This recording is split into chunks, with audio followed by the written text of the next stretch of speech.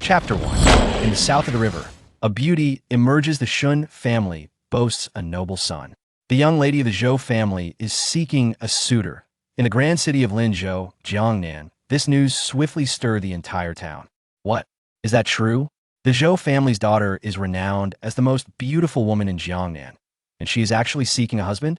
Not only that, but the Zhou family is offering their precious red ginseng as a dowry, a treasure so rare it is worth its weight in gold. Within a tea house, numerous young gentlemen congregated, animatedly discussing the news. Red ginseng is rare, but a beauty is even rarer.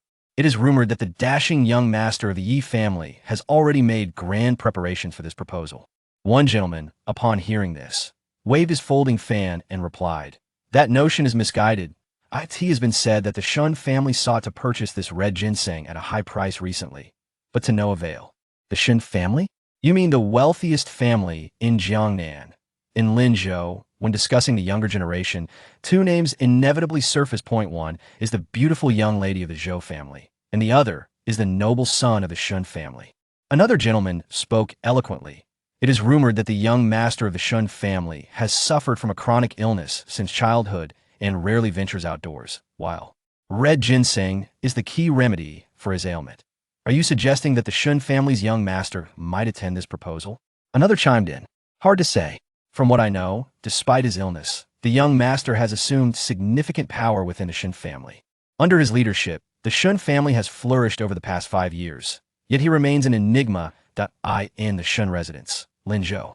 Inside a chamber, a handsome young man sat at a desk, his head bowed as he scribbled something. Though adorned in luxurious attire, his complexion appeared somewhat pallid, and he occasionally coughed weakly. This young man was none other than Shun Ying, the sole heir of the wealthiest family in Jiangnan. At that moment, a melodious voice called from outside, "Young master, I bear good news." That a graceful figure hurriedly entered. It was his maid, Lan Xian. "The Zhou family is seeking a suitor, offering red ginseng as a dowry. Your illness may finally have a remedy," Lan Xian exclaimed excitedly. The news of the Zhou family's proposal had spread throughout Linzhou, capturing the attention of all, yet the Shun family focused solely on the red ginseng. Cough, cough. Shun Ying coughed softly, then lifted his gaze. "The Zhou family seeks a suitor, you say? Previously, our Shun family negotiated with the Zhou family for quite some time, yet they refused to part with the red ginseng. Now they are offering it as a dowry. What do you think, Xianer?" Lan Xian scratched her head in confusion.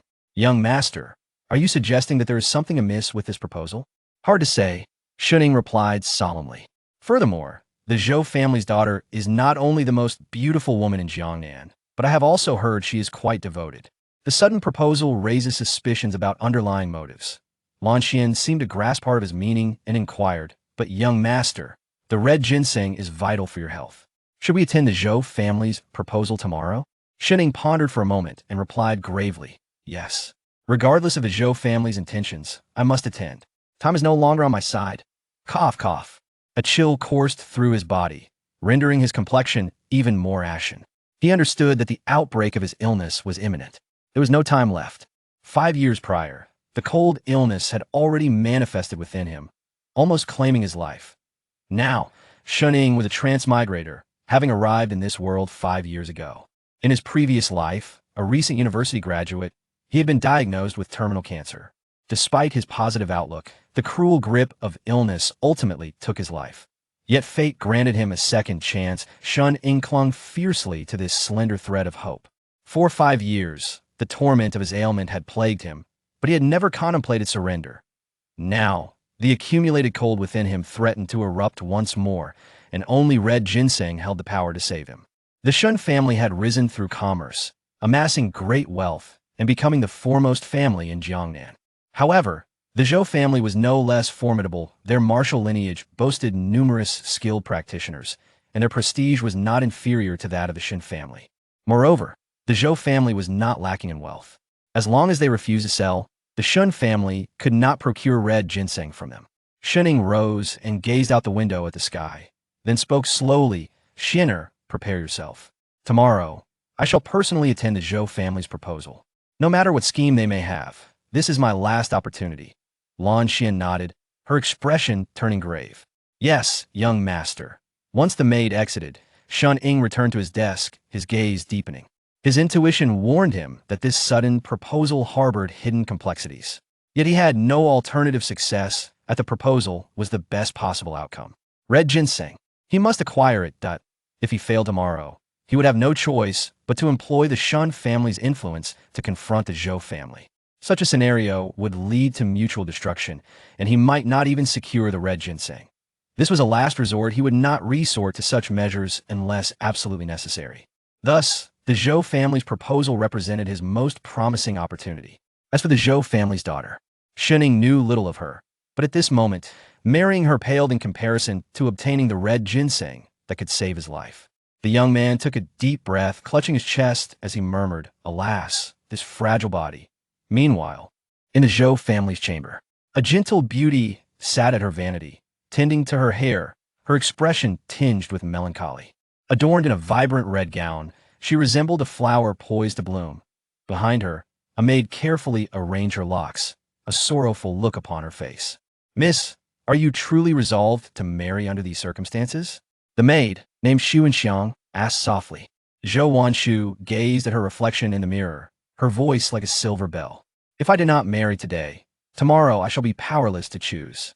At least today, I still have options, but what if you do not find a suitable husband?" Xiang pressed. "There are only so many eligible bachelors in Linzhou. None are worthy of you. If I were you, I would choose to marry that young lord."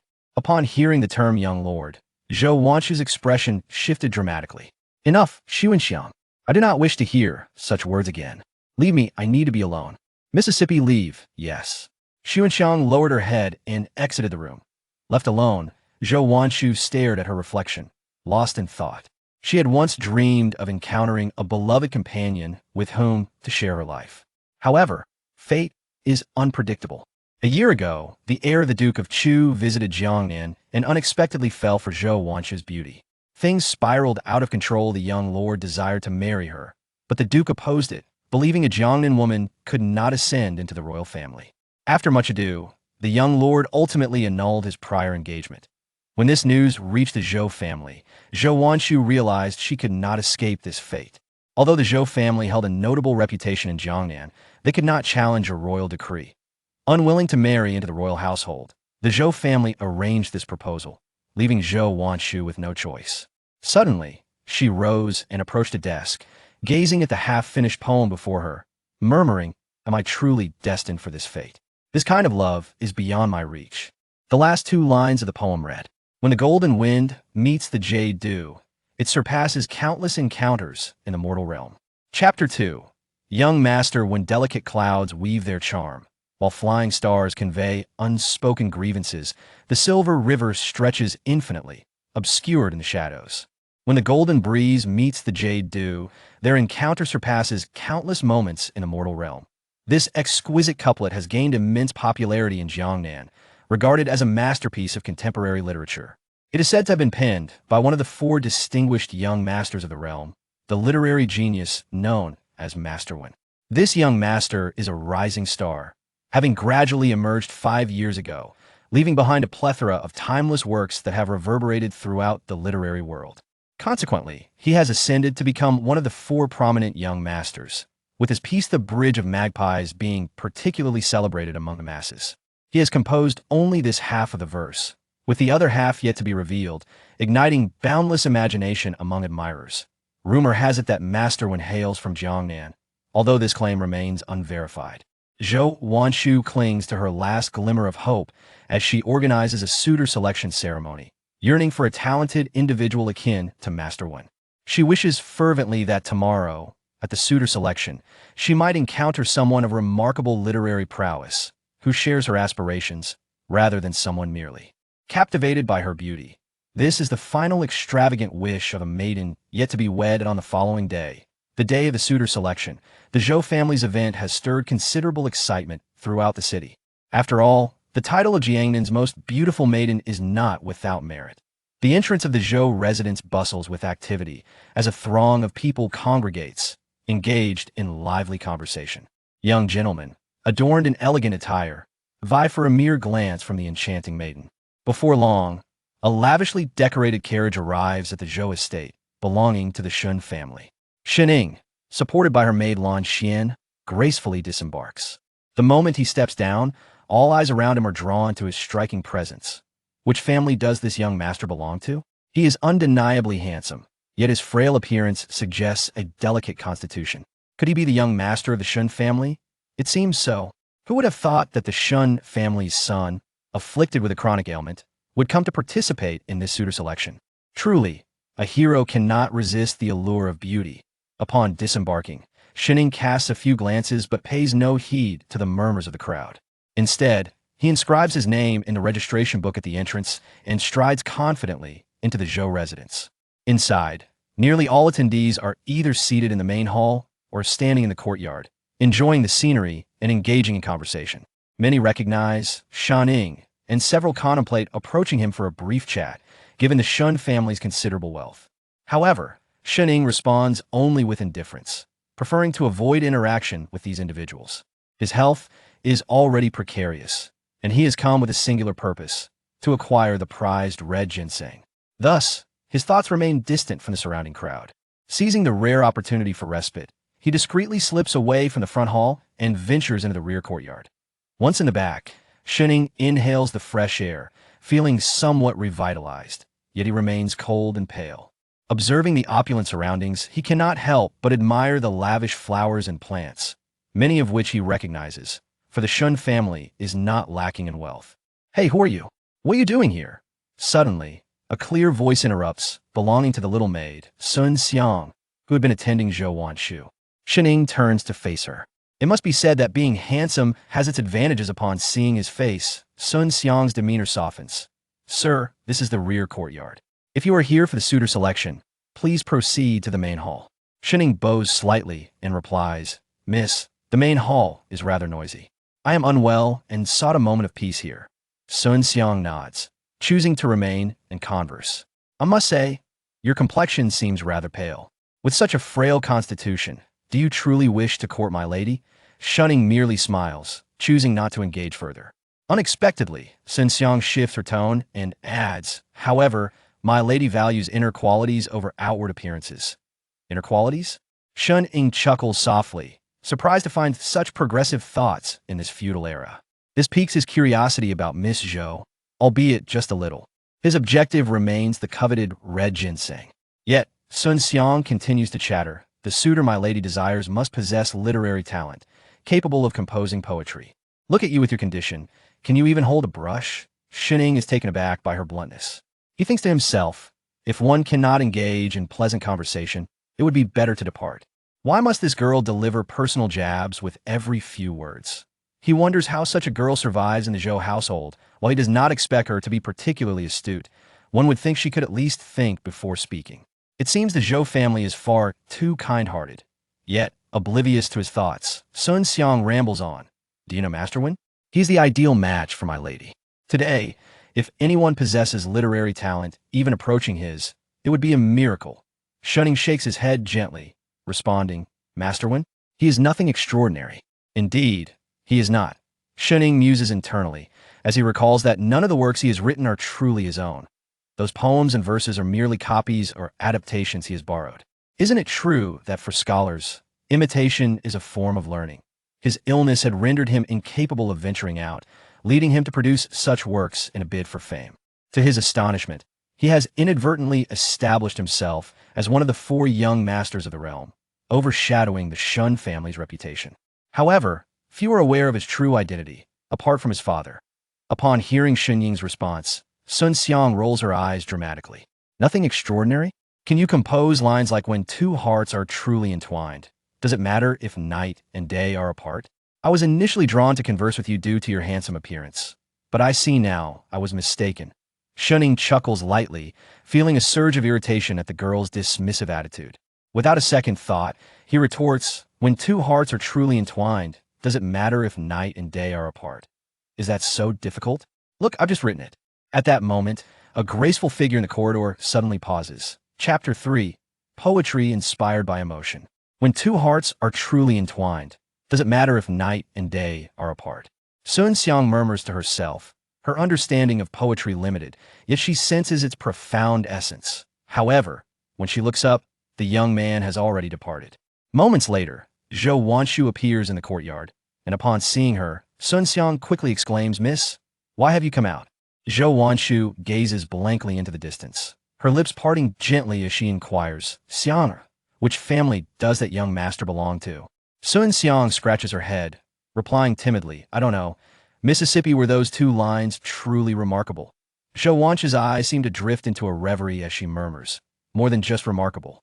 Meanwhile, Shanning has returned to the front hall, but before he can steady himself, a sharp voice pierces through the air. "Da! Isn't this the young master of the Shun family? What brings you to the Zhou residence today?" The speaker is a slender young man holding a fan, dressed in luxurious golden-threaded garments, clearly of noble lineage. Shunning furrows his brow, recognizing this individual. This man is Yi Fei, the third son of the Yi family, another of Jiangnan's three prominent families. Though not as wealthy as the Shun family or as powerful as the Zhou family, the Yi family has influential connections. The daughter of the former head of the Yi family currently resides in the palace, having once been the most favored concubine of the emperor of the Great Zhou. Thus, the status of the Yi family has risen significantly, now standing alongside the Shun and Zhou families. However, in terms of heritage, the Yi family pales in comparison to these two. As for Yi Fei, he is quite renowned in Linzhou City, notorious for his extravagant lifestyle, often frequenting the city's brothels. Shunning found it peculiar he had had little interaction with Yi Fei, merely crossing paths a few times during the period when the Shun and Yi families were allied. Why, then, was Yi Fei seeking him out? Shunning responded coolly, "Young Master Yi, I trust you're well. I have come to the Zhou residence today to participate in the selection of a suitor." Yi Fei laughed heartily. "Ah, indeed. Young Master Shun, though frail in body, still harbors affection for beauty. I admire your spirit." This remark, the surrounding guests began to murmur amongst themselves. It appears that young Master Yi is determined to win this selection of suitors. Rumor has it that Miss Zhou admires men of talent. Although young Master Yi is often found in the realm of pleasure, he possesses poetic talent. Meanwhile, young Master Shun is known for his frailty and lacks any notable accomplishments. Yi Fei wore a confident expression, having long harbored intentions towards the fairest maiden of Jiangnan. Today, he aimed to win her favor. In terms of talent, he believed he faced no rivals here. As for family background, only Shunning could be considered his equal. Moreover, among the younger generation, people often thought of Shunning first rather than Yi Fei, which ignited feelings of jealousy and competitiveness within Yi Fei. Thus, he immediately targeted Shunning to showcase his prowess. However, Shunning had no intention of engaging with him. He was more curious about the next steps the Zhou family would take. Before long, a middle-aged man emerged, capturing the attention of the attendees. He was the chief steward of the Zhou family, who began by offering a series of customary pleasantries. "We are grateful for all the young masters who have come to the Zhou residence for the selection of my latest suitor. Our Zhou family hails from Jiangnan." The steward continued to speak at length when suddenly a cold wind swept through, causing Shunning to cough, while Yi Fei cast a disdainful glance in his direction. Ignoring Yi Fei, the steward finally got to the crux of the matter. "Gentlemen, I trust you are aware that my lady favors literature and poetry. Thus, her desired suitor must possess exceptional literary talent. Therefore, today's selection will revolve around one criterion: poetry." At this announcement, the crowd stirred once more, and Yi Fei's face radiated confidence. A contest of poetry? For him, it was a mere formality. He cast a glance at Shun-ing, whose expression remained impassive, further fueling Yi Fei's sense of superiority. A frail individual writing poetry? The outcome of this election seemed predetermined. At that moment, someone inquired, "Since it involves poetry, what is the topic?"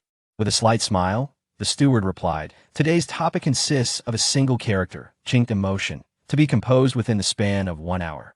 Upon its conclusion, my lady will personally judge and select the victor, who shall become the son-in-law of the Zhou family." Shunning raised his head, remaining unfazed internally. Emotion, indeed. How fitting for Miss Zhou's character. Although the selection had only this one requirement, few among the attendees possessed a wealth of literary knowledge. Upon hearing the topic, some shrugged in defeat, while others scratched their heads in confusion over what to write. Yi Fei, brimming with confidence, approached a seat, grasping a brush and beginning to compose. This drew the attention of others, and soon, few remained focused on Shunning. The maid, Lan Xian, returned to her young master and whispered, "Young master, what shall we do now?" Shunning replied, There's no rush, it is merely a matter of writing poetry. We have an hour, and this is a contest of quality, not speed. How arrogant! Yi Fei sneered, glancing at Shunning before returning to his writing, determined to win the latter's heart with his talent. In the front courtyard, just beyond the hall screen, Zhou Wanshu quietly observed the scene, her gaze lingering on Shunning. Miss, it appears that young Master Yi is poised to win. Do you truly wish to marry him? Sun Xiang remarked, watching Yi Fei scribble away. Was that person truly Shin's son? Zhou Wanshu murmured, her eyes downcast. What? Sun Xiang turned to her, then pondered aloud. Ah yes, I had heard that young Master Shin suffered from an illness. I momentarily forgot upon seeing him. Zhou Wanshu lowered her head, a sheet of paper before her. She extended her delicate hand, pen in hand, and wrote 2 lines of verse. If 2 hearts are meant to endure, what matters the morning and evening's allure? Zhou Wanshu softly spoke, such depth of feeling surpasses all today's outcome, seems decided. Yet, I wonder if he might still surprise me. Time passed swiftly, and the hour neared its end. Shunning finally put pen to paper, but at that moment, no one paid attention. All eyes were on Yi Fei, who proudly recited his poem. A stone cast upon the heart's lake stirs ripples wide. Love entwines like vines and dreams that coincide. To send my longing, I lack the wild goose's sign. A solitary note beneath the crescent to shine. Yi Fei wore a haughty expression, evidently pleased with his composition. Others praised him, a splendid poem. Young Master Yi is truly exceptional with such a work. Victory is surely his. Indeed, young Master Yi's literary prowess is unmatched in Jiangnan. Amidst the flattery, Yi Fei lost himself in adulation, while casting disdainful glances at Shunning, who remained absorbed in his writing.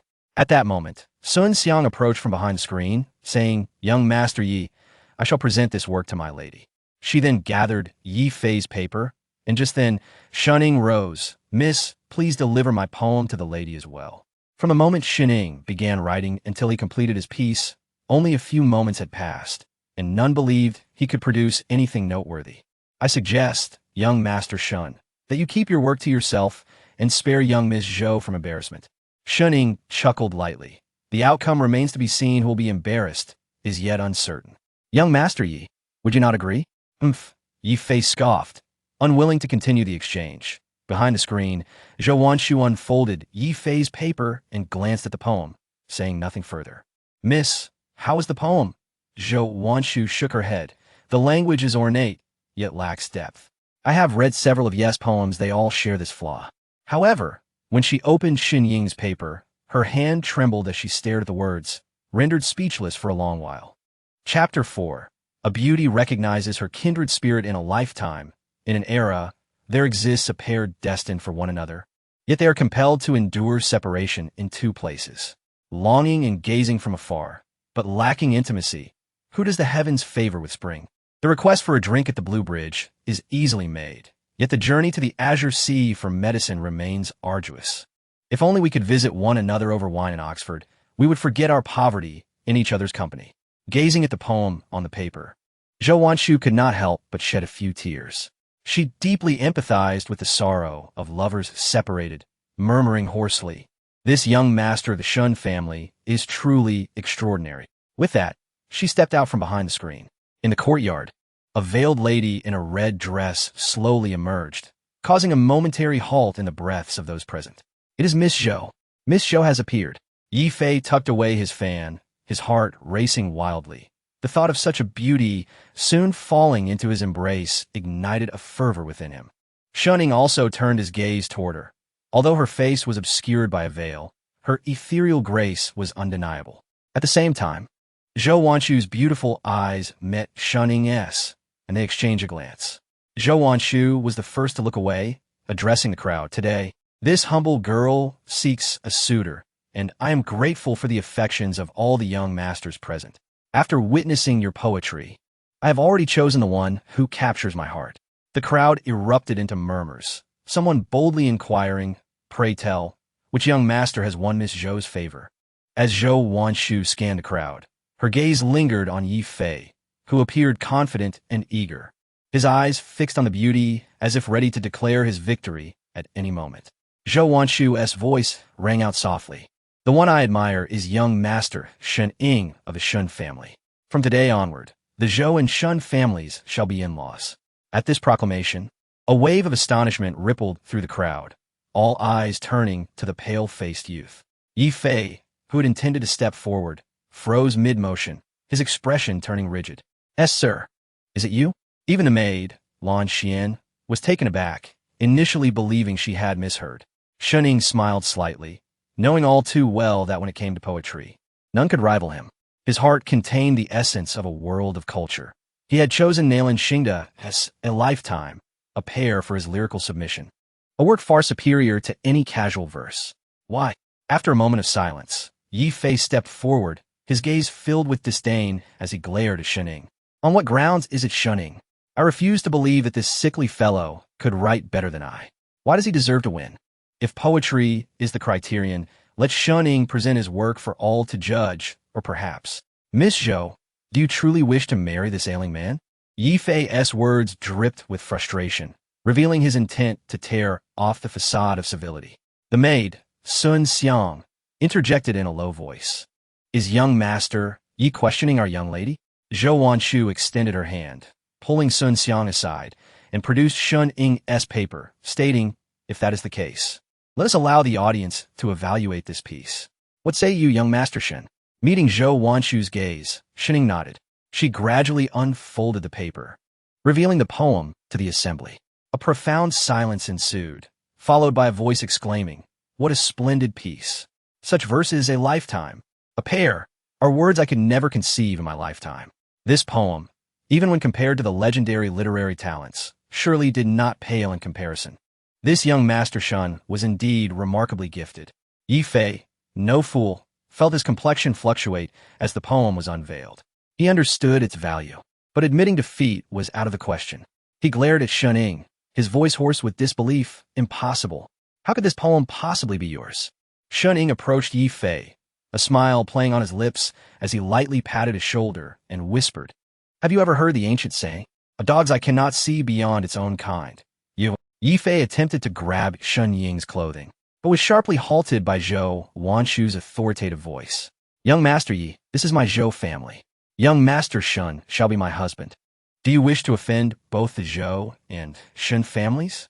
Others in the crowd turned their gazes toward Yi Fei, leaving him with no escape.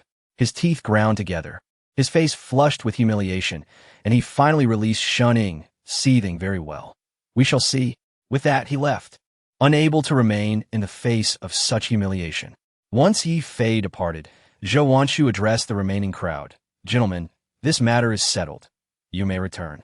She then turned to Shun Ying, speaking softly, young Master Shun, I shall await you in the back hall. After everyone had dispersed, Shun Ying made his way to the back hall, where Lan Xian waited outside. Although he had emerged victorious, his immediate concern was acquiring the red ginseng to alleviate his ailment. The matter of marriage was significant and life-altering. Despite Zhou Wanshu's beauty, his modern sensibilities made marrying a woman without affection difficult to accept. At the very least, he believed that marriage should be grounded in love. But with his life at stake, such considerations seemed trivial. Thus, having passed the initial test for suitors, obtaining the red ginseng became imperative. Young Master Shun, please follow me. A maid beckoned, leading him into the hall. Upon entering, Shuning was met with a formidable presence. A middle-aged man sat in the main seat, scrutinizing him. The man exuded an aura of authority, his expression stern. Shuning quickly deduced his identity and bowed respectfully. I am Shuning, here to see the head of the Zhou family. Indeed, the middle-aged man was Zhou Wanshu's father, Zhou Chun. Zhou Chun rose slowly, his voice resonating, young Master Shun. There is no need for excessive formalities. Since my daughter has taken a liking to you, our Zhou family shall not obstruct your union. Henceforth, we shall be one family. After a moment's hesitation, Shuning decided to express his true intentions candidly. Head Zhou, I came to seek a marriage proposal primarily for the red. Before he could finish, Zhou Chun interrupted. I understand, young Master Shun, that you are in fragile health and require our treasured red ginseng for your recovery. With a wave of his hand, he signaled for a wooden box to be brought forth. Receiving the box, Shuning opened it to reveal a blood-red ginseng that sent his heart racing. This was the red ginseng he had longed for.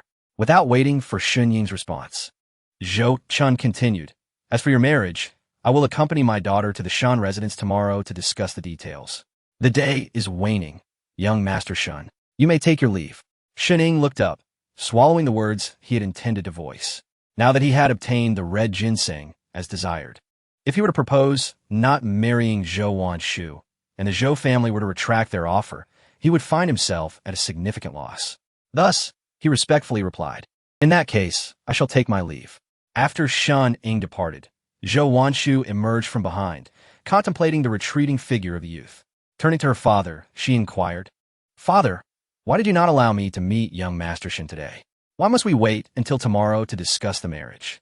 Chapter 5. The Qianyuan Diagram. Mysterious online friend Zhou Chun gazed at his daughter and spoke slowly. "Wanshu, you have also realized that the young master of the Shun family has come to this matchmaking event with the intention of acquiring the red spirit ginseng. He has no intention of marrying you." Zhou Wanshu remained silent. She was aware of Shun Ying's frail health, but was oblivious to the matter of the red spirit ginseng. However, her astute mind quickly deduced the implications. She looked up at her father and said, "Father, so you have presented the red spirit ginseng as my dowry, and you have already decided on my betrothed from the very beginning, haven't you?"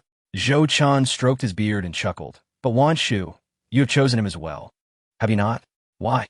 Zhou Wanshu expressed her confusion. She disliked the feeling of being arranged for marriage, even though she did harbor special feelings for Shining. Zhou Chun shook his head, offering no explanation, merely stating, "Wanshu, your marriage cannot be delayed any longer.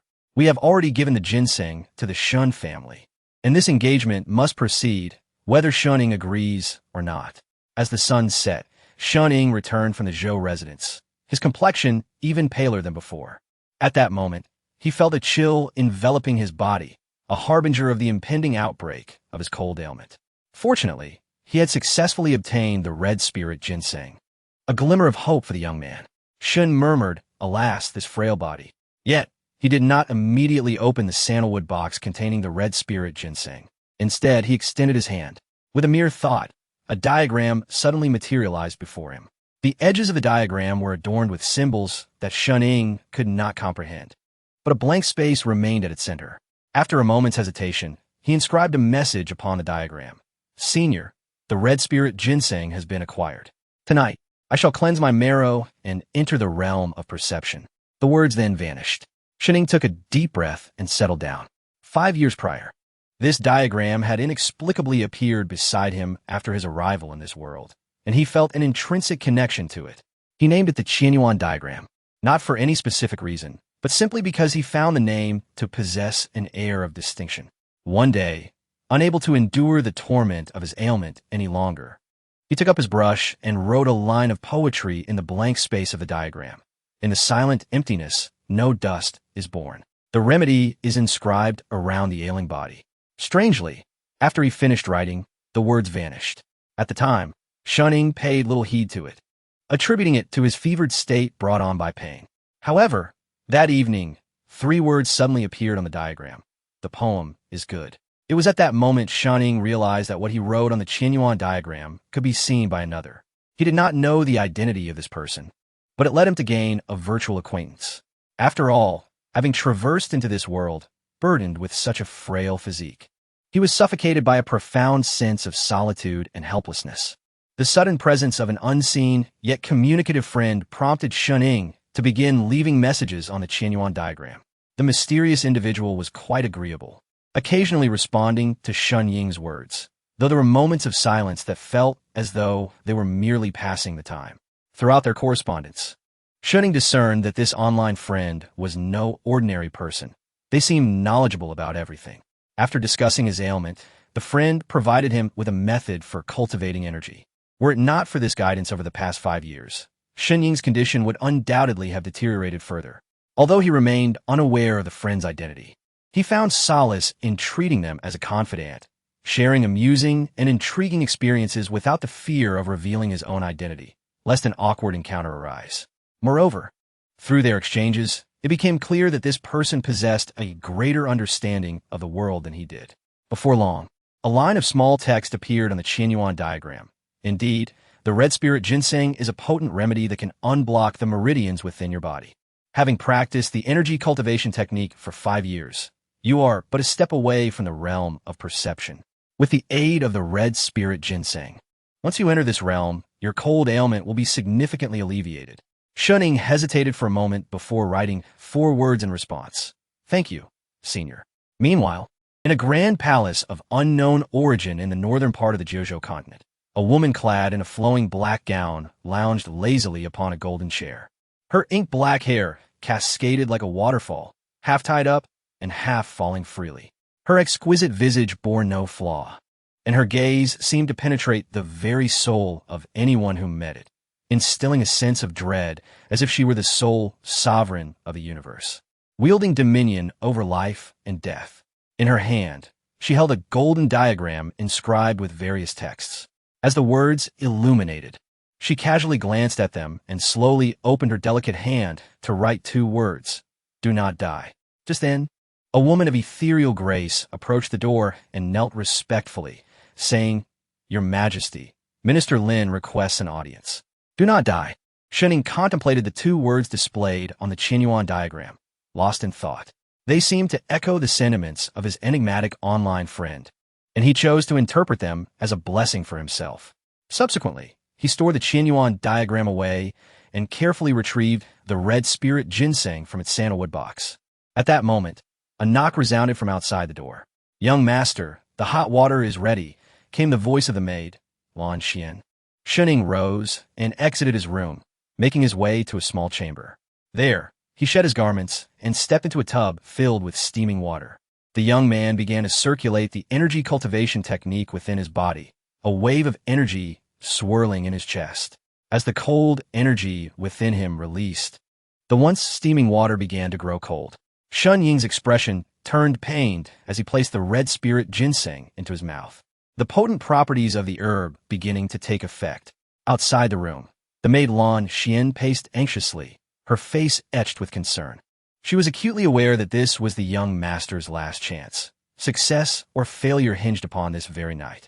Meanwhile, Shunning felt alternating waves of heat and cold within his body, as if he were caught in a tempest of ice and fire, the energy cultivation technique raging within him. Finally, under the fierce potency of the red spirit ginseng, the meridians within him were unblocked, releasing the cold energy that had been suppressed for years, and the temperature of the entire room began to drop. Yet, Shun Ying's complexion grew noticeably more vibrant. He appeared as if he had been reborn, transformed into a new being. At that moment, a faint yet palpable aura began to emanate from him, and the young man looked at his hands in astonishment, his heart racing with exhilaration. He had entered the realm of perception. Chapter 6. The unexpected guest entering the sensory realm signifies that Shun Ying has truly become a practitioner. Given Shun Ying's constitution, cultivation has proven to be exceedingly arduous for him, particularly under the burden of his cold affliction, which makes the path of cultivation even more challenging. Fortunately, a kind soul online provided him with the qi-nourishing technique, which Shun Ying diligently practiced for several years, laying a solid foundation. At last, with the assistance of the red spirit ginseng this night, he has stepped into the sensory realm. The cold affliction within Shun Ying and Appo's body has been alleviated under the influence of the energy he harbors, marking a breakthrough achieved in dire circumstances. Dressed, Shun Ying exited his chamber, his complexion appearing more normalized, though the cold affliction still lingered within him, merely subdued for the moment. "Young master, you have succeeded. This is wonderful." Lan Xian, who had been waiting outside, beamed with joy upon seeing Shun Ying emerge, the heavy burden in her heart finally lifting. "Yes, Xuania. Please tidy up inside." Shun Ying replied with a slight nod, his perception of the surroundings greatly enhanced after entering the sensory realm. Just then, a cold wind swept through, and he suddenly sensed something unusual. He looked up at the eaves above, his expression turning grave. "Young master, what is it?" Lan Xian inquired, glancing upwards but seeing nothing. "Someone," Shun Ying murmured. "What?" Lan Xian was momentarily startled. An uninvited guest. However, before she could process this, a shadow suddenly descended from the sky, hurtling directly towards Shun Ying. Reacting swiftly, he evaded, his energy reservoir providing him with a continuous supply of vital energy after entering the realm. At this moment, Shunning was no longer the frail youth burdened by the cold affliction. Yet, he was still knocked back by the force of the attack, indicating that his assailant was also a practitioner, undoubtedly of a level beyond the sensory realm. Regaining his balance, Shunning pulled Lan Xian behind him and looked up. The figure before him was clad in black, a mask obscuring their features, presenting the unmistakable appearance of an assassin. This individual was tall and imposing, towering over most. Since Shun Ying had traversed to this world, he had gradually taken control of the Shun family, leveraging his knowledge and cunning to spur its rapid development, inevitably ruffling the feathers of various factions and families along the way. Yet in Linzhou City, no faction dared to assassinate within the territory of the Shun family, given the latter's current stature. Moreover, practitioners above the sensory realm were well-known figures in Linzhou City. Who could this person be? Could it be the Zhou family? This was Shun Ying and Appo's initial thought, stemming from Zhou family and Appo's proposal of marriage to his family, coupled with the acquisition of the red spirit ginseng, which ignited an inexplicable sense of foreboding in him. In Linzhou City, the only force bold enough to strike against the Shun family was indeed the Zhou family. However, Shunning soon sensed something amiss, leading him to dismiss this notion, for he detected a peculiar aura emanating from the figure. Demonic energy. A member of the demon clan. How intriguing. Shunning spoke slowly, fixing his gaze on his opponent. The towering figure suddenly broke the silence with a strange voice. Young Master Shun, I have long heard of your affliction. I never expected you to enter the realm and even discern my identity. You conceal yourself quite well, Shun Ying retorted, the man not denying his demonic lineage. This world was one where humans and demons coexisted. Yet encountering a demon within the heartland of humanity was indeed curious. In the Zhou kingdom, collusion with demons was a grave offense. I am equally curious to know which faction dares to ally with demons. Shun Ying's eyes sharpened, pondering if it might be the Yi family. The Yi family, to which Yi Fei belonged, was the faction with the most animosity toward the Shun family. Should the Shun and Zhou families truly become in-laws, the Yi family's influence would undoubtedly face another round of suppression. This provided them with a motive to see Shun Ying eliminated. To Shun Ying's surprise, the towering figure mockingly replied, Young Master Shun, perhaps you should be more concerned about your own safety. You, a mere practitioner of the sensory realm, are not my match. Clearly unwilling to divulge any further information, Shunning saw no reason to feign ignorance. You speak rather boldly, yet this is my territory, he scoffed. No matter your cultivation level, attempting to kill me on my turf at this hour is nothing more than a dream. Observing Shun Ying's confidence, an unsettling premonition surged within the tall man. In the next moment, he felt a chilling aura of death lock onto him. Not good. A figure clad in simple garb had seemingly materialized from the darkness, quietly observing the scene. Old Wu, take him alive, came the succinct command, sealing the fate of the intruder with those 5 simple words. The elder, like a phantom, appeared behind the towering man, striking him squarely in the back. The man turned to retaliate, but in a single exchange, he realized he was outmatched. Damn it, how does the Shun family possess such a formidable warrior? The moment he uttered this question, he sealed his own foolishness. It was a jest. The Shun family was immensely wealthy, although only Shunning cultivated among them. The family had the means to hire a powerful practitioner without difficulty. The adage that money makes the world go round holds true in any realm. Old Wu was, in fact, a master Shunning had engaged 2 years prior. No one anticipated that a demon would be foolish enough to intrude upon the Shun family, leaving the outside world oblivious to Old Wu's existence. Transformational realm. The towering man quickly assessed Old Wu's strength.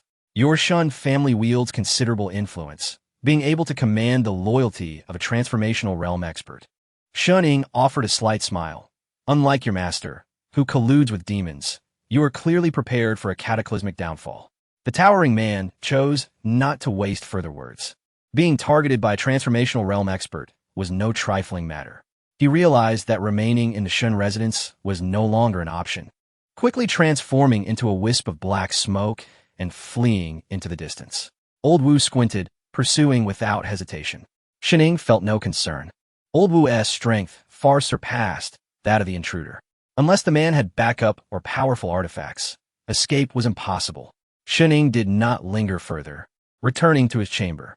The youth closed his eyes, contemplating the multitude of events that had transpired today. He needed to clarify each detail. The emergence of demons within Linzhou City was no trivial matter. Regardless of whether in the Zhou Kingdom or the Northern Yan Kingdom, the presence of demons was deeply feared. The age-old truth remains.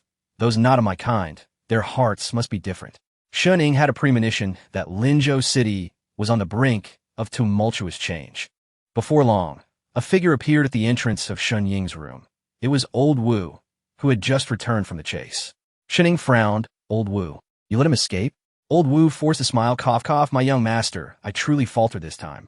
After 2 years in the Shun residence without engaging in combat, I have grown rusty.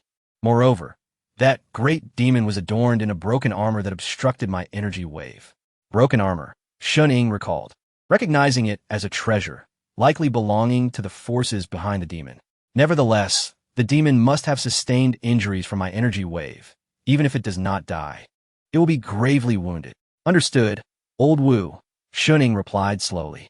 Whether he lives or dies is of little consequence. What matters is who stands behind him, who is targeting the Shun family.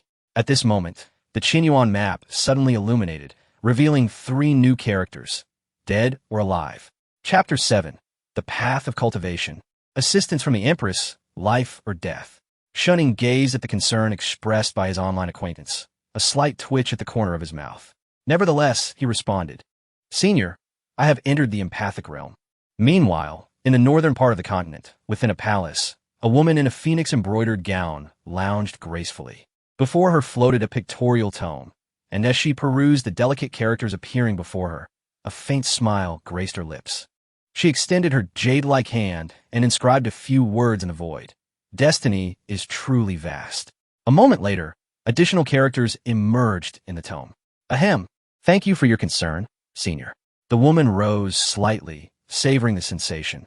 In her world, she was an exalted being, with none daring to gaze directly at her. As the sovereign of a realm, her authority was absolute, and no one would dare to defy her majesty. Yet, in the Qinyuan diagram, an unfamiliar individual, oblivious to her identity, piqued her curiosity. The fact that this young man could survive the cold affliction and successfully enter the realm did not disappoint her expectations. She had not sought to uncover Shun Ying's identity, but from past exchanges, she surmised he resided in the southern part of the continent, the territory of the Great Zhou, her rival nation. Thus, it was unlikely they would ever meet in this lifetime.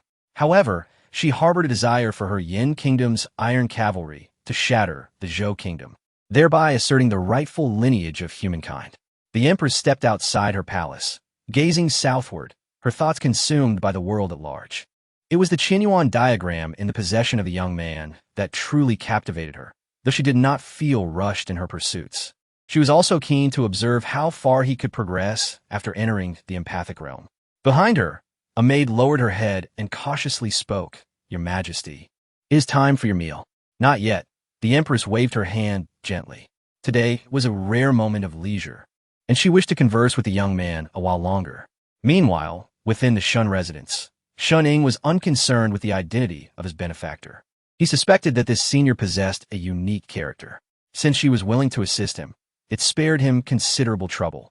After a moment of contemplation, he inquired, Senior, I have entered the realm, yet I remain perplexed regarding the path of cultivation.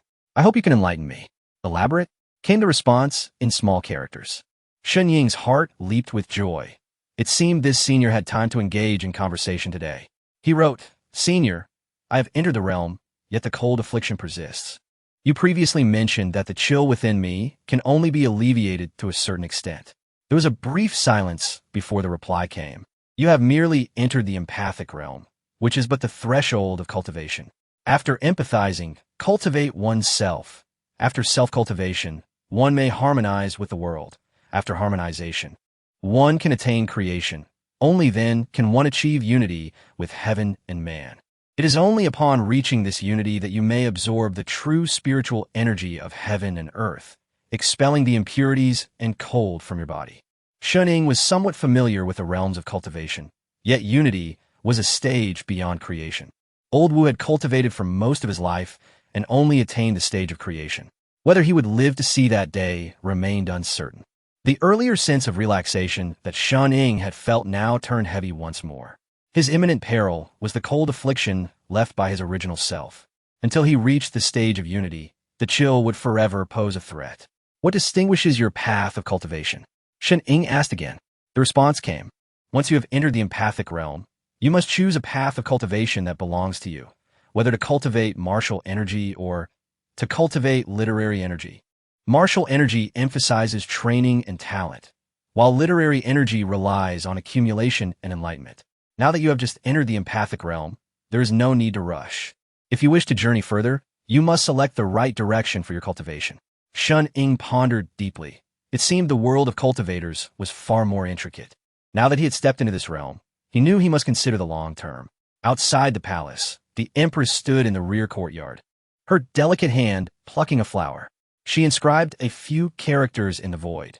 Since you have entered the empathic realm, I shall impart to you a method for cultivating energy. Do not disappoint me. Shun Ying, upon reading the small characters on the diagram, rose and began to transcribe the teachings. Return to origin, absorb energy method. After the young man completed the transcription, the Qianyuan diagram lost its luster, indicating that the other party had logged off. Shun Ying exhaled in relief, stored the diagram, and began to contemplate the method. A sleepless night passed. The following day, Shun Ying arrived early in the Shun family hall, anticipating the visit of an esteemed guest. The Zhou family was to arrive to discuss a potential union.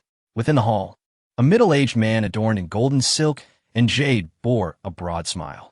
This man was none other than Shun Ying's father, Shun Wanfu. My son, I did not misjudge you. You have indeed won over that Zhou family girl, just like your old father in his prime. Father, step aside, you're in my way, Shun Ying said, brushing past his slightly portly father. Ah, how can you speak to your father like that? Shun Wanfu retorted, adjusting his attire with a smirk. The banter between father and son had become a customary exchange, both accustomed to their unique style of communication. However, Shun Wanfu soon adopted a serious tone. Son, what are your thoughts on today's matters concerning the Zhou family? Though Shun Ying felt indifferent towards his father's opinions, he recognized that Shun Wanfu was no fool. The Shun family had flourished under his leadership, becoming the wealthiest in Jiangnan over the years. Shun Wanfu believed his son could indeed win Zhou Wanshu's heart. Yet, the Zhou family had been overly eager to offer the precious red spirit ginseng. Such unusual eagerness raised his suspicions. What were they truly after? Could it be that they genuinely sought a marriage alliance? The relationship between the Zhou and Shun families held significant implications for the entire Jiangnan region. A single thread could unravel the entire tapestry. Shun Ying shook his head, looking at his father. Now that the cold affliction within me has eased and the threat to my life has dissipated, a mere Zhou family is insufficient to overturn us. Shun Wanfu nodded, pride swelling within him as he gazed at his son. That's the confidence I want to see. Excellent, excellent. This is my son, Shun Wanfu. In recent years, Shun Wanfu had begun to delegate authority to his son, knowing that the family would eventually pass into his hands. Shun Ying had not disappointed him. The Shun family was on an upward trajectory. However, Shun Wanfu soon reverted to his light-hearted demeanor, a playful smile crossing his face as he remarked, Son, what if that Zhou lady genuinely takes a liking to you? Would you truly consider marriage? Shun Ying fell silent. It was indeed a pressing question. Regarding his own marital affairs, he was reluctant to make a hasty decision. Yet, the reality was that he had already consumed the red spirit ginseng. If the Zhou family were to propose marriage, and it were a genuine proposition, he would find it difficult to refuse. At that moment, a voice called from outside announcing, the head of the Zhou family and the young lady have arrived. Chapter 8. Discussing the union, the head of the Zhou family, Zhou Chun, descended from his carriage. In another carriage sat Zhou Wanshu. The Zhou family's arrival was relatively understated, with only 2 carriages accompanying the family head. Shun Wanfeng and Shun Ying had been waiting at the entrance, and the moment Zhou Chun alighted, Shun Ying felt a surge of energy. Indeed, Zhou Chun was also a practitioner. The Zhou family boasted numerous experts, unlike the Shun family, which relied on wealth to attract talent. Their practitioners were all of the Zhou lineage. As the head of the Zhou family, Zhou Chen's prowess was undoubtedly remarkable. Zhou Wanshu quietly stood behind her father, her beautiful eyes fixed upon Shun Ying. This young man, he seems to have improved considerably, she mused inwardly. Zhou Chun too initially noticed Shun Ying and was somewhat astonished to realize that the red spirit ginseng had indeed aided the young man from the Shun family in his cultivation. However, Zhou Chun did not linger on this thought, directing his gaze toward Shun Wanfeng instead. Brother Shun, I trust you are well, Zhou Chun greeted with a courteous smile. As the most powerful heads of families in Linzhou City, the two had naturally crossed paths on numerous occasions. Brother Zhou, it is an honor to have you here. Please, come in, Shun Wanfeng replied with a smile. Subsequently, the two entered the main hall, with Shun Ying and Zhou Wanshu following closely behind. Before either could take a seat, Zhou Chun delved straight into the matter at hand. Brother Shun, yesterday my daughter held a matchmaking event, and your son stood out among the rest. My daughter has taken a liking to him. They seem well suited for one another. I have come today to discuss this union. What do you think? Shun Ying scratched his nose, bemused by the notion of a mutual attraction, and since that Zhou Chen's urgency stemmed from a fear of his potential withdrawal. Zhou Wanshu cleared her throat, surprised by her father's bluntness, as if implying she would never marry otherwise. Yet, Shun Ying was indeed her only option, the only man for whom she felt any affection, despite their limited interactions thus far. In fact, Zhou Wanshu was primarily here to validate a suspicion she held in her heart. Shun Wanfeng did not respond immediately, glancing at his son before saying, Brother Zhou, is this union truly so urgent? Zhou Chen's expression turned serious. That matchmaking event was attended by your son, and my family has already provided a dowry. The Zhou family has no objections. Are you suggesting the Shen family intends to withdraw? I have only this one daughter. Should there be a withdrawal, what place would the Zhou family hold in Linzhou City? Where'd my daughter go? At these words, both Shun Wanfeng and Shun Ying were taken aback, surprised by Zhou Chen's resolute stance. It was clear he was determined to marry off his daughter. It was evident to any discerning observer that something was amiss. In this moment, Shun Wanfeng felt it unwise to speak further, as a withdrawal would place the Shun family in an unreasonable position, damaging the reputation of both families. Thus, he replied, Brother Zhou, we have never suggested withdrawing from this union. However, this matter concerns the younger generation. I cannot interfere. I do not adhere to the dictates of parental authority or matchmaking. I merely wish for my son to live well. Shun Ying felt at a loss for words. His father had effectively distanced him from the decision. Should a withdrawal occur, it would be interpreted as Shun Ying's personal choice, detached from the Shun family's influence. Shun Ying cast a questioning glance at his father, who returned a look that signified, this is your affair. You decide.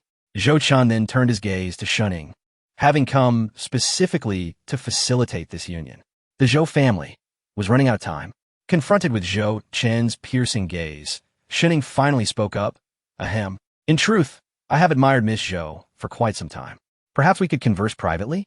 Shun Wanfeng smiled in agreement, indeed. Matters of the younger generation should be left to their own discussions. Zhou Wanshu's beautiful eyes flickered. She regarded Shun Ying and softly said, If that is the case, I, too, have some word to share with you, young Master Shun. Soon enough, the two found themselves in the Shun family's courtyard. Alone in the garden, Zhou Wanshu, clad in a flowing green dress, exuded grace, stirring the imagination. Her veil had been removed, revealing a visage akin to finely carved jade, fairer than snow, truly deserving of the title of the most beautiful maiden of Jiangnan. Yet, in the face of Zhou Wanshu's beauty, Shun Ying could only marvel momentarily. Devoid of any inclination towards matrimony, he had resolved to lay his cards on the table. This union was not of his choosing, and whether from the perspective of family or personal desire, he had no intention of marrying Zhou Wanshu. However, before he could voice his thoughts, Zhou Wanshu spoke up first. Young Master Shun, you do not wish to marry, do you? The matchmaking event was merely a means to acquire the red spirit ginseng. Zhou Wanshu fixed her gaze on Shun Ying, as if attempting to peer into his soul.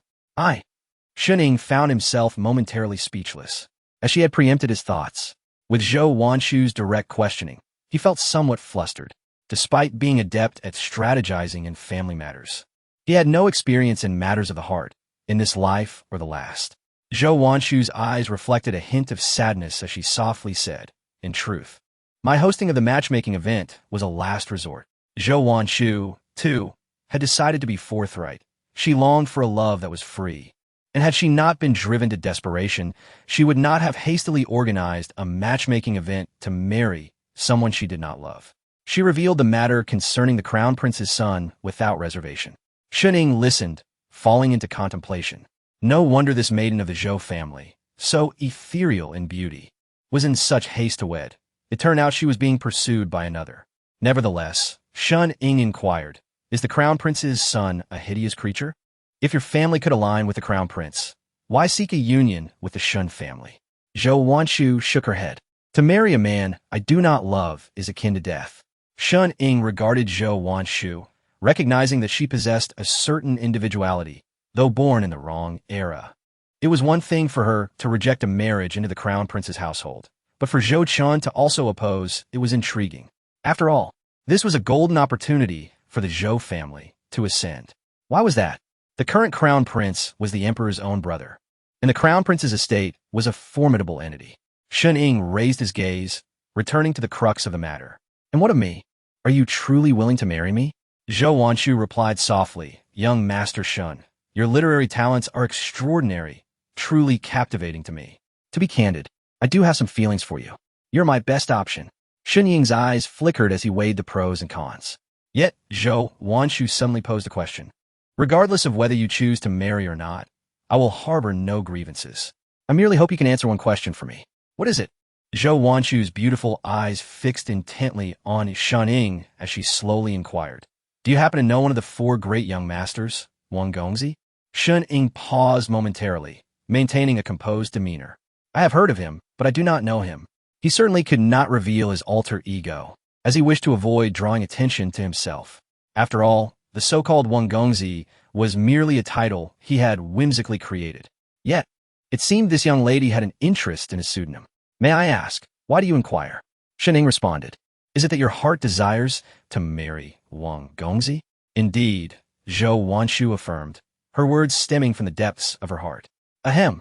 Shening found himself momentarily at a loss for words. Indeed, it seemed that a beautiful maiden was enamored with a talented man.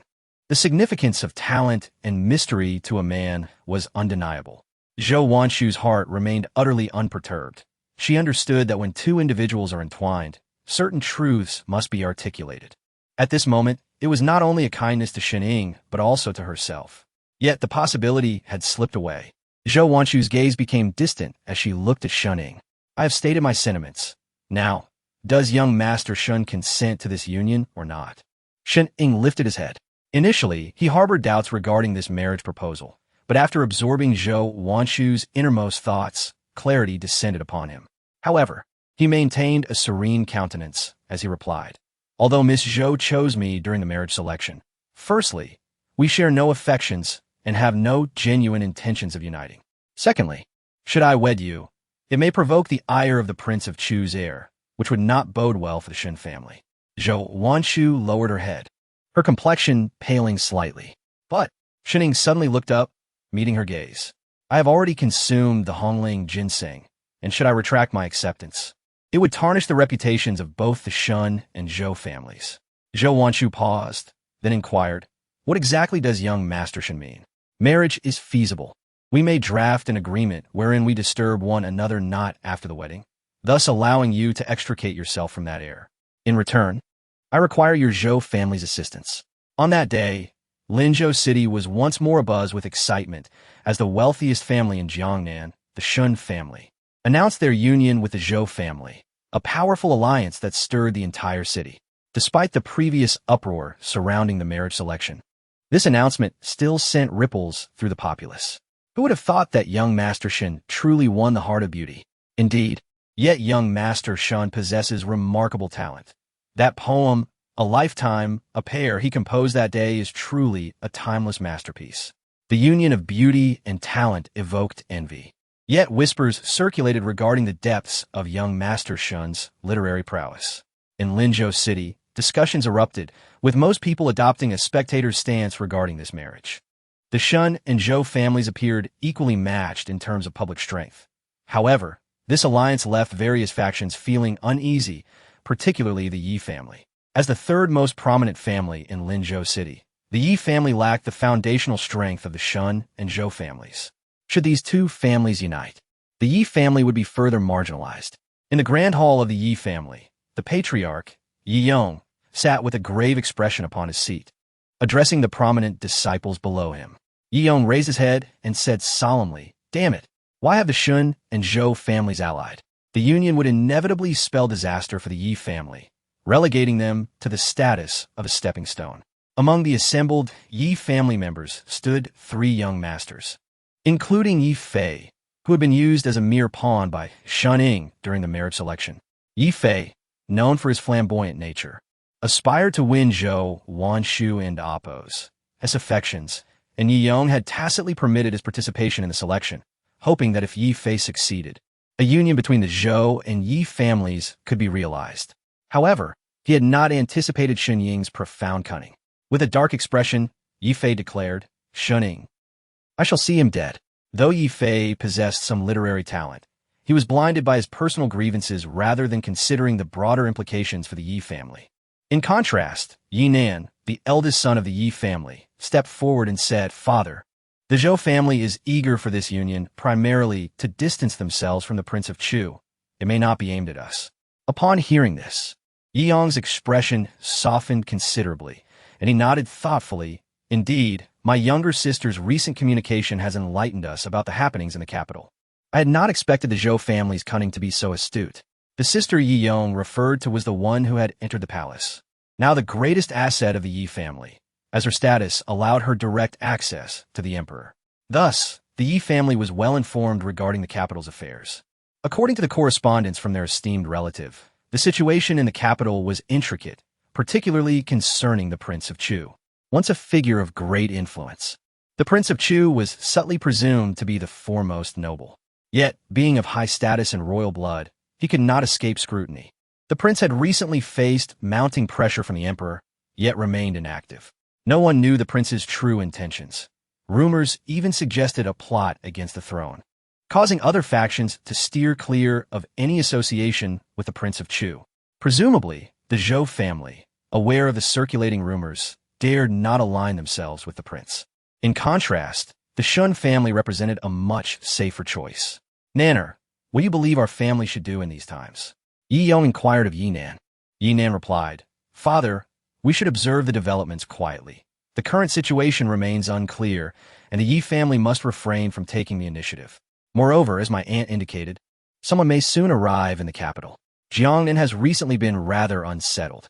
Yi Yong nodded, murmuring, "Very well, let us proceed cautiously for now."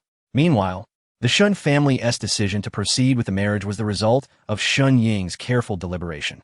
Should he retract his acceptance, the consequences for both himself and the Shun family would be overwhelmingly detrimental. The visit from Zhou Chun, the head of the Zhou family, clearly signaled his intentions. If Shun Ying were to withdraw, the relationship between the Shun and Zhou families would undoubtedly reach a nadir, a scenario he wished to avoid. Thus, this marriage was, in essence, a transaction. Zhou Wanshu would marry into the Shun family to escape the Prince of Chu's heir, while Shining sought the Zhou family's influence to bolster his own standing.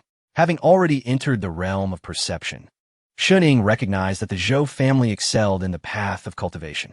Moreover, a crucial factor was that the Shun family's influence was predominantly confined to the Jiangnan region, a limitation Shun Ying longed to transcend. He had harbored ambitions of establishing a foothold in the capital, yet such aspirations were fraught with challenges. However, after conversing with Zhou Wanshu, he conceived a plan. The Prince of Chu's heir had visited Jiangnan and admired Zhou Wanshu, yet he remained unaware of the extent of her influence. In the capital, the heir had torn asunder the previous engagement, a matter Shun Ying had only heard whispers of, never suspecting it was in pursuit of Zhou Wanshu. Ultimately, the Shun family's absence from the political landscape of the capital posed a significant dilemma. Thus, this marriage was Shun Ying's opportunity to leverage the Zhou family's power for his ambitions in the capital, a paramount objective. The moment Shun Ying acquiesced to the marriage proposal, he had already formulated strategies to maximize the benefits of this transaction. The young man gazed towards the north, murmuring, "I shall inevitably make my way to the capital." Chapter 10. The schemes of Prince Chun in a luxurious tavern in the capital of the Zhou kingdom. A group of elegantly dressed young gentlemen sat around a single individual, the crown prince of Chu Muyu. Surrounding him were the prominent second-generation heirs of the capital, all of notable status. However, on this occasion, Muyu was inebriated, having emptied 3 wine jars before him. "Bring more wine," he exclaimed, his face flushed and his speech slurred. "Mu brother, you mustn't drink any more," a nearby companion gently cautioned. "No, I wish to drink more," Mu murmured, disregarding the advice. At this moment, a voice filled with exasperation broke through. "Brother Yu, is it truly worth it for a woman?" As these words were uttered, an immediate hush fell over the group, all eyes cautiously fixed on Mu Yu. The news of a union between the wealthy Shun family and the martial arts lineage of the Zhou family had reached the capital. To the various factions in the capital, this news seemed trivial. After all, Jiangnan was far removed from the capital, and the union would hardly affect their affairs. Yet, few were aware that the crown prince of Chu had once encountered the young lady from the Zhou family, and that their meeting had left an indelible mark on his heart. Now, with the announcement of this union, Mu Yu felt a deep resentment. He was no fool. He had just torn up his own engagement in hopes of pursuing Zhou Wanshu, only to learn that she was now to be wed. He knew her intentions were for him, and as his spirits sank deeper, he sought solace in drink. The one who had spoken was none other than Mu Qing, the crown prince of Chun. Here, only Mu Qing dared to speak so candidly to Mu Yu. Mu Yu's eyes brightened momentarily as he turned to Mu Qing and whispered, "Ah, a woman.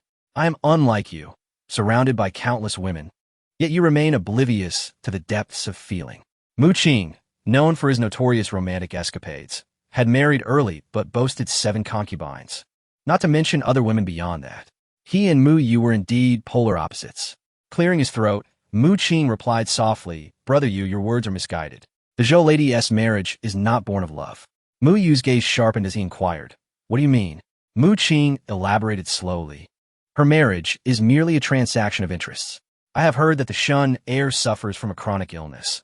This union serves both families' purposes. If they were truly in love, they would have wed long ago. Where would you fit in? The Zhou family simply wishes to avoid entanglements in the affairs of the capital. They desire to safeguard their territory in Jiangnan."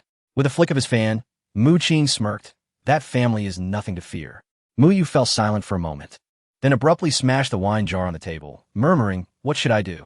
I cannot accept this." Mu Qing suddenly grew serious. "Cannot accept? Brother Yu, do not forget you are the crown prince. What is it that you cannot obtain? It is merely a woman. If you wish to fight for her, would those families in Jiangnan dare defy you?" After a brief silence, Mu Yu sprang to his feet, whispering, "Yes, yes, I shall go to Jiangnan. Zhou Wanshu must be mine." Seeing his resolve, Mu Qing clapped him on the shoulder. "That's the spirit. We both carry royal blood. Who would dare disrespect us? The Shun family of Jiangnan is but a jest. Do they truly believe they can oppose the royal family?" Clenching his fists, Mu Yu felt an unwavering determination welling within him. He must go to Jiangnan. He must claim Zhou Wanshu.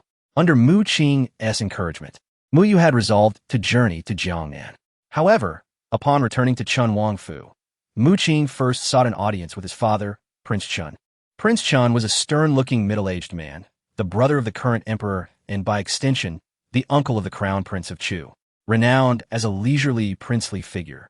He had been granted his title by the previous emperor.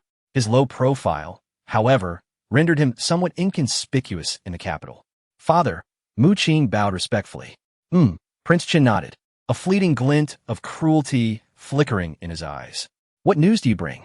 "Father, Mu Yu intends to travel to Jiangnan," Mu Qing reported dutifully. "Excellent." Prince Chun slammed his hand on the table, a barely perceptible smile gracing his lips. "My royal brother, renowned throughout his life, has produced such a useless son. Ha ha." In truth, Mu Qing's encouragement had been entirely at the behest of his father, though he remained oblivious to this fact as he cautiously observed his father.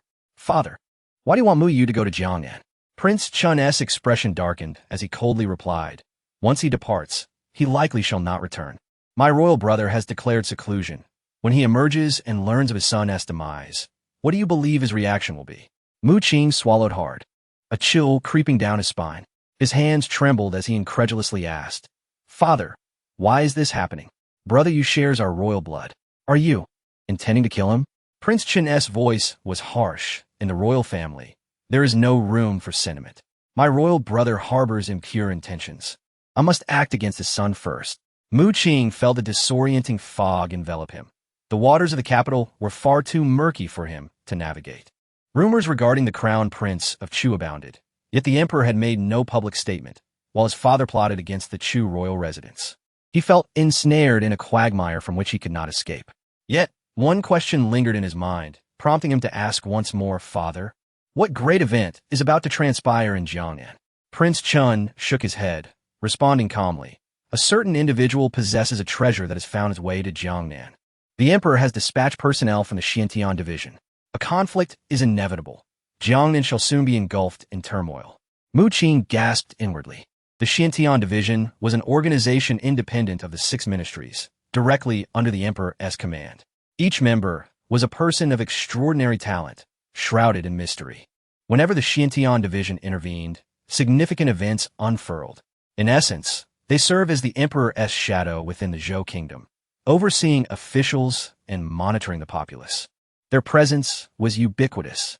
The mere thought of the Xiantian division's involvement sent shivers down his spine, even as a member of the royal bloodline. The emperor had mobilized the Xiantian division for the sake of one person and one treasure. What? Mu Qing began to question. "Father, what is this treasure that could?"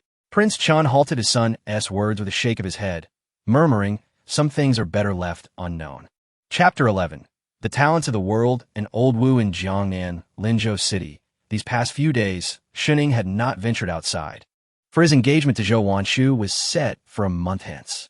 Ordinarily, the period between betrothal and marriage would span several months. However, the Zhou family seemed impatient and planned for the wedding in merely half a month. On the day this was confirmed, the Zhou family sent over a plethora of medicinal herbs to aid Shun Ying in his recovery. Having entered the realm of sensory perception, he did not indulge in idleness. Instead, he pondered his path of cultivation. Due to his cold affliction, it was imperative for him to practice diligently. Merely a few days after entering the realm, the cold energy within him began to stir once more.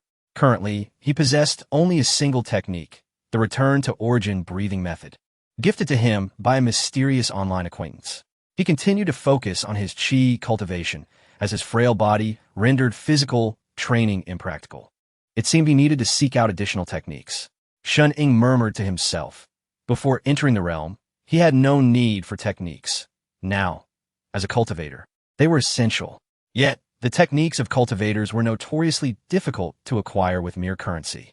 This predicament left Shun Ying in a quandary, for the Shun family had become destitute. In the courtyard, Shun Ying reclined in a rocking chair and suddenly called out to the ceiling, "Old Wu, come down. I have something to ask you." A frail figure descended beside him, revealing Old Wu, who flashed his signature yellowed grin and said, "Shining, what is it?" Curiously, Shining turned to Old Wu and inquired, "When did you begin your cultivation journey?" Old Wu theatrically cleared his throat, adopting an air of a seasoned master. "So you become quite the expert now, Old Wu, acting all high and mighty? I've yet to settle the score for letting that monster escape last time. Are you foregoing this month's drinking money?" "Ah, no." Old Wu hastily waved his hands. "Shining, let us speak civilly and spare my drinking funds. Then answer my question," Shining insisted. Old Wu stroked his beard and proclaimed, "I began martial arts at 3 and entered the realm of sensory perception at 12. Shining felt a twinge of surprise. He reflected, does this mean that reaching sensory perception at my age is considered rather late? Old Wu observed Shining and shook his head, stating, "Not particularly late." Shining exhaled in relief. It was comforting to know he had some talent. Yet Old Wu added, "It is still quite late." Old Wu then continued, "Across the world, prodigies abound. The contemporary sword Immortal, who trained alongside me, entered sensory perception at 5 and reached the earthly realm by 15. Now, in his early 40s, he has achieved the pinnacle of Unity Realm. He stands atop the Yellow Crane Tower in the Great Yin Empire, undefeated by any challenger." Shun Ying was taken aback. The Unity Realm was his aspiration. He had not anticipated the true caliber of prodigies to be so formidable. "What about the Confucian path?" Shun Ying inquired again. "Ah, the Confucian path produces even more prodigies. Let me mention the most astonishing one. In my Zhou kingdom, Yunzhao, the foremost disciple of the sage of the academy, comprehended ancient texts 3 years ago and stepped into the realm of transformation at just 30. My lifelong achievements pale in comparison to the feats of these prodigies." Old Wu lamented. Shunning fell into a contemplative silence. It seemed his understanding of the world was skewed. Now that he had embarked on the path of cultivation, certain truths were unavoidable. He looked up and asked, "Old Wu, how long do you think it will take for me to reach the Unity Realm?" Old Wu cast him a peculiar glance and replied slowly, 3 hours. "What do you mean?" Shunning questioned, puzzled. Old Wu, with a grave expression, stated, "In 3 hours, night will fall. You can then sleep, and in your dreams, anything is possible." "I'm being serious." "So am I." Old Wu maintained his tone. "Shunning, you bear the cold affliction. Merely entering sensory perception is extraordinary. Even those with great talent may never reach the Unity Realm in their lifetime. You, lacking such talent, entering late and beset by your illness, Unity Realm, is beyond your reach." Old Wu did not mince words, laying bare the harsh truth. In his eyes, Shunying's entry into sensory perception was already a miracle. He was not destined for further progress. While the words stung, Shunning recognized their validity. Yet, he was unwilling to concede, unwilling to live his life under the dominion of his cold affliction. Old Wu gazed at the youth and merely shook his head. His arrival at the Shun household was but to spend his twilight years in tranquility. He had seen enough of the world to understand its nature. He then spoke earnestly, "Shunning, why not embrace a life of comfort as a wealthy heir? Why concern yourself with the world's tribulations? Living a life of ease is not a bad fate." Shunning shook his head, his gaze resolute. The youth should harbor lofty ambitions, riding fine steeds to traverse the plains. To settle for a quiet corner is not my desire. Upon hearing this, a glimmer ignited in Old Wu's eyes. He paused, seemingly lost in memories of his own youth, who had not once held grand aspirations. Only through experience does one grow weary. Old Wu inquired, "So, what is your next destination?" "The capital city," Shunning replied with unwavering determination. This had long been his established goal. The Shun family, though wealthy in Jiangnan, was insufficient. The capital was the heart of the great Zhou kingdom. Old Wu sighed and smiled slowly. "Very well. Only through experience can one realize their own insignificance. Shunning, if you wish to venture forth, then do so. Witness the prodigies of this world and the chasm that lies between you and them." Yet, Old Wu left unspoken a crucial truth.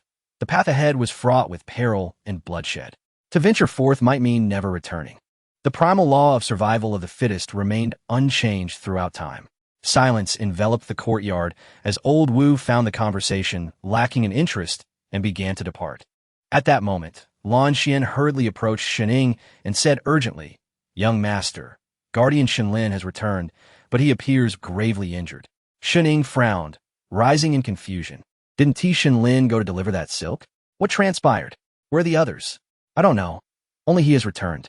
Shenlin is currently unconscious, and the silk is nowhere to be found." Had another attack been launched against the Shen family? An ominous sense of foreboding crept into Shun-ing's heart as he murmured, "These days, Linzhou City is truly unsettled." Shun-ing stood up.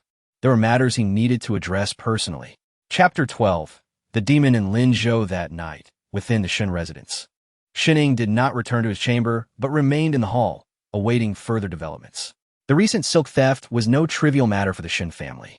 Dominating the silk trade in Jiangnan, their largest enterprise involved the transportation of silk to their fabric store in Linzhou City. This particular shipment comprised approximately 5,000 bolts of silk, a significant sum indeed. In a prosperous region of Jiangnan, a single bolt of silk fetched between 1 to 2 taels of silver. In contrast, due to the perpetual warfare in the northern territories of the Zhou state, silk commanded prices as high as 4 to 5 taels per bolt. Thus, the Shun family's losses were estimated to exceed 10,000 taels of silver. Shenlin, raised by the Shun family, was both a protector and a loyal warrior. Originally bearing the surname Lin, he was granted the name Shun upon his adoption. It was a remarkable honor for a servant to receive such a name. Furthermore, Shenlin was a master at the cultivation level, which is why Shunning entrusted this transportation task to him. However, he had not anticipated the ensuing disaster. The fact that Shenlin had sustained severe injuries indicated that his assailants were at least at the same cultivation level as him. Such individuals were renowned throughout Jiangnan. As Shunning pondered this troubling situation, a servant hurriedly approached, bowing respectfully. "Young master, Guardian Shenlin has awakened." Shunning raised his head, his voice grave. Take me to see him. In the Shun family side chamber, a robust man lay pale on the bed. Moments later, the door swung open, and Shun Ying entered. Upon seeing his visitor, Shun Lin's excitement surged, though he struggled to rise due to his injuries. Guardian Shun Lin pays his respects to young master. I have failed in my duties. Please forgive me. Shun Ying gestured for him to lie back down and inquired, Who is it that harmed you? The demon clan. Shun Lin replied somberly, a flicker of resentment crossing his face. The demon clan? Once again, the demon clan? Shun Ying's brows furrowed. In recent years, as the Shun family thrived in Jiangnan, they had offended numerous factions, yet they had never expected to draw the ire of the demon clan. The emergence of demons in Zhou territory was indeed extraordinary. Why were they now targeting the Shun family? And who was behind this? Shun Ying gazed at Shun Lin, lowering his voice. What exactly transpired during your encounter? Shun Lin coughed lightly, but mustered the strength to explain. Under your orders, I was transporting the silk back to Linzhou City when I was ambushed by a group of bandits outside the city. I initially thought them to be mere ruffians and dispatched a few swiftly. Yet, I was suddenly attacked from behind. The assailant's strength was formidable, and I distinctly sensed the aura of demons surrounding him. As he recounted the events, a wave of guilt washed over him for having disappointed the expectations of the Shun family. Please, punish me, young master. I bear the responsibility for the lost goods. Shun Ying discerned the turmoil within him and spoke softly. Shun Lin, this is not your fault. Concentrate on your recovery. I will handle the remaining matters. Later that night, when most had succumbed to slumber, the Shun residence remained brightly lit. In the great hall, Shun Wanfu occupied the main seat, while Shun Ying stood before his father. The Shun family faced a formidable adversary, necessitating a strategic discussion. Damn it, I Shun Wanfu have navigated Jiangnan for many years without anyone daring to target the Shun family directly. That as tens of thousands of taels of silver vanished into thin air. He slammed his palm on the table. Despite the Shun family's wealth, such an affront was a blow to their pride. Shun Ying began to analyze the situation carefully. Father, this is indeed suspicious. With both bandits and demons involved, there must be someone orchestrating this from behind the scenes. Shun Wanfu suddenly seemed to have a realization. Jumping to his feet, it must be that scoundrel Yi family. I've always had a distaste for them. Shun Ying shook his head, his gaze sharp. It's not so simple. However, since they have chosen to strike at us, we shall not be passive. I cannot believe they would willingly discard the goods they have stolen. Shun Wanfu looked at his son. Are you suggesting? Shun Ying smiled. Since they have revealed their trail, we shall take matters into our own hands. To retaliate against the Shun family in such a manner is the act of a fool. Shun Wanfu nodded, understanding the course of action. Son, who do you plan to send? Shun Ying raised his chin, speaking softly. I will go myself. From the moment of the assassination attempt, Shun Ying had suspected that the target was not only the Shun family, but potentially himself. If they were indeed after him, wouldn't he it serve better to act as bait? Shun Wanfu, knowing his son's temperament, chuckled. Good. You are indeed my son, possessing great resolve. He patted his belly and continued, By the way, do you have any thoughts regarding the capital? Understanding his son's ambitions, Shun Wanfu realized Shun Ying intended to expand the family's business into the capital. The capital was the heart of power in the entire Zhou state. Despite the Shun family's reputation in Jiangnan, they remained insignificant when compared to the influence wielded in the capital. Wealth could not rival authority. As a martial arts family, the Zhou clan held considerable power in the capital. This union of two families would allow the Shun family to leverage the Zhou family's wealth to gain a foothold in the capital. Shun Ying had already begun his preparations. Yet, it was imperative to send someone capable to represent the family. Shun Wanfu wished to inquire about Shun Ying's thoughts. In truth, Shun Ying had long since identified the perfect candidate. Sister Wanqing has been in Suzhou for nearly a year now, and I find myself missing her dearly. Shun Wanfu laughed. It seems you and I are of one mind. You wish for Wanqing to go to the capital? Shun Ying responded, No one is more suitable than Sister Wanqing. Our arrangements in Suzhou are nearly complete. It is time for her to return. Shun Wanfu nodded. I wrote to her a few days ago, requesting her return. She will arrive in Linzhou City tomorrow. Shun Ying was momentarily taken aback, glancing at his father, who had written to her without informing him. Yet, after a year apart, he found himself eager to reunite with his sister. Sister Wanqing was not Shun Wanfu's biological child, but rather an adopted daughter of the Shun family, 3 years his elder. Exceptionally capable and devoted to the Shun family, she had worked tirelessly for their interests. During the past 5 years, with Shun Wanqing's efforts alongside Shun Ying's, the Shun family had ascended to new heights. A year prior, when the family sought to establish a presence in Suzhou, Shun Ying was unable to venture out due to an illness, and thus, Shun Wanqing became the family's representative there. Thanks to her efforts, the Shun family garnered significant prestige in Suzhou, solidifying their reputation throughout Jiangnan. Now that Sister Wanqing was returning, Shun Ying felt a pang of nostalgia, eagerly anticipating their reunion after a year apart. Chapter 13. Shun Wanqing. The following day, in front of the Shun residence, a horse-drawn carriage came to a gentle halt at the entrance. A woman clad in a simple skirt alighted from the carriage, her beauty striking and imbued with an undeniable aura. Her long hair, as dark as satin, cascaded her waist, held in place by a single jade hairpin, with a few stray strands framing her fair neck, evoking a sense of intrigue. Before she could steady herself, a young man emerged from within the house. Upon seeing him, her eyes sparkled with delight, and a radiant smile broke upon her lips. "Inger," Shun Wanqing exclaimed, hurrying to greet her brother. "Wanqing Jia, you have finally returned. I missed you dearly," Shun Ying replied with a broad smile, assisting Shun Wanqing inside. After a year apart, the siblings were eager to share countless stories. The most joyous news for Shun Wanqing was learning that Shun Ying had entered the realm of sensory perception, alleviating the worry that had burdened her heart. At least for now, the threat of his chronic illness was lifted, and she breathed a sigh of relief. With a proud tone, Shun Wanqing remarked to her brother, "Well done. You've managed to win over that girl from the Zhou family. She is quite beautiful. Marrying her would not be a misfortune, and she is worthy of entering our Shun family." Shun Ying could only chuckle. "Wanqing Jia, please do not tease me." If there was anyone in this world Shun Ying felt unable to handle, it was undoubtedly his sister, Shun Wanqing. In the face of other forces, he could strategize and command, but before his sister, he felt utterly at a loss. "All right, I shall refrain from teasing you," Shun Wanqing replied, her expression turning serious. "Are you truly planning to pursue that girl from the Zhou family? I find it hard to believe you have any genuine affection for her. It is merely a transaction," Shun Ying said nonchalantly.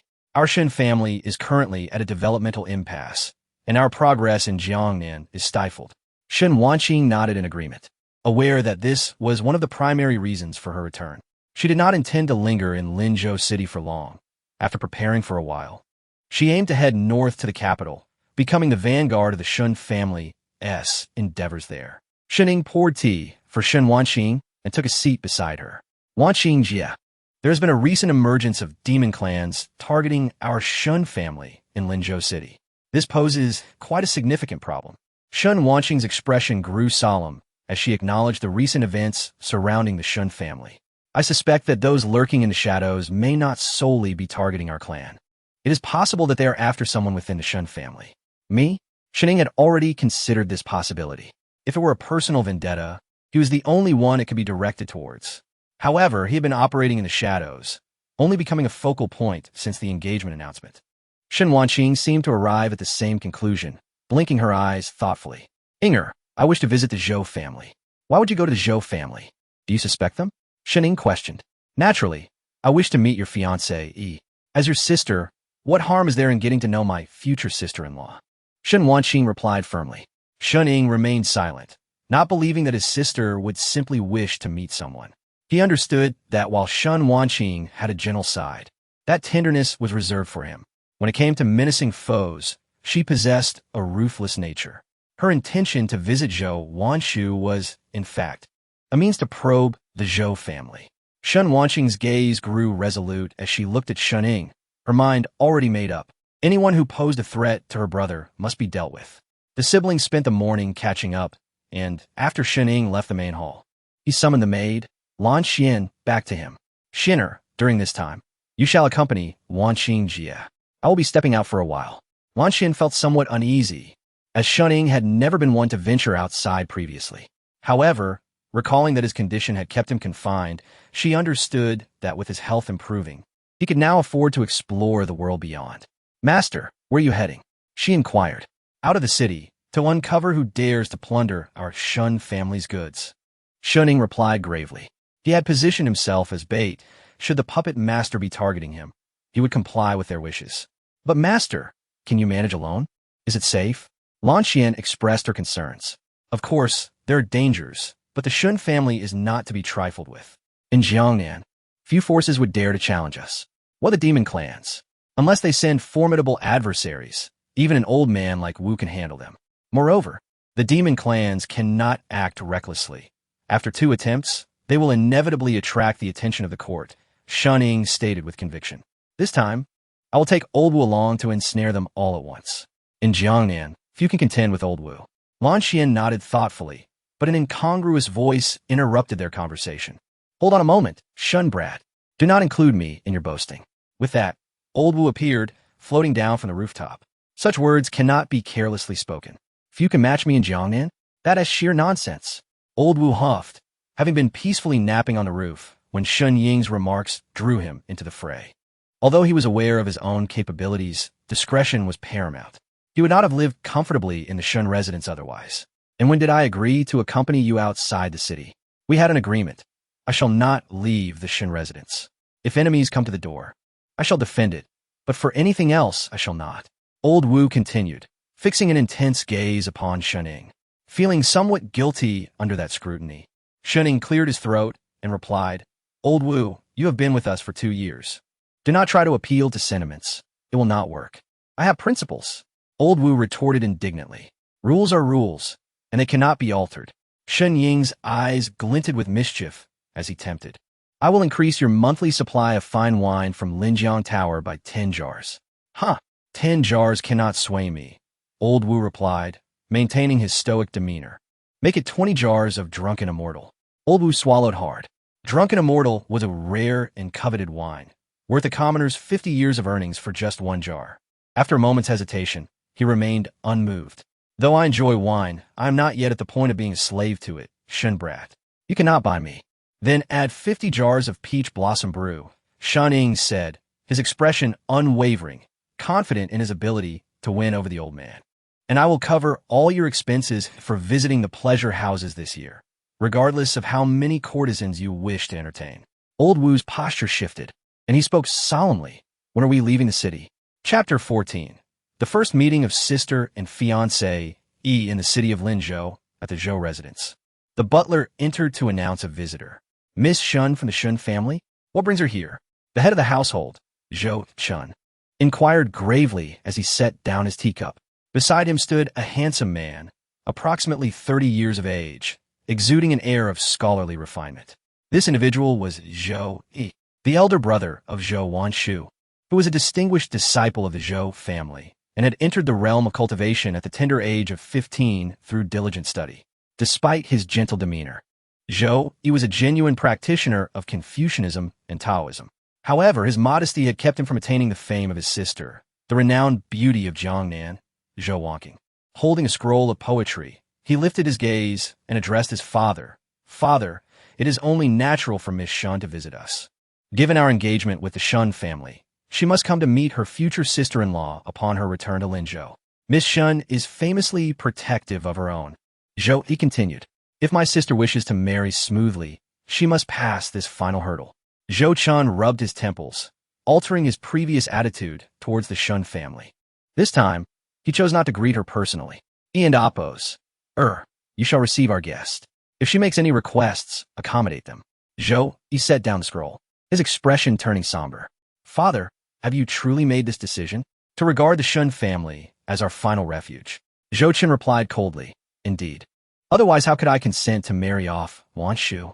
If we cannot navigate this trial, it may serve as a contingency for the Zhou family. Zhou Yi fell silent and departed.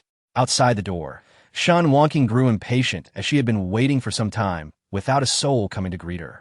How arrogant this Zhou family is.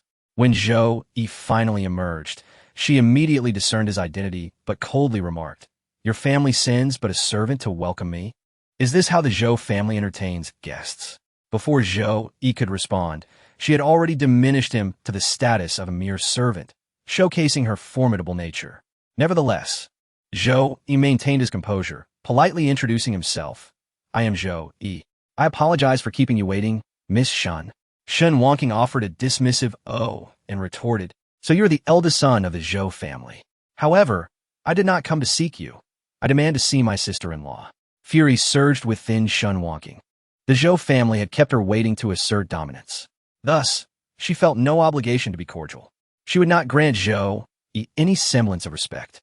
Yet, Shun Wonking was not one to act impulsively. She understood that Zhou Yi was a scholar, a man of virtue, unlikely to engage in open conflict, especially with an engagement at stake. The Zhou family must endure her wrath. Zhou Yi remained exceedingly courteous. My sister is resting indoors. Yet Shun Wonking persisted. We are already betrothed. Your sister is now a member of the Shun family. By rights, she should address me as sister. Yet, I cannot even see her. Zhou Yi found himself momentarily speechless, taken aback by Shun Wonking's assertiveness. Clearly, the rumors circulating were true. At that moment, a voice broke the tension. Elder brother, allow me to handle this. Zhou Wanshu emerged, having overheard the commotion. Upon seeing his sister, Zhou Yi gradually stepped aside. Zhou Wanshu respectfully bowed to Shun Wonking. Sister Wonking, I apologize for my rudeness in not welcoming you earlier. Please forgive me. Shun Wonking's demeanor softened considerably. She thought to herself that this sister-in-law was somewhat considerate. Thus, she ceased to make things difficult for Zhou Yi, and together with Zhou Wanshu, they entered the Zhou residence. The two women met, each harboring their own thoughts. For a moment, neither spoke. Ultimately, Shun Wonking broke the silence. To be frank, I do not approve of your union with Inger. I wish for him to marry a woman who loves him as much as he loves her. Zhou Wanshu responded with a bittersweet smile. Am I not in the same predicament? But born into a family, one is subject to fate. Shun Wonking replied, now that matters have come to this, I cannot alter anything. However, despite this being a transaction, should you dare betray Inger, I shall take your life. Shun Wonking's eyes gleamed with intensity, leaving Zhou Wanshu momentarily dazed. Zhou Wanshu gradually reassured her, rest assured, sister. While it is a transaction, I have my own principles. You had better keep your word. Shun Wonking warned, well aware that Zhou Wanshu harbored affections for another, the illustrious young Master One of the famed 4 young masters of the realm. Shun Wonking, having spent much time managing the affairs of the Shun family, was unaware of Shun Ying's hidden identity. The title of young master one had gained notoriety. Even Shun Ying himself was puzzled as to why it resonated so widely. Only Shun Wanfeng was privy to this matter, but due to his nature, he would not speak unless prompted. Thus, Shun Wonking remained in the dark, oblivious to the truth. This was her primary motive for visiting the Zhou family. Moreover, in pursuit of the family's interests in the capital, Shun Wonking had proposed several audacious demands from the Zhou family, including a direct allocation of resources in the capital to the Shun family. Initially, she intended to test the waters of the Zhou family, never expecting them to acquiesce. To her surprise, the Zhou family did not refuse. What puzzled her was that throughout the negotiations, it was Zhou Yi who finalized the terms, while the head of the family, Zhou Chun, did not make an appearance. This unexpected generosity from the Zhou family caught Shun Wonking off guard. However, an inexplicable atmosphere enveloped the Zhou residence, leaving her with a sense of unease. Yet, since the Zhou family had agreed, she believed they would not retract their promise. It must be said that this alliance between the Zhou and Shun families brought immense benefits to the Shun family, evoking a feeling akin to selling her brother. But upon reflection, this was a testament to her brother's exceptional talents that had allowed him to stand out in the marriage market. How could it be considered selling him? Meanwhile, Shuning was no longer in Linzhou. He had taken a contingent from the Shun family outside the city to search for a shipment that had been stolen. Regardless of which faction was responsible, Shuning was confident they would not enter the city. Once the goods were brought into the city, he would receive word of it. Thus, the assailants who had injured Shenlin were surely lurking outside, lying in wait for the Shun family. It was akin to fishing. Shuning intended to teach them that the big fish could drag a person into the depths. This mission was surrounded by ordinary guards, attired in simple Shun family attire, mirroring the group that had once ambushed Shenlin. The bait was evident. He would observe their next move. Old Wu, concealed in the shadows, followed closely, for he was the key player in this scheme. As Shun Ying surveyed his surroundings, They had already entered the woods beyond the city. A gentle breeze swept through as the skies darkened, signaling an impending storm. Those lurking in the shadows may have already begun to stir. Chapter 15. Huangfeng Village. In the depths of the forest, an eerie silence enveloped the surroundings, broken only by the sounds of the Shun family's entourage. This was the very place where Shun Lin encountered the demon clan. Yet, 2 days had passed, and not a trace remained. The cargo had vanished without a word. A guard approached Shening, respectfully inquiring, "Young master, what shall we do now?" Shening's eyes flickered momentarily as he replied with a solemn tone, "We shall proceed slowly forward until we exit this forest. I refuse to believe that those rogues could abscond with the Shun family's belongings and vanish without a trace." "Understood," the guard acknowledged, signaling the team to advance. In an effort to appear more convincing, they had brought along 2 wagons, draped in cloth to simulate the transport of goods, though they contained nothing. As they continued their journey, an elderly man suddenly came into view. Stooped and emanating a foul odor, his vacant eyes betrayed a visage filled with anxiety and fear. It seemed he was attempting to ascend a mountain. Upon spotting the Shun family's caravan, the old man recoiled, bowing his head as if terrified of offending these prominent figures. He was merely an ordinary villager, and it was unclear why he had ventured here alone. Noticing the old man's demeanor, Shunning gently commanded, "Stop." He approached the elder, but before he could speak, the old man fell to his knees, trembling as he stammered, "Forgive me, young master, I meant no offense. I was merely passing through." This reaction was clearly instinctive, born from long-standing oppression or some recent misfortune. The old man exhibited no hostility, yet he dared not lift his head. Shunning tenderly helped the old man to his feet, softly assuring him, "Do not be afraid, good sir. We mean you no harm. We have come from Linzhou City with no ill intentions." The old man sighed in relief, his trembling hands relaxing, only to have a few pieces of silver slip from his grasp. Shunning was taken aback. How could someone of the old man's condition possess such money? To Shunning, those coins were inconsequential, but for the old man, they might represent a lifetime of savings. "Good sir, where are you headed?" Shunning inquired.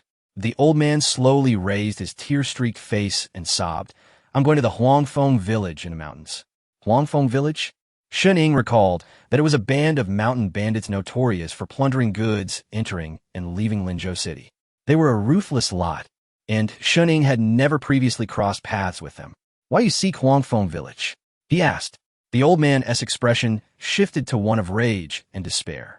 "Not long ago, I fell ill, and my daughter went up the mountain to gather firewood. But she was captured by the bandits of Huangfeng Village. They demand 100 taels of silver for her release, or else they threaten to harm her. But I am but a humble villager with no means to gather such wealth. My entire life's savings amount to these few pieces of silver. I have no choice but to plead with them." His voice grew weaker, and he collapsed to the ground, weeping. Shunning furrowed his brow, realizing the bandits were indeed despicable. They would likely disregard any promise of payment, and it was probable that the old man's daughter had already met a grim fate. Yet he clung to a glimmer of hope. Shunning pondered the implications. The Shun family's cargo theft might be connected to these bandits. These local tyrants were audacious enough to commit any crime, and since they were already enemies of the state, a possible alliance with the demon clan was not out of the question. After all, being labeled as bandits was a death sentence, and adding the charge of collusion with demons would not change their fate. It appeared that a visit to Huangfeng Village was inevitable. The old man's sobs gradually subsided as he suddenly stood, resolute. "No, I must go up the mountain. I will rescue my daughter, even if it costs me my life." Shunning placed a calming hand on the elder's shoulder, saying, "Do not be agitated. We are also headed to Huangfeng Village. Since our paths have crossed, let us journey together. If possible, I shall help you rescue your daughter." The second statement was merely a comfort. Shunning was aware that the old man's daughter was likely beyond saving. Nonetheless, the old man gazed at Shunning and his entourage with newfound hope, promptly kneeling and bowing deeply. "Thank you, young master. Thank you." Shunning assisted the old man to his feet once more, gently asserting, "There is no need for such gratitude. The bandits of Huangfeng Village are our adversaries as well. We seek them out for retribution." "Oh, such bravado. You intend to confront us, Huangfeng Village? Who do you think you are?" A loud, arrogant voice interrupted their conversation. From the trees emerged a group clad in the garb of bandits, with a menacing middle-aged man leading them, brandishing a cleaver. Protect the young master. The guards of the Shun family sprang into action, shielding Shun Ying. However, Shun Ying raised a hand to stop them, stepping forward. We shall see just how bold you truly are, he declared, undaunted by the sight before him. They were merely a band of robbers. What was there to fear? Just as he was about to confront them, one of the bandits shouted, "Seventh Master, that kid is seeking death. Let us kill him." No, that kid looks delicate. We should capture him and take him back for our brothers to enjoy, another chimed in. Indeed, Seventh Master. And look at those goods, so tightly covered. They must be valuable. We've just robbed a batch, and now this. Fortune smiles upon us today. The bandits echoed their agreement, but the Seventh Master furrowed his brows, scrutinizing their attire. You are from the Shin family? Good eye, Shining replied, unperturbed. 2 days ago, it was your lot who stole our cargo, wasn't it? To Shun Ying's surprise, the Seventh Master grinned maliciously. And if it was? The richest family in Jiangnan, is it? It seems you must be a significant figure in the Shun family. Not only did you come here once, but you've returned. Brothers, let us take him down. Chapter 16. Trials and Killings Protect the Young Master. The bandits charged forward, and the guards of the Shun family brandished their blades, prepared to fight to the death. Shun Ying waved his hand, indicating it was unnecessary. Just right. I wish to test my strength as well. The current Shun Ying is no longer the same as before. He has become a true practitioner. Meanwhile, these bandits are merely formidable, ordinary men. The chasm between ordinary individuals and those who have reached the realm of perception is immense. Suddenly, one of the bandits lunged at Shun Ying, his sharp, long knife poised to strike. In that instant, Shun Ying concentrated his breath, and with a swift motion, he unleashed a palm strike, sending the foremost bandits flying. This was the technique he had mastered, the returning essence technique. Utilizing his vital energy as a weapon proved to be incredibly powerful. Shun Ying gazed at his hands, then lifted his head to the seventh leader, murmuring, "Come on, let us see what you are capable of." He weaved through the bandits, swiftly taking down more than a dozen of them. The youth had not learned any martial arts techniques, yet the energy emanating from his body alone was sufficient to vanquish his foes. This demonstrated the might of his skill. Initially, Shun Ying believed that the returning essence technique was a mere casual gift from a friend, but now it seemed he owed that person a great debt. At that moment, old Wu, perched upon a tree, observed the scene, involuntarily exclaiming in surprise. A man of vast experience was astonished by Shun Ying's prowess. Without any skill or brute force, how could one unleash such formidable combat power solely through energy? Where did this young man acquire such extraordinary abilities? The seventh leader realized the gravity of the situation and quickly shouted, "This is bad. This boy is a practitioner. Retreat. We must return to the camp and summon the chief. You will not escape." Yet, before the seventh leader could move, Shun Ying charged at him. This fellow was the main event. Seventh leader cried a few injured bandits, but the guards of the Shun family acted swiftly, eliminating them. Aware that he could not flee, the seventh leader gritted his teeth and swung his knife. Damn it, let's fight to the end. Protected by his vital energy, Shun Ying engaged in combat with the seventh leader, whose long knife could not penetrate the energy field surrounding Shun Ying. However, though the seventh leader was not a practitioner, he was a man who lived by the blade, and his physical body was not easily broken. Nevertheless, Shun Ying maintained a firm advantage. After all, no matter how strong an ordinary person might be, they remained ordinary, while even the weakest practitioner surpassed them. The seventh leader was nearly assured defeat. Suddenly, Shun Ying felt a chilling sensation coursing through his body. It was excruciating, a familiar pain. Despite channeling his vital energy, the coldness could not be suppressed. In that instant, Shun Ying recognized the flaws and significant issues in his cultivation. He needed to conclude this battle quickly. Otherwise, his condition would worsen. Observing Shun Ying's pause, the seventh leader, his mouth bloodied, stubbornly declared, "Boy, let me go. My Huangfeng camp and your Shun family maintain a non-aggression pact. If you dare to kill me, the chief will seek revenge." Shun Ying displayed a peculiar smile. "Non-aggression pact? Your Huangfeng camp has robbed my goods, harmed my guards, and slain my attendants. What fine non-aggression pact indeed. After I kill you, I will dismantle your Huangfeng camp." In Jiangnan, none dared to provoke the Shun family. Unleashing all his energy, Shuning transformed it into a lethal blade that surged forward, piercing the seventh leader's chest. In his final moments, the seventh leader's eyes widened, revealing a look of unwillingness. Boy, you will regret this. He collapsed to the ground, lifeless. Shuning wiped the blood from his face and exhaled deeply. This was his first battle since arriving in this world, and it marked the first time he had harnessed the power of a practitioner. As calm began to settle, the elder behind him remained in shock. Shuning approached and gently spoke. Elder, the evildoers have been dealt with. The elder was still too astonished to respond, while Shuning gazed towards the mountains, murmuring, "Next, it is time for us to seek them out." Outside Linzhou City, on the mountain within Huangfeng Camp, a gathering of prominent figures sat together, seemingly awaiting something. At the forefront sat a burly middle-aged man, his face marred by scars, some obscured by a thick beard, exuding a fierce demeanor. This man was the leader of Huangfeng Camp, known as Wang Yi. Wang Yi was no ordinary character. He had turned to banditry before the age of 20, cultivating immense strength. Through his bloody experiences, he had attained the second realm of cultivation, the body refinement realm. For someone like Wang Yi, reaching this level was no small feat, and his raw power allowed him to dominate the mountains. He was also a target of the Linzhou government, despised by thousands. Beside him sat an eerie young man whose every movement emanated a nauseating aura.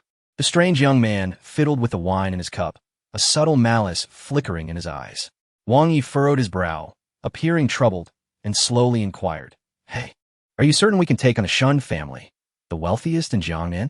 This is quite a significant endeavor." A glint of red flashed in the strange young man's eyes as he emitted a peculiar sound. "The wealthiest in Jiangnan?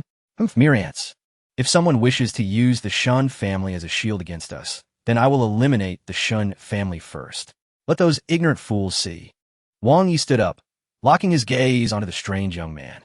"I am not concerned with your conflicts, but Huangfeng Camp only seeks wealth. You speak of transactions, yet I have yet to see any tangible benefits." The strange young man scoffed. "The goods I help you seize are not wealth? Had I not intervened, you would have fallen to the Shun family guards. What use are some rags? I am a bandit. Who can I sell them to?" The strange young man looked at Wang Yi. "The Shun family is a substantial prize. If I help you consume it, do you not think the benefits will suffice?" Wang Yi fell silent for a moment before responding. "I hope your kind delivers on your promises. Otherwise, do not blame me for turning against you." The strange young man's expression darkened, but he said nothing further. Wang Yi then averted his gaze, looking into the distance, suddenly voicing, "Seventh brother has been gone for quite some time. It is nearly dark. Why has he not returned? Could something have happened?" As night began to descend, an ominous premonition lingered in Wang Yi's heart. Chapter 17. The invasion of the mountain stronghold. Wang Yi was on the verge of personally investigating the situation when a bandit approached him with urgency. "Chief, it's bad. Someone has breached the stronghold." Startled, Wang Yi's mind raced. The recent turmoil had him concerned about who might be targeting Huangfeng stronghold. He inquired sternly, "How many are there?" The bandit hesitated, stammering a youth and an old man. Wang Yi's expression darkened as he exclaimed, "You cannot handle two people? What are you all doing?" The bandit cried out, "Chief, that youth appears to be a practitioner. None of us dare to confront him." A practitioner? Wang Yi felt a wave of dread wash over him. He commanded, "Put the brothers on high alert. I will personally head to the mountain pass." With that, he disregarded the peculiar figure beside him and swiftly departed. Meanwhile, the enigmatic man behind him licked his lips, a smile creeping onto his face. "They have arrived. How intriguing." At the entrance of Huangfeng stronghold, Shuning accompanied the old man to the mountain pass, while the Shun family's guards awaited orders at the hillside. He wished to avoid unnecessary casualties. If his guards clashed with the bandits, losses were inevitable. However, at the front, Shuning and the old man found themselves surrounded. "Who dares to invade Huangfeng stronghold?" A bandit leader, his face grim, demanded. "This is the third chief of Huangfeng stronghold. I am Shun Ying of the Shun family." Shuning proclaimed boldly, unafraid. "I have come to seek an explanation from Huangfeng stronghold and, incidentally, to annihilate you." The third chief was taken aback. The Shun family? He had not anticipated they would come knocking after they had previously looted their goods, expecting them to swallow their anger. Naturally, the bandits had not heard of Shen Ying, so they remained unaware that he was the true heir of the Shun family. Nevertheless, the third chief remained undaunted, sneering, "What? The Shen family has sent just a young brat? Do not presume that being a practitioner makes you invincible. We can kill you as easily as taking a dog's life." A mere practitioner at the sensory realm was not a concern for them. With that, the third chief dropped his pretense, unleashing his formidable aura upon Shening. Shening felt an invisible pressure weighing down on him. A master. He quickly realized he was no match for this adversary, as the third chief possessed strength surpassing his own by an entire realm. "Since you have come, prepare to lose your life." The third chief swiftly lunged at Shening. Shening summoned his energy, forming a defensive barrier of airflow before him. But it proved insufficient against the third chief's assault. The youth was knocked back several steps, feeling the brute force of his opponent. "With such feeble strength, you dare to act recklessly before Huangfeng's stronghold? Boy, be more discreet in your next life." The third chief charged again, with explosive sounds echoing. As Shening found himself ensnared by the overwhelming intent to kill, unable to move. "Old Wu, if you do not appear soon, I will truly perish," Shening shouted, exasperated by the old man's apparent indifference to his plight. "Empty threats," the third chief retorted coldly, refusing to believe that the youth had a formidable ally. Yet, in the next moment, he felt a terrifying aura lock onto him, a sense of impending doom washing over him. Before he could react, an elderly figure appeared, hovering in midair. Old Wu stood with his hands clasped behind his back, embodying the demeanor of a transcendent being. In response to the third chief's aggression, he merely extended a finger. Void sword. A sword of air surged forth at extraordinary speed, piercing the third chief's energy center. The third chief was sent flying, emitting a harrowing scream. His energy center shattered under the impact of the sword strike, leaving him utterly incapacitated. In the span of 3 breaths, he transformed from a formidable practitioner to a mere shell of his former self. Kneeling on the ground, blood seeped from his 7 orifices, his face ashen. He fixed his gaze on the old man, summoning the last vestiges of his strength to utter, "Creation realm. Why do you?" Old Wu stroked his beard thoughtfully, responding, "I am merely receiving payment to eliminate calamities." Behind him, Shening shouted, "Old Wu, if you had arrived any later, I would have been done for." Old Wu turned, a mischievous grin on his face. "Young Shun, but you are still alive, are you not?" At that moment, the chief, Wang Yi, arrived, his heart sinking as he took in the scene. Third chief, Wang Yi rushed to his fallen comrade, his eyes ablaze with fury. The third chief could barely articulate a response, pointing feebly at Old Wu. Wang Yi stood up, fixing his gaze on Old Wu. "You are a creation realm expert. Why serve the Shun family?" Old Wu replied nonchalantly, "Serve? Your words misrepresent my intentions. You dare to ally with the demonic? The aura of evil is so potent in your stronghold that I could sense it from afar. It is my duty as a human to eradicate demons." Old Wu feigned indignation, as if he were genuinely acting out of a sense of righteousness. Meanwhile, Shening internally scoffed at the old man's theatrics. Had it not been for the extra payment, Old Wu would likely have been napping on a rooftop or visiting a brothel to discuss life. Wang Yi, not a fool, recognized that this elder was likely affiliated with the Shun family, with the third chief incapacitated and the 7th chief unlikely to return. He felt powerless to act against such a formidable opponent. Old Wu could easily obliterate him in Huangfeng's stronghold without breaking a sweat.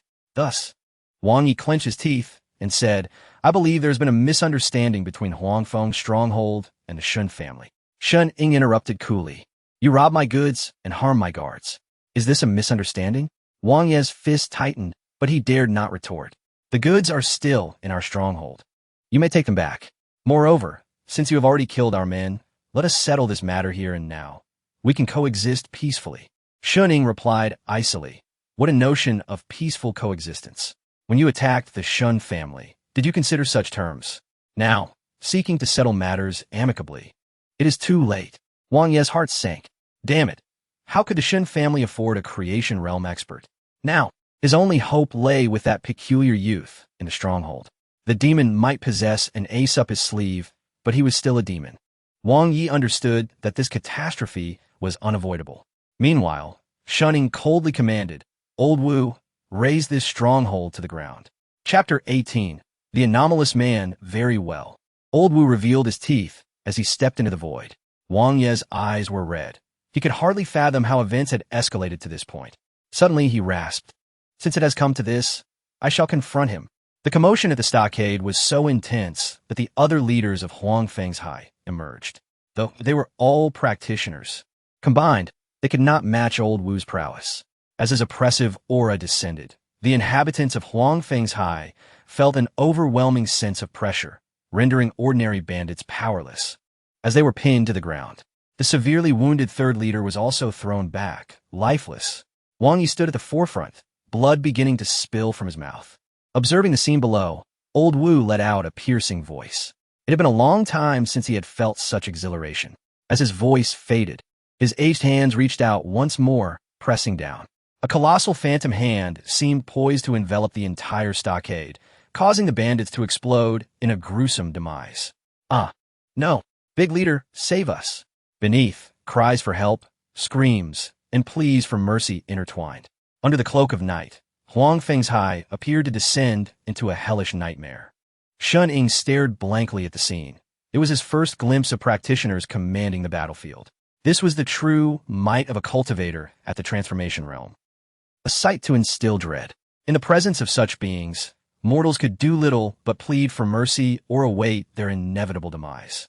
This was the reason why practitioners held such esteemed positions in this world. Strength dictated supremacy. The bonfire within Huang Feng's High was upturned by old Wu's oppressive force, igniting the entire stockade in flames. Instantly, it was engulfed in a sea of fire. Ordinary bandits began to perish one by one, succumbing to the pressure or being consumed by the flames, a truly tragic sight. Yet, there was not a single innocent soul among them. They were all deserving of their fate. Within the stockade, only a few leaders remained, desperately clinging to life, utterly powerless to retaliate. Damn it, why? Why did Huang Feng's High provoke such a monster? One of the leaders, sensing the end approaching, shouted in bitter defiance. "No, please don't kill me. I am willing to surrender." Another began to plead, this being the second leader of Huang Feng's High, also a practitioner. Such strength was remarkable in any region. Yet before old Wu, he was as insignificant as an ant. Wang Yi turned back, shouting, "Old Tu, I am willing to surrender. I can serve your Shun family. Spare me." The second leader was at his breaking point. As a bandit, he was no paragon of virtue. Faced with the prospect of death, he would gladly become a dog if it meant survival. Yet Shunning offered him no chance. He looked up at old Wu, who understood the unspoken command and unleashed a sword aura that severed the second leader's corpse from its head. The remaining leaders were filled with despair, with none more regretful than Wang Yi. Having heeded the words of that demon, he had turned against the Shun family, only to face such a dire outcome. Now, as Huang Feng's High stood on the brink of annihilation, the anomalous man remained elusive, yet to reveal himself. Old Wu glanced toward a nearby thatched house, solemnly declaring, "How long do you intend to hide? Come out, you coward." In an instant, the house was reduced to ashes, and from the smoke emerged the anomalous man. His expression was far from pleasant, yet he bore no hint of fear. He regarded old Wu and rasped, "The Shun family still has someone like you. This is intriguing." Shining, too, observed this peculiar man, who emanated a sinister aura. However, Shining was certain that this individual was not the demon who had previously attempted to assassinate him.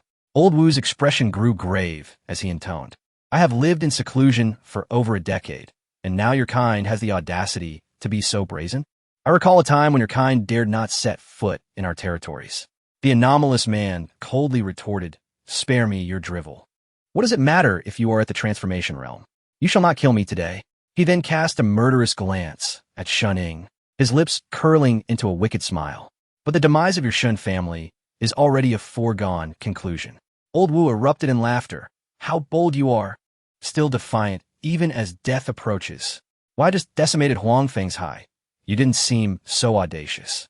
The anomalous man replied, "Huang Feng's High was merely a useless pawn. Its loss is inconsequential." Below, Wang Yi glared at the anomalous man, shouting, "You!" Yet at that moment, his insides were shattered, and he coughed up more blood. The anomalous man's eyes glimmered with crimson light as the demonic energy within him surged forth. Old Wu narrowed his eyes and murmured, "A demon of the earth realm is still no match for me." The difference in realms between the two was significant. However, the demonic energy within the anomalous man continued to swell, reaching the pinnacle of the Earth realm. In that moment, old Wu's expression shifted, and he muttered, "A forbidden technique of the demon clan. It seems you have reached a point of no return." Surrounded by a red aura, the anomalous man rasped, "So what? If you wish to kill me, you are not worthy." With that, he lunged at old Wu, unleashing his full strength, the peak of the Earth realm radiating from him. Yet, before old Wu, this power was nothing. "Very well, I, too, wish to stretch my limbs." Old Wu boomed, recognizing this as the strongest opponent he had encountered since joining the Shun family. However, just then, an unexpected turn of events unfolded. Mid-charge, the anomalous man suddenly altered his course, fleeing into the distance. A feigned attack. He ignited his forbidden technique to escape. Shuning, anticipating a grand battle, was taken aback by this sudden retreat. Even old Wu, a master of his caliber, was momentarily stunned. In his long life, he had only seen enemies flee in disarray. This was the first time witnessing such a dramatic escape. Old Wu promptly pursued, recalling how he had previously allowed a demon to escape from the Shun estate. He could not afford to let this one slip away. Where would his dignity lie? With a swift motion, old Wu vanished from sight. At this moment, Huangfeng's High was nearly reduced to ruins, with some leaders dead and others barely clinging to life. They had all been rendered powerless by old Wu, awaiting their demise. Shunning gaze at the inferno consuming the stockade, devoid of any sympathy. Huangfeng's High had been a scourge to many. Its removal could only be deemed a blessing. Behind Shanning, the elder seeking to rescue his daughter cried out in anguish, "My daughter, my daughter." Shanning sighed inwardly, knowing that old Wu would not engage in one slaughter. At the moment the oppressive force descended, old Wu had already ensured that any innocents trapped within Huangfeng's High were swept away by the shockwave. They were no longer within the stockade, and the elder's failure to find his daughter indicated.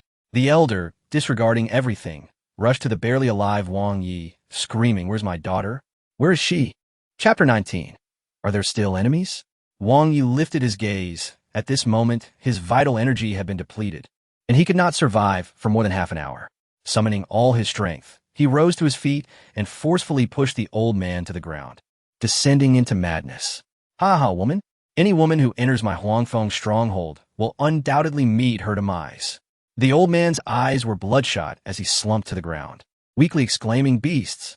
You wretched beasts!" Wang Yi continued to scream in his frenzy. Let's die together." He staggered towards the old man, his mind clouded. All he desired now was to kill. Suddenly, Shuning appeared behind Wang Yi, brandishing a dagger that plunged into Wang Ye's heart. His body collapsed. Devoid of life, Shuning gazed at Wang Ye's corpse, murmuring, "Go to hell." With Wang Ye's death, it marked the complete annihilation of Huangfeng's stronghold. This band of mountain bandits had committed atrocities for decades, and today they finally faced their reckoning.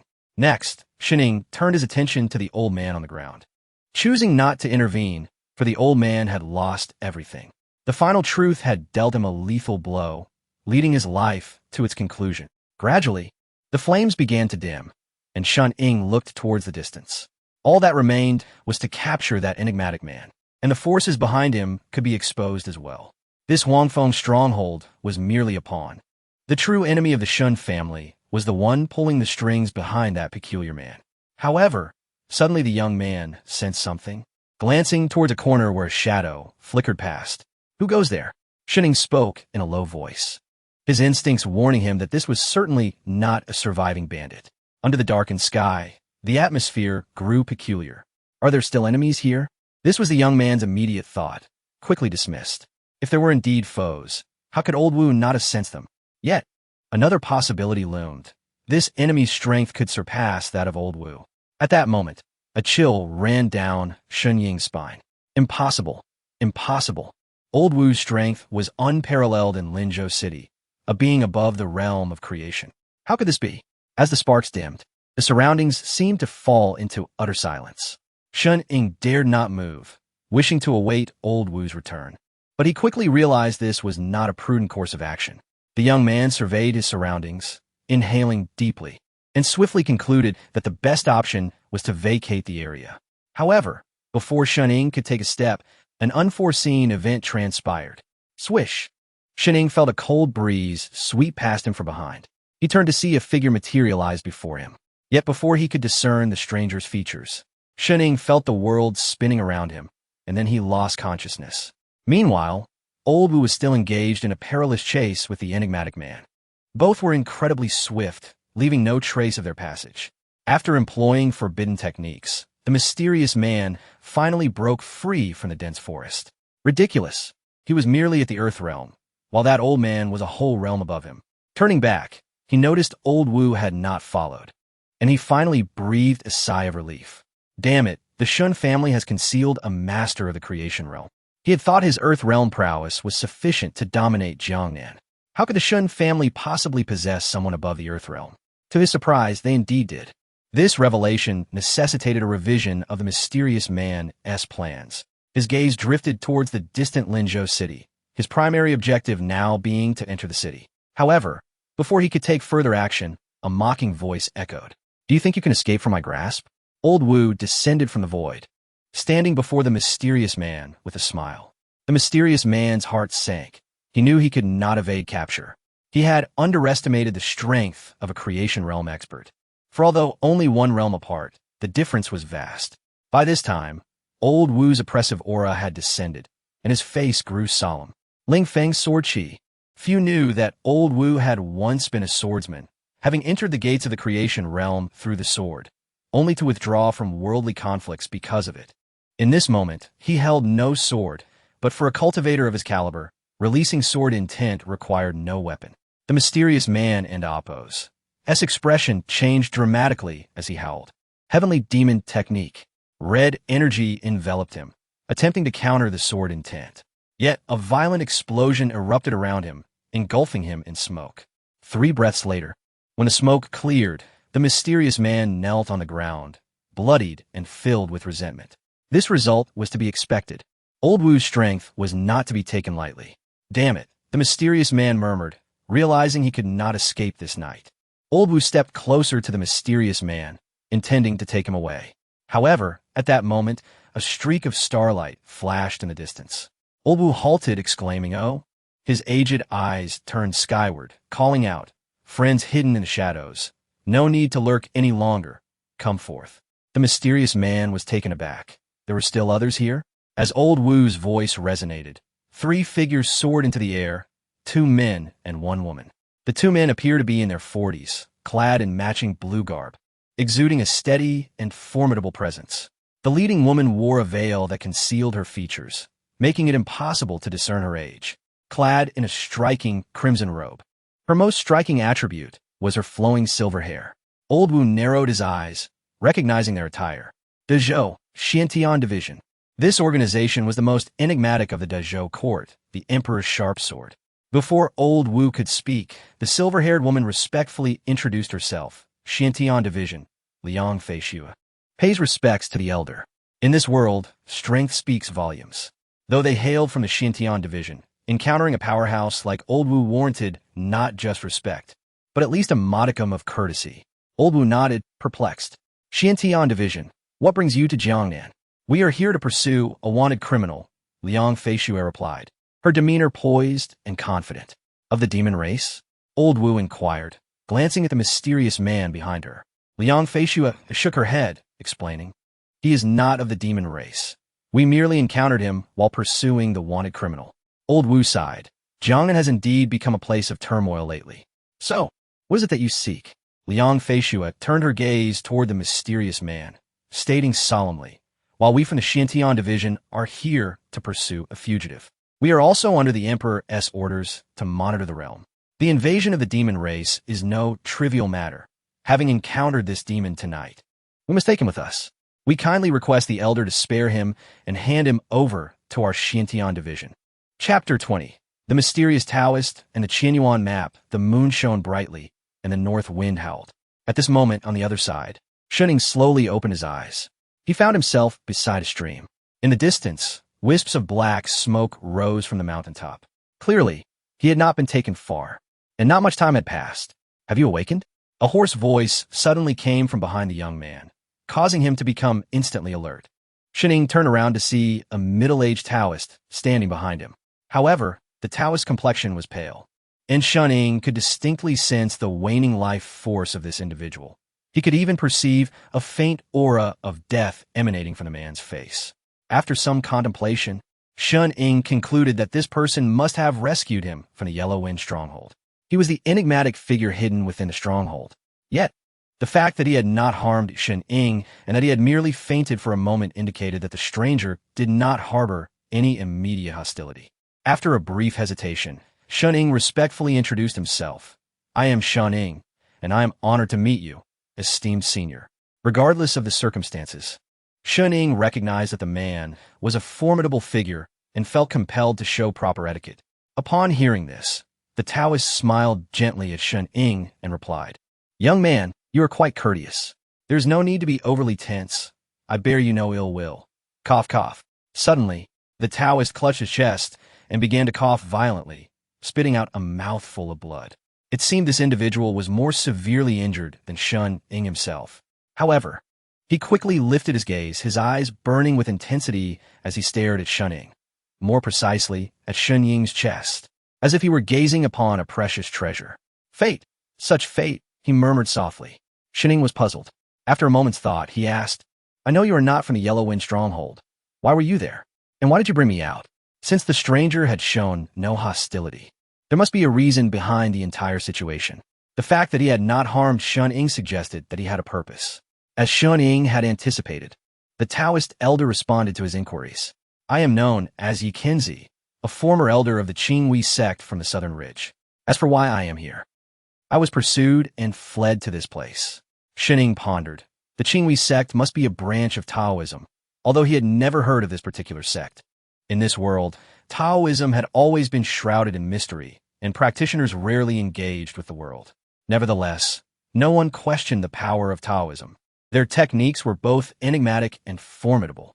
It was this very mystery and discretion that had led the world to gradually forget them.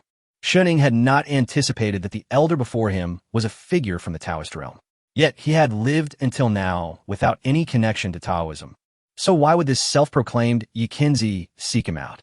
Yi Qinzi regarded Shun Ying, speaking slowly. "Our meeting is all a matter of fate." "Esteemed senior, what does this mean?" Shun Ying felt a chill as he was scrutinized by the elder, unable to comprehend his intentions. Yi Qinzi continued, "You carry a familiar aura. More specifically, I sense a familiar essence emanating from your bosom." "My bosom?" Shun Ying looked down. In the next moment, understanding dawned upon him.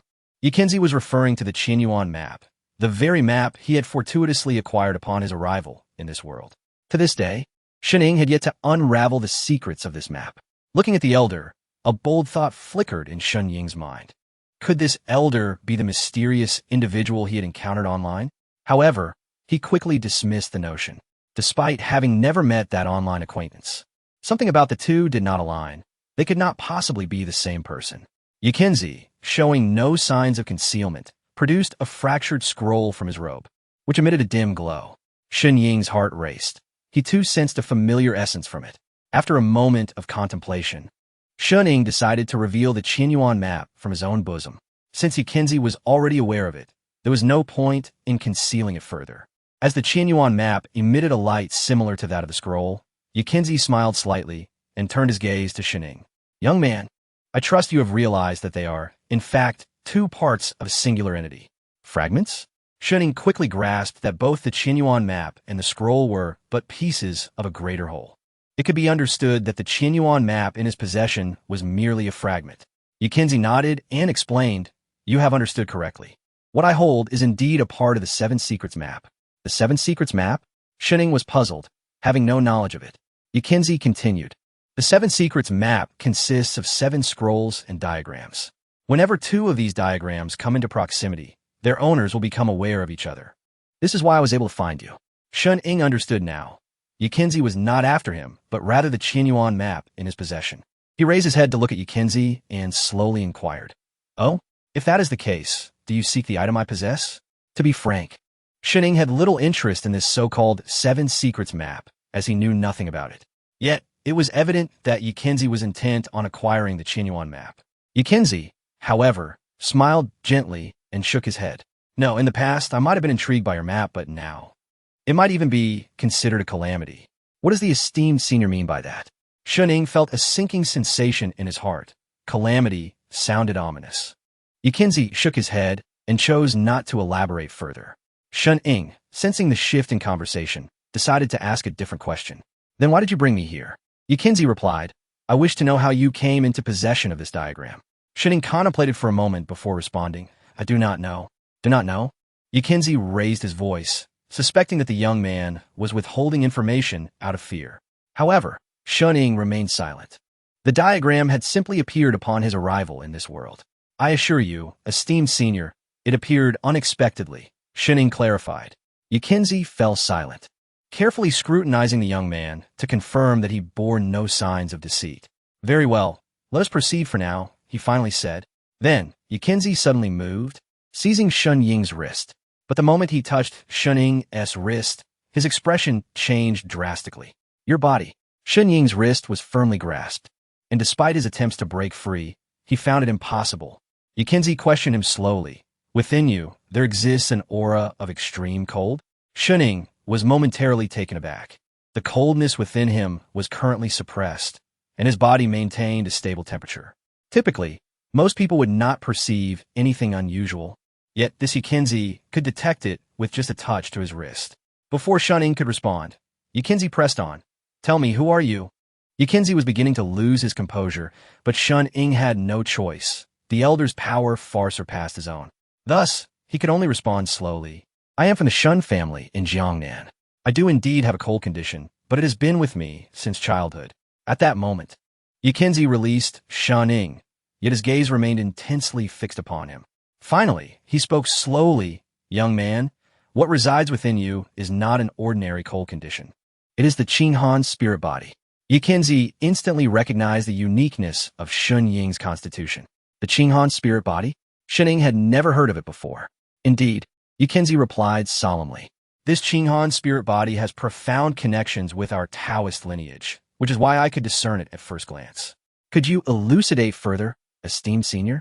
Shun Ying's heart weighed heavily. The cold affliction had long posed an insurmountable obstacle for him. Yet, the enigmatic Yikinzi before him appeared to possess insights. Yikinzi fixed his gaze upon Shun Ying and pondered aloud. You carry one of the lost 7 secret scrolls and possess the Jiangnan spiritual body. Your origins are undoubtedly extraordinary. Shun Ying remained silent, for his greatest secret was that he was a time traveler, a revelation he dared not disclose. As for the rest, the cold affliction and the Jiangnan scroll had been discerned by Yikinzi. After a moment, Shun Ying spoke slowly. Is there a remedy for this cold affliction? Previously, a mysterious online acquaintance had informed him that only by reaching the Unity Realm could he completely dispel the cold energy within him.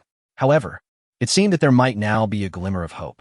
Yikinzi replied, Your Jiangnan spiritual body and pure Yang body represent the extremes of yin and yang in this world, both intimately tied to breath. Breath is the foundation of cultivating Taoist practices. Thus, your focus should not be on how to eliminate this cold energy, but rather on how to harness it for your benefit. Shun Ying grasped only a fraction of this wisdom, as he had scant understanding of Taoism. At that moment, the moon gradually descended, and the sky began to lighten with the dawn. Yikinzi gazed into the distance and murmured, Time is of the essence. He then turned back to Shun Ying with a grave expression, stating, Our encounter signifies a connection. Though our meeting was fortuitous, should you choose to trust me, remember my words. Safeguard that incomplete 7 secret scroll in your possession. Do not reveal it to the world. Shun Ying nodded, aware of the scroll's significance, and he would not easily expose it. Moreover, do not mention that you have encountered me to anyone. There are those pursuing me, and this matter does not concern you. Do not become entangled. After uttering this, Yikinzi suddenly extended his hand, inscribing something in the void. Shun Ying was taken aback as characters began to materialize in the air. The potent energy emanating from them was comparable to that of Old Wu, yet Yikinzi appeared exceedingly frail, clearly in a state of severe injury, yet still possessing such power. Before long, the characters converged and appeared on Yikinzi's scroll. Young man, shall we strike a bargain?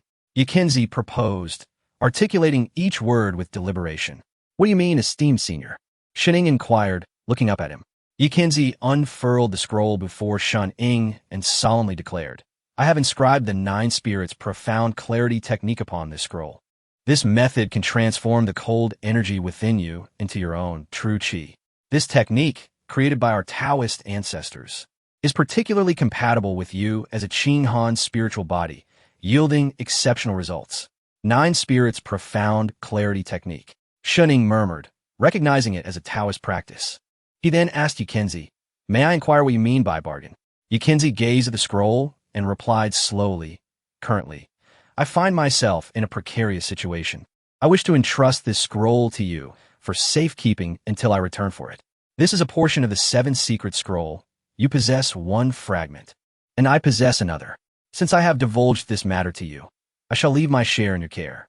Though Shining was still somewhat unclear about the situation, he could surmise certain truths. Yukinzi was being pursued, likely due to the scroll he held, a veritable hot potato. Yet, Shining himself possessed a similar burden. The young man lowered his head in contemplation before asking, "Esteemed senior, how long do you mean by later?" Yukinzi coughed lightly and replied, "Difficult to say. It might be 3 to 5 days, or perhaps 1 to 2 years. It's possible that before I return, I may no longer be alive." Shuning regarded the scroll in Yukinzi's hand, lost in thought. He weighed the pros and cons. Truth be told, he was quite eager for the 9 Spirits Profound Clarity Technique, as it was closely tied to his cold affliction. Moreover, encountering Yukinzi seemed to hint at a potential connection to Taoism for him. As a practitioner, he faced 2 paths, Confucianism or martial arts. Yet now, it appeared that Taoism might be the most fitting for his journey. With newfound resolve, Shining raised his head and accepted the scroll from Yukinzi's hand, thereby agreeing to this transaction. However, he still sought to clarify one matter. "Esteemed senior, who are those pursuing you?" Yukinzi gazed at the distant sky and sneered. "Within the borders of the Zhou kingdom, those hunting me belong to the Tianhe division. Across the realm, there are countless who would wish me dead. The Tianhe division." Shining had heard of this organization within the Zhou kingdom, but had never encountered it. It seemed the Zhou court also coveted the 7 secret scroll, of which the Qianyuan scroll was but a fragment. Shining felt fortunate that he had not revealed the Qianyuan scroll after acquiring it, for the consequences would have been dire. After relinquishing the scroll, Yukinzi ascended into the air, leaving behind a final admonition. "Young man, do not forget our agreement. Do not expose it." When Shining looked up again, Yukinzi had vanished without a trace. In the mountains and fields, the autumn wind howled. The youth gazed at the 2 scrolls in his grasp, sensing an impending storm. As the sun rose, heralding a new day, in Linzhou City, within a hall, numerous individuals clad in deep blue robes stood in a line. At the forefront stood Liang Feishue, a silver-haired woman from the Xiantian division. At that moment, a report arrived. "Commander, the old Taoist and Oppo's trail has vanished. We are utterly unaware of his whereabouts." Liang Feishue's countenance beneath her veil was not one of tranquility. The Xiantian division had gone to great lengths to corner an injured individual, only to let him escape. At that moment, the deputy commander beside Liang Feishue spoke. "Commander, there is news from the capital. It is said that the heir of Prince Chu is heading south." Liang Feishue replied gravely, "The heir of Prince Chu? Is he also here for the 7 secret scroll?" "No, it seems he is here for a woman." Liang Feishue's eyes gleamed with sharpness as she responded slowly. "A woman? Who can fathom the schemes of that old fox, Prince Chu?" Chapter 22. A conversation with the Empress in the grand mansion of the Shun family in Linzhou City. The atmosphere was profoundly somber. After parting ways with Yukinzi, Shuning returned home and sequestered herself within her chamber, refusing to see anyone. Old Wu also returned, but this time he came back empty-handed.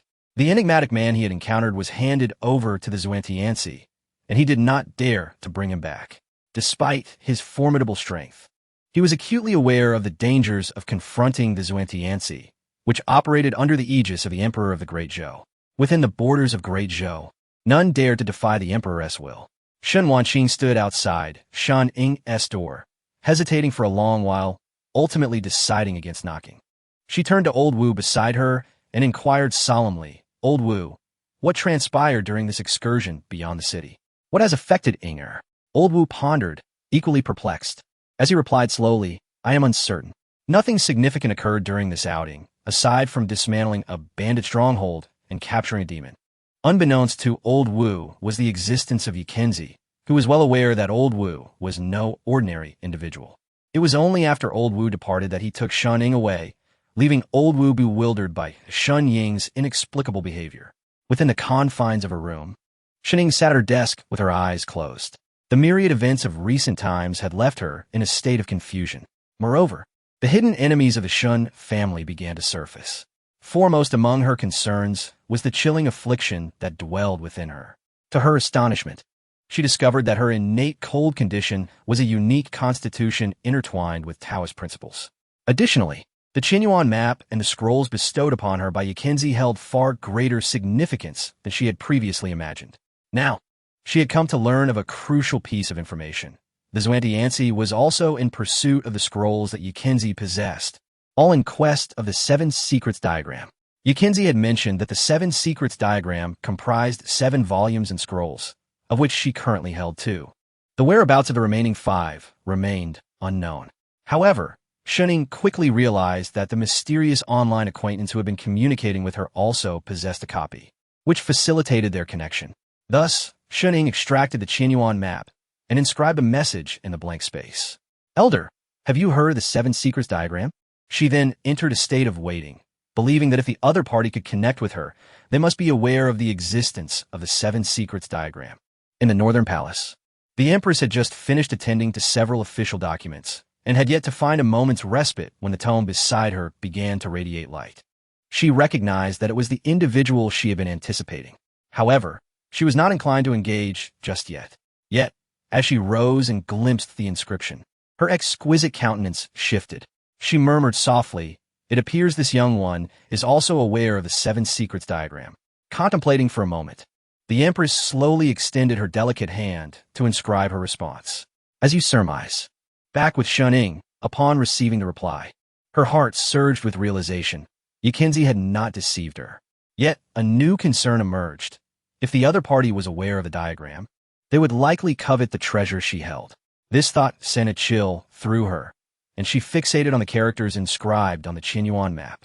A whirlwind of ideas racing through her mind. The other party had been assisting her all these years. Perhaps their true aim was the Qinyuan map in her possession. Fortuitously, she had not fully revealed her identity before them. Otherwise, she dared not imagine the implications. The Seven Secrets diagram. A treasure that even the Emperor of the Great Zhou would covet. Who in the world would not be tempted? Yet, it seemed the other party had anticipated her thoughts. As another line of text appeared, "Rest assured, I am not currently interested in what you possess." Shuning stared at the words, falling into silence. Temporarily, she mused, but what of the future? In truth, the Empress had no need to deceive Shuning. With the two nations of Yin and Zhou at odds, her aspirations lay beyond the Seven Secrets diagram, even though she was privy to the secrets it contained. The Empress gazed at the tome in her hand, a glimmer of sharpness in her eyes. This young individual was becoming increasingly intriguing. As of now, she remained unaware of Shun Ying's true identity and held no desire to investigate. She understood that some matters would naturally unfold, much like her ascent to the throne. She knew that this young one was not a native of her great Yin, yet even from the far south, should she wish to act against Shuning, no one could impede her. Shuning shared this sentiment. Neither party was cognizant of the other's identity. Maintaining this relationship may prove beneficial. Thus, both parties, with an unspoken understanding, refrained from further mention of the Seven Secrets diagram. Shuning inquired, "Elder, how much do you know about Taoism? Are you seeking to cultivate?" The Empress observed Shuning and Appo's words, her interest piqued. This young one had only recently entered the realm of perception and embarked on the path of cultivation. The fact that he chose the Taoist route was indeed fascinating. After a moment's reflection, the Empress inscribed her response, "I do not possess extensive knowledge of Taoist matters." Upon reading this, Shuning sighed inwardly. As expected, this elder was not a practitioner of the Tao and lacked insight into such matters. However, soon after, another line of text arrived. "Is your pursuit of Taoism related to the cold affliction within you?" The Empress was astute. Her position attested to her capabilities. She had surmised that Shun Ying's desire to cultivate was intricately linked to her chilling condition. Shuning was taken aback, realizing that her casual inquiry had been deftly interpreted. She fell silent, choosing not to respond. There was no way she could divulge the nature of her Qinghan spirit body. Should her condition be revealed, the other party would uncover her identity. Noticing Shanning's prolonged silence, the Empress grew weary and wrote, "Very well, let us speak of other matters. Do you have any intriguing tales to share?" Having long been ensconced in palace affairs, she had not glimpsed the outside world for quite some time. Stepping outside, the Empress beheld the distant scenery, allowing the complexities of her responsibilities to gradually fade. Shortly thereafter, Shunning responded, "Elder, I am but a fledgling practitioner in the realm of perception and am unsure what might be deemed interesting. However, I wish to explore this world. Surely it holds myriad wonders." After finishing her inscription, Shunning exhaled deeply. Presently, the Shun family was beset by crises, with enemies lurking in the shadows. She resolved that once the threats against her family were neutralized, she would emerge from Linzhou City, traverse the Jiangnan region, and journey to the epicenter of power in Great Zhou, its capital. Indeed, she contemplated venturing beyond the Zhou kingdom to explore the vast world. Rising slowly, Shunning recognized that it was time to counterattack. The downfall of Huangfeng's stronghold was merely the beginning, not the end. The demon race and those who stood behind them would all be held accountable. Meanwhile, the Empress, miles away, contemplated the words inscribed in the tome, momentarily lost in thought. She murmured softly, "Is this world truly so captivating?" Chapter 23. The unexpected behind-the-scenes manipulator in the dimly lit jail of Linzhou City, the peculiar man, after being taken away by the Tianhe division, found himself imprisoned. His body was marred with wounds, his cultivation utterly obliterated, and he lay there, barely clinging to life. Like a lifeless dog, he sprawled on the ground, motionless, leaving one to ponder whether he was truly dead or merely feigning it. Suddenly, a loud click resonated as the jail door swung open. Entering was Liang Feishue, the commanding officer of this operation in Linzhou City. She approached the strange man, hoisted him up, and unceremoniously hurled him into a corner. At last, he opened his eyes, slowly directing his gaze towards Liang Feishue. "Kill me," he uttered weakly, his only desire now being death. He had meticulously planned every detail, yet he never anticipated the existence of a being at the transformation realm within the Shun family of Jiangnan. One misstep had cost him his life. "Tell me the whereabouts of your accomplices. Also, why target the Shun family?" Liang Feishue demanded coldly. The presence of demons in Jiangnan was within her expectations.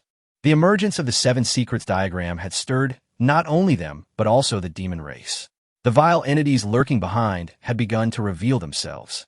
Yet, Liang Feishue could not fathom why they had set their sights on the Shen family, a mere affluent merchant clan that had merely seen a surge in growth over recent years. In the eyes of the Tianhe division, they were insignificant. How could they attract the attention of the demon race to the extent of risking exposure to annihilate the Shun family? Liang Feishue was perplexed and sought to uncover the hidden truth. The peculiar man remained silent on the ground, murmuring, "Kill me. Let me die." Recognizing his stubbornness, Liang Feishue turned to her two subordinates with a cold command, "Do not allow him to die." "Yes, Commander." Suddenly, a thought crossed her mind, prompting her to order, "Additionally, provide me with a dossier of the significant events that have transpired in Linzhou City during this time." "Understood." Meanwhile, in another part of the city, under the moonlight, stood a tall man. Although he had removed his dark cloak, anyone familiar with the Shun family would instantly recognize him as the demon who had intruded upon their estate. This towering figure was known as Jiuzhou, a member of the Biling Black Bear clan. Typically, demons possess a longer lifespan than humans. In this world, an ordinary person living to 60 is considered fortunate, while practitioners may surpass a century. However, demons generally live to 150 years, with those of higher realms potentially reaching 200. Though Jiuzhou appeared to be a middle-aged man, his true age remained a mystery, even to himself. He only recalled having lurked in the human realm for decades. At long last, he awaited his mission. The Taoist had fled to Jiangnan. If he could acquire the Seven Secrets diagram, the demon race would withdraw from the region. However, with the Tianhe division now present, Jiuzhou understood that confrontation was unavoidable. Before long, a man in a black robe entered the residence. This individual bore no trace of demonic aura. He was human, a practitioner of a human race. Jiuzhou, upon seeing the visitor, was not surprised. He looked up at the man, his voice resonating with authority. What a rare guest. After a moment of silence, The black-robed man spoke, his tone heavy with foreboding. Why target the Shun family? With his words, a palpable killing intent emanated from the black-robed figure. It seemed that unless Xiong Shua provided a satisfactory explanation, he would not leave unscathed. Yet, Xiong Shua displayed no fear. Instead, he sneered. Isn't this your doing? The Shun family has become an obstacle for our demon race. Thus, they must be eliminated. You. The black-robed man suddenly raised his head, fixing a piercing gaze upon Xiong Shua. Ha ha! Xiong Shua laughed. Your Zhou family has allied with our demon race. Now that you have broken through, you wish to use the Shun family as a means of retreat? Such a favorable arrangement is hardly plausible. If that is the case, I shall first deal with the Shun family. They are merely a family of Jiangnan, insignificant before my kind. All mere ants. Xiong Shua's declaration reverberated like thunder, shattering the shroud of darkness. At that moment, the face of the black-robed man emerged into the dim light. Zhou Chun, am I correct? Xiong Shua boldly revealed the identity of the man before him. Indeed, the black-robed man was none other than Zhou Chun, the head of the Zhou family and the father of Zhou Wanshu. In Jiangnan, the power lurking behind the demon race was none other than the Zhou family. If this revelation were to spread, it would undoubtedly shock many. Colluding with demons was a crime punishable by extermination. Even though the Zhou family held considerable influence in Jiangnan, they would stand powerless against the absolute might of the imperial authority. Should this matter come to light, the Zhou family would face obliteration. Boom! However, as soon as Xiong Shua finished speaking, Zhou Chun suddenly struck, sending him flying. In that instant, this being of the earth realm exhibited no ability to resist. His massive form crashed against the courtyard wall, leaving a deep impression upon it. As Xiong Shua fell to the ground, he clutched his chest, his expression one of shock. You have truly broken through. Zhou Chen refrained from attacking further, his gaze fixed intently upon Xiong Shua. Do not touch the Shun family. That is my final bottom line. Xiong Shua could not help but chuckle. Both knew the truth. The so-called bottom line was merely a last resort for the Zhou family. Huh? You think the Zhou family holds the negotiating power with our demon race? The Xiantian division has already arrived in Linzhou City. Should your Zhou family dare to betray us, I will ensure your demise alongside mine. Zhou Chan pointed an accusing finger at Xiong Shua. Yet, he found himself at a loss for words. For the lifeblood of the Zhou family had been firmly grasped. The moment he chose to ally with the demon race, he was acutely aware of the associated risks. But did Zhou Chen harbor regrets? He was uncertain. Had he not forged an alliance with the demons, he might very well have met his end. The Zhou family could not afford to lose him. Zhou Chan had concealed this matter adeptly. Only a few direct descendants were privy to the truth. Even his daughter Zhou Wanshu remained unaware. They accepted the arrangement, for it was their collaboration with the demon race, combined with the Zhou family's deep roots, that had allowed them to flourish. They had indulged in the benefits and reveled in their newfound power.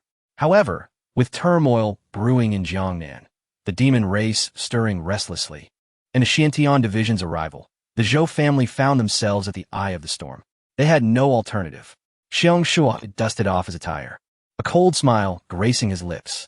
I advise you not to engage in any underhanded schemes. The Taoist has already made his appearance. Our sole objective is him. Once this matter is settled, we shall depart Jiangnan, and your Zhou family must assist us.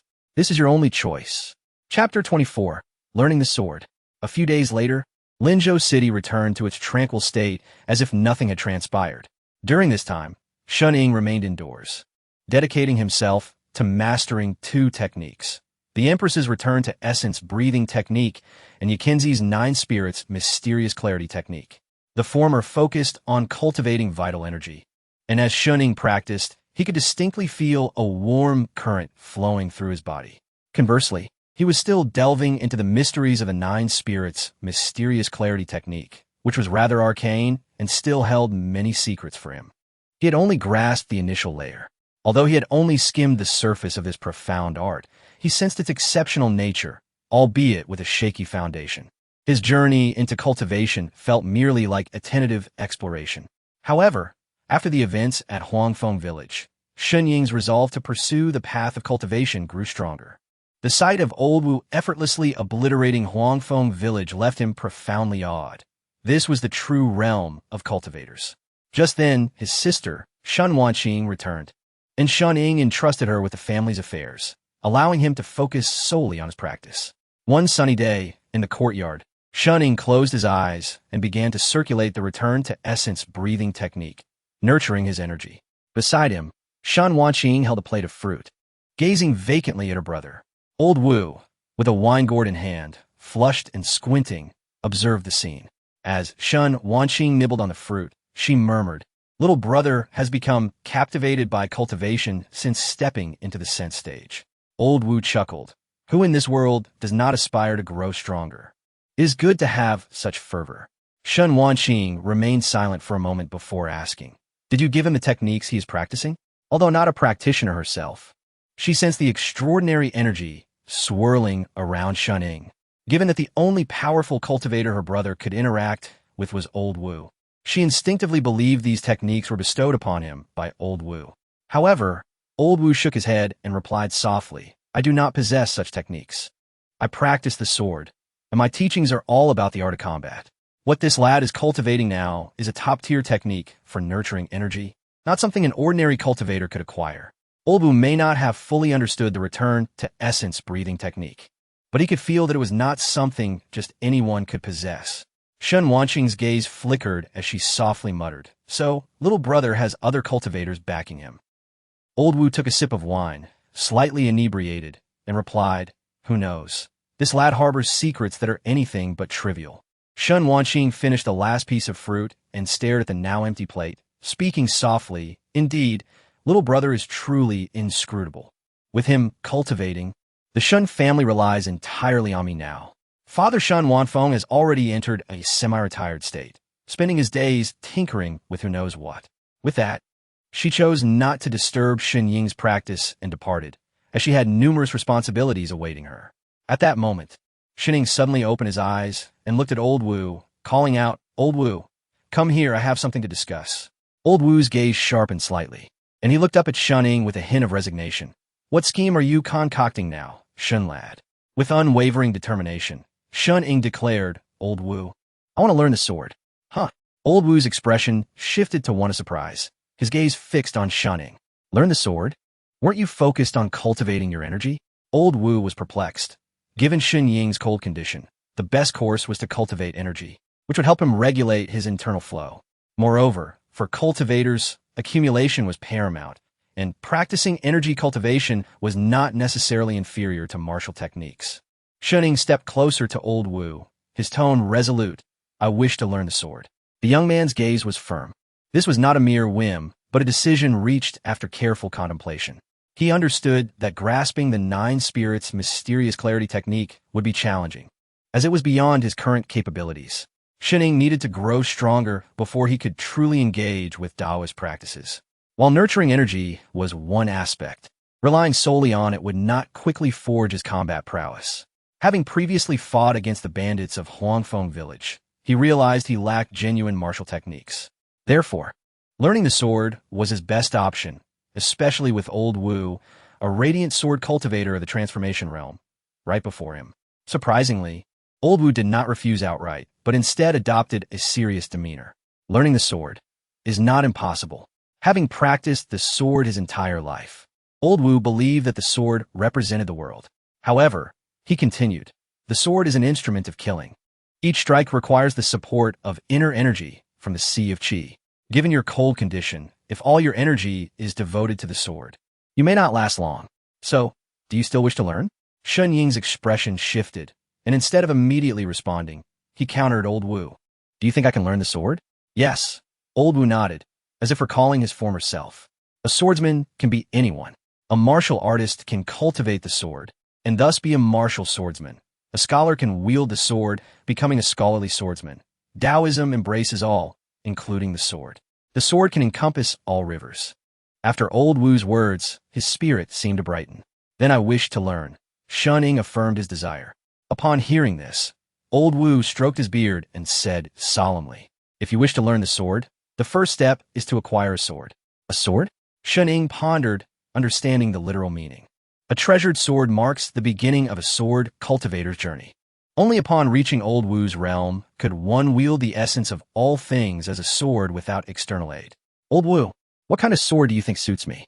Old Wu rolled his eyes and replied, what kind of sword suits you? Only you can know that. It has nothing to do with me. Seeing Old Wu revert to his usual irreverent self, Shunning felt an impulse to slap him. So, I want to learn the sword, and you agree. And then, is that all? You can't give me any guidance? Come on, you're a transformation realm sword cultivator. Acquiring a couple of fine swords should be a piece of cake for you. Old Wu met Shun Ying's increasingly disdainful gaze, aware of the young man's thoughts. He said slowly, learning the sword. That comes at a different price. Shunning fell silent, responding, fine, my Shun family is not lacking in money. Old Wu, can you fetch me a sword that I can actually use? Old Wu gazed at Shun Ying and replied, do you think I am a warehouse? Where would I find so many swords? What about your previous sword? Since you no longer need it, why not give it to me? Broken, Old Wu retorted irately. Shun Ying felt a sense of futility, akin to striking cotton with his fist, and sighed deeply. It seemed he could not rely on Old Wu for the matter of acquiring a sword. This issue would have to be discussed later, as matters of cultivation cannot be rushed. Yet just then, Old Wu's voice reached him again. Currently, I have no sword in hand, but I know where you can find the sword you need. Chapter 25. The invitation for my fiancé.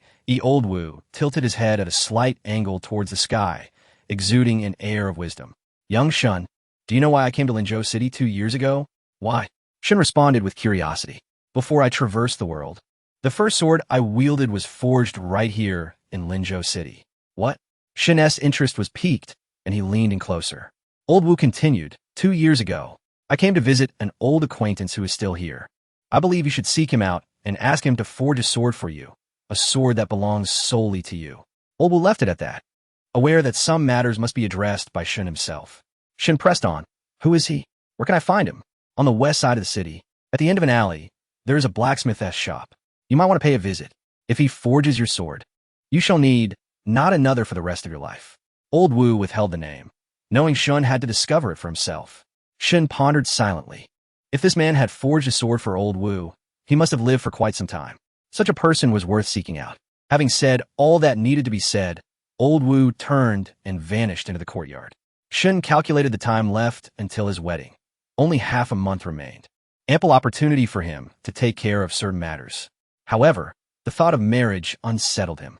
A union of families was indeed happening in his life, and he had only met his fiancée twice. He sighed, pondering what married life would entail. As he rested in the courtyard, his maid, Lan Xian, approached him. Master, you have a letter. Shun, puzzled, wondered who would write to him at this time. He accepted the letter with skepticism, and Lan Xian, wearing a mysterious smile, said, this is a letter from Miss Zhou. Which Miss Zhou? Shun instinctively inquired, but before he could finish, he looked up in surprise. Zhou wants you. Yes. Lan Xian smiled. It seems Miss Zhou has a special interest in you. Shun remained baffled. Why would Zhou want you write to him? He opened the envelope to find elegant handwriting. Master Shun, may we meet tomorrow? By the lakeside pavilion at Tianhe Tower, I shall await you. Reading the letter plunged Shun into contemplation. An invitation from his fiancée? What did this signify? A date? Why would she seek him out? Shun was at a loss. Lan Xian, half-jokingly, remarked, Master, think positively. Perhaps she truly has feelings for you. Don't be ridiculous, Shun replied, shooting her a glance. It's impossible. Zhou wants you surely harbors affections for another, though that other was merely a facade of his own creation. Shun rubbed his temples, contemplating the dilemma. What if, after their marriage, his true identity was revealed? How would Zhou want you cope? Maintaining this guise indefinitely seemed impractical. With fame comes scrutiny. He had kept a low profile for some time, having not published anything under his pseudonym, Wen Gongzi. Recently, however, a poem he composed, a life, a love, a pair, had circulated in Linzhou City, and his name began to surface in the literary circles of Jiangnan. Yet, this fleeting recognition was insufficient for lasting remembrance. Shun considered whether it might be prudent to retire the Wen Gongzi persona. Initially, he concealed his identity to protect the Shun family from undue attention. Now that their foundation in Jiangnan was secure, it was time to establish a reputation beyond its borders. Gazing at the letter in his hand, he shook his head slightly. Never mind. Let me first navigate the challenges posed by my fiancé. With the current unrest in Jiangnan, this marriage may be subject to change. Who can predict what is yet to unfold? The next day, Under Lan Xian's careful guidance, Shun donned an elegant attire, embodying the essence of a scholar. He was set to keep the appointment. The venue was Tianhe Tower, renowned as the finest establishment in Linzhou City and all of Jiangnan. Celebrated for its wine, it was said that a legendary wine sage had once graced the tower, imparting his brewing wisdom to its proprietor. Since then, Tianhe Tower's reputation soared, solidifying its status over a century. Thus, throngs of visitors flocked to Tianhe Tower each year. Moreover, it was known as a haven for literary minds. Talented individuals from Jiangnan often gathered here to drink, compose poetry, and leave their legacies. It was only natural for a gifted woman like Zhou Wanshu to frequent such a place. Before long, Shun arrived by the lakeside. Before him stood the towering edifice, bustling with patrons, mostly young gentlemen exchanging compliments as they entered to partake in the revelry. Of course, there were also seasoned souls seeking solace in drink.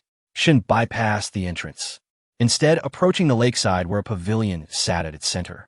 Inside, a beautiful woman adorned in a pale red gown played the guqin, her features obscured by a veil.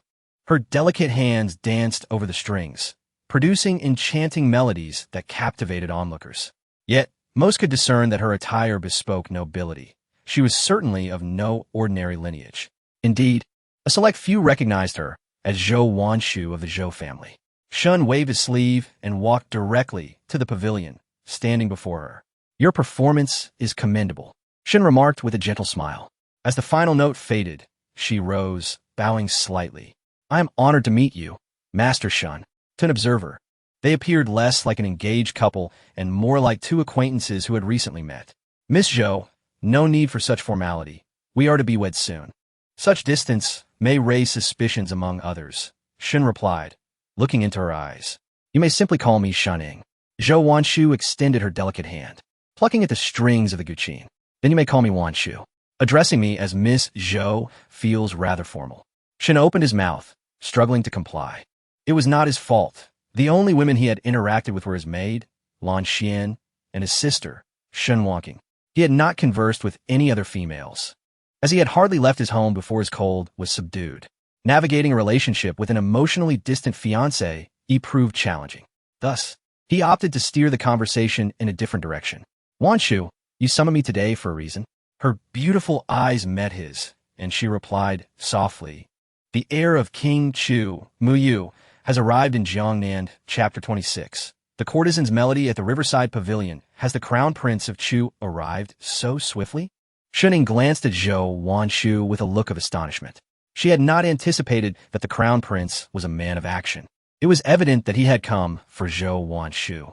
The mere thought of confronting such a formidable figure left Shuning feeling somewhat overwhelmed. He inquired, "So you ran out to avoid the prince seeking you?" Zhou Wanshu replied calmly, "No, I merely wish to see you. After all, we are to be wed in less than half a month. Although we have previously agreed to remain uninvolved in each other's affairs, it is essential for us to understand one another." Shuning fell silent, gazing into the distance, his thoughts wandering. Zhou Wanshu rose gracefully and suggested softly, "Shuning, there is nothing pressing today. Would you join me for a drink at the riverside pavilion?" Returning to the present, Shuning smiled gently and replied, "How could I refuse the invitation of such a beautiful lady?" Meanwhile, within the riverside pavilion, a distinguished young man sat alone, sipping wine. His complexion flushed and his gaze somewhat unfocused. "Ah, this southern wine. It possesses a unique charm," he murmured, raising his cup. This man was none other than Muyu, the crown prince of Chu. Though he had arrived in Linzhou, he had not sought out Zhou Wanshu, lacking the courage to do so. Instead, he had come to the riverside pavilion to drown his sorrows in drink. Muyu's journey to the south was undertaken in secrecy from his father, accompanied only by 2 guards. "Your Highness, perhaps we should limit our drinking," one of the guards advised cautiously, aware of the precarious situation they would face should anything happen to the prince in the south. "Leave me be," Muyu rasped, his eyes reddening. In this inebriated state, his mind was clouded. At that moment, his gaze fell upon 2 figures entering the pavilion. Instinctively, Muyu stood, his heart racing and his previous intoxication fading. Simultaneously, an inexplicable rage surged within him. The newcomers were Zhou Wanshu and Shuning. Although Zhou Wanshu was veiled, Mu Yu recognized the woman he had longed for at first glance. The sight of her walking so closely with another man was unbearable. Not only Mu Yu, but Zhou Wanshu's presence also drew the attention of several distinguished guests within the pavilion. Whispers circulated, ISNT, that the young lady from the Zhou family. What brings her to the Riverside Pavilion? And who is that man beside her, so closely associated with such beauty? Who else could it be but the son of the Shun family? The two families are already betrothed, came the murmured responses that reached Mu Yu's ears, causing him to slump back into his seat. The son of the Shun family? Wasn't he said to be afflicted with a cold? Why were they so intimately close? This was a bitter pill for Mu Yu to swallow. Meanwhile, Shun Ying and Zhou Wanshu remained oblivious to Mu Yu's presence. Upon entering, the pavilion's proprietor personally welcomed them. Shun Ying had never visited this establishment due to his health, but Zhou Wanshu was a familiar face, often gracing the Riverside Pavilion due to her family's influence in the South. Guided by the proprietor, they entered an exquisite private room on the second floor, where was rumored a distinguished guest would soon arrive. Initially unaware of who this guest was, their curiosity piqued upon hearing the name, Qingji. This name was well known throughout Linzhou. Qingji's origins were not particularly noble. She had once been the foremost courtesan of the Tianhe Tower in the capital. Unlike other women of her profession, she had managed to extricate herself from that life, allegedly redeemed by a powerful figure, allowing her to leave the tower. Consequently, her notoriety continued to grow within the Great Zhou, and now she had come to Linzhou. Moreover, Qingji was not just famous for her past. Even during her time at Tianhe Tower, she possessed a remarkable talent for music, her melodies enchanting all who heard them. Thus, her arrival at the Riverside Pavilion to perform stirred considerable excitement. In the private room, Shun Ying cast a glance at Zhou Wanshu, who understood his unspoken question and replied coolly, I was not aware that Qingji would be here today. My invitation was simply to enjoy a drink with you. Shun Ying rubbed his nose, acknowledging her point. It was indeed peculiar for a fiancée to bring her future husband to see another woman before their marriage. Though he had never seen Qingji's visage, it was hard to imagine her surpassing the beauty of Zhou Wanshu. After a brief interlude, sumptuous food and wine were served in the private room, and the daylight outside began to fade. The number of patrons within the pavilion steadily increased. Outside the private room, Mu Yu remained seated, his gaze fixed on the room's entrance, hesitant to make a move. He felt at a loss for words in the presence of Zhou Wanshu, and sensed that Shun Ying was not an ordinary man. Yet, even as Zhou Wanshu occupied the space, Mu Yu did not leave, lost in confusion as he continued to drink. As night fell, the lights within the Riverside Pavilion dimmed dramatically. Look, what is that? Someone exclaimed, as a crimson ribbon suddenly descended from the center of the hall. A graceful figure glided down the ribbon, her bare feet revealing themselves beneath a translucent red gown that accentuated her alluring silhouette, stirring excitement among the onlookers. With striking red lips and porcelain skin, her beauty was breathtaking, and the only word to describe her was enchanting. It was the renowned Qingji. The Riverside Pavilion was open to all who could pay, attracting many who had never witnessed such grandeur, leaving them awestruck. In the private room, Shun Ying took a sip of wine, furrowing his brow. This pavilion's wine is rather average. As for the captivating figure on stage, he felt indifferent. Qingji's aura seemed too steeped in worldly affairs to compare with the elegance of Zhou Wanshu beside him. However, Zhou Wanshu gazed at Qingji with keen interest, her eyes sparkling. Qingji knelt in an alluring pose, her delicate feet partially concealed by her skirt. Before her lay an ancient zither, and as she placed her fingers on the strings, a mesmerizing melody filled the air. Tonight, I express my gratitude to all the gentlemen for their patronage, allowing me to present a piece. I hope you will not find it lacking. Chapter 27. The Emergence of Danger. The rise of turmoil as Qingji's voice faded. An immediate hush enveloped the gathering. All eyes were riveted on the enchanting figure upon the stage, her every movement scrutinized. The gentle plucking of the guqin strings commenced, yet the melody bore an unusual weight. Shun Ying, captivated by the reverberating notes within the hall, redirected his attention to Qingji. Beside him, Zhou Wanshu whispered, You perceive it too, do you not?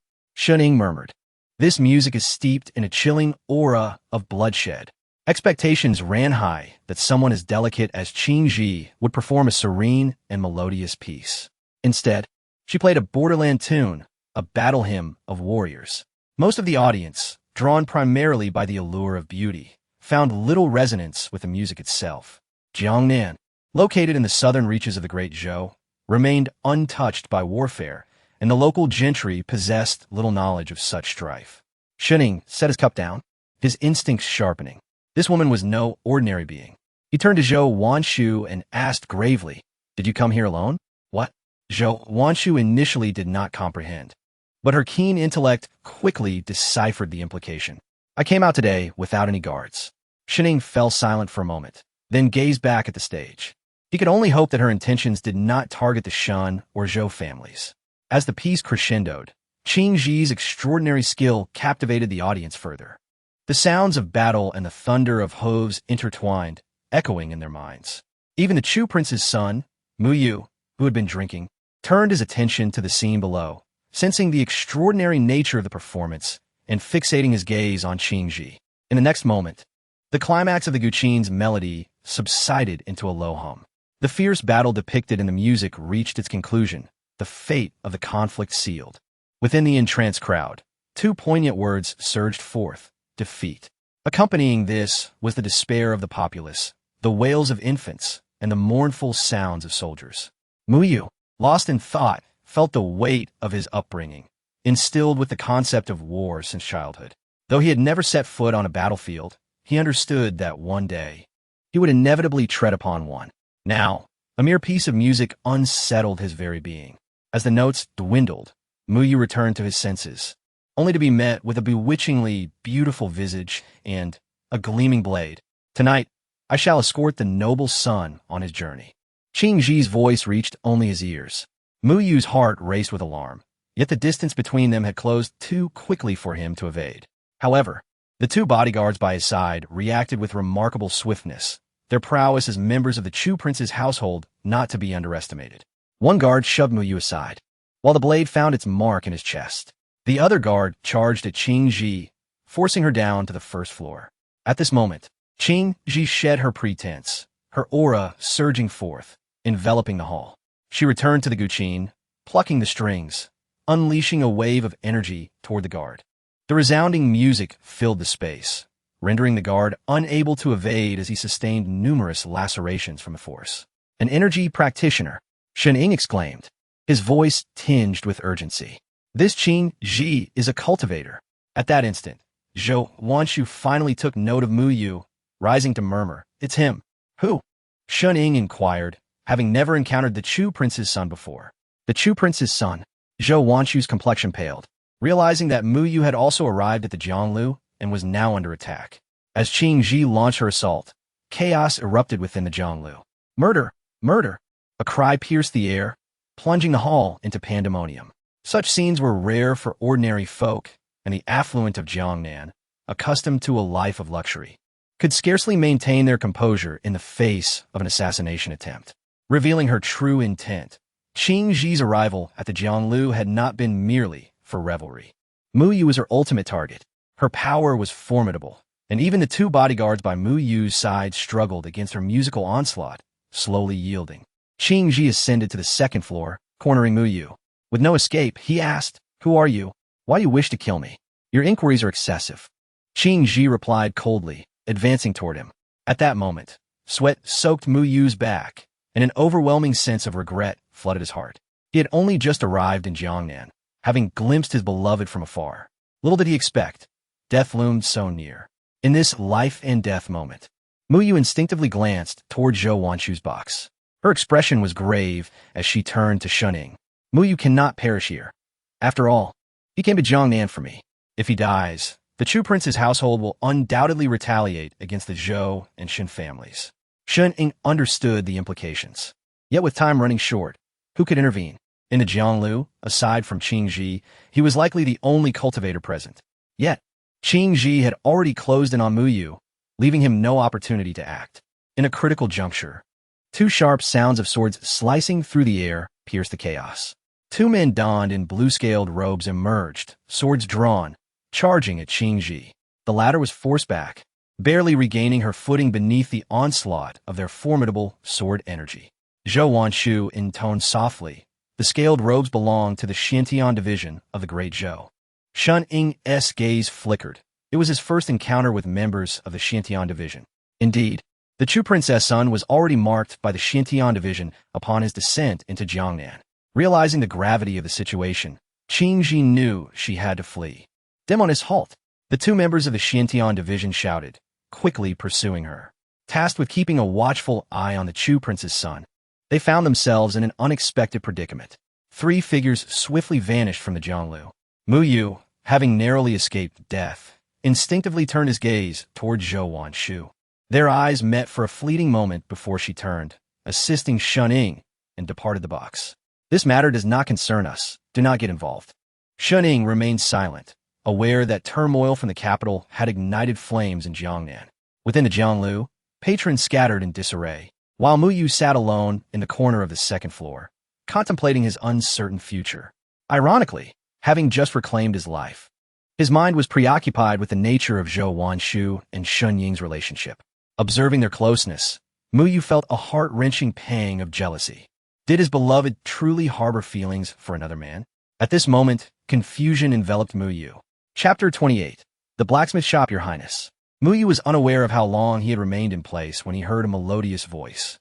Lifting his gaze, he beheld a silver-haired woman adorned in scale-patterned robes approaching him. A member of the Xintian division, Mu Yu had heard tales of her in the capital. And thus he rose, speaking softly, Commander Liang.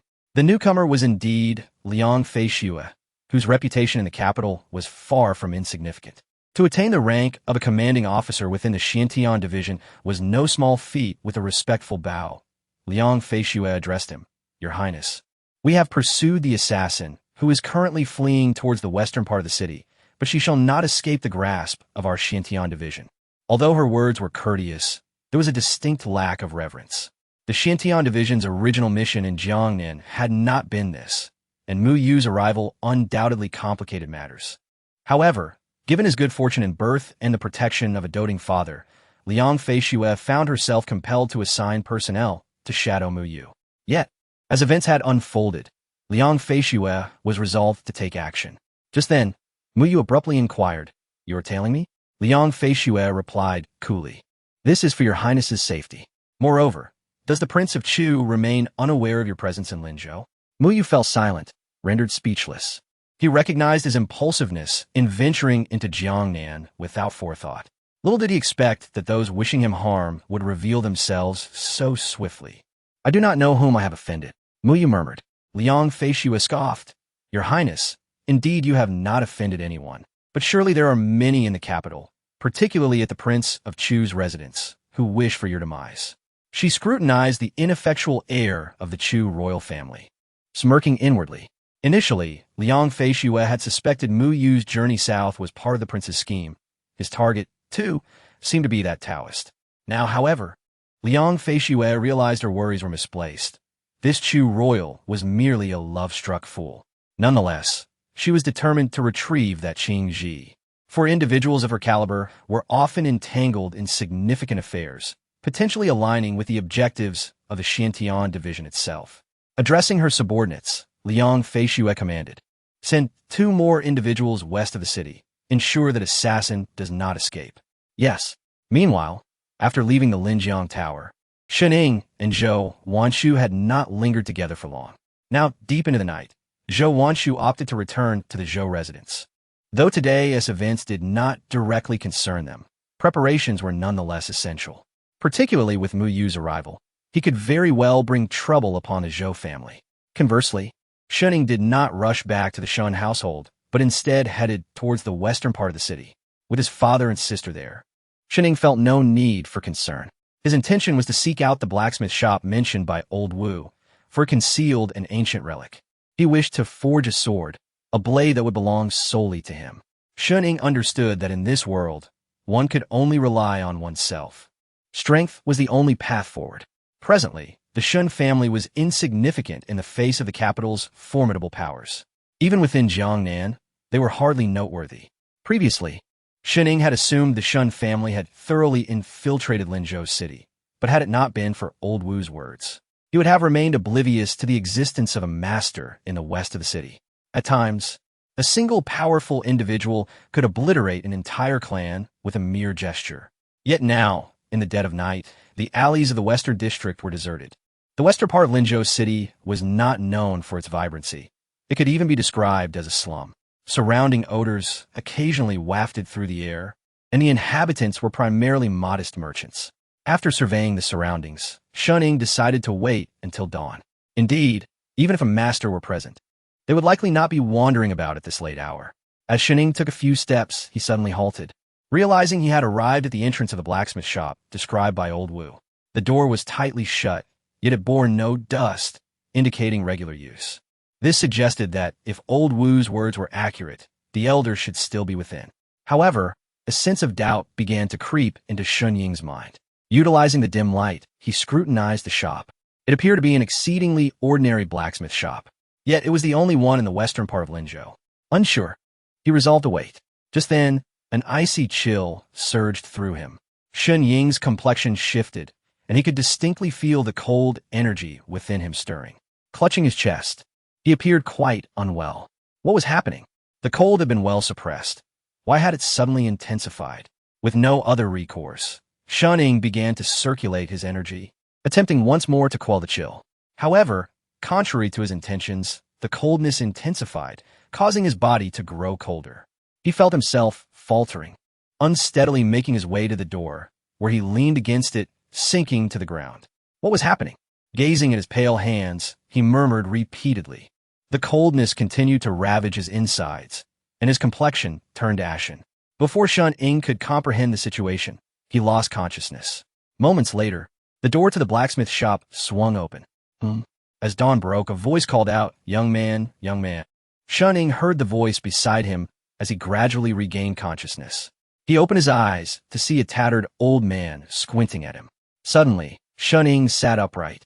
The cold energy within him gradually subdued. "Where is this?" He rubbed his head, feeling as though he had not slept long. The old man looked at Shun-Ing and smiled. "Young man, you are awake.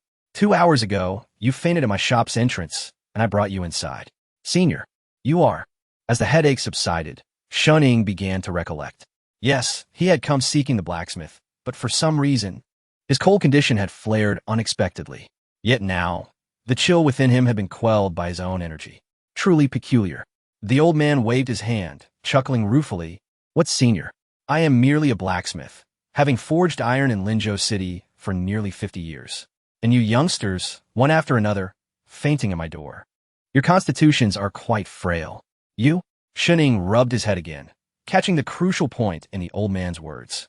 "Oh, another young man fainted at the door last night. He is still lying inside." He couldn't help but remark that the vitality of youth seemed to allow them to sleep anywhere.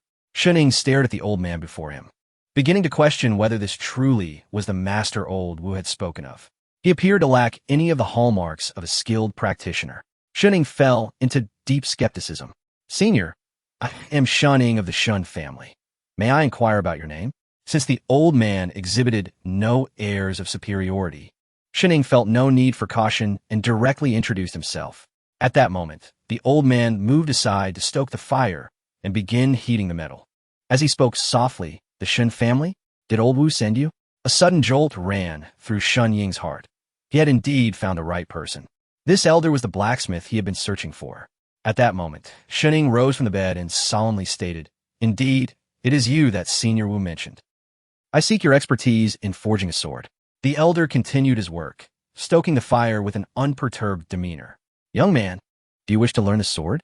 "Yes," Shun-Ing replied resolutely. "I wish to practice swordsmanship." "And why do you wish to practice the sword?" "To grow stronger." Their exchange flowed naturally, the elder displaying no reluctance. He then lifted his gaze to meet Shun-Ying's, a faint smile gracing his lips. "Young man, are you already a cultivator?" Shun-Ing was momentarily taken aback, pondering the question. Surely, someone of his stature should be able to discern his cultivation level at a glance. It seemed the elder sensed Shun-Ying's thoughts, for he smiled gently and said, "Do not overthink it. I am merely a blacksmith, not a cultivator. So, refrain from calling me senior. My surname is Zhang. Just call me Old Zhang." Shun-Ing hesitated, feeling unworthy to address him so informally. After all, this man had lived longer than Old Wu, and Shun-Ing found it hard to believe he lacked cultivation. The elder continued, in my life, I have only ever forged iron. I possess no other skills. Hence, I cannot accept the title of senior. Shuning replied, well, I shall still refer to you as Senior Zhang. There is a hierarchy in inquiry, and each craft has its own mastery. Your expertise in blacksmithing, in forging unparalleled swords, warrants the title of senior. The elder's eyes sparkled with a hint of surprise as he regarded Shuning, nodding in approval. A commendable understanding of hierarchy and mastery. I am humbled by your praise, Shuning replied modestly. The elder then set down his tools and turned his attention back to Shuning. Young man, do you harbor cold energy within you? Shuning was taken aback. Why was the conversation veering in this direction? Nevertheless, he nodded and replied candidly, to be honest, I do suffer from a cold condition. He felt it prudent to speak truthfully, given his request. The elder nodded slowly, responding, then your fainting outside last night makes sense. I was puzzled as to why you lay outside with cold hands and feet. Shuning was confused and asked, what do you mean, senior? The elder rose slowly and approached a large table, lifting the cloth that covered it. As the cloth was removed, the room's temperature seemed to plummet.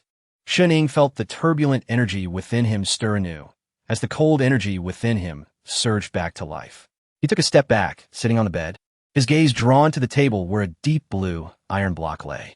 He sensed a chilling aura emanating from it, one that rivaled the cold energy within him.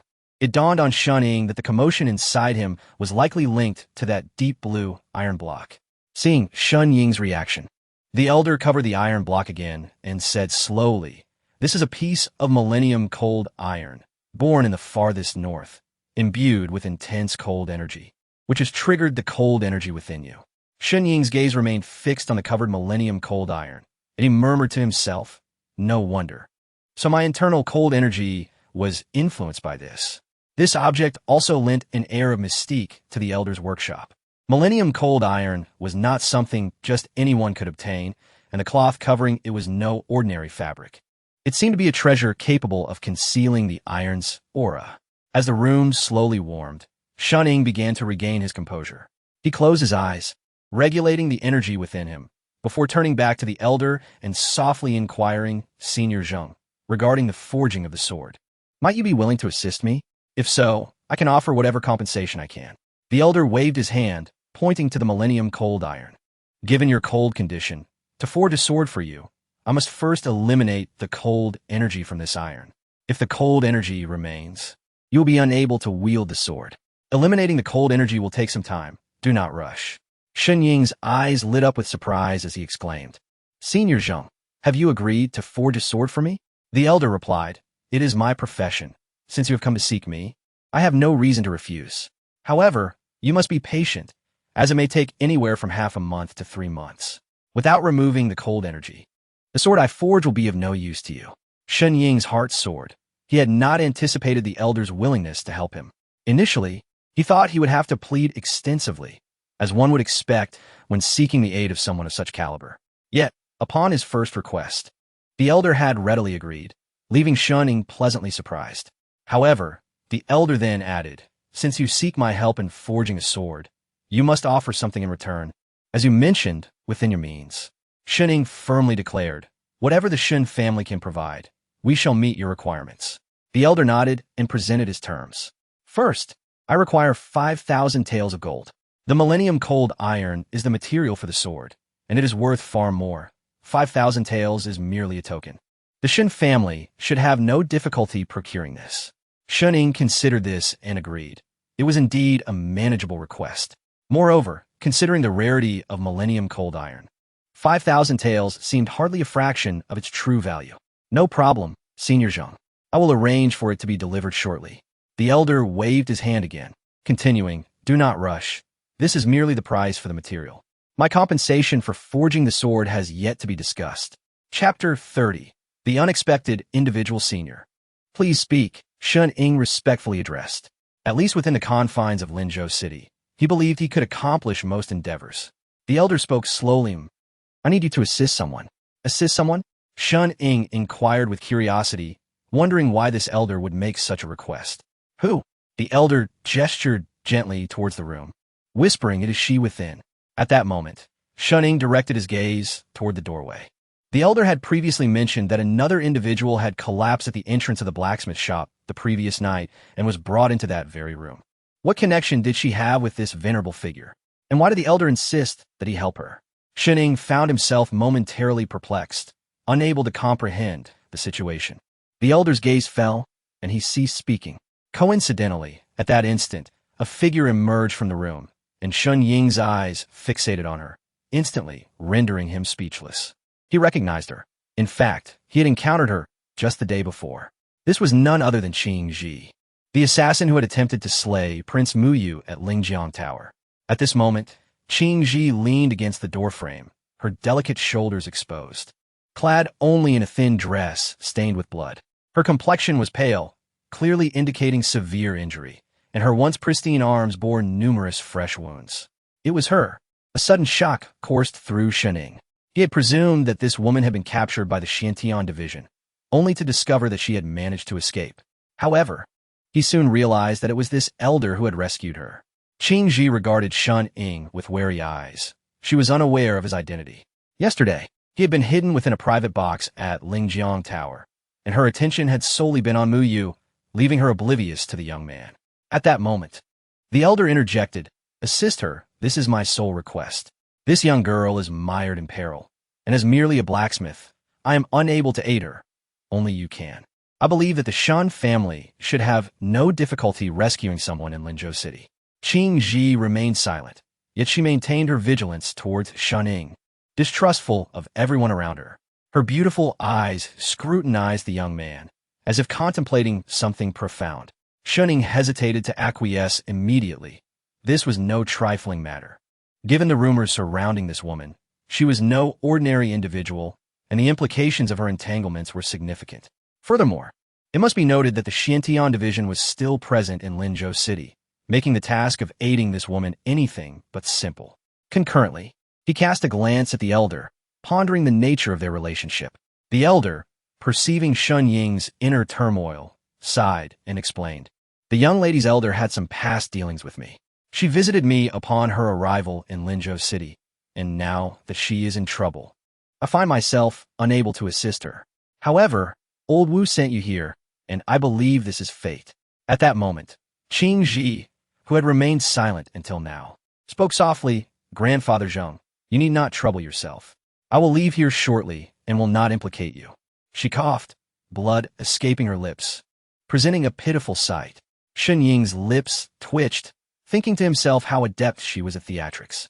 While claiming not to involve him, she still referred to the elder as Grandfather Zhou, fearful that he might distance himself from her. Moreover, upon her arrival in Linzhou City, she first sought out this blacksmith shop, and after her failed assassination attempt, fled towards the western blacksmith shop, clearly having devised an escape route beforehand. This woman possessed remarkable cunning. In her current state, stepping outside would likely result in her capture by the Tianhe division. Furthermore, the blacksmith shop was not secure. The Tianhe division's personnel could arrive at any moment. The elder paid little mind to Tianhe's ruse. He felt a sense of obligation to repay the kindness extended to him. He refrained from further comment and resumed his work. His demeanor revealed no trace of his true power, appearing as an ordinary elder. The choice now rested with Shen. Should he refuse, the elder would not protect Tianhe, and should the Tianhe division arrive, the courtesan would find herself in dire straits. Similarly, the matter of forging the sword would become moot. If he chose to assist Tianhe, the Shen family still wielded considerable influence in Linzhou City and Jiangnan. Yet, this path was fraught with risk, for the Tianhe division was not to be underestimated, and a misstep could ensnare the Shen family in this tempest. At this moment, Tianhe observed the elder's actions, seemingly grasping the gravity of the situation. Her enchanting gaze was fixed on Shen, her last glimmer of hope resting upon him. Though she had attempted to assassinate Muyu, she was not a death seeker, hence her presence in the Western District. The three remained silent. The only sound in the room was the rhythmic clang of the elder's hammer. Shen rose, still without uttering a word, and stepped outside. The elder's hammering paused momentarily, then resumed, his silence unwavering. Tianhe's beautiful eyes followed the silhouette of the young man, her heart sinking to the depths of despair. Yet, as Shen reached the threshold, he halted, It was still morning, and the western district had yet to bustle with activity. The streets were sparsely populated. Most merchants had not yet opened their shops. Shunning spoke softly. "Miss Qingji, we must leave swiftly before the Xintian division discovers this place." Upon hearing Shenying's words, Qingji felt a wave of relief wash over her, responding with a fragile voice, "Thank you, young Master Shun." Shenying turned back, murmuring, "There is no need to thank me. I shall only assist you this once. Should they come for you, I may very well deliver you to the Xintian division." He continued, "Also, change your clothing. You are covered in blood, which will surely attract attention on the streets." Qingji, with a sorrowful expression, replied, "Young Master Shun, I have no other clothes." Eventually, Qingji wiped the blood from her skin and donned Shenying's attire before departing the blacksmith shop. Before leaving, Shenying inquired, "Senior, how long must I wait to receive my belongings?" The elder responded, "Your sword will be ready when it is forged, though I am old. I'm still capable of finding my way." Upon hearing this, Shenying ceased his inquiries and, with a respectful gesture, said, "Then I shall extend my gratitude to you, Elder Zhang." After their departure, the elder rose and lifted the ancient iron once more. A bittersweet expression crossed his face as he murmured, "Ah, yet another challenging task awaits." Chapter 31. The courtesan Qingji. Upon returning to the Shun residence with Qingji, Shenying found himself met with a stunned silence from everyone present. Particularly affected was Shan Wanqing, who exchanged incredulous glances with Qingji. Confusion clouded her mind. What was the meaning of this? Hadn't her younger brother gone out to meet his fiancée? Now, after a night away, he had returned with a delicate beauty, clad in his own garments. And she noted with a gasp that Qingji's undergarments appeared tattered. Shan Wanqing couldn't help but feel a chill of realization. Her younger brother had evidently been indulging in a rather extravagant escapade. Qingji, with her enchanting eyes, regarded Shan Wanqing, sensing her formidable presence. Shenying, scratching his nose, instructed the maid, "Lan Xian, please take her to freshen up and provide her with a new outfit." Lan Xian paused momentarily before nodding, "Yes, young master." She then approached Qingji, softly saying, "Miss, please follow me." Qingji bowed slightly, expressing her gratitude. "Thank you, Mississippi." Once they had departed, Shan Wanqing swiftly moved to her brother's side, her demeanor shrouded in intrigue. "Does Miss Zhou know about this?" "Huh?" Shenying turned to face his sister, exasperation bubbling within him. It was clear she had misunderstood the situation. Shan Wanqing's gaze remained steadfast, her curiosity piqued. She had an uncanny ability to judge character. And upon seeing Qingji, she sensed that this woman was not to be underestimated.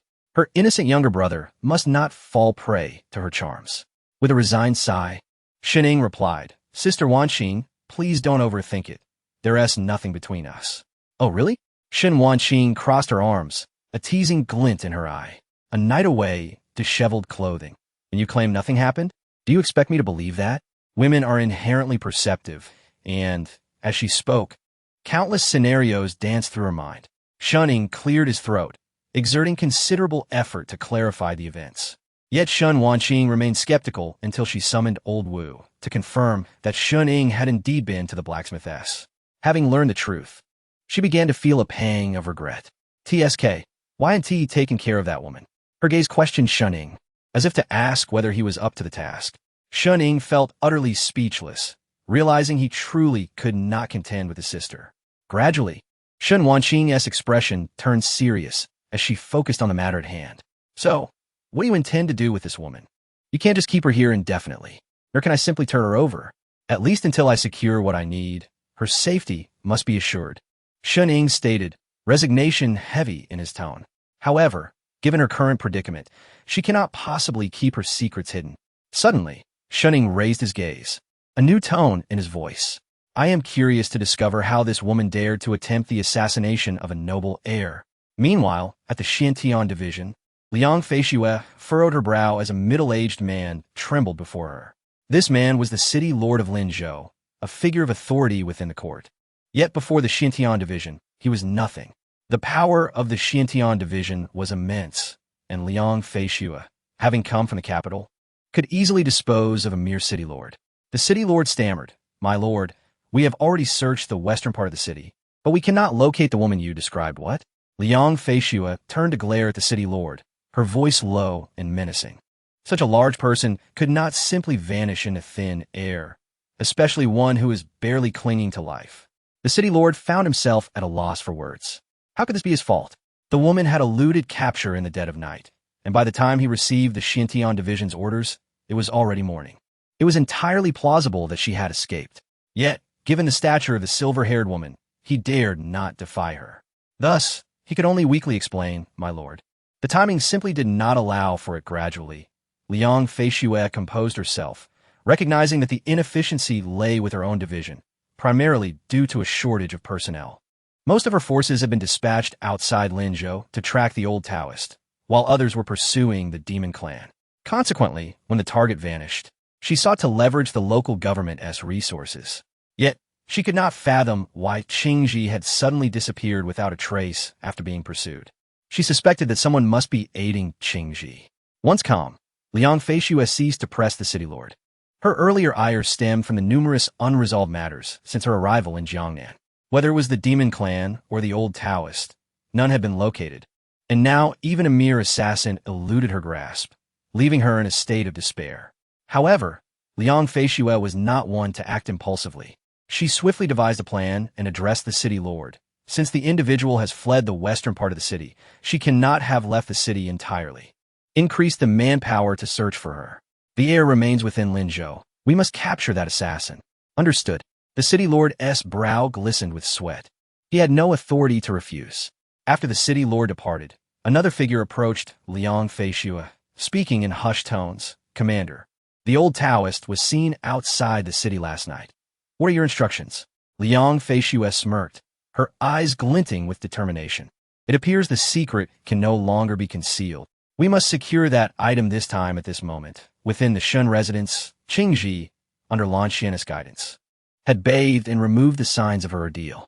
Yet, Lanxian led her to a chamber, restricting her freedom. Once Lanxian exited, Qingji shed her alluring demeanor. She disrobed, revealing her flawless skin, and inspected her injuries. The pale surface was marred by dark red scars from her recent pursuit. However, the external wounds were not her primary concern. Her internal energy was in disarray, rendering her unable to harness her abilities. Recovery would require time. With a sigh, Qingji lamented how circumstances had escalated. She had not anticipated that the Xintian division would also target the heir of the Prince of Chu. Her hasty actions had indeed been poorly planned. Fortunately, she had sought counsel from a predecessor mentioned by her grandfather, which had granted her a sliver of hope. What lay ahead remained uncertain. After all, she was still unfamiliar with the Shun family, though her instincts warned her that the Shun siblings were formidable. Just then, the door swung open, and Shun Ying entered. Qingji, having just assessed her injuries, was entirely unclothed. A moment of shock enveloped them both. Sir Shun with no time to drape herself in clothing. Qingji could only call out in a feeble tone. Recovering from his stupor, Shun Ying swiftly turned away, softly instructing, "Please, put on your clothes." "Of course," Qingji replied in a gentle voice. After a rustling sound, she announced, "Sir, I am dressed." Shun Ying turned back, and this time, the scene was far less provocative. He approached, drawing a chair to sit. Qingji gazed at him with sultry eyes, igniting a stirring within Shun Ying. This woman, undeniably a courtesan, exuded charm in every gesture, captivating his senses. If it were an ordinary person, they would have long lost their wits. Fortunately, Shun Ying's heart remained steadfast. At least that was how he perceived it. Shun Ying spoke sharply. "Act normally. I am not fooled by your tricks." Qingji remained silent, merely tugging at her skirt. Shun Ying felt a surge of heat within, taking a deep breath. No, he must not fall into this woman's trap. He was here to interrogate her. Shun Ying composed himself, recalling the scenes of interrogation in his mind. He cleared his throat, then lifted his gaze, his expression grave as he inquired, "What is your name?" Qingji appeared bewildered. Was he asking her? "I'm called Qingji," she replied. "And your age? Is that appropriate to ask?" She thought. In feudal times, how could one inquire about a girl's age? Qingji felt somewhat exasperated, yet under Shun Ying's earnest gaze, she found herself compelled to answer. "I am in my 28th year. I am 26, she confessed, her demeanor pitiful. To her surprise, the man before her seemed utterly lacking in romantic sensibilities. It appeared that her prospects were rather bleak. Shunning nodded slightly. It seemed she had not lied. Where are you from? And why have you come to Jiangnan? Qing Ji continued. I hail from the state of Yan, and I came to Jiangnan to assassinate the heir of the Chu king. Mu Yu, you are from the state of Yan?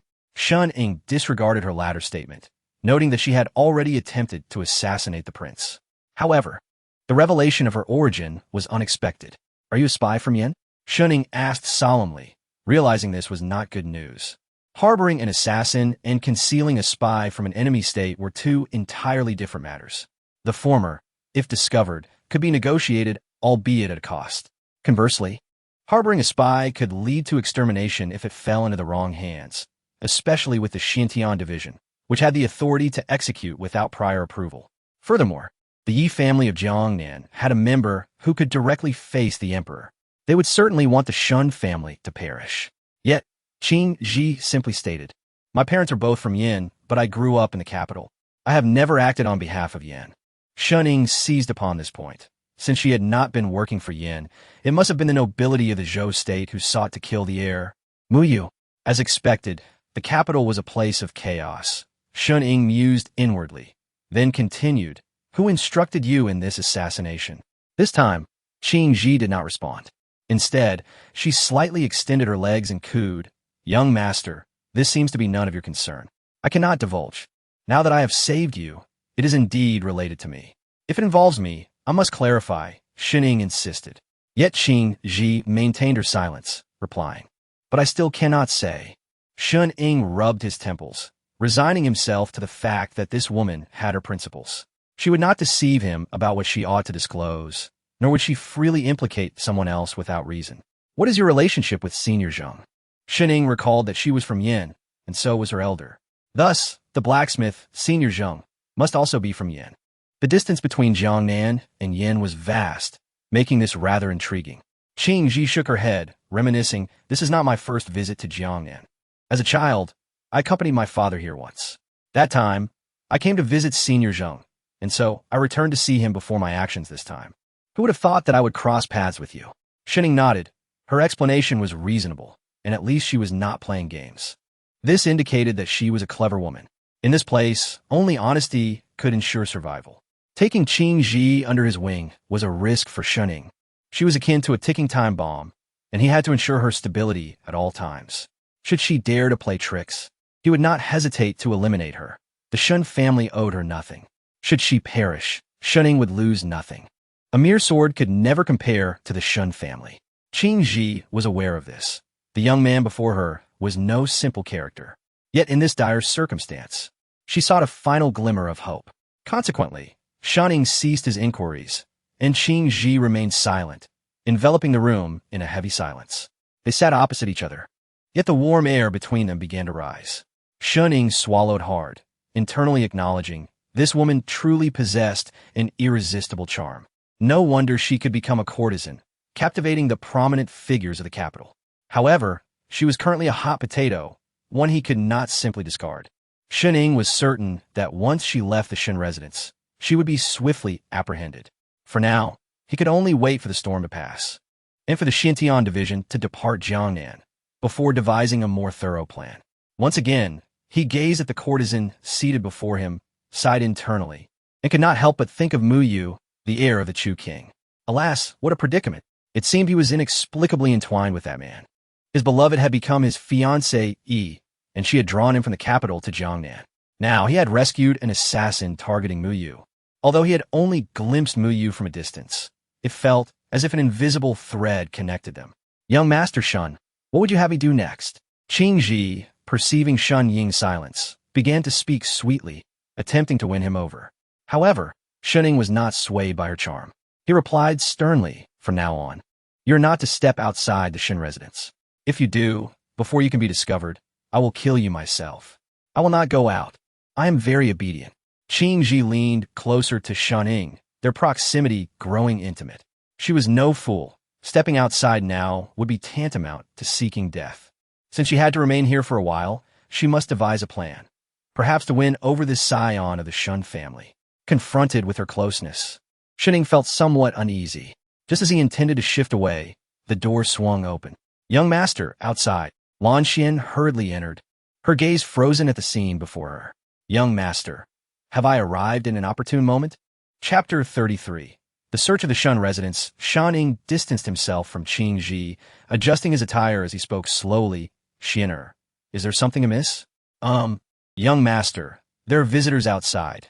They seem to be officials from the government. Lan Xian replied softly. At that moment, Shan Ying turned his gaze towards Qing Ji, realizing without a doubt that these officials had come searching for her. After a brief contemplation, he rose and declared, very well, I shall see what the matter is. Meanwhile, at the entrance of the Shun residence, a group of individuals clad in official garb stood resolutely. It was evident they were from the city lord's office, led by a fierce-looking middle-aged official who stood imposing at the forefront. The servants of the Shun family stood at the entrance, blocking their entry, and the atmosphere was charged with tension. As Shan Ying arrived, he gestured for his family servants to lower their guard and donned a polite smile. The common folk ought not to clash with officials. Despite the Shun family's wealth, they remained subjects of the realm. While the city lord's office represented the authority of the court, it was best to avoid conflict when possible. Even though the Shun family was not intimidated by the city lord's office, Shan Ying fixed his gaze on the leading man and inquired, May I ask the reason for your visit to the Yishan residence? Employing a courteous approach, he hoped to diffuse the situation. The official, maintaining his composure, returned the courtesy with a bow, stating, Young Master Shun, we are here on orders to search for a wanted criminal. We hope you can facilitate our investigation. The wanted criminal they referred to was highly likely Qing Ji. Shan Ying did not respond immediately. Instead, he replied slowly, You wish to conduct a search of my residence? That poses quite a dilemma for the Shun family. As he spoke, an aura of formidable energy subtly emanated from him, creating a palpable pressure. A bead of sweat formed on the official and Appo's forehead, yet he gritted his teeth and responded, I beg your forgiveness, young Master Shun. This is a directive from above, and we cannot refuse. The city lord himself is powerless in this matter. Indeed, the Shun family had established a significant presence in Linzhou City, amassing considerable wealth. They had maintained connections with the city lord's office, investing substantial resources in the process, such as the nature of human relations. Those in the know understand.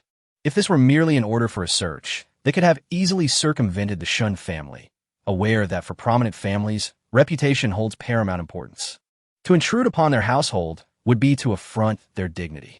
However, this situation was different. The backing of the Xintian division was at play. The city lord was merely an employee with no choice in the matter. Thus, the official stood at the entrance, mustering the courage to press forward. Yet, Shan Ying could not yield. Not only was Qing Ji genuinely inside, but this was also the Shun family's bottom line. They were not a mere city lord's office that could intrude without consequence. Shan Ying remained silent, yet his stance communicated his resolve.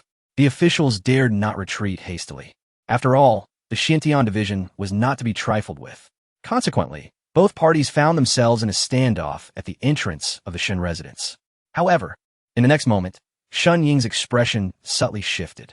He sensed an approaching presence and looked up to see a silver-haired woman with a cold demeanor walking towards him. An overwhelming aura emanated from her. A master.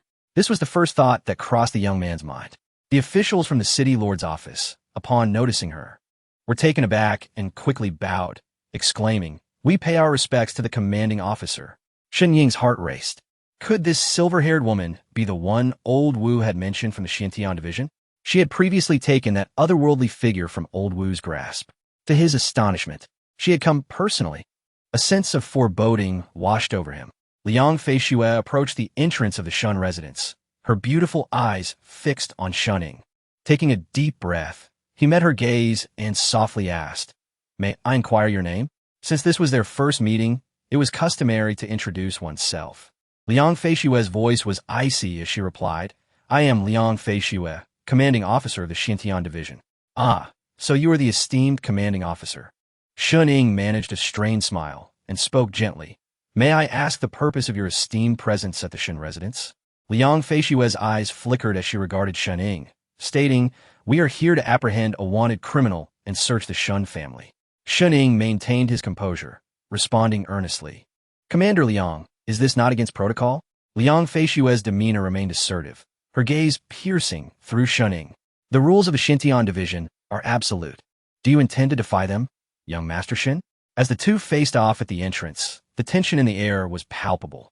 At that moment, Shen Wanqing emerged from the Shen residence, standing beside Shan Ying, her expression calm as she regarded Liang Feishue.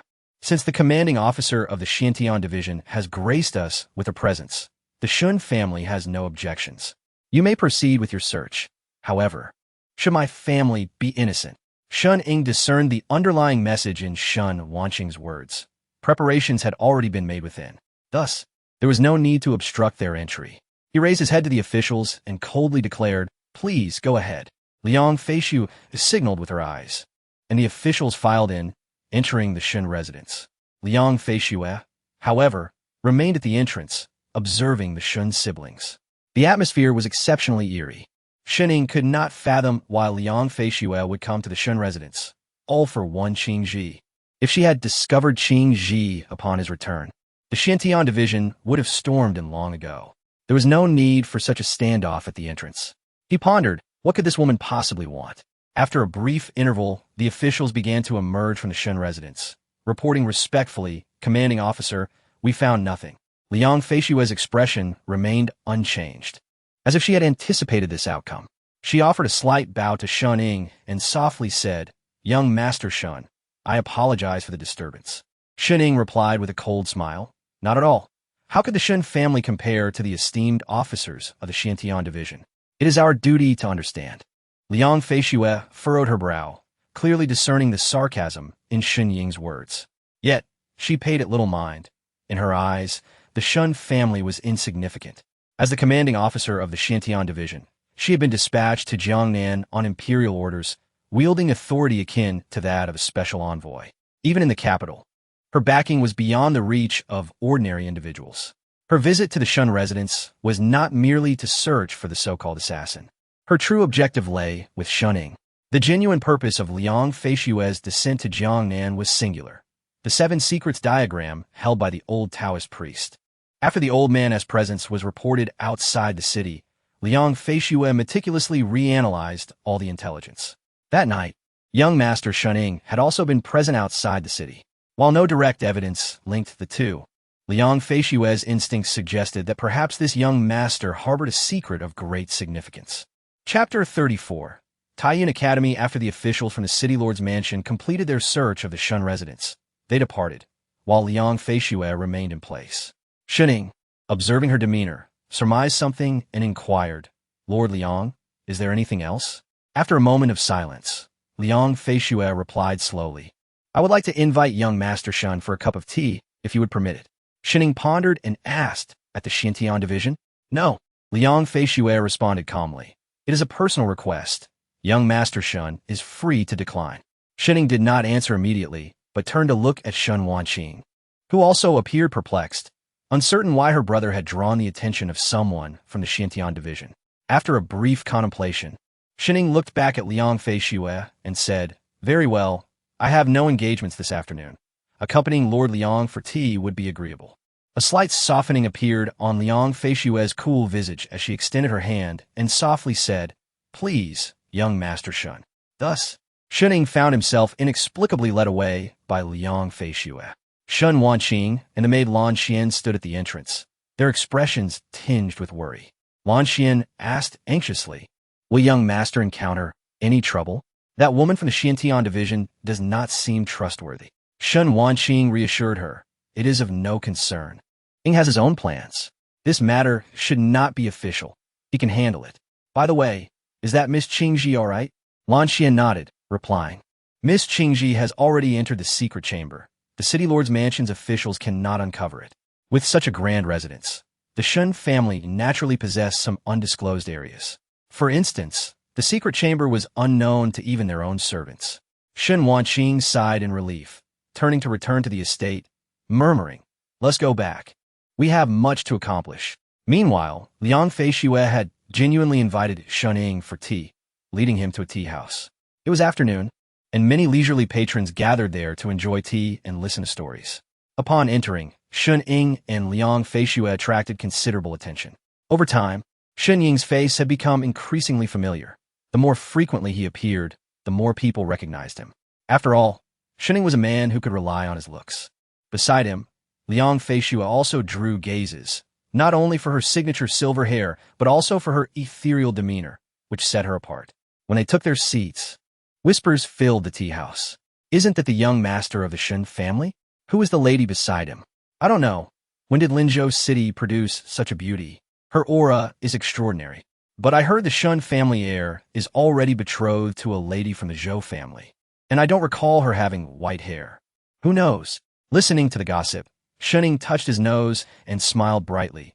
Lord Liang, please do not mind. Perhaps I am somewhat famous in Linzhou City. Liang Feishue sipped her tea, replying indifferently, it is of no consequence. For her, reputation was a trivial matter. In Jiangnan, people may not recognize the name Liang Feishue, but in the capital, anyone who heard her name would certainly retreat in trepidation. The Tianhe division was not to be trifled with. Yet, despite the idle chatter, no one dared to focus too intently on Shun Ying and Liang Feishue. After all, the affairs of great families were merely entertainment for insignificant individuals. Liang Feishue remarked, the tea in Jiangnan possesses a unique flavor. Shun Ying responded with a smile. If Lord Liang is interested in tea, I can send you the renowned silver tea from Linzhou City. There's no need. Liang Feishue waved her hand, maintaining her aloof demeanor. In a few days, I shall return to the capital for my duties. This Jiangnan does not resonate with me, seemingly stating a fact. She expressed a feeling of misfortune since her arrival in Jiangnan. Having grown up in the capital, her perception of the world differed greatly, and she leaned towards the notion of fate. She sensed her own fortune waning in Jiangnan. Shun Ying was oblivious to Liang Feishue's thoughts. His own sentiment was to leave if one did not enjoy their surroundings. In Jiangnan, the Shun family was undeniably powerful, yet Liang Feishue, as a special envoy, complicated matters for him.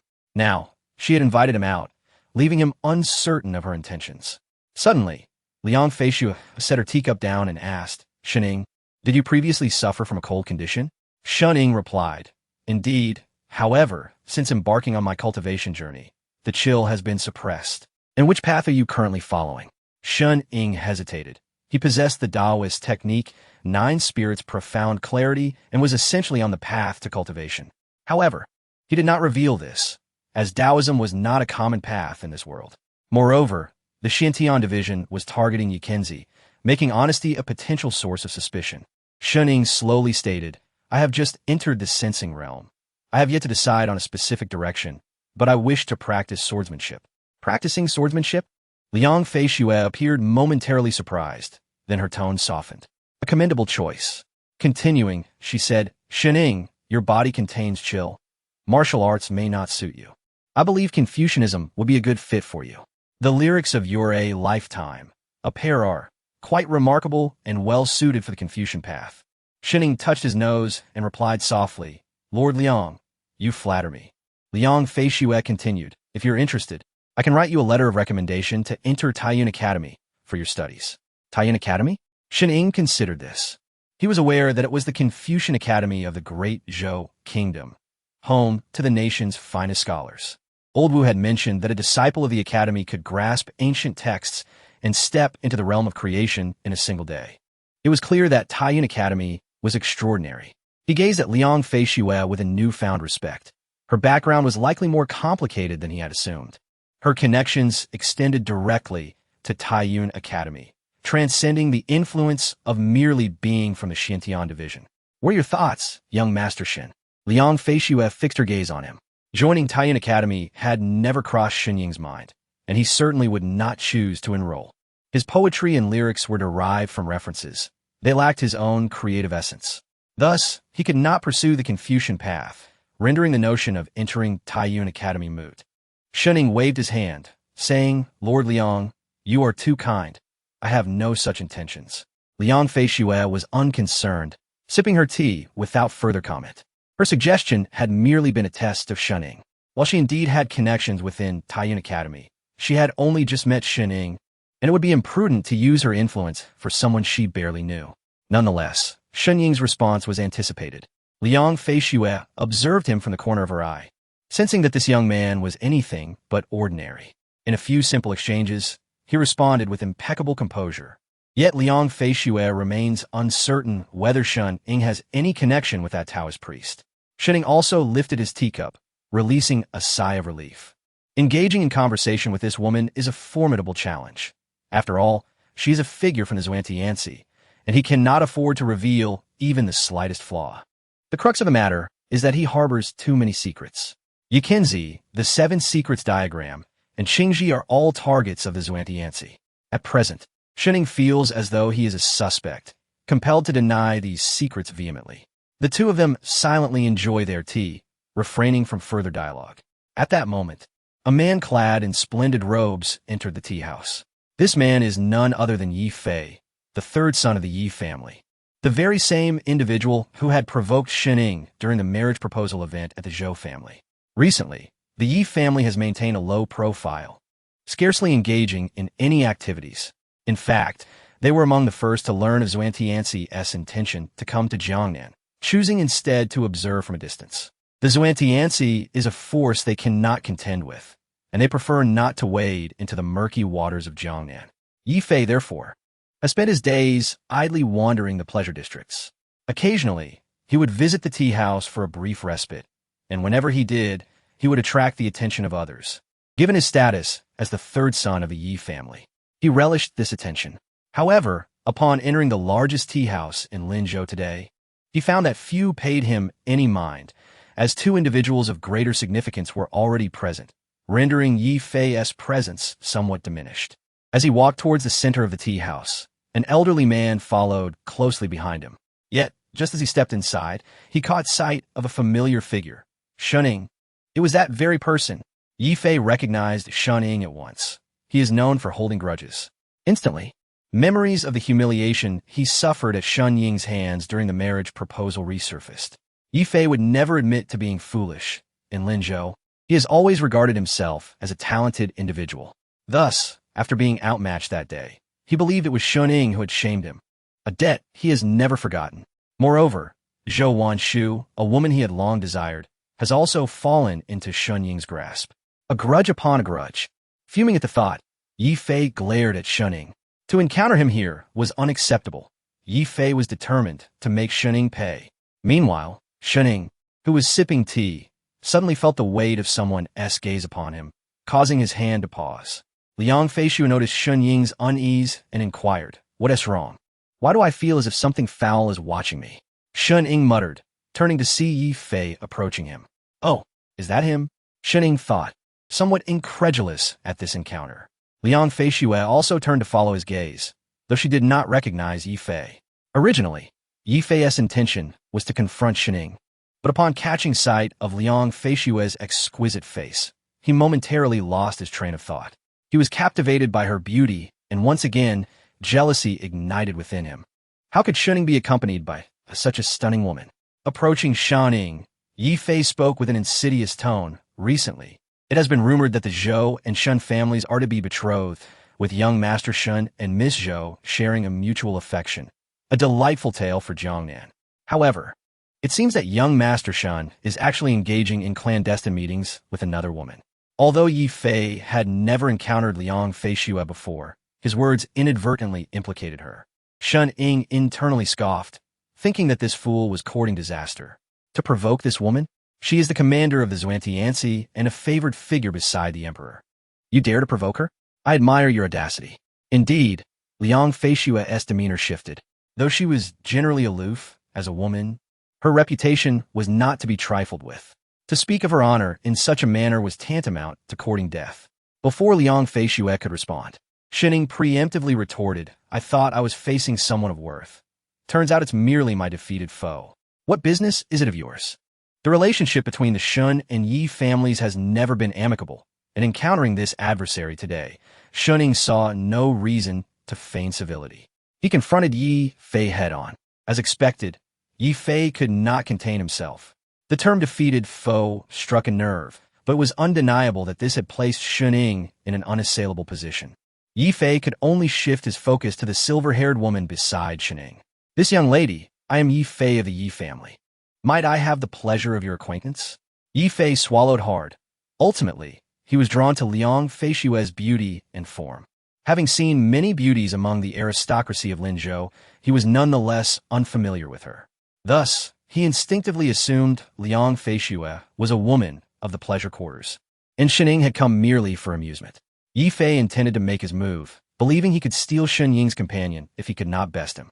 Observing this, Shening merely rubbed his nose, thinking, mind your own business.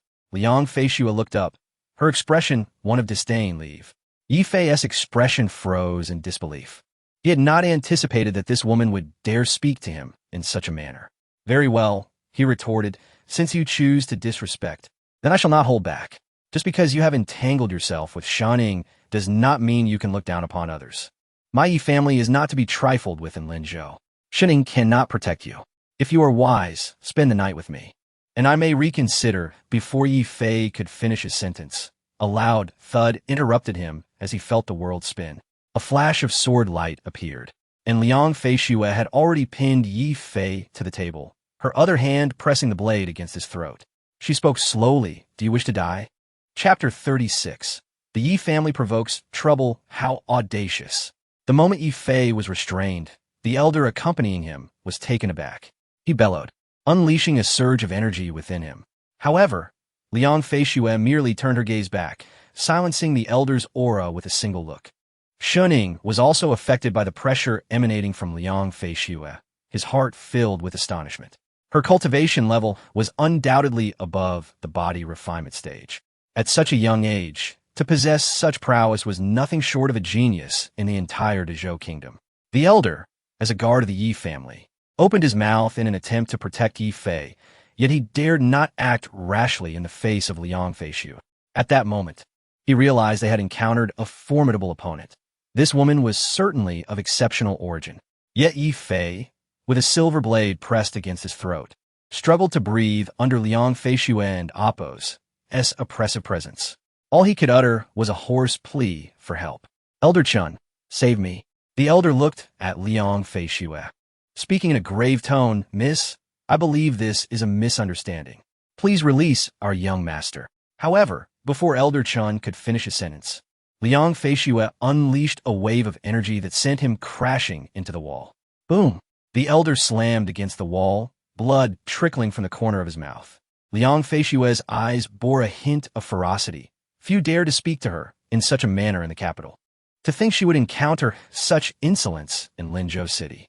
Shening quietly observed the scene, shaking his head slightly. See the outcome of opposing her? What about the renowned families of Jiangnan? Do they even hold any significance? Moreover, Shening speculated that Liang Feishue not only had ties to the Xintian division, but was likely a scion of one of the noble families in the capital. Not an opponent to be trifled with. Of course, not everyone possessed Shen Ying's insight, as evidenced by Yi Fei, who now lay on the table like a defeated dog. Even at this point, he continued to threaten with a low growl. I am a young master of the Yi family. Do you dare? Bang! Liang Feishue seized the water jug on the table and smashed it over Yi Fei's head. Ah! Yi Fei let out a wretched scream reminiscent of a dying pig. What is the Yi family? Hiss! The onlookers in the tea house gasped in shock.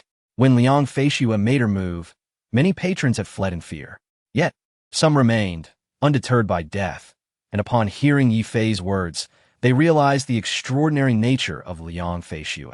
Indeed, how could someone who appeared alongside the young master of the Shun family be anything but remarkable? A flash of sword light passed through, and Liang Feishue carved a line in the air within the tea house, addressing the remaining spectators. Leave. The powerful aura surged forth, sending everyone scattering. They could not afford to offend Liang Feishue. Thus, only Shun Ying, Yi Fei, and the injured elder remained in the tea house. Then, Liang Feishue tossed Yi Fei aside and turned back, her expression devoid of emotion. I apologize for the disturbance, young Master Shun. Cough, cough.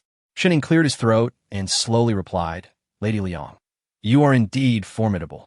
Liang Feishue frowned, but said nothing further. She took his words as a compliment. However, Shening felt that Liang Feishue's actions served as a warning. Yi Fei was the chicken, while he seemed to be the monkey. She could easily deal with Yi Fei, and he was not exempt from her wrath either. Before Shening could ponder further, Yi Fei, sprawled on the ground, suddenly screeched. You wait. If you leave Linzhou City alive today, I swear I shall not bear the surname Yi. But before he could finish, Liang Feishue vanished from her spot. She appeared behind Yi Fei, seemingly unwilling to show mercy this time. Her sword rested against Yi Fei and Oppo's neck, slicing through his skin, as if poised to sever his windpipe at any moment. Yi Fei felt the chill of death approach, his pupils dilating in disbelief. How could anyone dare to kill him? "Miss, please show mercy," the wounded elder cried, falling to his knees.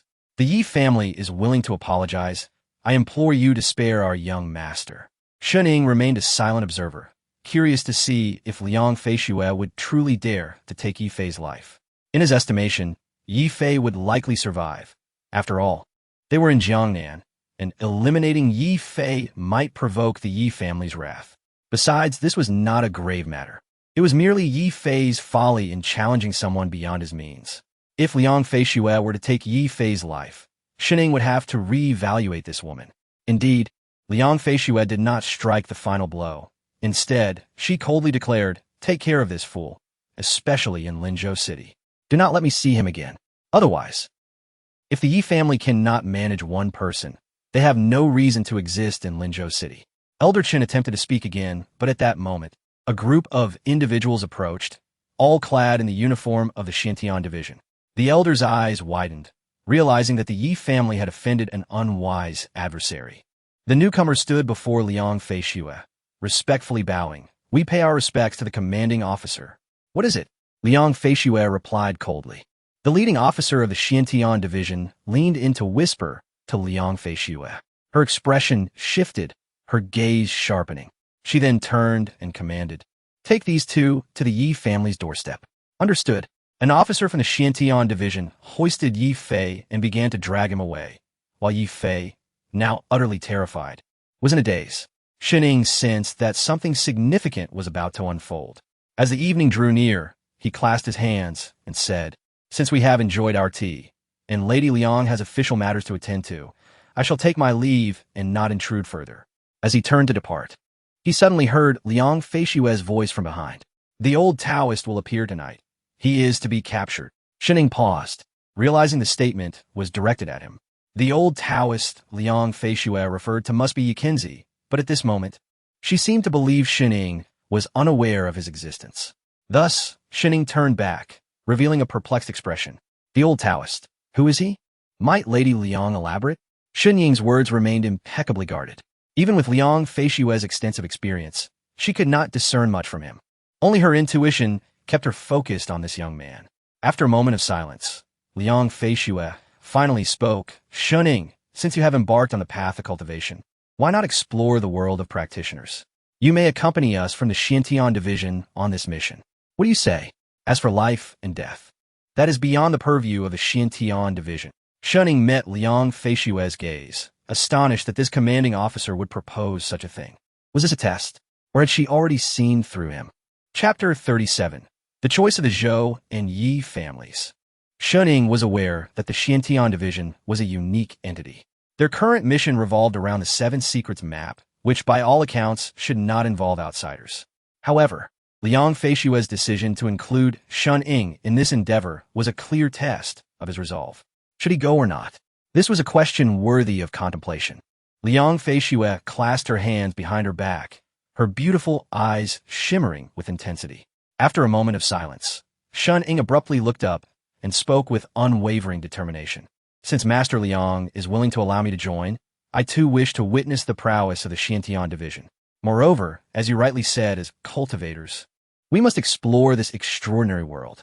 A faint smile graced Liang Feishue's lips as she softly replied. However, as night fell, in Linzhou City, the Yi family's patriarch, Yi Yong, surveyed the sight of Yi Fei lying on the bed like a defeated dog. His expression darkened. "Who possesses such audacity to harm a member of the Yi family?" he roared. Yet, upon hearing the elder beside Yi Fei recount the events, Yi Yong fell silent. His previously furious countenance froze, morphing into one of discomfort. "The Tianhe division," he murmured, astonished to learn that his son had offended individuals of such standing. The silver-haired woman held a significant position within the Tianhe division, and the Yi family had undeniably suffered a setback. With Yi Fei in such a pitiful state, could the Yi family dare to seek revenge? They could hardly muster the courage. It was already fortunate that the Xiantian division had not sought them out. After much contemplation, Yiyong finally managed to voice his thoughts. Are you saying that that lad from the Shun family is also associated with the Xiantian division? With no means to avenge his son, Yiyong redirected his focus. At the time Yi Fei stirred up trouble, Shuning had been closely linked with the Xiantian division, which was far from favorable for the Yi family. At that moment, Jiangnan, the eldest son of the Yi family, entered. Compared to Yi Fei, Jiangnan represented the core of the family and was Yi Yong's most favored son. Jiangnan seemed to grasp the intricacies of the situation and remarked solemnly, "Father, the fact that third brother was beaten is entirely his own doing. The Xiantian division is not something we can contend with. This may serve as a lesson for him. We must now consider the actions of the Xiantian division." Yi Yong's gaze shifted as he quietly inquired, "Nanner, do you have any thoughts?" Jiangnan nodded without hesitation, articulating, "Father, our original plan was to remain passive, allowing the winds of change in Jiangnan to benefit us. However, this unforeseen circumstance has led third brother to cross paths with the Shun family's member." Yi Yong regarded his son and asked, "Nanner, what do you mean by that?" "The Shun family has already allied with the Xiantian division. They have taken action. The Yi family can no longer afford to remain mere spectators. In truth, among the Jiangnan clans, the Yi family, due to their connections in the capital, possessed the most accurate information. They were aware of the Xiantian division's purpose for visiting and had initially wished to avoid entanglement in this conflict. However, Shun Ying's movements had triggered a sense of urgency within Jiangnan. The rivalry between the Yi and Shun families meant that should one side gain overwhelming strength, the other would face annihilation. Although the Yi family was still oblivious to the true nature of the artifact in the Taoist possession, the capital's figure had subtly indicated its significance, an object coveted even by the emperor. Otherwise, the Xiantian division would not have descended upon this place. Should the Yi family obtain it, it would undoubtedly mark a significant turning point for their lineage. Jiangnan had made his intentions clear. He was willing to take a gamble. Ultimately, they were in Jiangnan, and the Yi family had the resources to engage in high-stakes risks. The decision now rested with Yi Yong. Should the Yi family choose stability or venture forth? Yi Yong furrowed his brows, contemplating for an extended period while gazing out at the scenery. Finally, he spoke slowly, "Very well. To acquire great benefits, one must embrace risks." He turned to Jiangnan, speaking with gravity, "Go and summon Elder Qian. We shall require his assistance tonight." In the meantime, in Linzhou City, the Zhou family. The head of the Zhou family, Zhou Chun, gazed at the rising moon in the sky, lost in thought. Unbeknownst to him, the strands of white in his hair had begun to multiply. Before him stood a group of cloaked figures, the elite warriors of the Zhou family. Leading them was his son, Zhou Yi, indicating that they too had received news from outside the city. Unlike the Yi family's audacious gamble, the Zhou family had made no such choice. They lacked even the capital to wager, primarily due to the existence of the demon clan. The Zhou family had no escape route, nor did Zhou Chun. He surveyed his loyal warriors and turned to his son, asking, "Do you have regrets? Had we not succumbed to the temptations of the demon clan years ago, perhaps we would not find ourselves in this predicament." Zhou Yi's gaze was resolute as he replied, "Father, with any gain comes risk. Since we have embarked on this path, there is no turning back." Zhou Chun nodded, murmuring, "Very well. The survival of the Zhou family hinges on tonight." He understood that after this night, everything would culminate.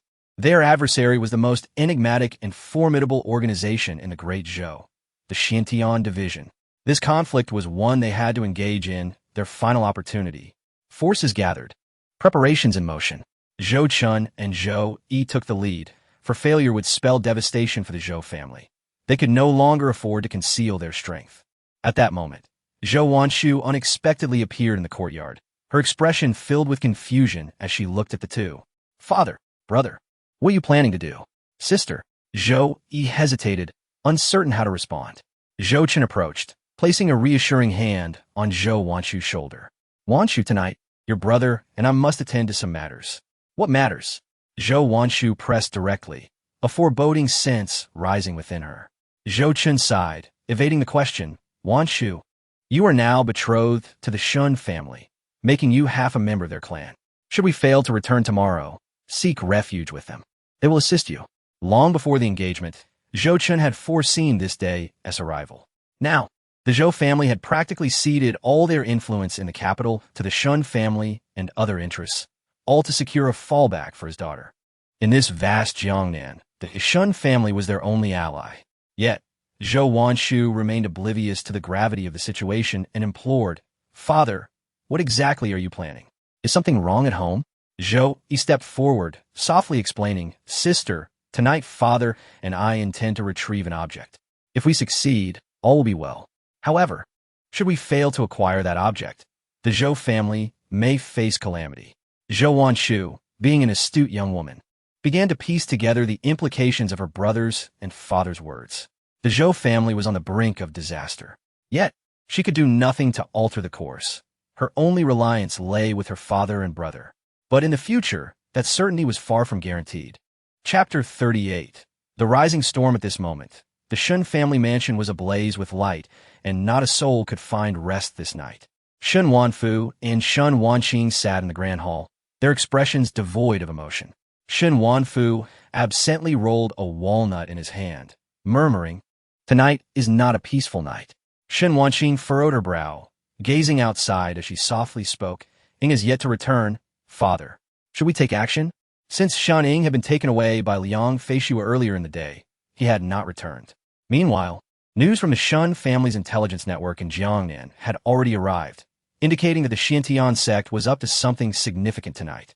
In truth, the Shun family's stance was to refrain from engaging in such conflicts.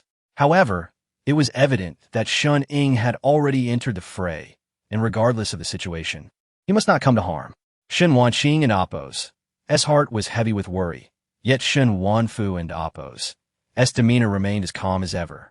He patted his plump belly and said softly, "Wanqing, there is no need to be overly anxious. The fact that he hasn't returned suggests he knows what he is doing. No one understands their child better than a parent." This was not mere bravado on Shun Wanfu's part, but rather a deep understanding of his son. This was Shun Ying's choice, and he must be allowed to make it. Moreover, having embarked on the path of cultivation, the road ahead would be fraught with challenges. One cannot grow by merely evading them. At that moment, Lan Xian suddenly entered, her voice tinged with urgency. "Master, Miss Zhou is here. She is waiting outside." "Why is she here at such an hour?" Shun Wanqing rose, puzzled. Shun Wanfu and Appo's previously tranquil gaze shifted as he instructed, "Please let her in." Moments later, Zhou Wanshu appeared in the grand hall. Upon entering, the lovely young woman knelt before Shun Wanfu, her eyes filled with desperation. "Please, Uncle Shun, save my Zhou family." Shun Wanqing and Shun Wanfu exchanged glances, the former moving forward to assist Zhou Wanshu to her feet, gently asking, "What has happened, Wanshu? What is amiss with the Zhou family?" Shun Wanqing was perplexed. Even if the Zhou family were to become embroiled in this matter, it would not lead to their annihilation, unless they had grievously offended the Xintian sect. Zhou Wanshu shook her head, her keen intellect already surmising that her father and brother were concealing something from her. Thus, after they departed, she did not wait for dawn, but rushed to the Shun residence for help. In Linzhou City, the only family capable of assisting the Zhou family was the Shun family. Shun Wanqing first helped Zhou Wanshu to rise, then softly reassured her, "Sister Wanshu, the Zhou and Shun families are now connected by marriage. Soon you'll be joining us. If there is a matter at hand, how could our family refuse assistance? However, we are unaware of the Zhou family's current predicament, so let us wait until morning to discuss it further." Zhou Wanshu's gaze dimmed. She slightly shook her head. Even the Shun family cannot assist. At this moment, Shun Wanfu observed Zhou Wanshu's expression, as if he had begun to piece together the situation, muttering softly, "Old Zhou, have you truly acted foolishly?"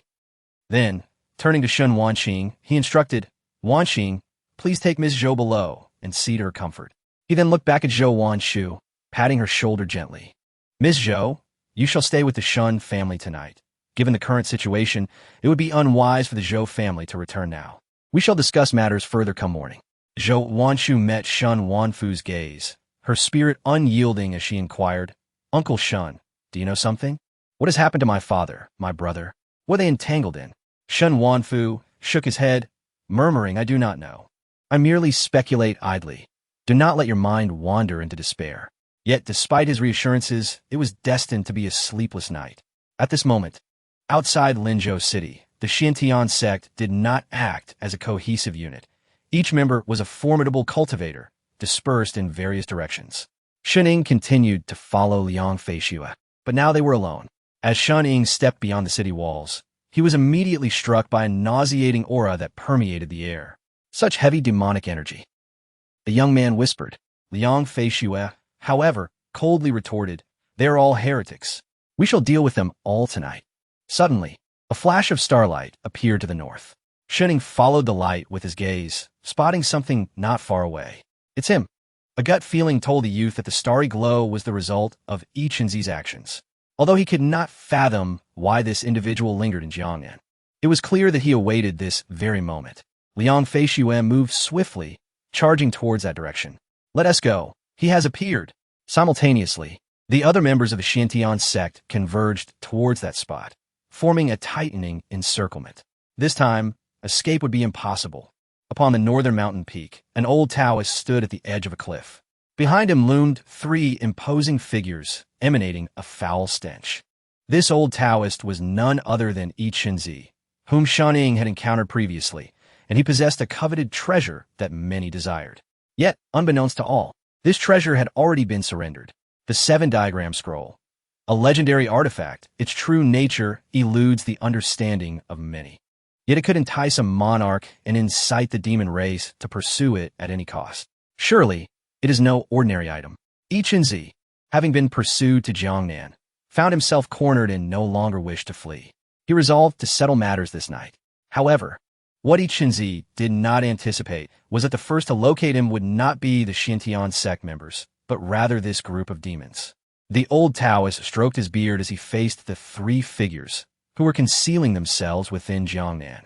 They roared, "Old man, hand over the item, and we may leave you intact." Ichenzhi retorted with disdain, "In the realm of humanity, you demons have no right to act so brazenly. Since you dare to come, prepare to meet your end." An intense aura radiated from him, sending the 3 figures staggering back.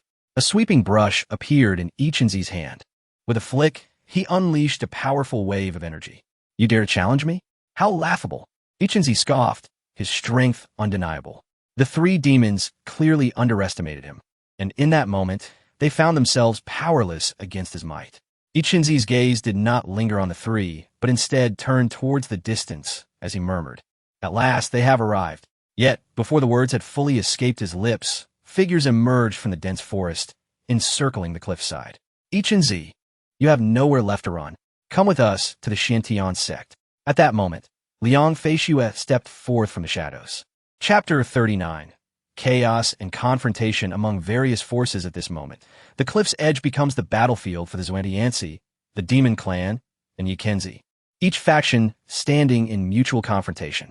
Among them stands Shen. The young man aligns himself with Zhou and Yan, catching Ichenzhi's attention. How did this fellow arrive here? Nevertheless, at present, the members of Zhou and Yan appear oblivious to any irregularities. Ichenzhi merely casts a fleeting glance at Shen, for in the eyes of the onlookers, they ought not to recognize one another. A prolonged gaze would surely arouse Liang Feishue and Appo's suspicions. The arrival of Liang Feishue further darkens the countenance of the 3 demons. They are acutely aware that they cannot contend against Zhou and Yan, yet retreat is not an option. One of the demons hisses hoarsely attack. The trio lunges at Liang Feishue, who swiftly unsheathes her sword, a silvery radiance flashing as she forcefully repels them. Insects, she scoffs, her focus solely on Ichenzhi. Harnessing the moonlight, she swiftly appears before him. "Since you are so obstinate, allow me to take matters into my own hands." Liang Feishue's aura of the earthly realm erupts, enveloping the surroundings. Blood Moon Sword. She strikes with her blade, sparing no mercy. Her sole objective is the 7 techniques diagram. Acquiring it is her utmost priority, regardless of the consequences. In the face of her sword's brilliance, Ichenzhi merely smirks. Such a ruthless girl.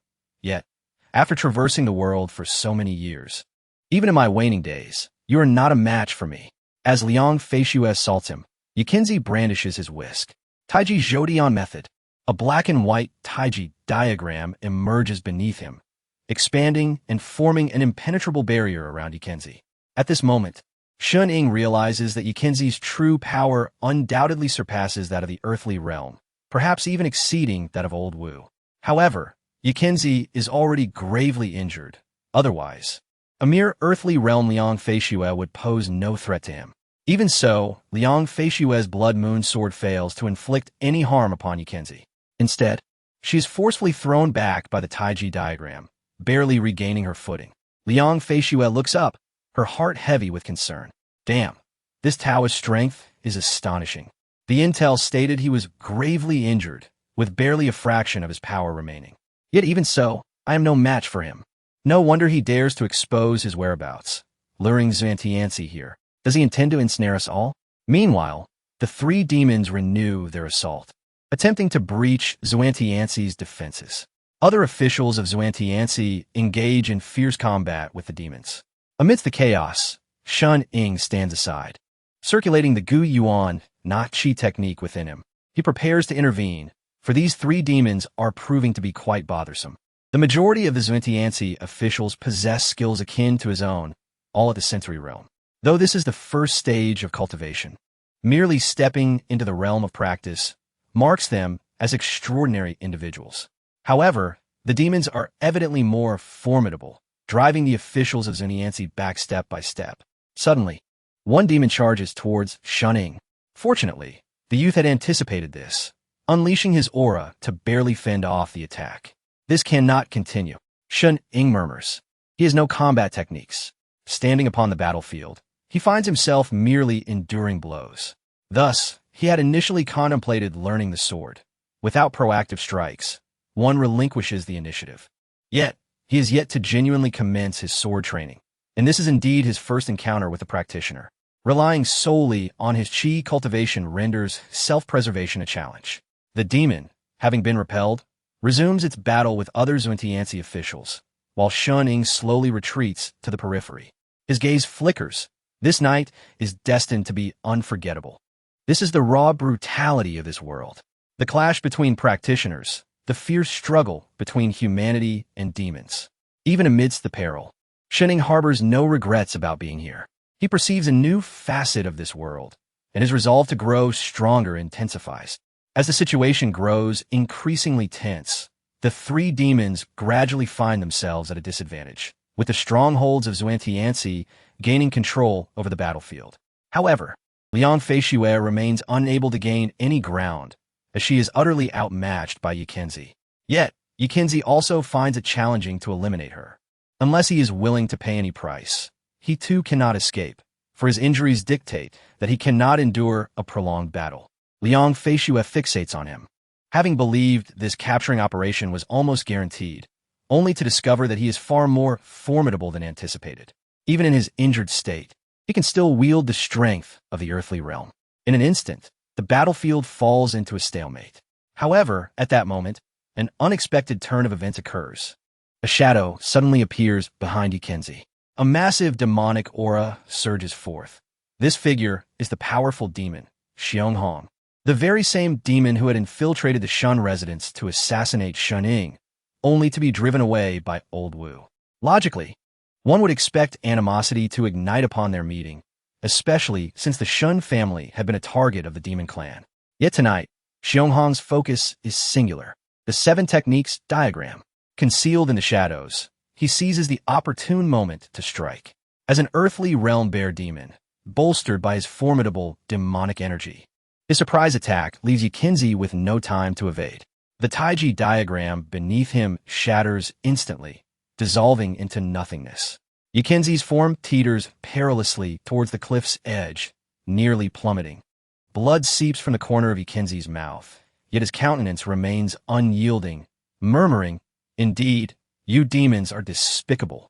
Xianghong retorts with a cold smirk. "Just like your human tactics, any scheme that leads to the enemy's demise is a good one." Now, the 3 formidable figures of the earthly realm, Yikinzi, Xianghong, and Liang Feishuo, stand in a line, with Xianghong caught in the middle, further complicating the battlefield. Liang Feishuo hesitates for a moment, her gaze suddenly turning fierce as she charges towards Xianghong. Those not of my kind shall surely have different intentions. Shun Ying positions himself outside the fray. observing as the three demons succumb to the combined might of Zhou and Yan. Tear. A resounding noise echoes as one demon is slain on the spot by Zhou and Yan. Blood splatters, staining Shun Ying's garments. Zhou and Yan begins to gain the upper hand in the confrontation. Simultaneously, Liang Feishuo engages in combat with Xiong Hong, while Yikenzi seizes the chaos to recuperate his internal energy. Shuning quietly steps back. He remains too weak.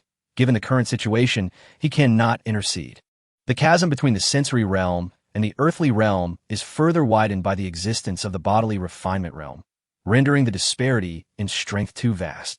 Yet, Shuning yearns to witness who shall emerge victorious in the end. Moreover, he subtly senses the presence of a hidden enemy.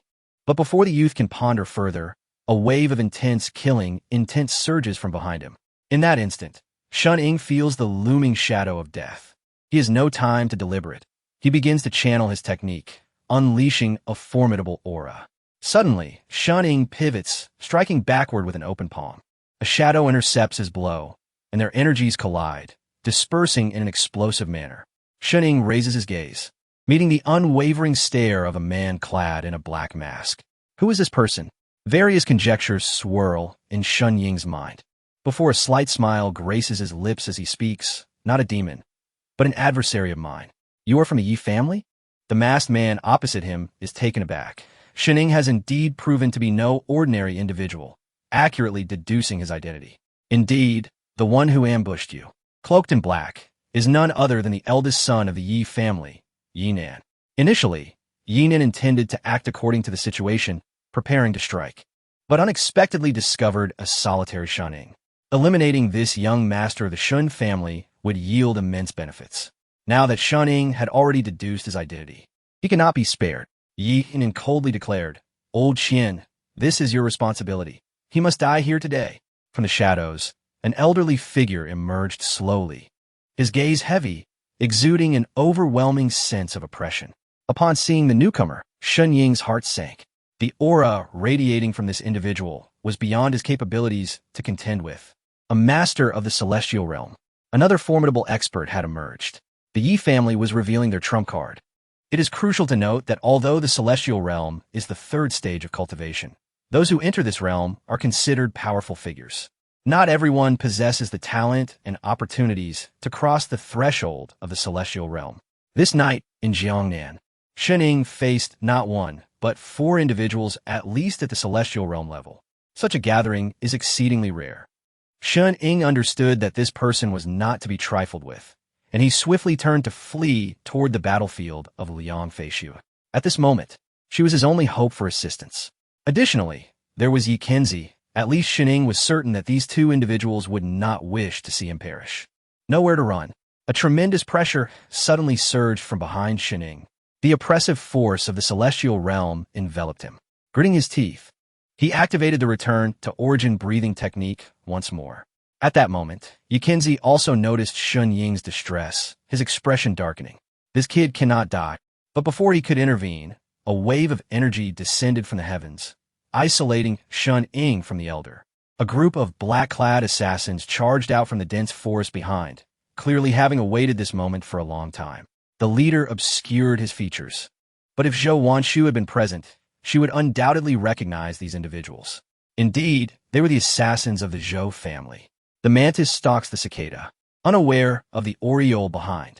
The Zhou family had been waiting patiently for this opportunity. Ha ha ha, it's time to end this. The demon clan's Xiong Hong laughed, confident that the outcome was sealed with the arrival of the Zhou family. In his eyes, the Zhou family was their ally.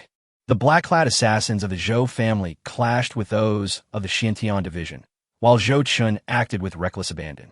This night, no one could escape. Otherwise, the Zhou family would cease to exist. However, Shun Ying was an exception. He could not be harmed, for the Shun family was their retreat. Thus, Zhou Chun had saved Shun Ying when Old Qian struck. Liang Feishuo's face had darkened to the utmost degree. She never anticipated that such a bold force would dare to attack the Xiantian division in Jiangnan. They intended to kill them all. Such ruthless murder and plunder. Presently, the Yi family, Zhou family, Xiantian division, and the demon clan. Almost all notable powers were involved. And then there was the Shun family. But Shun Ying was merely a witness here. His strength was insufficient to partake in the conflict.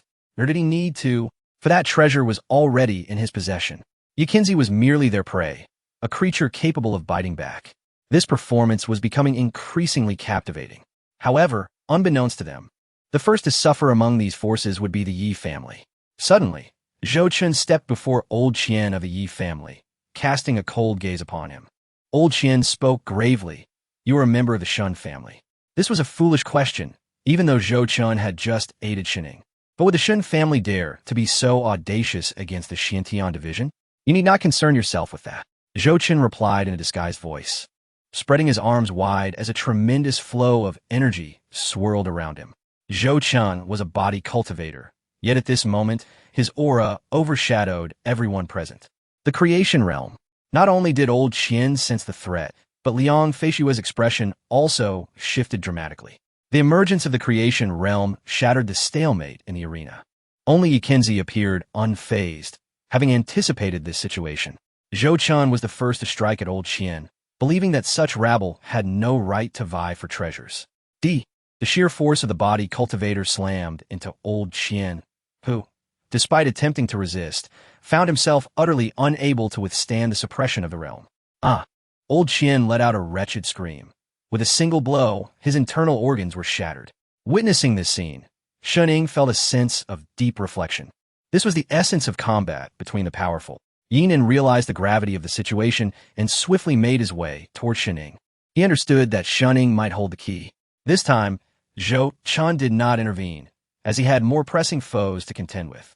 Facing the approaching Jiangnan, Shun Ying's eyes revealed his fighting spirit. With Jiangnan at the same level of cultivation as him, Shuning felt no fear. Return to origin breathing technique. Shun Ying activated the technique, standing firm against Jiangnan. The two figures intertwined, and Shun Ying seized the opportunity to tear away Jiangnan's mask. "The Yi family, indeed it is you. It seems a resolution is in order after this night. You shall not survive the night." Jiangnan snarled, revealing his identity as the heir of the Yi family. Everything he did was for the sake of the Yi family. If he could kill the sole heir of the Shun family tonight, they would be left without a successor, leading to their demise. In his eyes, he alone would emerge victorious. Jiangnan considered Shun Ying merely a novice practitioner who had recently entered the sensory realm, while he had trained for 3 years. Shun Ying could not possibly be his opponent. Yet, Jiangnan was mistaken. Despite Shun Ying's cold affliction and brief time in the realm, he possessed extraordinary techniques. In the moment of their confrontation, Jiangnan felt his internal energy leaking away, flowing into Shun Ying's body. The energy from his dantian was being absorbed. Simultaneously, Shun Ying sensed the energy within his own dantian circulating vigorously, his heart swelling with delight. He had not anticipated that this technique held such potential. The technique gifted to him by that online acquaintance indeed had hidden advantages, which Shun Ying had been oblivious to until now. Realizing the dire situation, Jiangnan attempted to withdraw, but Shun Ying's grip was unyielding. "Young Master Yi, it is time to conclude this." Chapter 41. Zhou Chen's Madness. "Young Master Yi, it must come to an end." With a swift motion, Shun Ying struck Jiangnan's shoulder, rendering him utterly defenseless. Jiangnan lay on the ground, half of his body incapacitated, akin to a lifeless dog. "Young Master." Qian Lao's pupils widened in horror. He bellowed, knowing that if Jiangnan were to perish here, he would be unable to return to the Yi family. "Take care of yourself." Zhou Chen's voice dripped with coldness as he materialized behind Qian Lao. Indestructible Vajra body. Zhou Chen's entire form became as solid as rock, crashing into Qian Lao. Empowered by the strength of the transformation realm, this blow was beyond Qian Lao's capacity to endure. With a sickening crack, Qian Lao's arm shattered, his energy sea collapsing under the violent impact, eliciting a pained scream from him. The onlookers gasped in shock. Even Liang Feishue, accustomed to grand spectacles, inhaled sharply. A formidable figure of the celestial realm had been so easily subdued. Simultaneously, the Zhou family's assassins were mercilessly executing officials from the Xiantian division. Liang Feishue's expression darkened as she fixated on Zhou Chun, her voice icy. "Who are you truly?" "Someone who wants your life." Zhou Chen's figure paused momentarily before he lunged towards Liang Feishue. After incapacitating Jiangnan, Shun Ying arrived at the fringes of the battlefield. His gaze locked on his Zhou Chun, pondering his identity. Uncertainty gnawed at Shening. He could not fathom the opponent's true nature as he had not yet been targeted himself. He felt an unsettling illusion that these individuals were allies of his. Who exactly was he? Meanwhile, Liang Feishue had no time for contemplation. She retreated rapidly, knowing she could not confront Zhou Chun directly. Silver-white sword lights slashed toward Zhou Chun, but left no more than mere fabric tears, failing to inflict any actual harm. Such was the might of a body cultivator. As Zhou Chun drew near, Liang Feishue furrowed her brows, preparing to unleash her ultimate forbidden technique. After all, she hailed from the capital and was not without her trump cards. However, invoking such a technique would exact a significant toll, perhaps even leading to a decline in her cultivation. Unexpectedly, as Zhou Chun approached, he abruptly altered his course, charging towards Tianhe. This sudden change of target took everyone by surprise. Tai Chi Zhou Tian method. Only Tianhe anticipated this maneuver, channeling his own magic to meet Zhou Chun's similar aura head-on. In that moment, it became evident that Tianhe still had reserves, his desperate struggle manifesting the energy of the transformation realm. The two auras collided, creating an impasse. Yet the monstrous bear, Xiong Hong, suddenly intervened, delivering a crushing blow towards Tianhe. With no strength left to resist, Tianhe took the hit, spitting blood as he staggered backward, kneeling on the ground. Shening watched in alarm. Tianhe was, after all, someone connected to him. He wished for the old Taoist not to perish here, but he could not reveal his concern. Any sign of weakness would draw attention. Alas, weakness is the original sin. A mere cultivator of the perception realm meant nothing before these titans of the celestial realm. Fortunately, the flames of conflict did not yet reach him. Regardless of the night's outcome, he would remain unscathed, for he already possessed the crucial item. Now, he needed only to play the spectator, observing the final outcome. His instincts told him that Tianhe must have an ace up his sleeve. He could not simply perish here. The situation had become painfully clear. The Xintian division was ambushed by the Zhou family and could not endure. Only Liang Feishue, sword in hand, remained steadfast, glaring at the precipice. Xiong Hong and the cloaked man were evidently in cahoots, and Tianhe now appeared to be a mere lamb to the slaughter. Xiong Hong approached Zhou Chun, sneering, "Well done, a delightful collaboration." Zhou Chun offered no reply, his gaze fixed intently on Xiong Hong as he stepped closer. Tianhe, clutching his chest and half-kneeling, seemed resigned to his fate. Xiong Hong loomed over him, malevolently declaring, "Old man, hand over the item, and I may grant you a complete corpse. Otherwise, you shall die without a burial." Tianhe slowly rose, his pallid visage betraying a profound smile in his ancient eyes. "Die without a burial. Yet I sense you may meet your end before I do." "What?" Xiong Hong gasped in shock, unprepared for the lethal intent that suddenly emanated from behind him. Boom! Turning around, he was met with Zhou Chun's palm crashing down, a formidable energy surging into his body. In an instant, Xiong Hong's insides shattered. The great beast looked up in disbelief at Zhou Chun, who uttered coldly, "Did you truly believe your kind could threaten me? I warned you. Tonight you shall all perish here." Indeed, Zhou Chun had no intention of sparing anyone tonight, including Xiong Hong. Despite the Zhou family's past alliances with the demon clans, they could not yield to such threats. Having slain the Xintian officials, it was only fitting to eliminate Xiong Hong as well. Eradicating all witnesses would ensure the Zhou family's survival. No evidence. No one would know the Zhou family's involvement. This was Zhou Chun's scheme, though Shun Ying's unexpected arrival took him aback.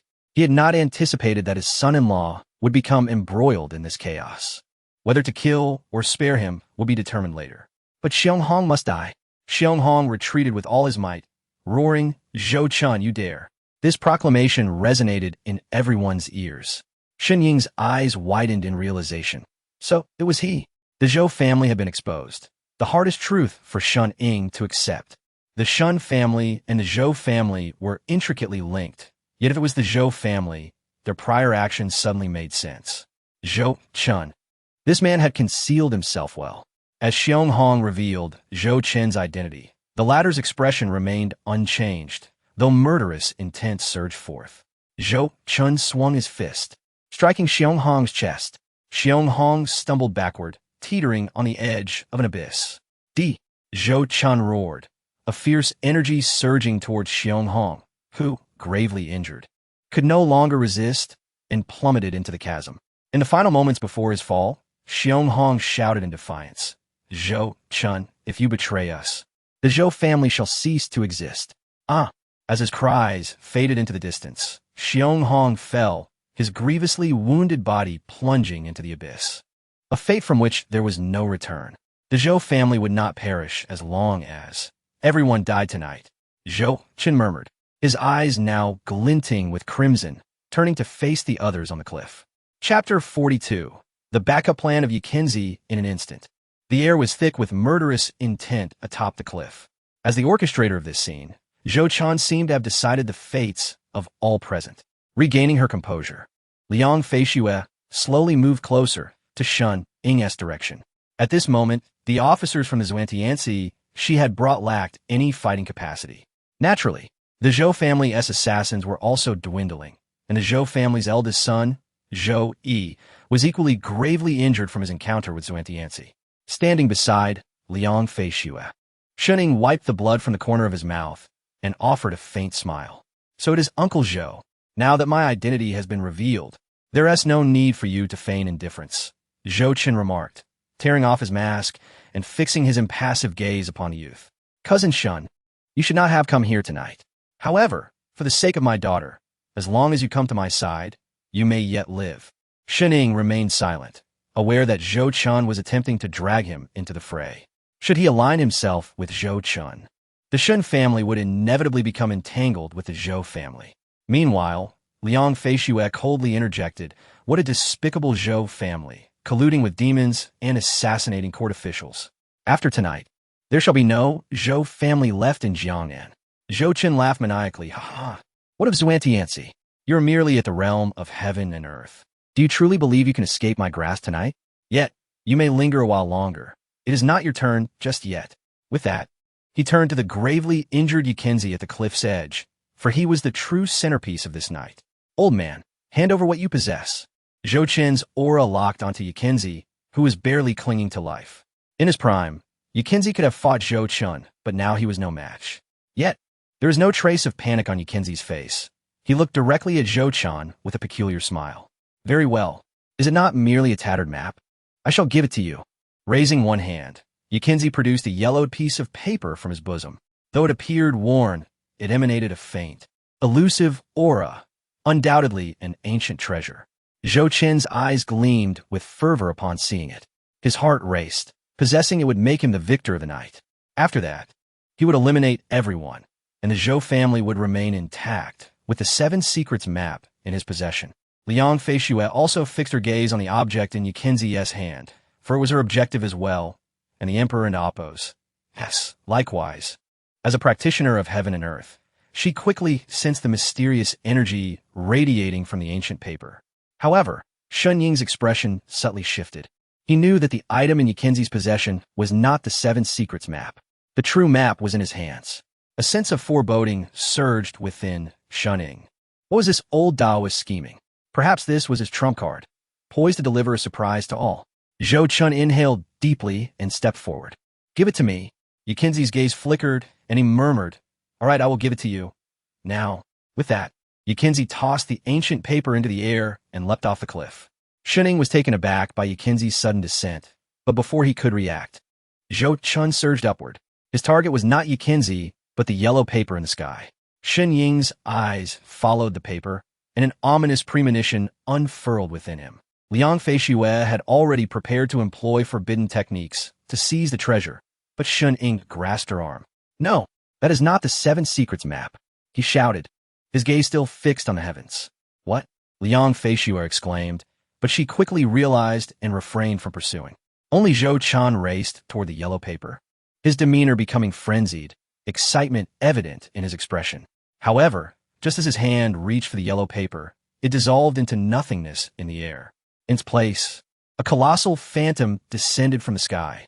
The apparition glowed a resplendent gold, inscribed with incomprehensible characters. The oppressive force it emitted was unlike anything any of them had ever felt. The phantom slowly enveloped the cliff, and before Zhou Chun could react, it descended upon him. His body began to explode in various places, the intense shock forcing him to cry out in agony as he plummeted downward. A formidable cultivator of the transformative realm, endowed with an exceptionally resilient physique, but he could not withstand this phantom's might. Liang Feishue recognized the nature of the entity and solemnly declared, "This is the Taoist Golden Light Forgiveness Talisman. Its energy is immensely powerful, capable of obliterating this place." "What talisman?" Shun Ying gasped, struggling against the oppressive weight of the phantom. Had the old Taoist forgotten he was present?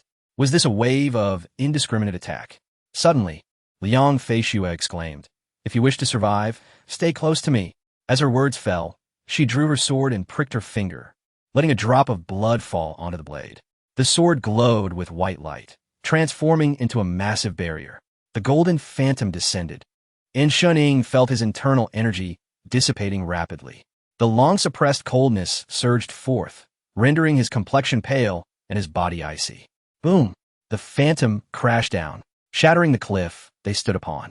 Thanks to Liang Feishue's barrier, their injuries were somewhat mitigated, yet they still suffered from the phantom's impact. As the cliff crumbled, Shun Ying felt an instantaneous loss of gravity, plunging downward. Everything before him faded to white, and as the coldness surged, he gradually lost consciousness. Yet, just as he fell from the cliff, he felt someone catch his body. As dawn broke, Shun Manor Shun Wanshu had not slept a wink. Standing dazed in the courtyard of Shun Manor, gazing at the sky, a troubling premonition washed over her. "Father, brother," Shun Wanshu murmured repeatedly, a sudden pang of anguish gripping her heart, causing her to slowly crouch to the ground. Meanwhile, Shun Wanking was also sleepless, unable to rest until her younger brother returned. In another part of the manor, Shun Wanfu had dreamt sweetly the night prior. With bleary eyes, he emerged from his room, noticing the two women still lingering in the courtyard. Shun Wanfu, with his protruding belly, approached Shun Wanking and patted her shoulder, saying, "Wanking, do not fret over that boy. Even if he encounters danger, I could die, but he would not." "But father." "No buts. I have long sought out someone to divine his fate." Shun Wanfu patted his belly, smacking his lips. The diviner said, "This lad has but two words: great fortune." As the sun set, the evening glow pierced through the dense forest. Shun gradually regained consciousness from his daze, his mind foggy and the cold affliction still wreaking havoc, leaving him feeling icy all over. "Where am I? At the bottom of the cliff?" Shun struggled to speak, surrounded by rubble.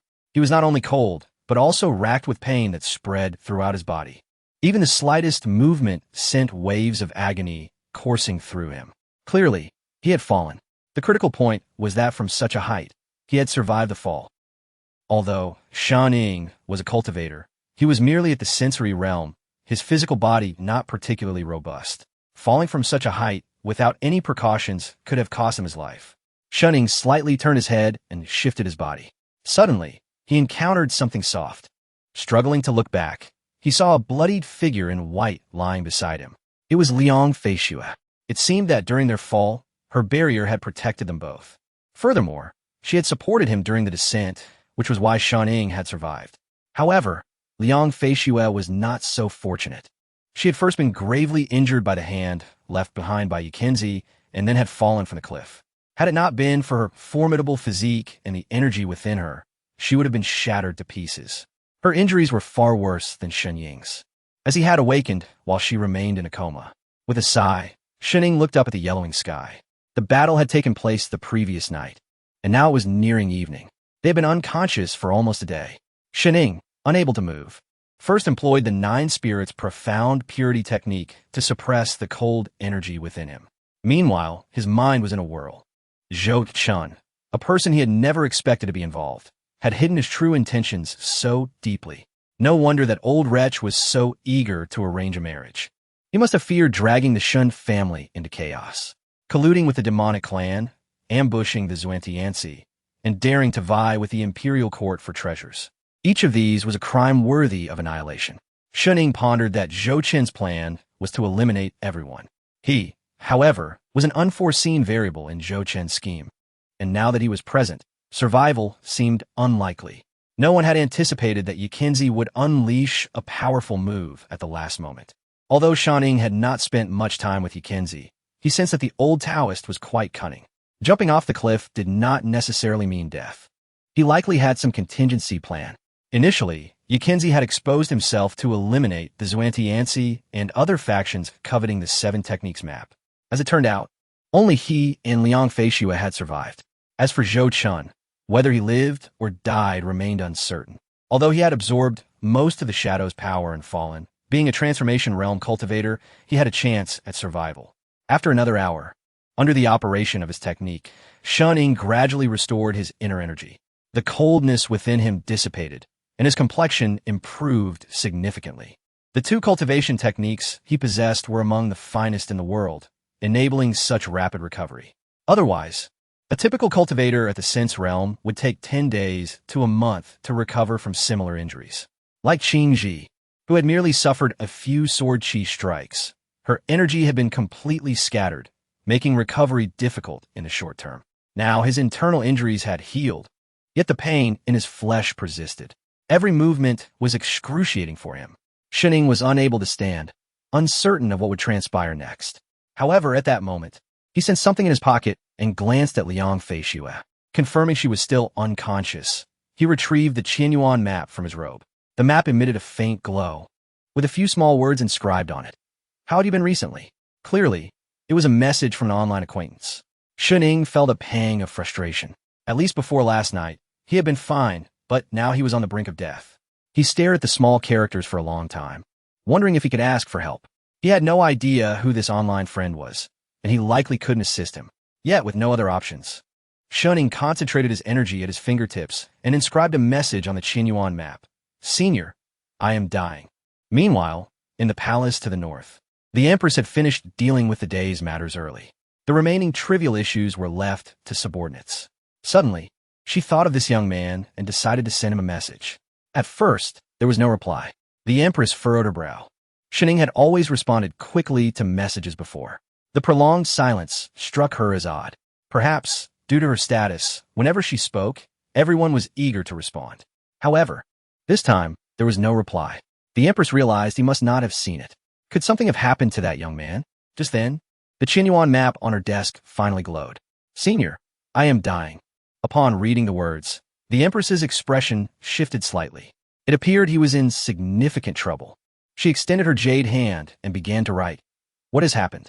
Xiaoning responded, Senior, I am gravely injured and a transformation realm expert is trying to kill me. Do I have any hope? The Empress replied, No hope. She sent back 3 words and rubbed her temples, feeling a headache coming on. It was unfortunate to lose such an interesting young man. What troubled her more was that he possessed 2 of the 7 Techniques maps, which could fall into the wrong hands, a scenario she desperately wished to avoid. After a while, Xiaoning sent another message. Does Senior have a way to save me? The Empress replied, If a transformation realm expert wishes to kill you, you would be dead already. If you want me to save you, tell me exactly what happened. Xiaoning contemplated briefly and succinctly summarized the events, explaining that he had fallen off a cliff with Zhou Chun and was unsure of Zhou Chen's fate. But he himself had survived. He omitted Zhou Chen's name, only mentioning his realm and that he was a body cultivator. After sending this, there was a long silence from the other side. Xiaoning felt uncertain. He hoped this acquaintance wouldn't give up on him because he seemed hopeless. Senior, are you there? Senior. After sending this, he received 3 words in return. All right, I will help you. Xianying's heart jolted. It seemed this person genuinely intended to assist him. The question remained, how would they help? Chapter 44. Liang Feishue awakens. 1,000 miles away. The Empress delicately inscribed upon the tome before her. The 7 secrets form a singular entity. Each of us possesses a fragment that can be interlinked. It conveys not merely words, but also essence. The power of the 7 secrets far exceeds your expectations on the other side. Xiaoning inquired, Esteemed elder, what precisely should I do? Align the tome with your forehead, then close your eyes, the Empress instructed. Xiaoning, though somewhat perplexed, chose to comply. Gradually, he shut his eyes and raised the tome he held. Meanwhile, the Empress extended her delicate hand, emanating a sacred aura that surged forth from her palm. This holy essence infused the tome, causing its previously dim glow to blaze forth, illuminating the entire palace. Simultaneously, in the dense forest, the tome in Shun Ying's hands radiated a brilliant light. A sharp pain pierced his forehead, as if something was embedding itself in his mind. Slowly, Shun Ying opened his eyes, examining his body for any changes. However, apart from that fleeting pain, it appeared as though nothing had transpired. At that moment, words from the Empress resonated. I have inscribed a mark upon your forehead, which shall preserve your life in critical moments. Shun Ying touched his forehead, indeed sensing something newly imprinted within his consciousness. Overjoyed, he realized that the Empress had genuinely aided him. Gazing at the tome, he became acutely aware of the extraordinary nature of the so-called 7 secrets. He promptly replied, "Thank you, esteemed elder. I shall remember this favor, and should the opportunity arise, I will repay you." Within the palace, the Empress leaned back, a playful smile gracing her exquisite features. "Repay well. As long as you do not perish, that shall suffice." She then raised her gaze, sensing the changes outside the palace, and shook her head in resignation. Enough for today. Do not die upon completing her final sentence. The Empress stowed the tome away. Meanwhile, outside the palace, a band of imperial guards suddenly arrived. The leader stepped into the palace, momentarily taken aback upon seeing the Empress, then knelt respectfully, saying, "Your Majesty, what is the meaning of this?" The guard commander stammered, "I felt your aura outside and feared an assassin had infiltrated the palace." "Nothing of the sort. Withdraw," the Empress replied coldly, not sparing him a glance. "Yes." The commander exhaled in relief and departed the palace. Once outside, he wiped the sweat from his brow, still shaken. The moment he sensed the aura within the palace, his heart had plummeted. He recognized that it was the Empress who had acted, yet she was alone in the palace, perfectly safe, leading him to believe there was an assassin. Fortunately, it was a false alarm. Had there truly been an assassin and he failed to detect them, his life would have been forfeit. Moreover, the Empress's formidable prowess rendered her virtually invincible within the palace. It was unlikely anyone could threaten her. As the commander's heart settled, he hurried back to his post. Upon entering the palace, he had felt an immense pressure, fully aware that the Empress's cultivation had reached unfathomable heights. In the dense forest, Shun Ying was still pondering the nature of the mark left by his enigmatic companion. Despite his instinct suggesting that this individual would not deceive him, a level of caution remained prudent. At that moment, he sensed movement nearby. Turning, he beheld Liang Feishue slowly awakening, their eyes locking in an awkward moment. "You're awake," Shun Ying managed to utter after a prolonged silence. Regardless of the circumstances, it was undeniable that this woman had saved him.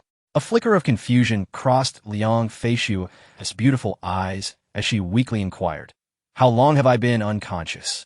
Shun Ying gazed at the luminous moon overhead, calculating the time. A day and a night, approximately 12 hours. He recalled that he had arrived in the evening.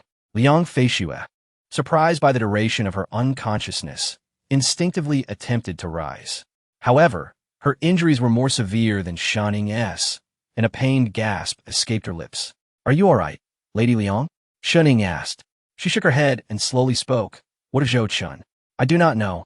I have not moved since awakening," he replied. He may not have survived, to be frank. Shun Ying's thoughts regarding Zhou Chun were still muddled. With the Shun and Zhou families entangled in this predicament, the critical factor remained that the person beside him was still alive. If Liang Feishue returned unscathed, it could spell doom for the Zhou family. It was crucial to understand that opposing the imperial court was tantamount to courting death. Moreover, the Xintian Bureau was not merely a branch of the court. It belonged to the Empress herself. To murder an official of the Xintian Bureau was akin to slapping the emperor in the face, inviting annihilation of one's entire lineage. Furthermore, Liang Feishue was no ordinary individual. The power behind her was not something the Zhou family could afford to offend. Excluding Zhou Chun, the cunning Yikinzi also posed a significant threat. This time, nearly everyone had fallen victim to Yikinzi's schemes, and it was likely that the old Taoist would flee after this incident. Having stirred the pot in Jiangnan, he had drawn out nearly all potential threats. There was no reason for him to remain, for who could fathom his ulterior motives? Reflecting on this, Shun Ying turned to Liang Feishue and asked, "What should we do now, Lady Liang?" After all, they had arrived together and now faced a shared predicament. Liang Feishue shook her head, equally uncertain. She had not anticipated such a scenario. Having only recently arrived in Jiangnan, she had yet to grasp the local powers. Her focus had primarily been on the Shun family, but now she recognized that they too were victims. The heir of the Shun family was lying beside her despite the Shun family's audacity. They would never wager their only son. As it stood, their immediate concern was to return to Linzhou City before being discovered. Once they entered the city, the crisis would be averted, for the Shun family remained there. With this in mind, Liang Feishue turned to Shun Ying and asked, "You have been missing for a day and a night. The Shun family must be searching for you by now." Shun Ying hesitated, struggling to respond. It's hard to say he understood that Shun Wanqing would be frantic over his disappearance. However, regarding his father, it was difficult to predict. Chapter 45. The death of Zhou Chun outside the city, within the dense forest. Shun Ying trudged through the woods, bearing Liang Feishue on his back. Their steps were heavy and slow, reflecting the discomfort both were enduring. Liang Feishue was gravely injured, rendered incapable of movement, and thus wholly dependent on Shun Ying. Shun Ying felt a sense of obligation. After all, this woman had saved him from the precipice. Since his arrival in this world, he had prioritized the interests of the Shun family. Yet that did not mean he was devoid of gratitude. In this dire situation, abandoning Liang Feishue was simply beyond his moral compass. Ultimately, she had never wronged him. Her presence here was a consequence of his own choices, while her earlier actions were merely a test of his character. As they continued their journey toward Linzhou City, Shun Ying calculated that at their current pace, they would not reach the city gates until dawn. However, he could not afford a delay. Both were severely wounded and utterly defenseless. Should they encounter any threat, their fates would be sealed. Liang Feishue rested her head against Shun Ying's shoulder, her gaze filled with complex emotions as she observed him. The once pristine white garment she wore was now thoroughly soaked in blood, tattered and torn. The sticky substance had also marred Shun Ying's exposed skin, amplifying their shared discomfort. After walking for a while, Liang Feishue finally spoke softly. "Shun Ying." "Thank you," Shun Ying replied with a faint tone. "Had it not been for Lord Zhou's protection during the fall, I would have met my end long ago." "There is no need for thanks," Liang Feishue continued. "Regardless, if we survive this night, I, Liang Feishue, owe you a debt of gratitude." Shun Ying chose silence, pressing onward. Each step was an exercise in pain, made all the more arduous by the additional weight on his back. After approximately half an hour, he suddenly halted before a stream. Gently, he set Liang Feishue down and seated himself beside the water, wearily suggesting, "Let us rest for a moment and drink some water. I find myself quite fatigued." Liang Feishue nodded in agreement. Although cultivators possess different physical capabilities compared to ordinary individuals, they too require hydration, especially after sustaining severe injuries. Shun Ying scooped up water and drank deeply before closing his eyes to recuperate. Liang Feishue followed suit, cleansing the blood from her body with the stream's water. Each movement sent sharp pangs of pain coursing through her, a stark reminder of her dire situation. In her lifetime, she had never felt so utterly defeated. After a brief respite, Shun Ying turned to Liang Feishue and stated, "We must continue." Her eyes darkened with concern. She asked, "Have you recovered?" "Even if I have not, we must move. Dawn approaches," Shun Ying murmured, glancing at the sky. At that moment, a deep voice resonated from behind them, sending a shock through both their hearts. "You cannot escape." The familiar voice and aura struck fear into Liang Feishue's heart as her worst fears materialized. Yet Shun Ying's expression remained composed as they turned to face their pursuer, Zhou Chun, the bloodied head of the Zhou family. Though his injuries were severe, traces of vitality still lingered within him. The atmosphere grew palpably tense. After a moment of silence, Shun Ying spoke first, his tone measured. "I did not expect Uncle Zhou to still be alive. Your resilience is admirable." A sinister smile crept on Zhou Chun's face as he replied, "Young Shun, you seem somewhat disappointed." Shun Ying shook his head, taking a step forward to shield Liang Feishue behind him. She hesitated, gently tugging at his sleeve. "What now? Is Uncle Zhou intent on silencing us?" No longer feigning ignorance, Shun Ying confronted Zhou Chun directly. The elder's gaze shifted to Liang Feishue, and he spoke slowly. "That depends on you. The woman behind you cannot live. As for you, if you kill her, the Shun and Zhou families will remain allies, and you will still be my esteemed son-in-law." In truth, Shun Ying was not meant to be part of this scheme. and the Zhou family had never intended to target the Shun family. Had they wished to do so, they would not have bestowed their influence in the capital upon them. Thus, Shining preferred not to resort to murder. However, he had become privy to their secrets. Standing with the Xintian division meant the Zhou family's downfall was imminent. Should Shun Ying slay Liang Feishue, the two families would be irrevocably entwined. Now, the onus lay upon Shun Ying's decision. He swallowed hard and spoke slowly. Is that truly so? Indeed, Zhou Qin affirmed. Turning to Liang Feishue, her eyes were fixed intently upon him, her mouth opening slightly as she struggled to find words. In the face of mortality, all else seemed trivial.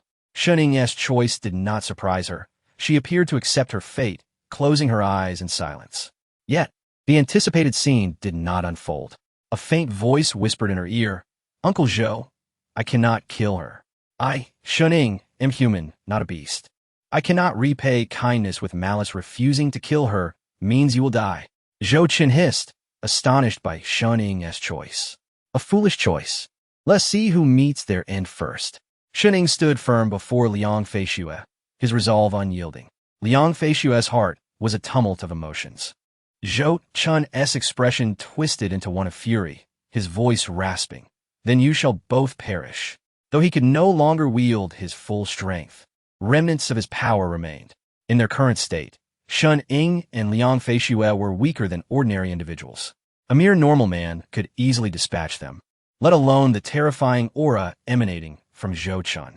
Taking a deep breath, Shun Ying murmured internally, "I hope my acquaintance does not lead me astray. May the mark they provided prove useful. Otherwise, he would truly be doomed." Zhou Qin advanced step by step, and Shun Ying understood that this opportunity was fleeting. Though he was Zhou Wanshu's father, his fate was sealed. The mark on Shun Ying's forehead began to glow, and he could sense a powerful energy coursing through him. However, just as he prepared to unleash this mark, an unforeseen turn of events occurred. A shadow materialized behind Zhou Qin, and with a surge of demonic energy, a blade pierced through his chest. Completely fixated on Shun Ying, Zhou Qin had neglected the imminent threat behind him.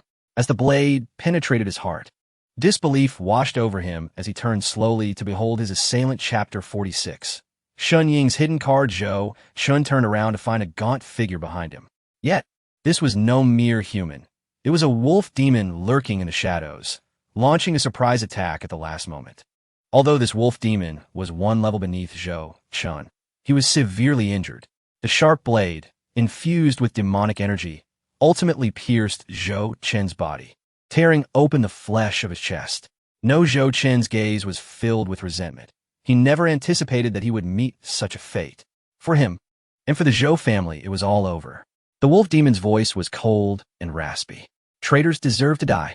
Zhou Qin widened his eyes, but the blade had already completely pierced his heart. His breath gradually faded as he fell backward. The once mighty head of the Zhou family was destined to face his demise. Shun Ying observed this scene, his heart a tumult of emotions. Zhou Qin was dead, yet for him, the current situation held no difference. Shun Ying lifted his gaze to the wolf demon and mockingly remarked, "Indeed, traitors deserve death, but what of your demon race?" The wolf demon licked his lips and coldly retorted, "You humans pride yourselves on being superior, yet your hearts are far more corrupt than ours. My brother was captured by you, was he not? He suffered torment, and tonight, I shall avenge him." The wolf demon's gaze pierced through Shun Ying, fixating on Liang Feishue's face. He recognized this woman and yearned to see her suffer.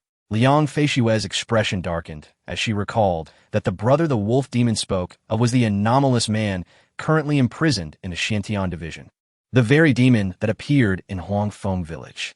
Shun Ying was also familiar with him. The anomalous man had been captured by Old Wu, but was later taken away by Liang Feishue.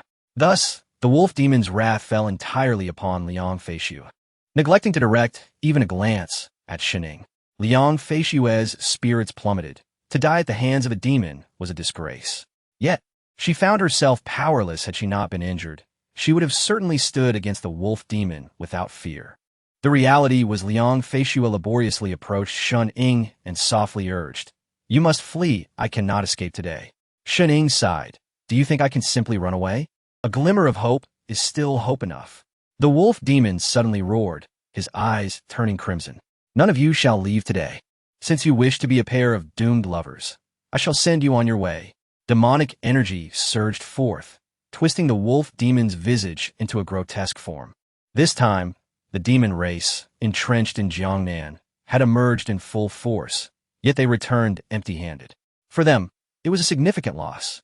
However, for the great Zhou court, they could not voice their grievances, for they had failed to obtain what they sought.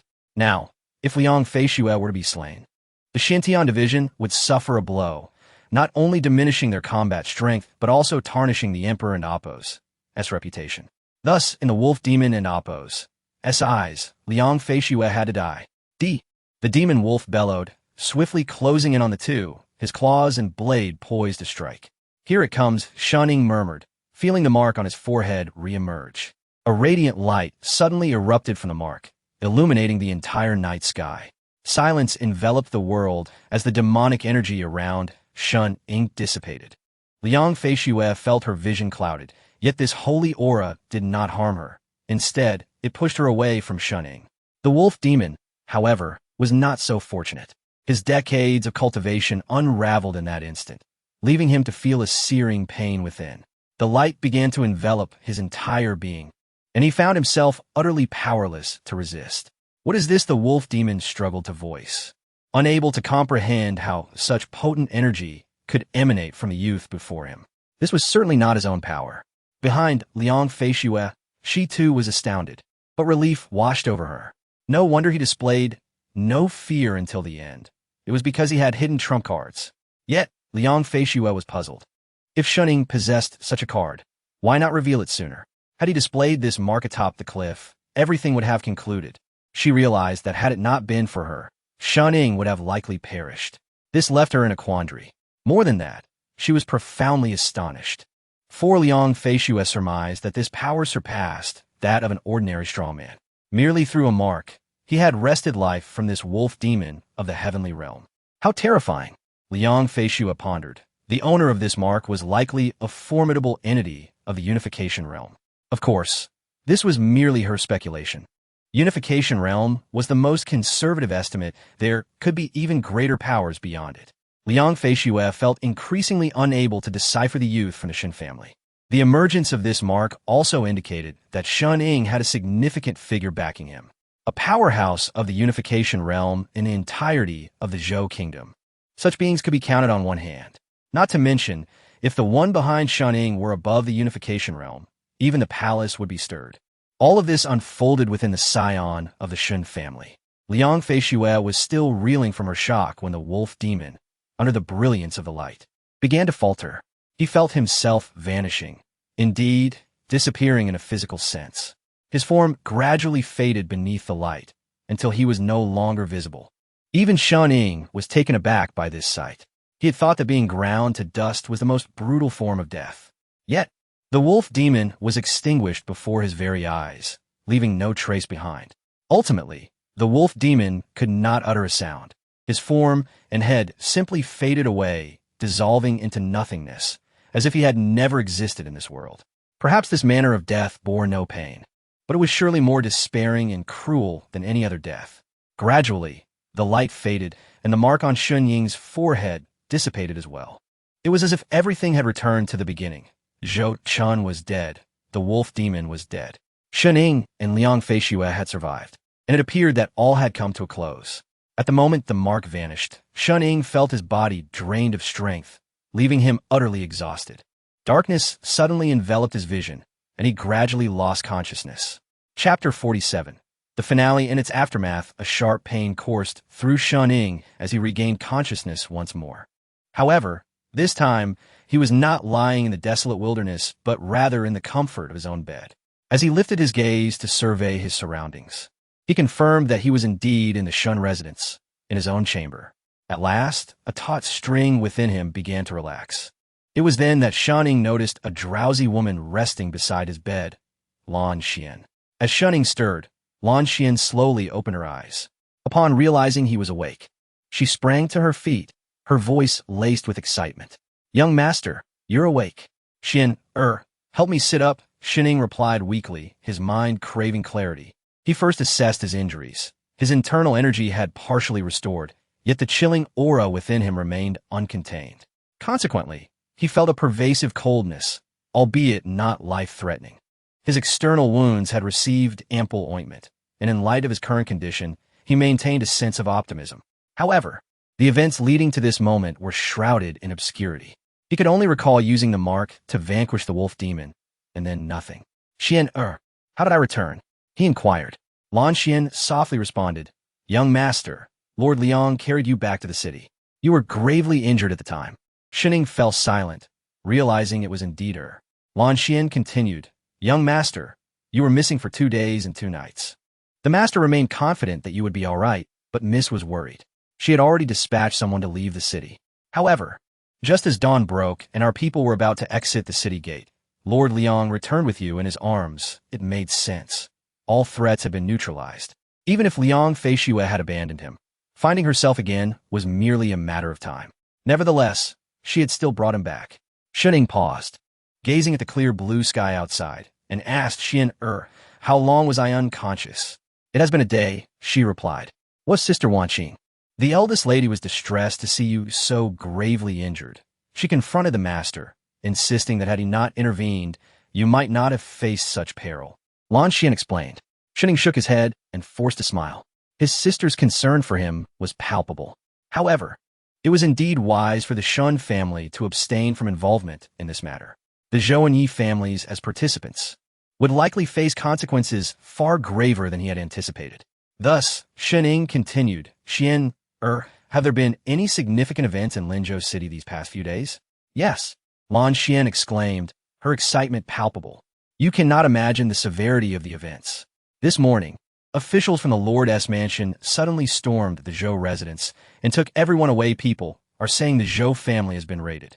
Shining was taken aback. He hadn't expected Liang Feishue to act with such swiftness.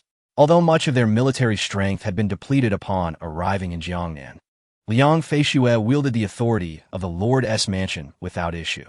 Yet, the rapidity of her actions was indeed reflective of her character.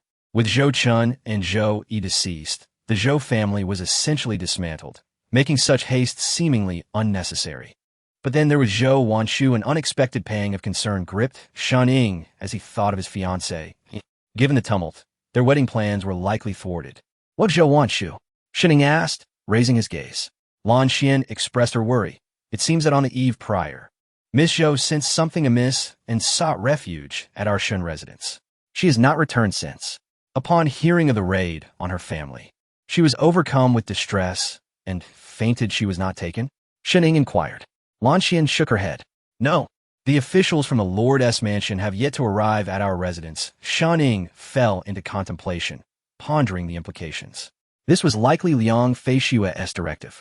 Given her decisive action against the Zhou family, she must surely be aware of Zhou Wanshu's whereabouts. Yet, her delay in approaching the Shun residence might be due to her concern for Shunning. At that moment, Lan Xian added, Young master, aside from the Zhou family, the Yi family has also shut their doors to visitors.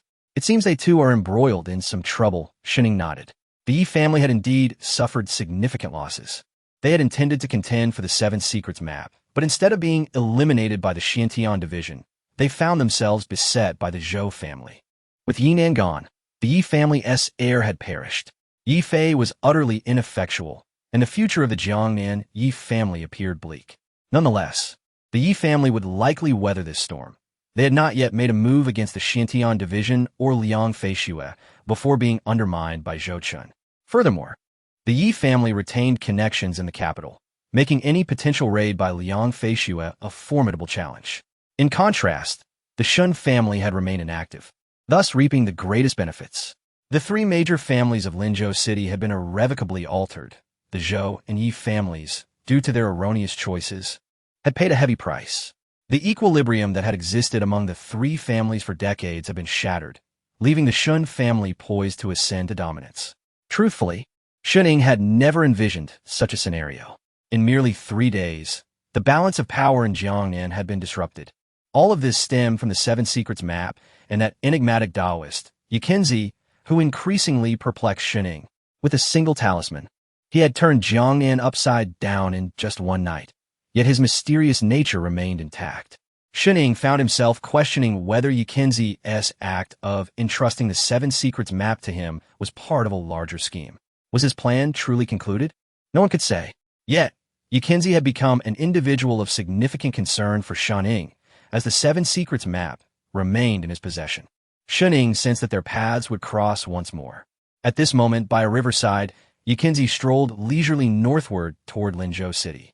After a while, the old Taoist suddenly halted, casting a meaningful glance toward the direction of the city. A faint smile graced his lips as he mused aloud. I wonder whether entrusting the seven secrets map to that lad was a wise decision or not. It seemed as if the old man had answered his own question. Oh well, fate is a curious thing. Since the path has been laid, why concern oneself with whether it is right or wrong? With that, he continued on his way. I have no desire to linger in this wretched Zhou land any longer. Yikinzi's figure gradually faded into the distance.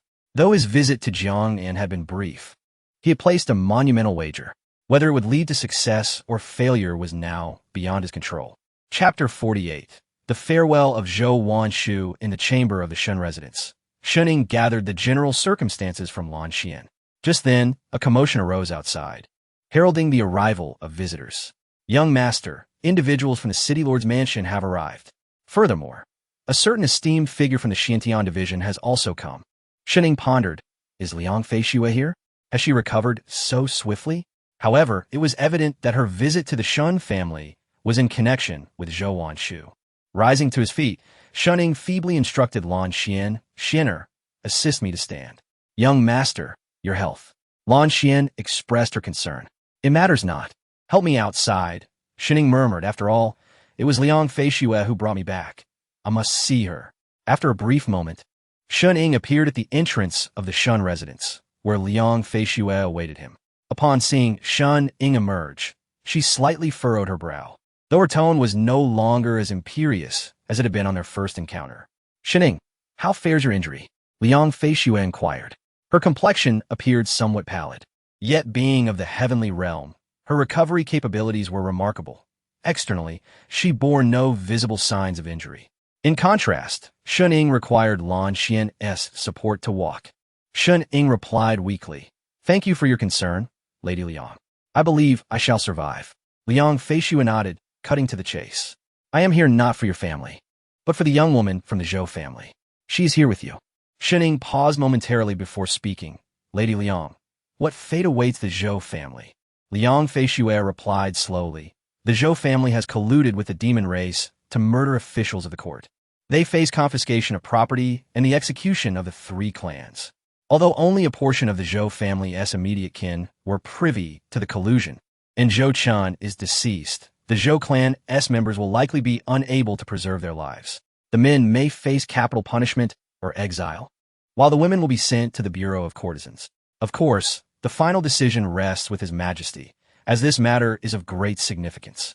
I will send someone to the capital to report. As Liang Feixue concluded her statement, a figure in the corner stepped back a few paces. It was Zhou Wanshu, her face ashen and filled with helplessness.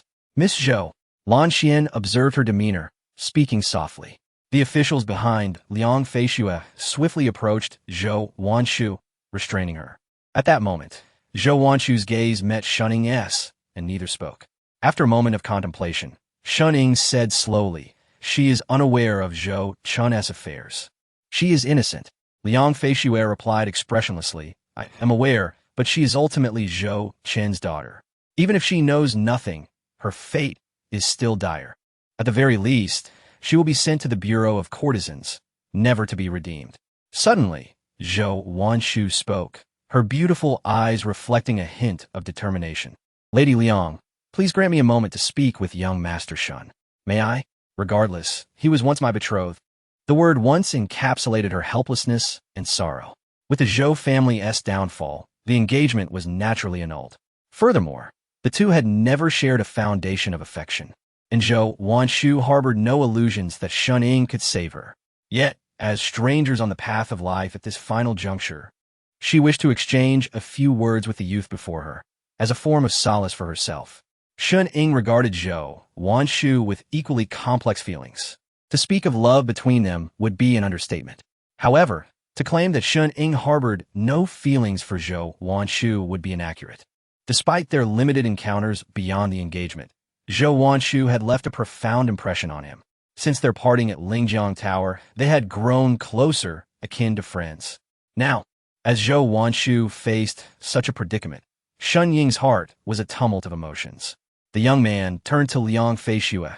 Yet before he could speak, she interjected. Very well. Moreover, Liang Feishue and Shun Ying shared a bond akin to life and death. She could grant this favor, knowing that the young woman was present and would not flee. Thank you, Shun Ying said with a slight bow. He then addressed Lan Xian. Xianer, please attend to Lady Liang. I have matters to discuss with Wanshu. Of course, Lan Xian nodded. Subsequently, Zhou Wanshu gracefully approached Shun Ying, assisting him towards the rear courtyard. Once there, only the two remained. Zhou Wanshu first performed a slight bow, her expression sorrowful as she spoke. Young Master Shun, this time, it is the Zhou family that has wronged you, as well as Wanshu herself. Shun Ying steadied Zhou Wanshu, saying helplessly, no one anticipated such events. Especially your father. Shun Ying hesitated, aware of Zhou Wanshu's deep feelings for her father. With Zhou Qin's death and the Zhou family's collapse, she found herself ensnared in turmoil. In just a few days, anyone would struggle to accept such a fate. Zhou Wanshu seemed to comprehend her own destiny. These past days have troubled you, young master. We are fated to be without fortune. Marriage is ultimately unachievable. Shun Ying comforted her. Wanshu, regardless. We share a bond. If possible, I shall do all in my power to preserve your life. Zhou Wanshu merely shook her head, saying nothing more. Shun Ying understood her thoughts. The fate of the Zhou family was as Liang Feishue had described. For Zhou Wanshu, the best outcome would be to be sent to the Bureau of Courtesans, but such a fate was worse than death for her. Shun Ying was acutely aware of this, yet he could offer no guarantees. The might of the court and the emperor's authority were beyond the Shun family's capacity to resist. The Zhou family's downfall occurred overnight. Before long, Zhou Wanshu's eyes brimmed with tears, perhaps an expression of a desperate woman's despair. Shun Ying hesitated for a moment, gently wiping the tears from her cheeks, softly saying, Wanshu, regardless, the Shin family will do its utmost to assist you. At that moment, Zhou Wanshu suddenly reached out, lightly embracing Shun Ying. He stiffened momentarily. It was the first time he had been held by such a beautiful woman. Yet, as Zhou Wanshu was at her most vulnerable, he felt it inappropriate to withdraw. After a brief hesitation, he murmured, Wanshu, if there is anything within my power, I shall certainly assist you. Zhou Wanshu gradually released her hold, wiping her tears away. She initially shook her head, but then hesitated. I must confess, Shun Ying, I may not have a future. I have but one final request. Shun Ying nodded. Speak freely. Zhou Wanshu slowly raised her gaze to meet Shun Ying and Appo's. Her face pale. Shun Ying, could you compose a poem for me in the end? A poem? Shun Ying was taken aback by Zhou Wanshu and Appo's request. Yes, a poem. Chapter 49. The true identity of Liang Feishue in the tranquil courtyard. Silence enveloped the surroundings. After a moment, Shun Ying raised his head and softly spoke. All right. I shall compose a poem for you, Wanshu. Please assist me to the study. Certainly, she replied. With Zhou Wanshu's gentle support, Shun Ying made his way to the study. He did not ponder excessively. Instead, he picked up the brush and inscribed a few lines of poetry onto the paper. During this time, Zhou Wanshu's gaze remained fixated not on the paper in Shun Ying's hand, but rather on the youthful visage before her. Her beautiful eyes, slightly flushed, sparkled with unspoken thoughts. After a brief interval, Shun Ying set down the brush and looked up at Zhou Wanshu, saying, Wanshu, this poem is for you. She accepted the paper, but did not immediately glance at it.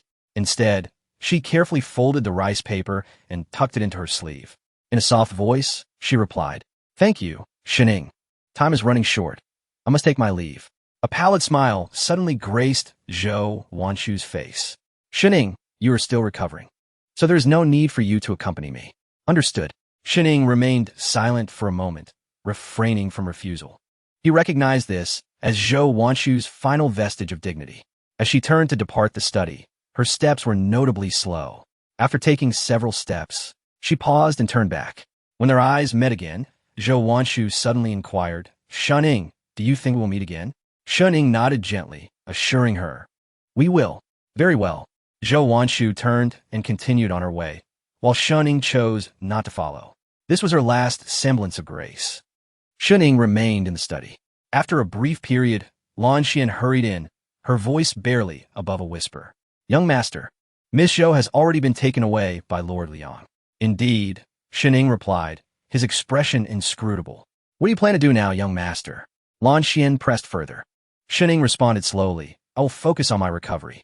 The chaos outside is overwhelming. I shall wait for it to subside before taking action. Furthermore, my mind is too troubled to deal with matters at hand. I will leave familial affairs to Sister Wonking for now. Lan Xian cautiously inquired, then young master, do you intend to assist Miss Zhou? Assist? Shuning murmured, in what manner? This time, the Zhou family had committed a grave transgression, and it was Tianhe division, the court, and the emperor himself who sought their downfall. To them, the Shun family held no significance. Lan Xian fell silent, aware of this harsh reality. However, Shuning shifted his tone, stating calmly, truthfully, I wish to save Zhou Wanshu, yet I'm certain others share this intention as well. Lan Xian scratched her head, perplexed. Shuning continued, let us not forget, the heir of the Chu royal family still resides in Jiangnan. In Jiangnan, Linzhou City, at the Lord's Manor currently, Liang Feishue had made the Lord's Manor her operational base. Outside the manor, a voice boomed, Liang Feishue, come forth. A somewhat haggard young man attempted to storm into the manor, but was halted by the guards. How dare you? I am the heir of Prince Chu. Who dares to stop me? Mu Yu shouted, having lost both his noble dignity and rationality, all due to Zhou Wanshu. Although he was a prince, he was oblivious to the surrounding circumstances. The Seven Secrets map, the Zhou family, and Liang Feishue's recent brush with death were all unknown to him. All he understood was that Liang Feishue intended to harm Zhou Wanshu. Thus, in his frenzy, he charged into the Lord's Manor. But the servants were caught in a dilemma regarding how to handle the situation. At that moment, a cold voice emanated from within, let him in. Upon hearing the command, the guards dared not protest, and allowed Mu Yu to enter. Upon entering, he found Liang Feishue seated calmly before him. Why have you detained Zhou Wanshu? He demanded. Liang Feishue replied coolly. The Zhou family has colluded with the demon clan. The crime of confiscation extends to Zhou Wanshu as well. Mu Yu stood frozen, his mind momentarily blank. Eventually, he managed to utter, what of it? Zhou Wanshu is mine. Ha! Prince Mu, do you truly believe your own words? She retorted. Where is she now? In the prison. Mu Yu clenched his teeth, pressing on. Release her. How can she endure such a place? Liang Feishue responded coldly. I'm afraid, Prince Mu, that your words carry no weight. Furthermore, your journey to Jiangnan was certainly not by Prince Chu's design. It would be wise for you to return to the capital promptly. Mu Yu continued to grit his teeth. Liang Feishue, I'm a prince. I command you to release Wanshu. At that moment, his eyes burned with fury, completely devoid of reason. Enough, Mu Yu. This is no place for your tantrums. The affairs of the Zhou family are to be decided by His Majesty. Liang Feishue rose, taken aback by Mu Yu's madness. Did he truly think he could intimidate her with his princely status? Mu Yu and Appo's gaze turned fierce as he snarled. Liang Feishue, do not think that because your father is the head of the Tianhe division, you can act with impunity. I am a prince, a royal relative. Liang Feishue commanded, seize him. The prince is in a foul mood. Take him away to cool off. Yes. In an instant, a group of guards approached and escorted Mu Yu away. Once he was gone, Liang Feishue felt a wave of clarity wash over her. She closed her eyes, reflecting on the recent events. However, Mu Yu and Appo's words had inadvertently revealed her true identity. She was the daughter of the head of the Tianhe division. The current head, Liang Jun, held a prestigious position. A military man by origin, he had fought valiantly in numerous battles, most notably the Battle of Nanwang Mountain, where he led 30,000 soldiers to defeat 100,000 troops from the Danyan kingdom. At that time, the Yin kingdom had achieved a string of victories, and had they crossed Nanwang Mountain, they would have marched straight to the capital. However, Liang Jun single-handedly altered the tide of battle. When everyone believed Liang Jun would be awarded a princely title for his valor, he instead took command of the Tianhe division. Yet, the Tianhe division had become a formidable weapon for the emperor. In the capital, Liang Jun was regarded as a figure of immense power, second only to the emperor himself, and none dared to challenge him. The saying goes that a tiger begets no dog. From a young age, Liang Feishue was a prodigy in the path of cultivation, having entered the realm of heaven and earth at a tender age. Though she had grown under her father's shadow, she yearned to achieve her own accomplishments and follow in his footsteps. Thus, she had ventured to Jiangnan to investigate the Seven Secrets map. Yet, she could hardly foresee that this journey would alter her fate forever. Chapter 50. The Empress's Curiosity. Inger, are you all right? Let me see where you were hurt. In the Shun residence, Shen Wanqing looked worriedly at Shen Ying, inspecting her from head to toe. Shen Ying, feeling utterly helpless, softly replied, Sister Wanqing, I'm fine. Please let me be. Shen Wanqing sighed in relief, but soon donned an indignant expression as she admonished, How could you dare to partake in such dangerous affairs? Do you still consider me your sister? Sister Wanqing, I didn't die, did I? Shen Ying weakly protested. All right. At that moment, Shan Wanfu, stroking his ample belly, nonchalantly remarked, This lad is alive and well. I told you he is fortunate and blessed. There is no need for such concern. Father. Shen Wanqing turned to glare at Shen Wanfu, for she did not share his unshakable composure. I've calculated it. This boy is not only blessed, but also carries the fortune of romance. Just look at that woman from Zhuangtianxi who is utterly devoted to him. Stop. Please be quiet. Shen Ying retorted, feeling that her father lacked seriousness. However, Shen Wanfu quickly shifted his tone and continued, Although this lad is alive, the situation in Jiangnan is about to change. The Zhou family is no more. Shen Ying's gaze flickered as she looked up at her father, suddenly struck by a bold thought. Old Shen, please do not tell me you have known all along that the Zhou family colluded with the demon clan. Shen Wanqing's eyes also turned toward Shen Wanfu. Shen Wanfu paused before solemnly stating, Old Zhou was an old acquaintance of mine. Whatever actions he undertook would not surprise me. There's always a price to pay for rise. The Zhou family's ascent surely came at a cost. Shen Ying fell silent, deep in contemplation. Indeed, Jiangnan once flourished with powerful families, far removed from the capital, a place rife with intrigue. Whether it be the Zhou family, the Yi family, or their own Shun family, those who could establish a firm foothold must have secrets hidden behind the scenes. Yet now, the Zhou family had been met with retribution. At that moment, Shen Wanqing suddenly said, Inger, I must leave for the capital tomorrow. Shen Ying was taken aback and asked, Sister Wanqing, are you in such a hurry? Shen Wanqing replied, Originally, the Zhou family intended to transfer their influence in the capital to us, using our Shun family as a retreat. However, with the Zhou family gone, those forces in the capital are also teetering on the brink. They have yet to be completely under our control. The capital requires someone to hold the fort. Shen Wanqing had returned specifically to prepare for her move to the capital. Yet, with the sudden turn of events, she could no longer afford to delay. It was impossible for them to seize all of the Zhou family's influence in the capital. Time was of the essence, and they could only take as much as they could. Furthermore, in recent years, the Shen family's focus had been increasingly directed northward, making this the perfect opportunity to enter the capital. Sister Wanqing, you have worked hard. Shen Ying said softly, gazing at Shen Wanqing. I too shall make my way to the capital someday. The young man suddenly looked up at the sky. His previous life had been spent within the confines of the Shun family's residence. There was no other choice, as he was bound by the cold affliction that hindered his every step. Now that the ailment had been temporarily suppressed, Shen Ying longed to step beyond Jiangnan and explore the world. As a transmigrator, Shen Ying's heart surely differed from that of others. He yearned for the martial world, the court, and brilliance, even if darkness lurked within. The Great Zhou was but a fragment of the 9 provinces, with Yin to the north, the western regions housing the Buddha, and the southern lands rife with barbarism. Furthermore, the demon clan lurked, waiting for their moment. If he did not dare to venture forth, how could Shen Ying not feel a sense of regret? Shen Wanqing gently placed a hand on Shen Ying's shoulder and said softly, Now that you have embarked on the path of cultivation, you must be resolute in your choice. This world is forever a realm for cultivators, and the cold affliction within you still requires resolution. Shen Ying nodded, murmuring, Yes, I shall strive diligently. Though he spoke thus, Shen Ying felt quite fragile. His internal injuries were rather severe, yet that night by the cliff, he had also experienced the overwhelming awe brought forth by the strong. This further solidified Shen Ying and Appo's resolve to grow stronger.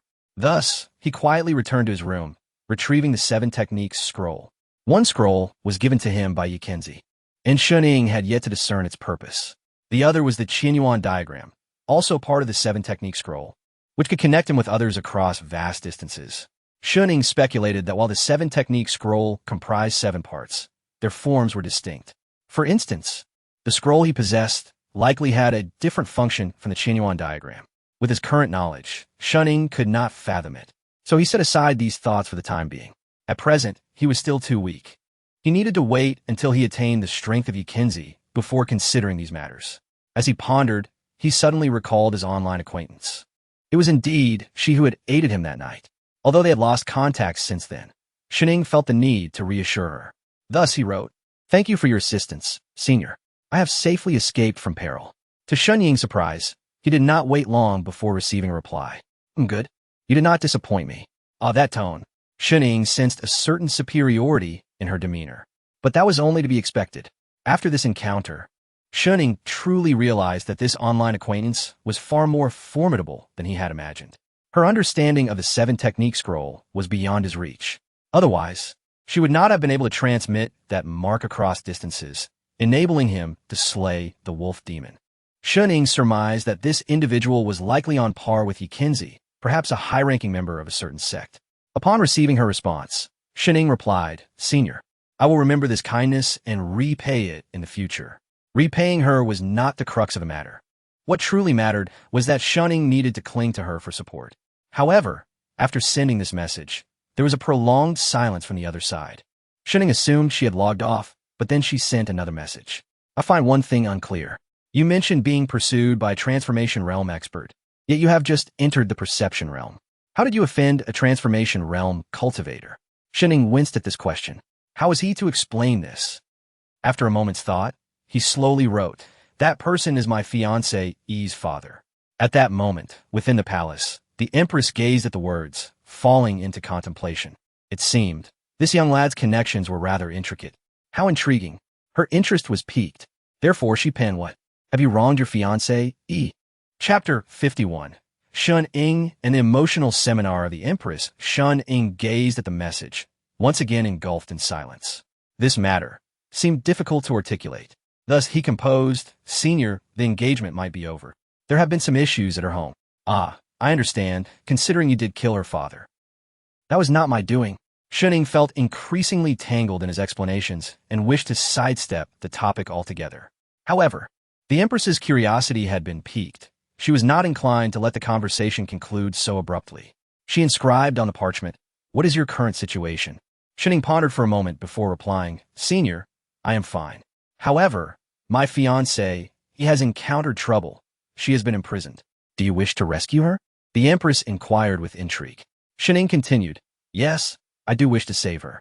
"Do you have feelings for her?" "Not exactly." "Then why save her?" "According to your reasoning, she likely can no longer provide you with any benefit." In the palace, the Empress rose slowly, a habitual gesture of hers. Whenever she grappled with significant state affairs, she would pace back and forth. This time, she too began to contemplate. Lacking affection and benefits, there seemed little necessity to jeopardize one's self for another. This young man's thought process was indeed peculiar. Meanwhile, Shuning found himself ensnared in a quandary regarding Zhou Wanshu. He could not quite articulate his feelings. Originally, Shuning had entered into the engagement for the sake of the red spirit ginseng, binding their fates together. Yet, no one had anticipated such a turn of events. Now, Zhou Wanshu languished in prison, facing an undoubtedly tragic fate.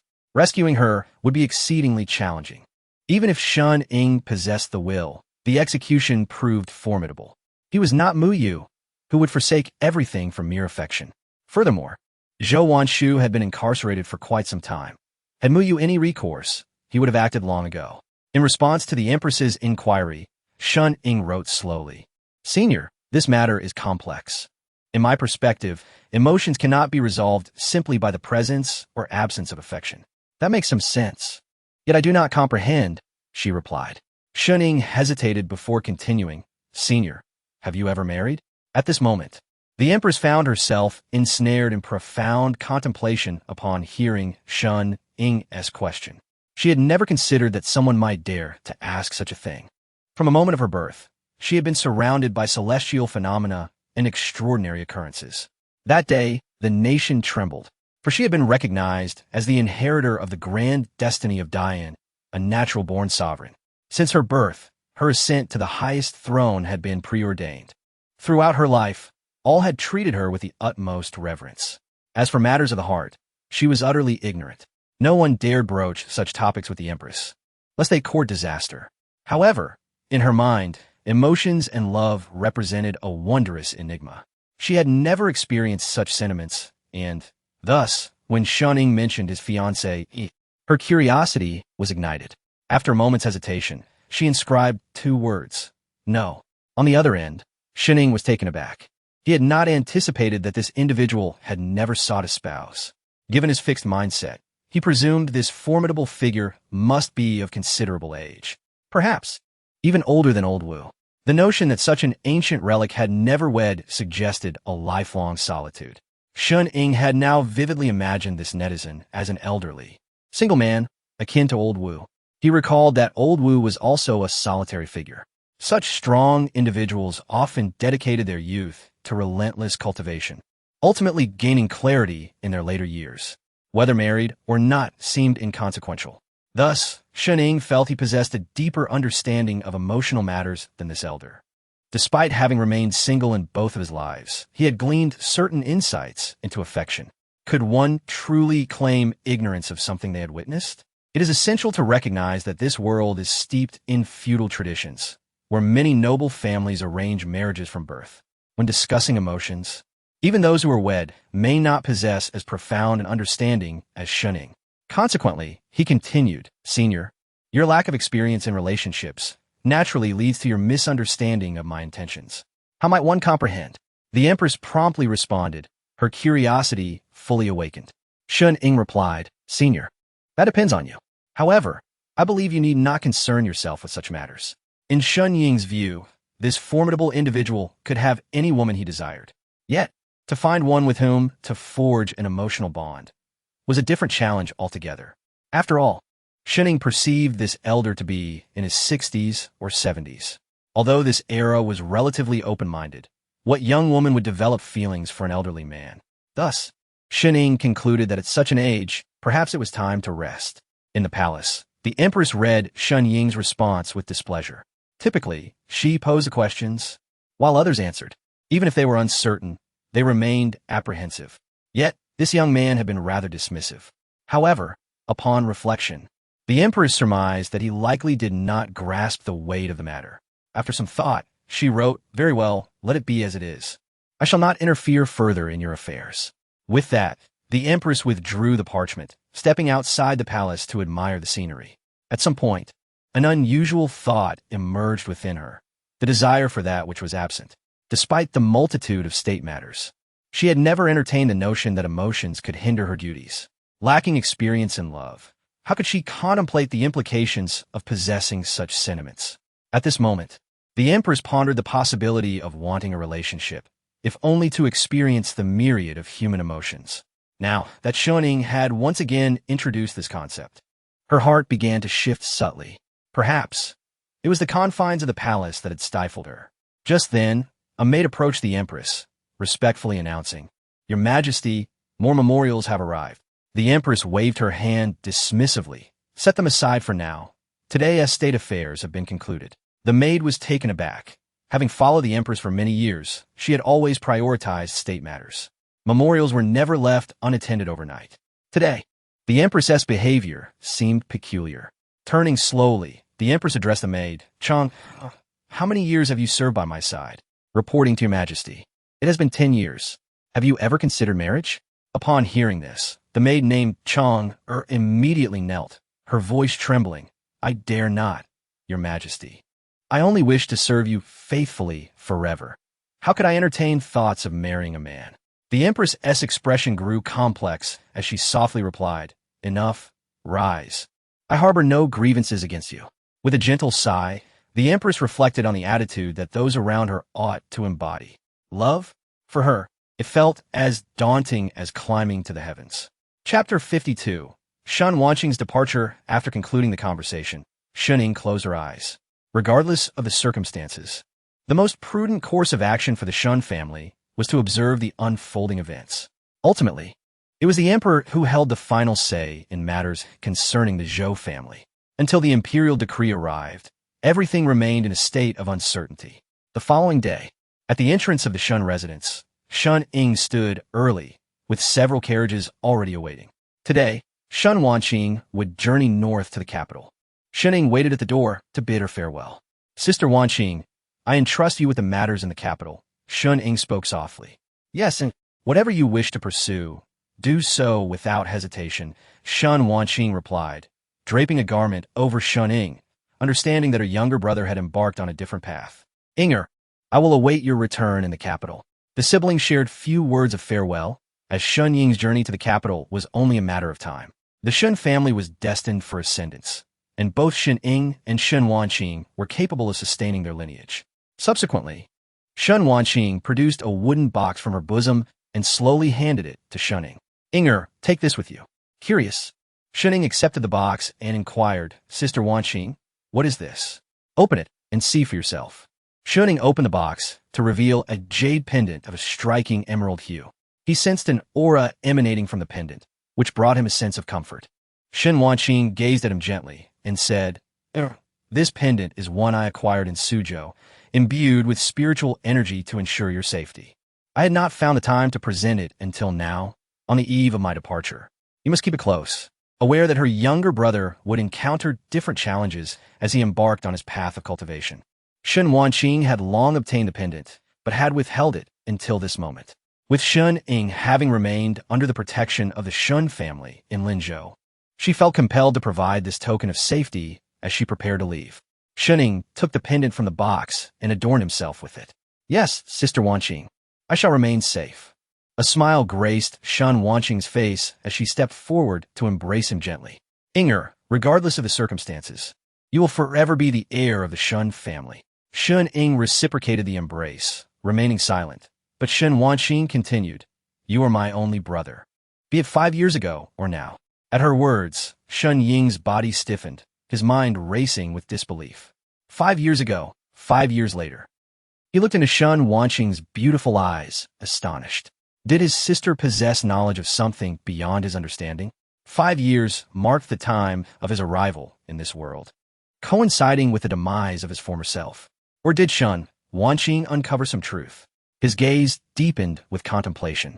Yet, Shun Wanqing's expression remained warm as she draped a garment over him once more, softly uttering, I must take my leave now. Farewell, Sister Wanqing. The simplicity of the words marked their parting. As Shun Wanqing boarded the carriage, Shun Ying's eyes remained fixed on the departing vehicle until it vanished from sight. Only then did he exhale a long breath. At that moment, the maid Lanxian, sensing his turmoil, inquired, Young master, do you harbor concerns? No, let us return. Shun Ying replied softly, his thoughts in disarray. Meanwhile, at the city gate, as Shun Wanqing's carriage rolled out, a contingent clad in official attire approached at a rapid pace, raising clouds of dust. Shun Wanqing lifted the curtain to observe the riders hastening into the city. The guards merely glanced before swiftly opening the gates. What is happening? She inquired softly. Miss, it appears these individuals hail from the capital, came the reply. From the capital? Shun Wanqing bit her lip, realizing that they bore the emperor's decree. It seemed that the chaos in Jiangnan was on the verge of resolution. Should we return, miss? The maid asked. Shun Wanqing shook her head, responding quietly, No need to return. My father and brother will manage matters here. My ambitions remain firmly fixed on the capital. In Linzhou City, at the Lord's Manor, the commander of the Xiantian Division, Liang Feishue, knelt before the envoy sent by the emperor. Commander Liang Feishue, this mission to Jiangnan to suppress the rebels has not led to their capture, yet you have severely injured them and eradicated the demon clan, eliminating a scourge from our great Zhou. For your meritorious service, you are promoted to deputy commander of the Xiantian Division in the capital, overseeing 1,000 households, with a reward of 1,000 taels of silver. Additionally, the Zhou family, having colluded with the demon clan, is deemed unforgivable. The direct line of the Zhou family faces the death penalty, while collateral members are exiled and women are consigned to the brothel, never to be redeemed.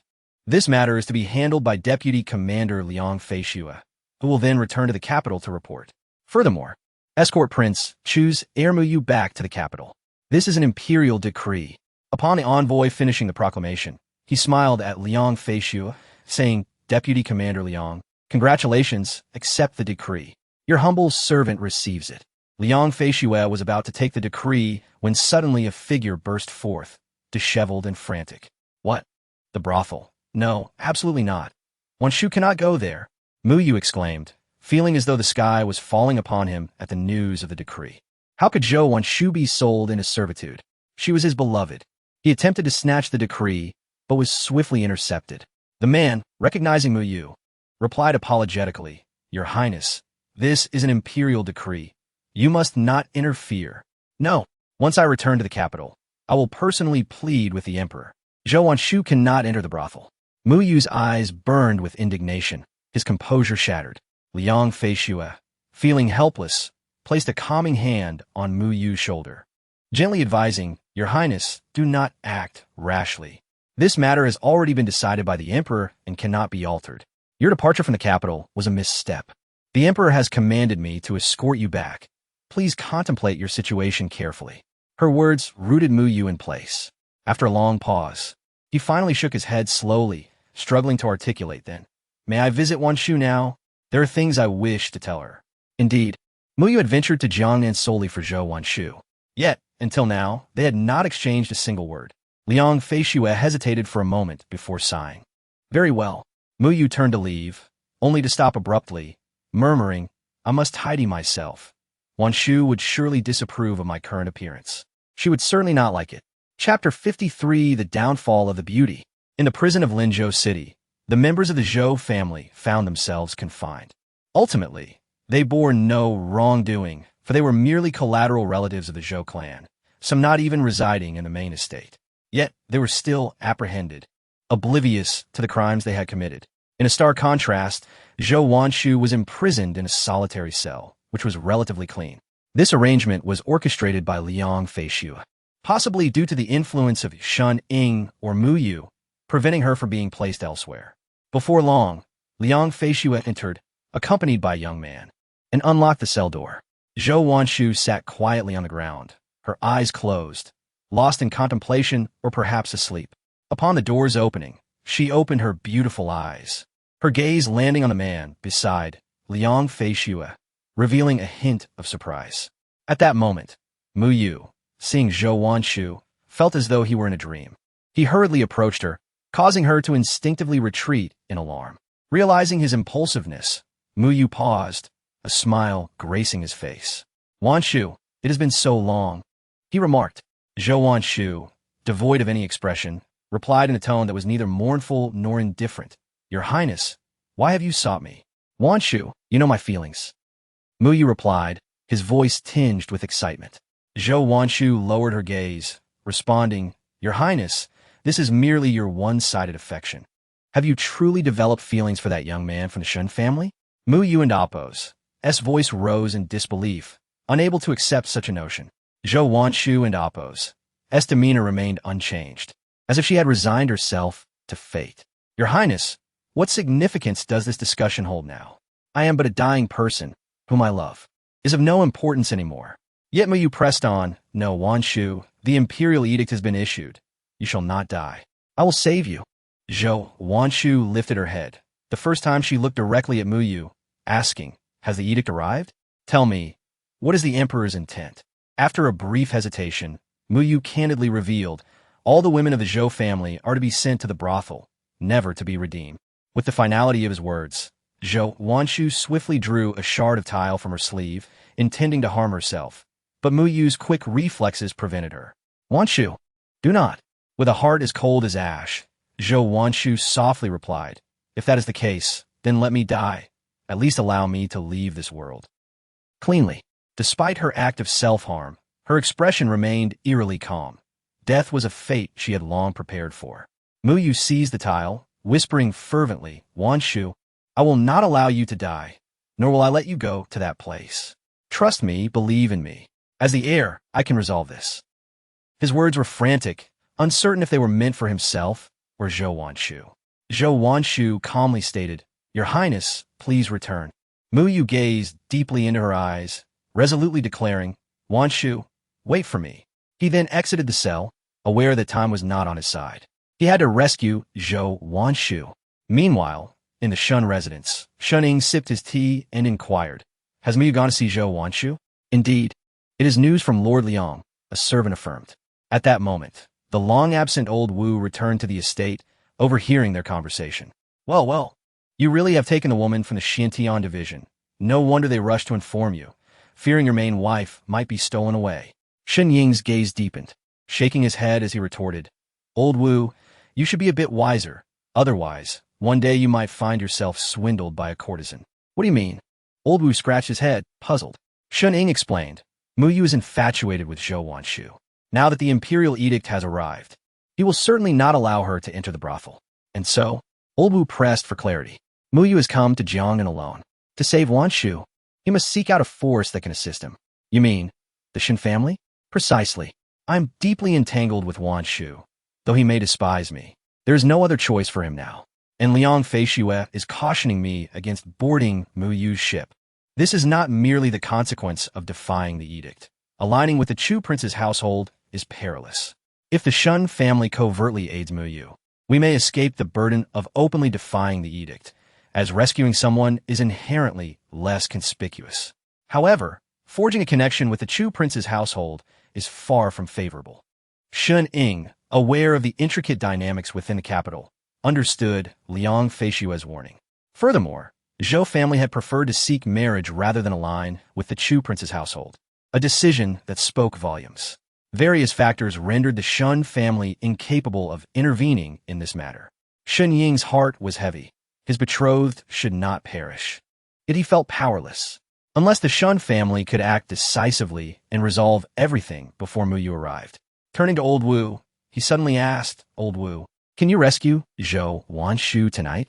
This was the most direct and singular solution Shun Ying could conceive. Get lost. If you want to die, do not drag me into it. That is a government prison, and I dare not intervene. Moreover, if we succeed, there are only a few capable individuals in Linzhou City. That woman from the Xintian division could easily deduce that we were behind it." Shun Ying fell silent, fully aware of Old Wu's reasoning. He had merely asked out of impulse. Yet, the instinct of youth told him that this situation would not unfold as anticipated. In the dead of night, within the prison, Zhou Wan Shu sat serenely on the ground, retrieving a piece of rice paper from her sleeve. The paper concealed a shard of tile. She intended to take her own life that night. It seemed she had accepted her fate, and thus her heart was disturbingly tranquil. However, before her demise, Zhou Wan Shu yearned to accomplish one last act, to read the final gift left by the young man, a poem. Prior to parting, she had requested Shun Ying to compose this poem for her, a solitary beacon of hope during her imprisonment. She had long refrained from reading it, fearing that once she did, her last lingering thought would vanish. Yet, she had no future to look forward to. With trembling hands, Zhou Wan Shu slowly unfolded the rice paper, the words gradually revealing themselves. Chapter 54, An Oath. Upon the delicate rice paper, the poem appeared vividly. An oath. I yearn to know you, to share a fate unbroken by time. Mountains may crumble, rivers may run dry. Winter thunder may roar, summer snow may fall. Only when heaven and earth unite shall I dare to forsake you. Zhou Wan Shu gazed blankly at the characters, her mind swirling with countless thoughts. In that moment, she felt the profound emotions and pledges embedded within this heartfelt verse. From these few lines, she perceived the unwavering resolve of a woman in love, loyal until death. In stark contrast to her own situation, she suddenly recognized that although born into the Zhou family and possessing great renown in Jiangnan, what did it matter?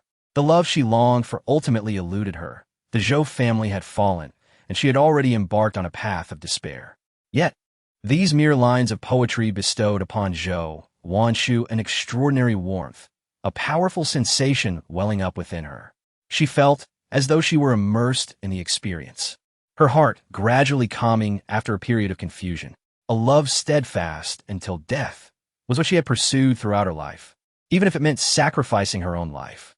At this moment, Zhou Wan Shu suddenly realized that while she could die, she could not die in such a manner. She could perish for the ideal she cherished, Yet she could not succumb to the disgrace of dying in a prison cell.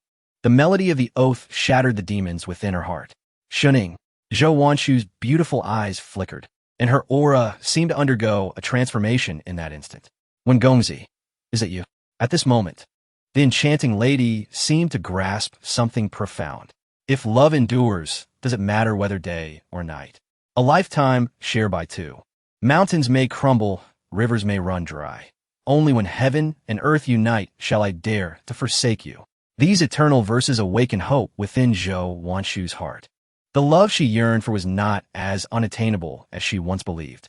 Slowly, she closed her eyes, a white aura enveloping her surroundings. This was a sign of entering a new realm. It is known that the transition from an ordinary person to a practitioner is a significant threshold. Shunning had once crossed this threshold through the aid of powerful techniques and potent elixirs. Yet, Zhou Wanshu, with no prior foundation, was on the verge of stepping into this realm solely through a poem.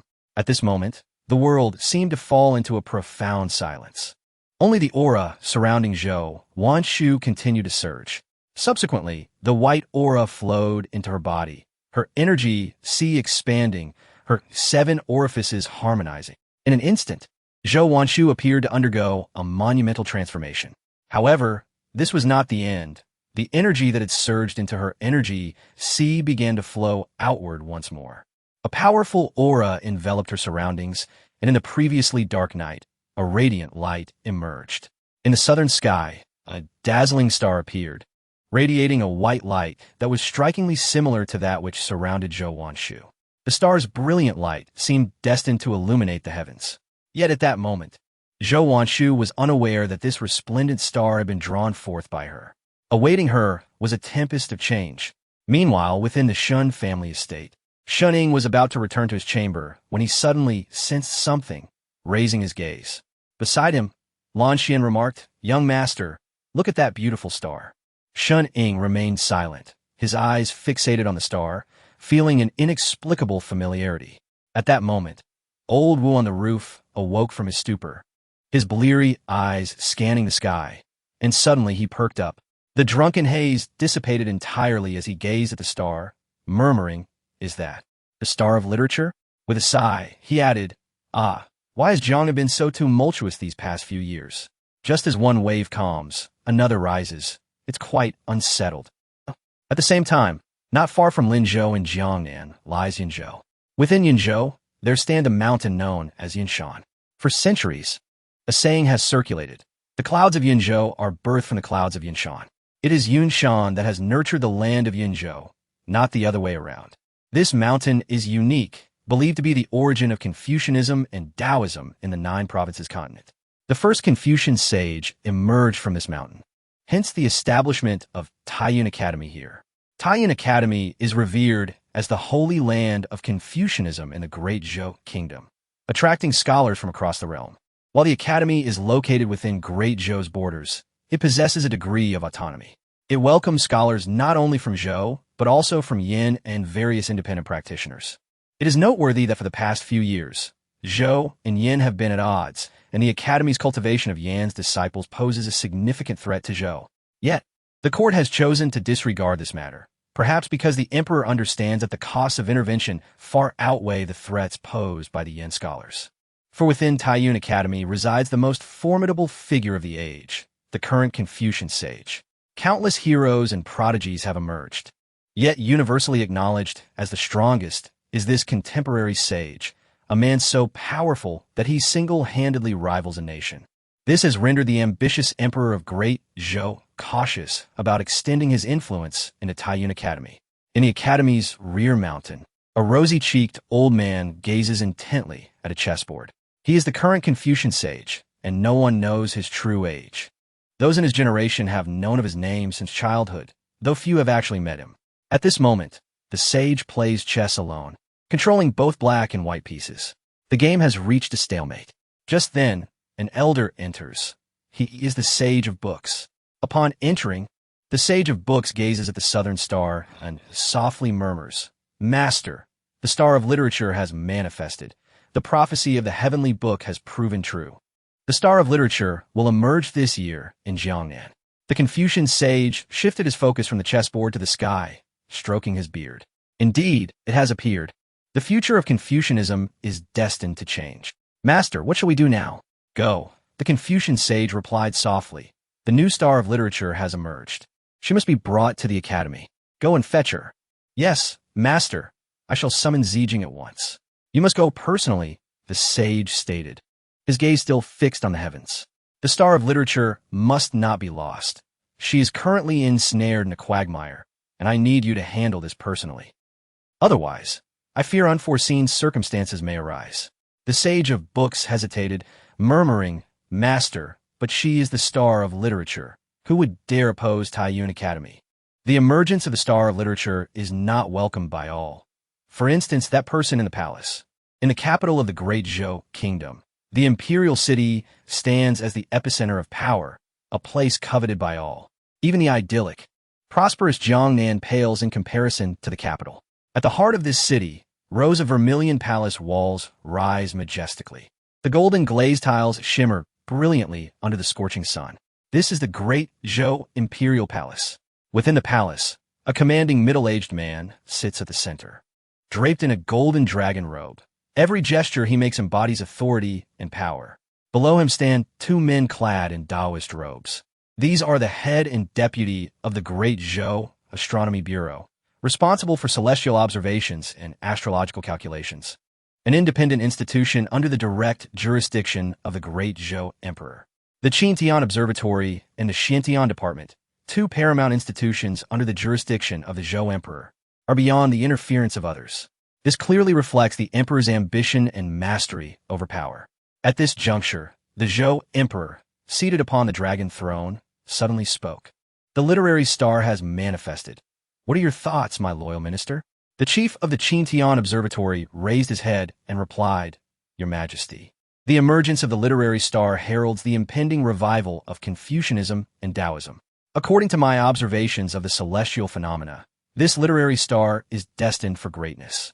Elaborate, if you will, the emperor urged. The chief of the Tianhe Observatory appeared hesitant, as if wrestling with unspoken words.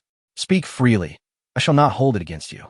Your Majesty, I shall be forthright, he said, his demeanor turning grave. The growth of this literary star may surpass that of any Confucian adept, ascending to heights unknown. However, I foresee that she may very well alter the dynamics of the capital. To say she would alter the dynamics of the capital was a rather understated expression. To clarify, it implied a potential upheaval of imperial authority, posing a threat to your Majesty.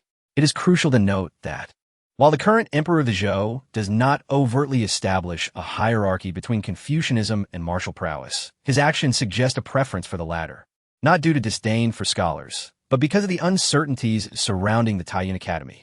Everyone is aware of the emperor's zealous grip on power. The Tianhe Academy represents an unknown variable to imperial authority.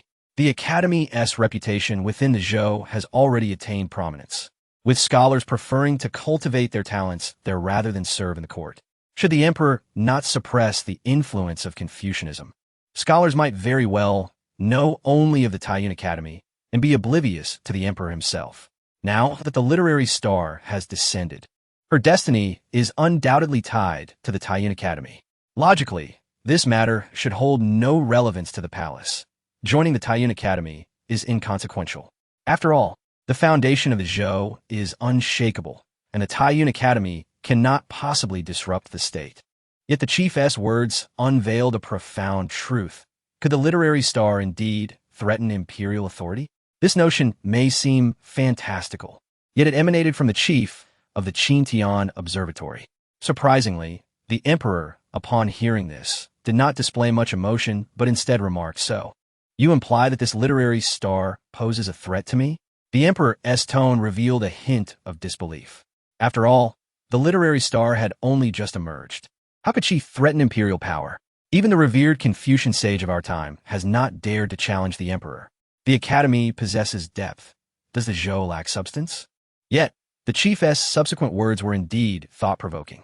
Your Majesty, that is not the case. The changes I foresee in the capital, as indicated by the stars, are influenced by a hidden star accompanying the literary star. Should the literary star take action, It is ultimately that hidden star that will wield control. The crux of the matter lies not with the literary star, but with that hidden star. The emperor rose and slowly approached the chief, whispering, "A hidden star. This is the first I have heard of it. In that case, I must observe how these two stars threaten my reign." In Jiangnan, within the Linzhou prison, Zhou Wanshu gradually awakened from her slumber. Having contemplated much after reading Xin Ying's poem above all, she found herself inexplicably fainting. Upon regaining consciousness, she sensed a transformation within her. She could perceive the existence of her qi. Not only that, but she felt the abundant energy within it, filling her with elation. "I have entered the realm," Zhou Wanshu murmured, finally accepting the reality. Stepping into the realm of perception, she realized it was the essence of Confucian and Taoist literature. Having immersed herself in literature since childhood, she had naturally cultivated some literary essence. Yet, Zhou Wanshu did not expect to enter this realm at such a moment. But what difference did it make? Her fate was already sealed. No one could rescue her. Perhaps this was her destiny. However, following this experience, Zhou Wanshu's mindset had shifted. A glimmer of hope ignited within her. For now, she did not wish to relinquish the beautiful fantasy that above all had instilled in her heart. Suddenly, the prison door creaked open. Liang Feishue entered, her expression complex. She too had sensed the extraordinary phenomenon of the previous night. While she did not fully comprehend what the literary star represented, she had an inkling that its emergence would alter the established order. Thus, she saw Zhou Wanshu, and upon seeing the beauty before her, Liang Feishu momentarily froze. "You have entered the realm of perception? At this juncture, what difference does it make whether I have or not?" Zhou Wanshu replied calmly. "With the imperial edict issued, as you have become a practitioner, you can no longer serve in the Bureau of Courtesans. According to the law, you should be executed like the Zhou family's direct descendants." Liang Feishue's expression grew complicated as she pondered before responding. "Tomorrow at noon, the Zhou family will carry out the execution. If you have any last wishes, you may express them. I know you are innocent, but the laws of the Zhou are immutable." Zhou Wanshu fell silent for a moment before softly stating, "I do. Liang Darren, I wish to see someone." "Shening?" "Yes." Liang Feishu sighed, replying slowly, "That may be, but whether he comes is beyond my control." "He will come." Liang Feishu nodded, then turned to leave the cell. Suddenly, Zhou Wanshu rose from the ground and called out, "Liang Darren, could you assist me with one more favor?" "Speak. Could you prepare some clean clothes for me?" Liang Feishu paused before responding, "Certainly." Chapter 56. Mu Yu's visit in Linzhou City. At the Shun residence, a brash voice echoed, "I am the heir of the king of Chu. Let me in. Those who dare to obstruct me will bear the consequences." Outside the door, Mu Yu's urgent pleas resonated. Yet the servants of the Shun family seemed wholly unimpressed by the status of this young noble. In the courtyard, Shun Ying rubbed his temples, listening to Mu Yu's outcry with a sense of helplessness. "Young master, this heir has been causing a ruckus outside for quite some time. Is it truly wise for us to deny him entry?" Lan Xian remarked softly, gazing towards the entrance. With a sigh, Shuning replied, "This fellow. Fine. Let him in." Initially, Shuning wished to avoid any association with Mu Yu, but the young noble's esteemed status left him with little choice. To openly bar his entry would be an act of desperation. Who could have predicted that this heir of the Chu royal family would possess such tenacity? Causing a disturbance at the door for nearly half an hour? Reluctantly, Shun Ying allowed him in. To his surprise, upon entering, Mu Yu rushed directly before Shun Ying. The young noble's expression was resolute as he fixed his gaze on Shun Ying, seemingly preparing to articulate something significant. Lan Xian remained alert, wary of any potential threats to her young master. Suddenly, Mu Yu dropped to his knees, exclaiming, "Shun Ying, I beseech you, save Wanshu. The Zhou family intends to execute her by tomorrow." This act stunned both Lan Xian and Shuning. What was this? Such excessive reverence upon their initial meeting? This is unacceptable. You are a noble, and I am but a commoner. A royal kneeling before a commoner? Unthinkable. Yet, what could Mu Yu possibly do? Years ago, he had been ensnared by a single glance at Zhou Wanshu, leading to a lifetime of regret. Now, defying the opposition of the Chu royal household, he had ventured alone to Jiangnan, solely for the sake of his beloved. He understood that, in Jiangnan, the Shun family was his last hope for redemption. Shuning helped Mu Yu to his feet, clearing his throat. "Heir Mu, There is no need for such displays. Mu Yu stood firm, asserting, Shening, the Shen family is our only hope for Wan Shu.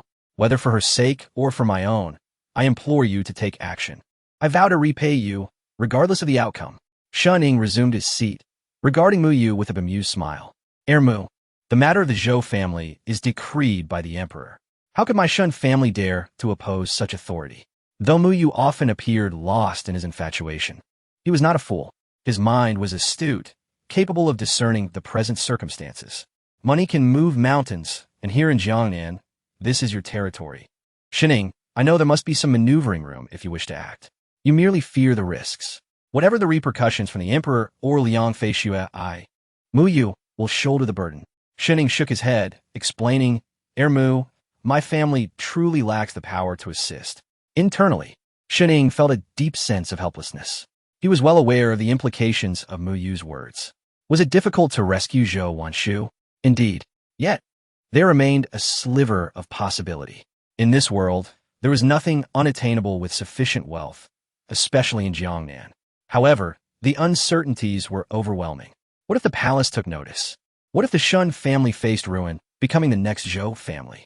The stakes were too high. Shun Ying desired to help, but the price was one he could not bear. Now, with Mu Yu volunteering to shoulder this burden, could Shening trust him? Yes. Despite Mu Yu's secretive arrival in Jiangnan, he was, after all, still a noble. However, Shening would not choose to ally with him.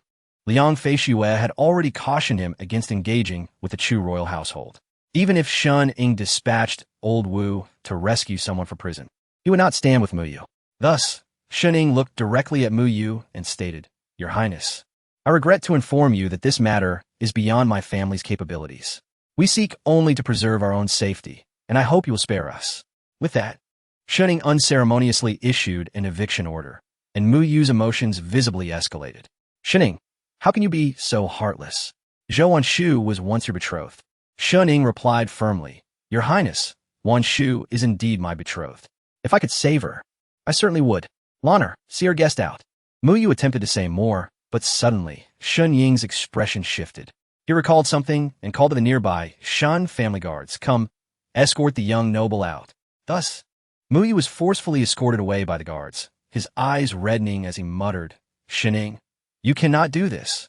Yet Shening paid him no mind, instead retreating into a nearby room.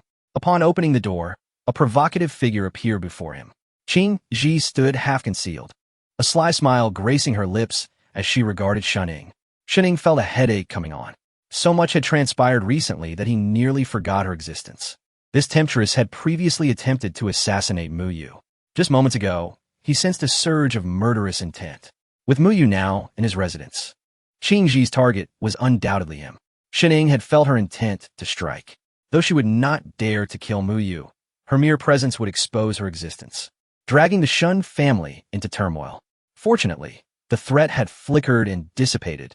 Qing Ji had refrained from acting. Thus, upon entering, Shun Ying's first words were, At least you possess some conscience. Qing Ji turned, a beguiling smile lighting her face. I was merely concerned that you might forget me. I simply wanted to remind you. Reluctantly, Shun Ying conceded that he had indeed overlooked her. Grateful she had not retaliated by attempting to slay Mu Yu, he sighed and asked, Have your injuries healed? Not yet, Qing Ji replied, her demeanor unfazed. Nonsense, if you were still injured, how could you exude that aura just now? Shening knew she had already regained her strength. This was not a good situation for the Shen household. He wondered about the progress of the sword being forged by that master at the blacksmith shop. He had resolved that once he obtained the sword, he would promptly expel this woman. Whether it be a blessing or a curse, one must not linger if it is a curse. Qing Ji, with a playful glint in her eyes, cooed, Oh, do not worry, my lord. I am a person of integrity. Since you saved me, I would never betray you. You had better not. Shening scoffed lightly before stepping out of the room. Qing Ji's voice echoed behind him. My lord, do not rush away. Shall we not chat a little longer? Emerging from the chamber, Shun Ying had scarcely caught his breath when another summons arrived. Young master, someone seeks an audience with you. A voice announced. Who is it? Shun Ying queried, a frown furrowing his brow as he sensed the mounting pressure converging upon the Shun family. It is the esteemed Lord Liang from the Xintian office. Show him in. Subsequently, Liang Feishui entered the Shun estate, garbed in civilian attire. Her Her silver hair, neatly bound, lent her an air of gallant competence. Shening greeted her, his voice subdued. Lord Liang, to what do I owe the honor of your visit? Shening positioned himself as a barrier, mindful of his compromised state and Qing Ji's presence as a target of the Xiantian office. The Shun residence had become a hub of unwanted attention, much to Shun Ying's chagrin. Fortunately, his shared trials with Liang Feishue had engendered a degree of trust. As she stated, Shening, she wishes to see you. Shening paused, his silence pregnant with unspoken thoughts. He was, of course, aware that Liang Feishue referred to Zhou Wanshu, yet he remained uncertain whether to confront her at this juncture.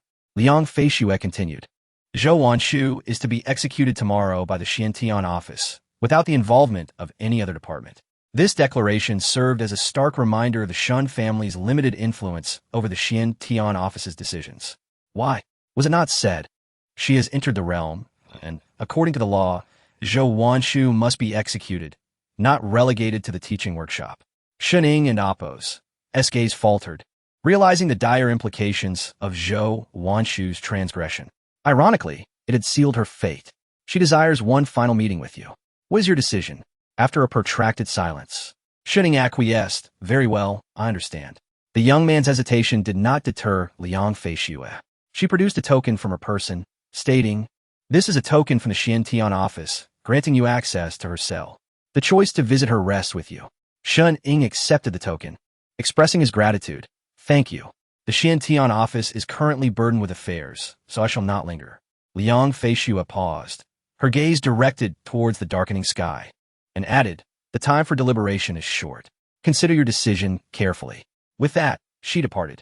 Shening, token in hand, resumed his seat in the courtyard. As twilight descended, Old Wu emerged from the rooftop. Tell me, Shun, are you truly going to visit that Zhou girl? Shening turned his gaze upon Old Wu, inquiring, Old Wu, with your abilities, what are the odds of extracting Zhou Wanshu? Absolutely not. I have already stated that I cannot involve myself in such matters, Old Wu retorted, his countenance grave. Shun Ying, his attention fixed upon the night sky, murmured, Yet, this is the only recourse available to me. Old Wu clapped Shun Ying on the shoulder, a knowing smile gracing his lips. Go and see her, lad. I have a feeling this is not your last encounter, so do not despair. In the depths of the night, within the prison walls, Zhou Wanshu sat motionless, adorned in a pristine gown. She awaited the arrival of the one who occupied her thoughts. After an indeterminate period, a sound stirred behind her. She slowly rose, turning to behold Shening, a smile illuminating her face. Shening, you have finally arrived. Shening returned her gaze, a faint smile gracing his lips. Indeed, I have. I requested your presence to ascertain one thing, Zhou Wanshu stated, her eyes shimmering with anticipation. Shening nodded, inviting her to proceed. Wanshu, ask whatever you wish. Zhou Wanshu produced a sheet of paper, her voice gentle. Shening, I wish to know, what sentiments inspired you to compose this Shangxie? To save you. Shening confessed, his voice laced with regret. He knew that Zhou Wanshu possessed a keen intellect and a deep appreciation for talent, making her an anomaly in their time. Shening felt a profound sense of empathy for her plight. She was, in his estimation, born into the wrong era. When Zhou Wanshu requested a final poem, Shun Ying understood it to be the ultimate expression of a woman of unrequited love and talent. Thus, he chose Shangxie to awaken Zhou Wanshu's innermost desires. Little did he know that it would inadvertently lead to her entering the realm. Zhou Wanshu, her gaze fixed upon Shening, continued, Shening, I am facing death. Will you answer one question with utmost sincerity? What is it? From a lifetime, a world, a pair on the day of the recruitment to Shangxie, both are timeless masterpieces. Your talent extends far beyond this, and you remind me of someone I deeply admire. Who? The four great gentlemen of the realm, young Master One. Are you he? Zhou Wanshu's eyes searched Shen Ying's, her heart already knowing the answer. Yet, she yearned to hear it from his lips. She had posed this question once before in the Shun estate's backyard, but the young man had vehemently denied it. This time, she was certain. After a prolonged silence, Shening finally spoke. I was afflicted with a cold malady that confined me, so I composed poetry, earning the title of one of the four great gentlemen. So it is you. Zhou Wanshu sighed with relief, tears welling in her eyes. Very well, having learned the truth, I can, die without regret. Shuning stepped forward, gently wiping away her tears, and whispered, "No, you will not die." Zhou Wanshu shook her head, a wan smile gracing her lips. "Shuning, thank you. At least you allowed me to meet the person I have long admired." Zhou Wanshu's admiration for young Master One was a well-known fact. Now, that person stood before her. However, Zhou Wanshu could sense that Shuning was Shuning, and young Master One was young Master One. She had once fantasized, if the Zhou family had not fallen into misfortune, would her aspirations have come to fruition? Shuning embraced Zhou Wanshu, whispering in her ear, "Wanshu, all hope is not yet lost. After leaving the city tomorrow, head southwest. There lies your last chance at survival." The following day before dawn, the Zhou family was led from their cells by the Xiantian office, en route to the execution grounds. Given the sensitive nature of the case and the large number of Zhou family members to be executed, the execution grounds were located 5 miles outside Linzhou City. The entire operation was overseen by the Xiantian office, with Liang Feishue leading the procession, bypassing all other departments. Thus, anyone contemplating interference would have to carefully consider the consequences of challenging the Xiantian office. Within the city, along the main thoroughfare, the Zhou family members were confined to carriages, their hair disheveled, their eyes vacant as they awaited their fate. Some had resigned themselves to their destiny, while others clung to hope, muttering, "Spare me, spare me."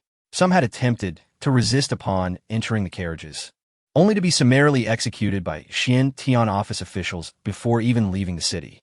Among these individuals, there was but a single woman, Zhou Wanshu. Her hands and feet were bound by specially crafted shackles.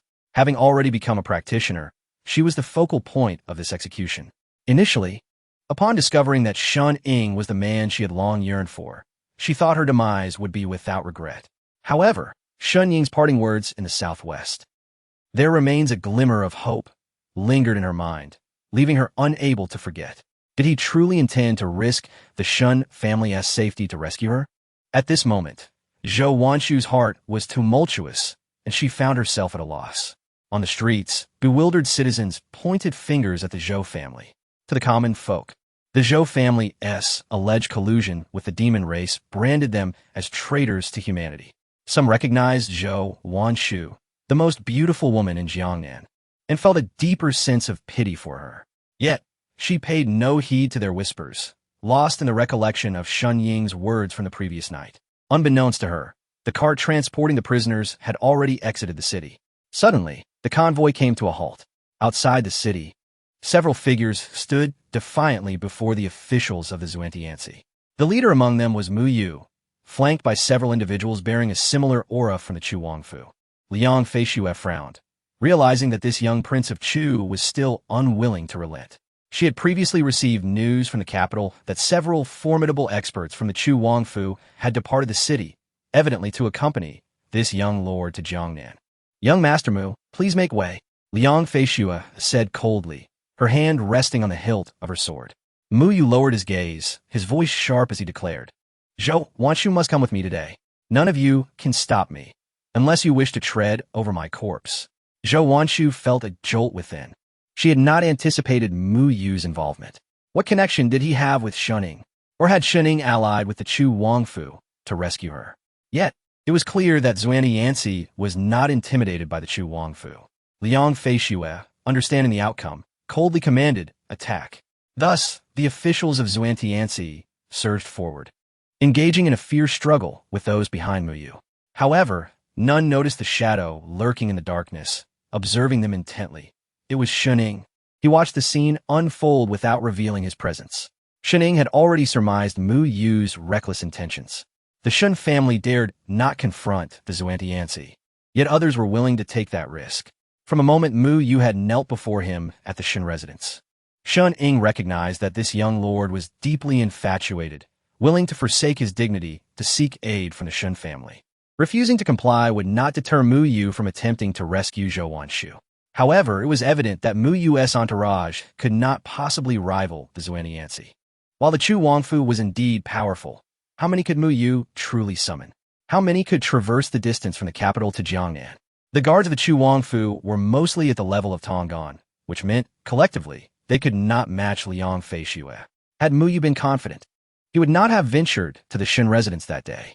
Yet, despite Shun Ying's refusal, Mu Yu still acted with such reckless abandon. At that moment, a dark figure appeared beside Shun Ying. This person, shrouded in a mask, emanated a calm, yet formidable aura. Upon closer inspection, one might discern that this individual's strength was not inferior to Liang Feishue's full power during their encounter on the cliff. Wu Wei, have you made your decision? Shun Ying inquired, gazing at the cloaked figure beside him. My life, Shun Wu Wei, has belonged to the Shun family for 20 years. It is my duty to lay it down for the family. The figure responded resolutely. This individual was originally named Lu Wu Wei, saved by Shun Wanfu 2 decades prior, and adopted the surname Shun. He was one of the hidden assets of the Shun family, known only to Shun Wanfu. It was during this time that Shun Ying had learned of his existence. His father had concealed a powerhouse of the heaven and earth realm and offered him a choice. Shun Wu Wei could very well be the variable of the day. A master of the heaven and earth realm possessed the capability to alter the tide of battle. Though Liang Feishue had yet to fully recover from her injuries, Shun Wu Wei had been lying in wait for many years. Furthermore, no one would be aware of Shun Wu Wei's presence. This hidden asset of the Shun family was poised to fulfill his purpose. He could save Zhou Wanshu, but it would come at a cost. Opposing the Zhou and Yan left no room for survival. Ultimately, only death would ensure silence. An asset of the heaven and earth realm in exchange for Zhou Wanshu was not a fair trade for the Shun family. Yet for Shun Ying, it was worth it. He harbored an unsettling premonition that Zhou Wanshu's arrival was no mere coincidence. Ever since that peculiar star had appeared in the night sky, Old Wu had subtly hinted at something. Perhaps this woman, Zhou Wanshu, was extraordinary. Regardless of the motives, Shun Ying was determined to rescue her. This was the final opportunity.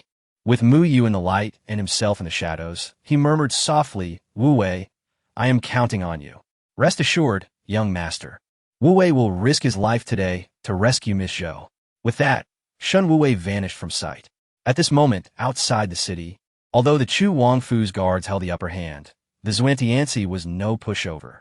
Liang Feishu suddenly leaped from her horse, drawing a silver-white longsword from her waist. The Blood Moon Sword. A flash of sword light erupted, dispersing the Chu Wangfu's men with powerful energy. Young Master Mu Yu lost his balance under this overwhelming force. Stumbling backward, from her elevated position, Liang Feishu declared to attack the Zhuantianzi and brazenly attempt to seize a death row inmate. Young Master Mu, you have gravely overstepped your bounds. Mu Yu slowly rose, blood trickling from the corner of his mouth.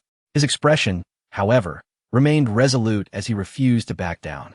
I said, if you wish to kill Wanshu, you must first kill me. At that moment, Mu Yu felt a sudden gust of wind behind him. A voice called out, young master.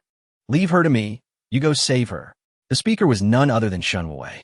His words, however, created a misunderstanding among the onlookers, leading them to assume he was affiliated with the Chu Wangfu. Liang Feishu regarded the dark-clad figure with a calm gaze. This tactic had indeed deceived her. To her knowledge, the only visible powerhouse of the Shun family was Old Wu of the creation realm. If he were to intervene, they would stand no chance. A master of the creation realm was not someone ordinary individuals could resist. The figure before her, however, was of the heaven and earth realm. The Shun family had never revealed such a powerful figure, prompting Liang Feishu to instinctively conclude that he was from the Chu Wangfu, or perhaps that Mu Yu had persuaded other forces from the capital to align with him. Regardless, Shun Wu Wei had concealed himself expertly. Aside from Shun Ying, no one was aware of his presence. Mu Yu, oblivious to the complexities, likely would not have considered that he was being used as a pawn. His sole focus was on Zhou Wanshu. In an instant, Shun Wu Wei unsheathed his blade. His voice cold as he stated, you and I are both of the heaven and earth realm, yet you are newly entered, your aura unstable, and you are injured. Should we engage, you shall perish. Liang Feishu, however, was undaunted, her face displaying determination. Who are you to dare oppose the Zhuantianzi? You need not know. Shun Wu Wei replied curtly, launching himself into action, his ghostly form advancing with lethal precision. Liang Feishu raised her sword in defense, the sword energy enveloping her. Yet, upon the clash of blade against blade, she was forced back, breaking void blade technique. Liang Feishu, having immersed herself in martial arts since childhood, discerned her opponent's techniques with just a single glance. She spoke in a grave tone. The void-breaking blade technique is the ultimate skill of the Liu family in the capital. Yet the Liu family was annihilated 20 years ago. Are you a descendant of the Liu family? Shen Wuwei, his expression inscrutable, replied softly, I do not bear the surname Liu. 2 decades prior, he was known as Liu Wuwei. Now, he was Shen Wuwei. Regardless of his identity, be it Liu Wuwei or Shen Wuwei, he would remain unknown to others. His sole objective today was to rescue Zhou Wanshu. If he could survive, he would. If not, he would perish. However, Shen Wuwei's identity confirmed Liang Feishue's inner suspicions. The long-lost heir of the Liu family had re-emerged, evidently relying on the influence of the capital. Few would suspect that he had been cast adrift in Jiangnan, saved by the Shen family 20 years ago. Without granting Liang Feishue a moment's respite, Shen Wuwei unleashed the void-breaking blade technique once more. The force of this strike was such that Liang Feishue dared not confront it head-on. This played right into Shen Wuwei's strategy. After evading, Liang Feishue did not halt, but instead cleaved toward the prison carts, where the officials of the Xintian division dared not obstruct him. After all, a strike from a being of the celestial realm could claim their lives. With a thunderous roar, the cart imprisoning Zhou Wanshu was instantly torn apart. Quick as lightning, Shen Wuwei reached Zhou Wanshu's side and severed the chains binding her. He whispered, Miss Zhou, head towards the southwest. Southwest. Zhou Wanshu was momentarily taken aback, glancing back at Shen Wuwei. In that instant, she understood. He was one of Shen Ying's people. Shen Ying had come to rescue her as well. Miss Zhou, hurry! Shen Wuwei urged again, and Zhou Wanshu, no longer hesitating, turned and fled in the southwest direction. Having already entered the realm of perception, she was unlike ordinary women. Her aura was remarkable. Several officials from the Xintian division attempted to pursue, but Shen Wuwei's blade blocked their path. Liang Feishue, too, could not surpass Shen Wuwei's strike, helplessly watching as Zhou Wanshu made her escape. At this moment, Shen Ying, hidden in the shadows, vanished from sight. Zhou Wanshu had fled, and his objective was achieved. Next, he must ensure her safe passage away. The arrangements for her were already in place. At this time, the only course was southward. The further south they traveled, the weaker the authority of the court and the Xintian division became. Eventually, Zhou Wanshu could assume a new identity and remain hidden in the Confucian Tao for several years, potentially achieving even greater heights in the future. Meanwhile, after rescuing Zhou Wanshu, Shen Wuwei stood resolute against the Xintian division, akin to a deity of war. None dared to confront him. Even Liang Feishue merely observed him quietly, her expression unchanged. At this juncture, Mu Yu approached Shen Wuwei, casually remarking, well done. He refrained from inquiring about Shen Wuwei's identity. Mu Yu was astute enough to realize that Shen Wuwei's appearance was intended to signal to the Xintian division that he was on his side, that he hailed from the prince of Chu's estate. But what of it? Misunderstandings would persist. He had rescued Zhou Wanshu. Regardless of his origins, what mattered was her safety. In truth, Mu Yu, despite his emotional entanglements, was a clever individual. However, he could not cast aside his feelings. At this moment, the others from the Zhou family were utterly bewildered. What did this mean? Were they not here in grand numbers to abduct people, only to end up rescuing Zhou Wanshu? Since they had come, why not save them as well? The remaining members of the Zhou family, still within the prison cart, cried out, Your Highness, please save us. We are also of the Zhou family. Indeed, they are the Zhou family. Regrettably, the genders are misaligned. Though abducting one was an act of kidnapping, abducting a multitude was a different matter altogether. Seeing Zhou Wanshu had escaped, Mu Yu felt a wave of relief wash over him. As long as Zhou Wanshu was safe, it sufficed. With his status as a prince, the Xintian division dared not take action against him. Yet, Mu Yu felt a tinge of melancholy. This farewell left him uncertain of when they might meet again. Unexpectedly, Liang Feishue regarded the two with a mocking glint in her eyes. She spoke slowly in truth. You have made a grave mistake. Mu Yu's countenance shifted dramatically, a sense of foreboding creeping into his heart. What do you mean? Liang Feishue continued. The Xintian division has already suffered a setback in Jiangnan. They will undoubtedly not allow a second occurrence. You underestimate us at your peril. At that moment, Shun Wuwei sensed an unusual aura emanating from the southwest and murmured, "This is bad." Just as he prepared to depart, Liang Feishue obstructed his path. With her silver hair cascading, she drew her sword anew and coldly declared, "This time, it is my turn to stop you." Meanwhile, in the southwestern forest beyond the city, Zhou Wanshu arrived to find a convoy before her. The leader was none other than Shuning. Upon seeing him, Zhou Wanshu rushed forward. "Shuning, it is indeed you." Shun Ying's expression was grave as he replied, "Wanshu, the carriage is ready. We must leave quickly. The Shun family has already made the necessary arrangements for your journey south." However, just then, a powerful voice boomed from the sky. "Leave? Where do you think you're going?" A middle-aged man clad in the Xiantian division's uniform appeared behind them. Though not tall, he exuded an aura of oppression that few could rival. The instant they laid eyes on him, Shun Ying and Zhou Wanshu felt their spirits plummet. "You dare to abduct people from beneath the Xiantian division's nose. You have quite the audacity," the middle-aged man sneered, as if recounting an inconsequential event. "And you are?" Shun Ying inquired, frowning. "I am Dai Lin, the commander of the Xiantian division." The title of commander darkened Shun Ying's expression. He realized he was facing an individual of the same rank as Liang Feishue. Logically, the arrival of a commander in Jiangnan was already extraordinary. Following Liang Feishue, another commander had been dispatched from the capital. Even more concerning was that this commander had never made an appearance, leaving Shun Ying unaware of his existence. Dai Lin seemed to sense something, scoffing. "Ever since Liang Feishue sent a message to the capital, I have been dispatched to Jiangnan on order from the headquarters. Who would have thought that someone would dare to strike against the Xiantian division?" In truth, Shun Ying was unaware that the commander of the Xiantian division, Liang Jun, was Liang Feishue's father. Although Liang Feishue possessed exceptional talent and prowess, no father could remain unconcerned for his child, especially after Liang Jun learned that Liang Feishue had nearly perished in Jiangnan due to the scheming of that old fogey, Yi Qinzi. How could he not worry? Thus, Liang Jun had sent another commander to assist his daughter in dealing with the mess while ensuring her safety. It was unexpected that their paths would inadvertently cross, thwarting Shun Ying's abduction scheme. As a commander, Dai Lin was at least as formidable as Liang Feishue, and given that both Shun Ying and Liang Feishue were in the realm of perception, they could not hope to contend with him together. In Jiangnan, if one wished to subdue this man, it would likely require the involvement of Old Wu. However, Shun Ying had not brought Old Wu along this time. If he did, everyone would know the Shun family's involvement.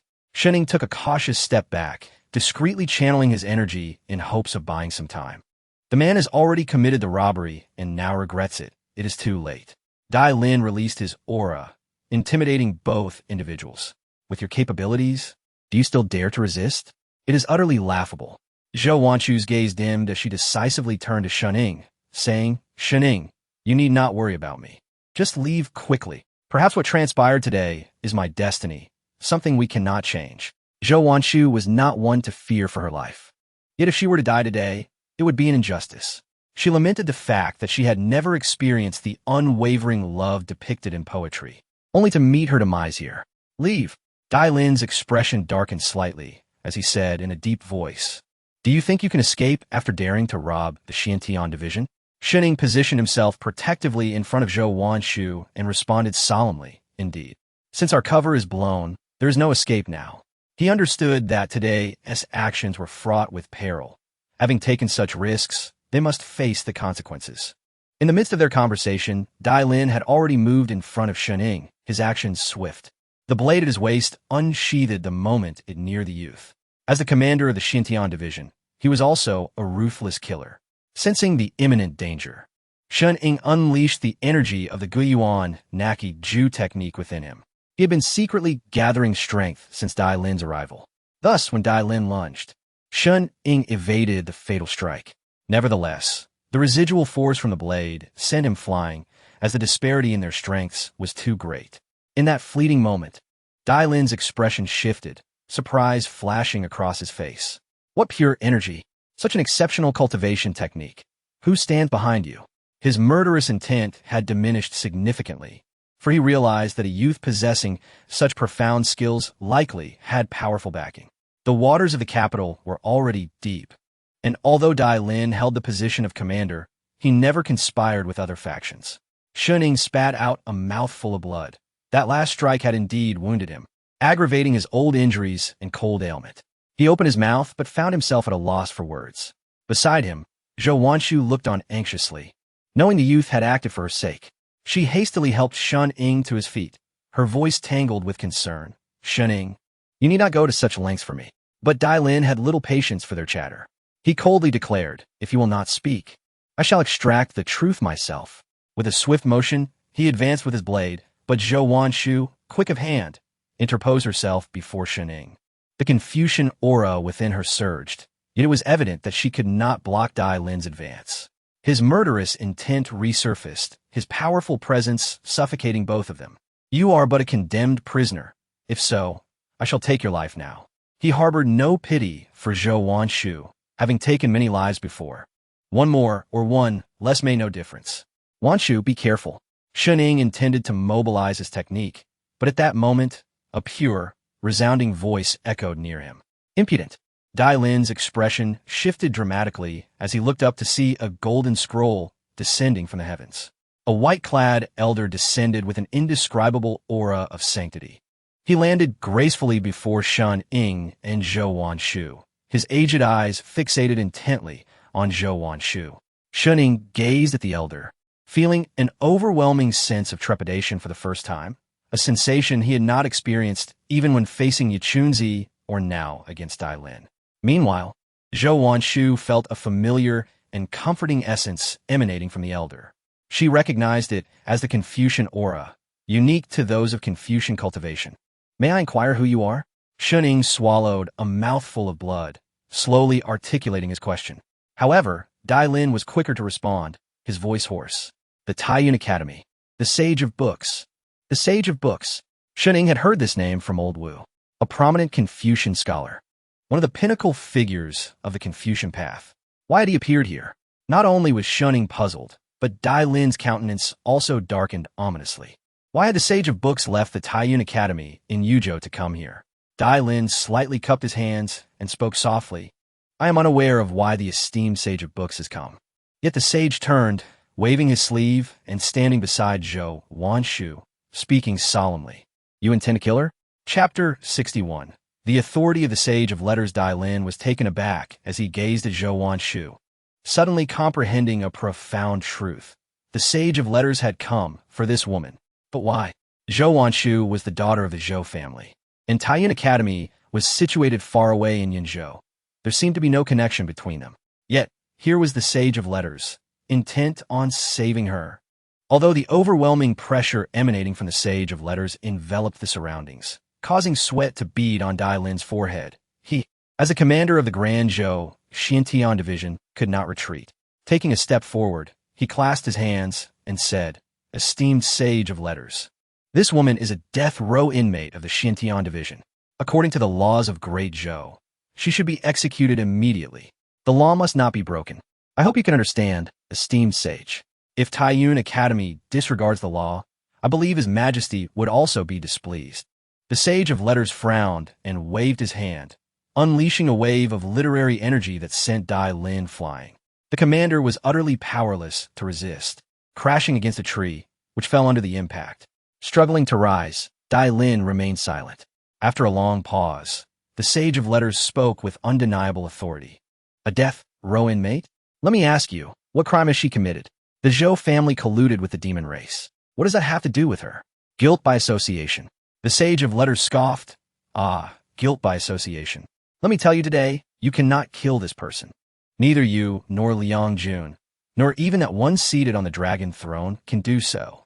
Lowering his head, Dai Lin stubbornly replied, Sage, tread carefully. If His Majesty learns of this, do not speak to me of His Majesty. Today, I am here, and you cannot stop me. Dai Lin felt a bitter pang in his heart, aware that Tianhe Academy had, to some extent, extricated itself from the laws of Great Zhou. However, the Sage of Letters' behavior today was undeniably out of line, though he had the qualification to stand before His Majesty without bowing. Today he had not afforded much respect to this powerful figure of Great Zhou. Seeing the sage's resolute stance, Shun Ying, who stood behind, fell into contemplation. Tianhe Academy. Though Zhou Wanshu had embarked on the Confucian path, how could she possibly attract the Sage of Letter's attention? If there was any connection between her and Tianhe Academy, it was even more unlikely. Suddenly, a flash of insight struck Shening. It was the star that appeared that night. The star's emergence coincided with Zhou Wanshu's arrival. At that moment, two figures rushed in from behind Dai Lin, Liang Feishue and Shen Wuwei. After a fierce struggle, Shen Wuwei broke free from Liang Feishue's obstruction. He sensed that Shun Ying might be in danger, yet the unfolding scene left him somewhat bewildered. A powerful figure in the realm of heaven and earth lay grievously injured, while a mysterious elder stood before him, uncertain of whether he was friend or foe. Liang Feishue followed closely and, upon seeing Shun Ying, understood. Ultimately, he had chosen to save her. At the same time, Liang Feishue realized that Shen Wuwei belonged to the Shun family, not the Chu royal house. Witnessing his young master exposed, Shen Wuwei hurried to Shun Ying's side. Young master. Shun Ying gestured for him to be silent, indicating that this matter was beyond the Shun family's involvement. It was now a conflict between Tianhe Academy and the Xintian division. Liang Feishue's gaze lingered on Shun Ying for a brief moment before shifting back to the Sage of Letters, whom she recognized. She then glanced at Zhou Wanshu, as if beginning to grasp the situation. Stepping forward, Liang Feishue offered a respectful bow. I greet the Sage of Letters. The Sage of Letters offered them a disapproving glance. He then turned to Zhou Wanshu, his expression transforming into one of kindness. A stark contrast to his demeanor with Dai Lin. My dear girl, your name is Zhou Wanshu, correct? Yes. Zhou Wanshu nodded slightly. Very well, young lady, extend your hand. Though puzzled, Zhou Wanshu complied. The Sage of Letters infused a wisp of energy into her body, while a glimmer of light flickered in his aged eyes. Good.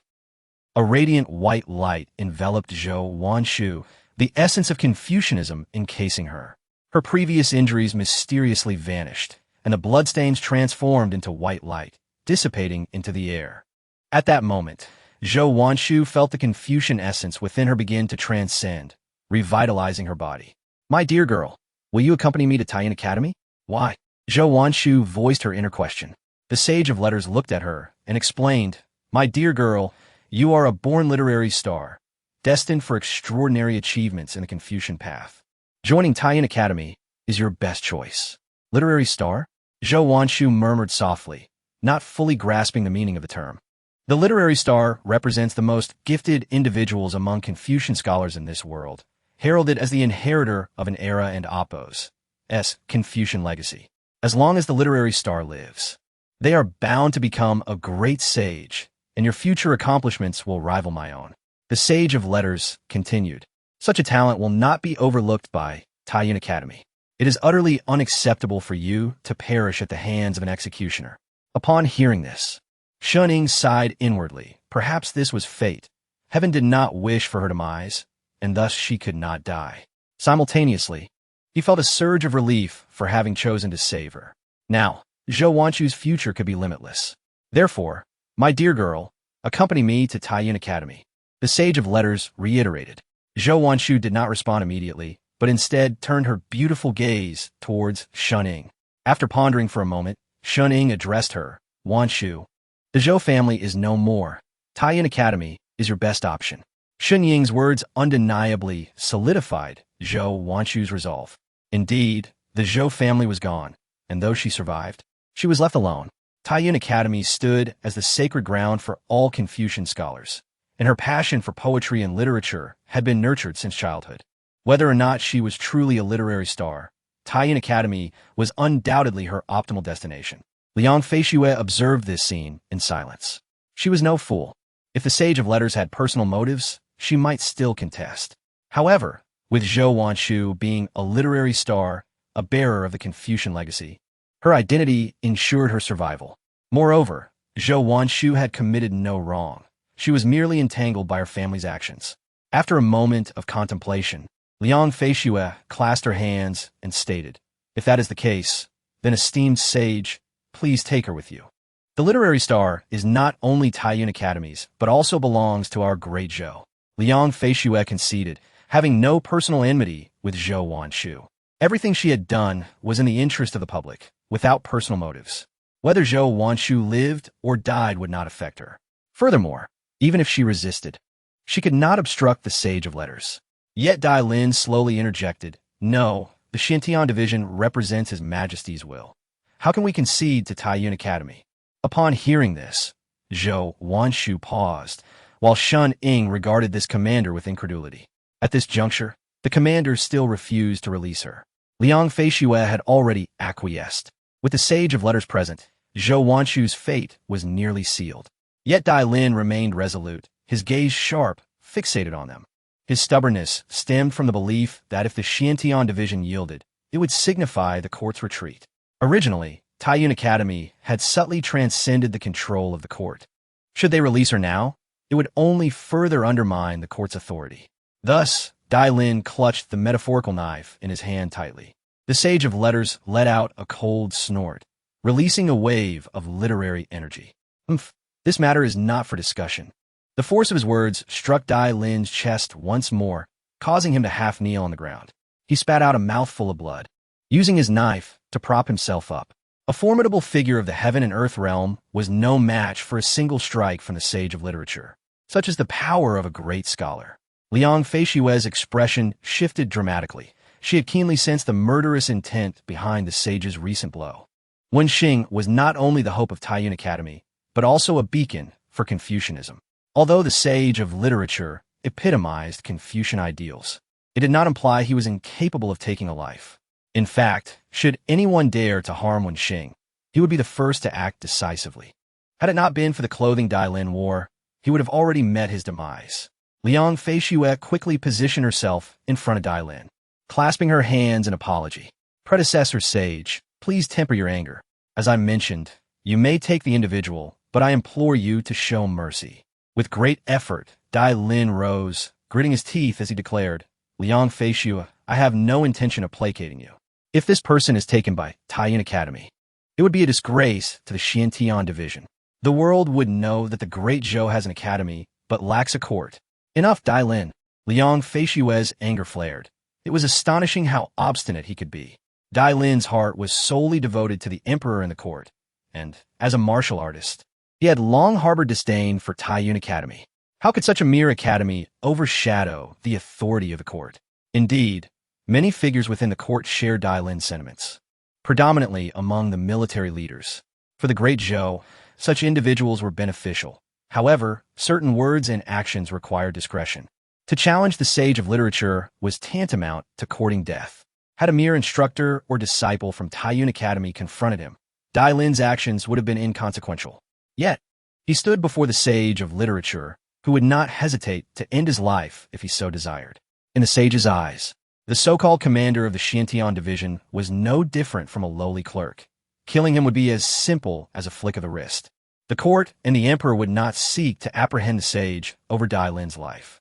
This exemplifies the formidable influence of contemporary scholars. Although Liang Feishue appeared to reprimand Dai Lin, she was, in fact, attempting to save him.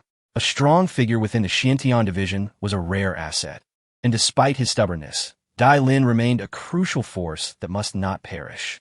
The Sage of Literature waved his sleeve dismissively, a cold smile gracing his lips. "Are you two from the Xintian division mocking me, or do you simply wish to refuse to let him go?" Liang Feishue quickly clarified, "Predecessor Sage, we harbor no such intentions." "No." Dai Lin attempted to interject, but was cut off by Liang Feishue. "Enough, Dai Lin.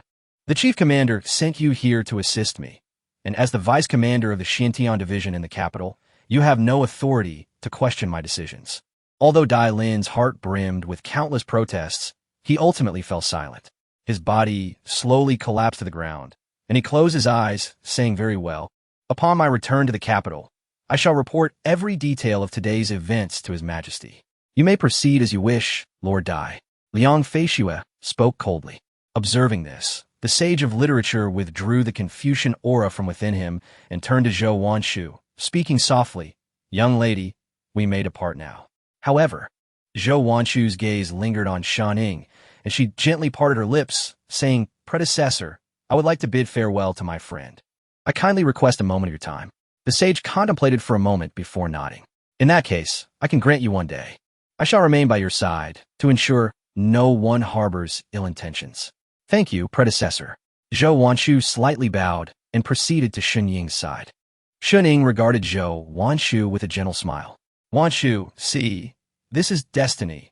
Your life is about to change. Speak what you must when you return. Zhou Wanshu nodded before turning to Liang Feishue. The latter understood her intent and replied, as for the remaining members of the Zhou family, they shall be detained for now and not executed. I will seek His Majesty's decree before making a final decision. As for Miss Zhou, you are now free. Your actions are entirely your own to determine. Liang Feishue's actions were strictly in accordance with justice. Given Zhou Wanshu's status as a Wenxing, even those who were meant to perish benefited from her intervention. Ultimately, Zhou Wanshu shared a bloodline with them, and they, like her, were innocent. The plot orchestrated by the head of the Zhou family had met its end that fateful night. Others in the know had also been thoroughly investigated by Liang Feishue and had not survived to see today. The matter of Wenxing was of great importance and needed to be reported to the capital. Subsequently, Liang Feishue's gaze shifted back to Shun Ying, her tone laden with significance. As for Miss Zhou's situation, let it stand for now. Shun Ying, do you have no explanations to offer? This time, Dai Lin's sudden appearance had disrupted Shun Ying's plans. Otherwise, even without the sage's intervention, Shun Ying could have rescued Zhou Wanshu and shifted the blame entirely onto Mu Yu without a hint of trouble. However, now that Shun Ying had been exposed, regardless of the outcome, the Shun family had committed a grave offense by abducting someone from the Xintian division. This hurdle would likely prove challenging to overcome. With a sigh, Liang Feishue remarked, Shun Ying, your actions were impulsive this time. Following my heart, how could there be such a thing as impulse? Shun Ying replied leisurely. Zhou Wanshu cast a complex gaze at the young man. Liang Feishue fell silent for a moment. Ever since the incident at the cliff, she had found it increasingly difficult to see through this young man. His schemes ran far deeper than she had anticipated. Noticing Liang Feishue's silence, Shun Ying smiled. As I mentioned, the deed is done, and I accept it. But Wanshu is leaving tomorrow, and, as her former fiancé, I have much to say in farewell. Might Lord Liang consider granting us this reprieve? The Shun family resides in Linzhou. We won't flee or evade justice. Shun Ying's words left Liang Feishue somewhat at a loss. He invoked Zhou Wanshu's name. With the Zhou family now in ruins, she had no one else to turn to. Shun Ying used this as leverage, and if the Xintian division were to take him away at this moment, it would likely prove difficult. After all, the sage of literature was present, and no one dared to act rashly. Liang Feishue paused for a moment before finally conceding, very well. She then turned to Dai Lin, who lay on the ground. Lord Dai, we must take our leave. Focus on your recovery. I will handle matters regarding the Zhou family. That evening in Linzhou City, at the Shan residence, the maid Lan Xian stood anxiously at the entrance, awaiting something. Although the young master had not explicitly stated his intentions before departing, she could vaguely surmise his purpose for leaving. Currently, within the Shun family, Shun Wanfu was neglecting his responsibilities, and Shun Wanqing had gone to the capital. With Shun Ying recovering, there was much to attend to, and Lan Xian felt the Shun residence was too desolate. Fortunately, as darkness began to descend, Lan Xian spotted Shun Ying's returning figure. Behind him were Zhou Wanshu, Shun Wuwei, and an elderly man clad in scholar's robes. Upon seeing the young master, Lan Xian released a breath of relief, but upon closer inspection, she realized they were accompanied by members of the Xintian division. What was going on? The young girl was utterly perplexed. Shinner, prepare for the evening. We have esteemed guests visiting the Shun residence. Shun Ying instructed as he arrived at the door. Oh, certainly. The young girl nodded. By the way, where's old Shun? The master left home today and has yet to return. I see. Shun Ying responded faintly, then turned to the sage of literature, clasping his hands in greeting. Esteemed elder, I humbly request that you stay for the night at my humble abode. I hope you will not find it disagreeable. The sage merely nodded in acknowledgement, remaining silent. His purpose for this journey was solely for Zhou Wanshu, and he had little interest in others. However, since Zhou Wanshu would be present, he acquiesced to Shun Ying's request. Relieved by the sage's consent, Shun Ying felt a weight lift from his shoulders. At least for tonight and tomorrow, the people from Xintian division would not trouble the Shin family. At that moment, old Wu, who had been napping on the rooftop, suddenly sensed a powerful aura. He opened his eyes wide and approached the door, grinning widely with his yellowed teeth. Shun lad, Who have you brought this time? What the? Sage of literature. Initially, old Wu, still groggy, detected the presence of a formidable individual and thought he might have misjudged. Was there someone stronger than him in Linzhou City? But upon seeing the elderly man behind Shunning, he was instantly jolted awake. The sage of literature, having traversed the martial world for many years. Old Wu had encountered the sage once as a young man, and with the sage's scholarly demeanor, he recognized him immediately. What is this lad up to? The sage merely glanced at old Wu, discerning his cultivation level with a mere look. He stroked his beard and remarked, I did not expect to find someone of such caliber in Linzhou City. Without further ado, he walked inside, leaving old Wu to pull Shunning aside and whisper, Wait a moment, Shun lad. How did you manage to deceive the sage? Shunning was a loss for words, unsure how to explain, and could only reply. He came for Zhou Wanshu. Old Wu's expression transformed as if enlightenment had struck him, murmuring, So that young lady is indeed a literary star. You already knew? Shun Ying inquired. When the celestial bodies appeared that day, I had my suspicions. Otherwise, I wouldn't have supported your efforts to rescue her. Old Wu's face bore an inscrutable expression. Then why did you not act when I asked you to? Shun Ying retorted, I merely speculated. What if I was wrong? I cannot afford to provoke Xintian division. You. Shun Ying regarded the old man with an urge to deliver a punch. By the way, does your engagement with that young lady still hold? If you marry a literary star, your future will be limitless. The Zhou family is no more. So the engagement is naturally void, Shun Ying responded curtly before turning to enter the estate. That night, in the rear courtyard, Zhou Wanshu stood alone, gazing up at the bright moon. She appeared to be deep in thought, reflecting on the myriad events that had transpired in such a short span of time. Shun Ying stood silently behind her, observing without uttering a word. Even now, his feelings for Zhou Wanshu were difficult to articulate. If it were love, it was undoubtedly unfulfilled, for they had spent little time together. Yet, it was far from a mere transactional relationship. Otherwise, he would not have risked his life to save her. A talented woman who had already lost her family. Zhou Wanshu's feelings for Shun Ying, however, were different, as she now knew he was the illustrious Wen Gongzi. Two figures of profound significance in her life now converged, leaving her heart in turmoil. After a long pause, she finally spoke. How did my father die? Although Zhou Chun had colluded with the demon clan and employed their dark arts, his love for his daughter was genuine. Otherwise, he would not have arranged a marriage and engagement. The facts revealed that he had been gravely injured and ultimately slain by a surprise attack from the demons. Shun Ying replied, That is indeed the truth. On that night, Zhou Chun nearly perished at my hands, yet I was not the one who killed him. Zhou Wanshu's gaze deepened as she murmured, Demons. Those who are not of our kind will surely harbor ill intent. Shun Ying stepped forward to affirm her thoughts. Zhou Wanshu did not attribute her family and Appo's grievances to Xintian division or the court. Instead, she directed her animosity towards the demons. Though she had survived, the seeds of hatred for the demons had been sown within her heart. Shun Ying's words ignited the flames of vengeance within her. She softly echoed, Those who are not of our kind will surely harbor ill intent. Seeing this, Shun Ying nodded slightly. He sought to provide Zhou Wanshu with a purpose for survival. Though her family was gone, life must carry on with aspirations. For instance, his own desire to live was for the Shun family and to experience this extraordinary world. Shun Ying, thank you. Zhou Wanshu turned to him, speaking earnestly. Shun Ying smiled gently and said, Wanshu, you are now a literary star, and once you reach Taiyun Academy, you are destined for remarkable achievements. But your mastery of Confucianism is evidently superior to mine. Why do you not pursue the path of Confucianism? Zhou Wanshu looked puzzled, noting that while Shun Ying had been immersed in this realm for some time, he lacked the scholarly aura usually associated with scholars. Shun Ying shook his head, refraining from explaining, for he could not articulate it. Those poems and verses were not his own creations. He had merely drawn inspiration from them. Moreover, Shun Ying had resolved to embark on the path of Taoist cultivation. Just as Shun Ying was about to speak, a deep, resonant voice from the sage of literature echoed nearby. Who goes there? How audacious!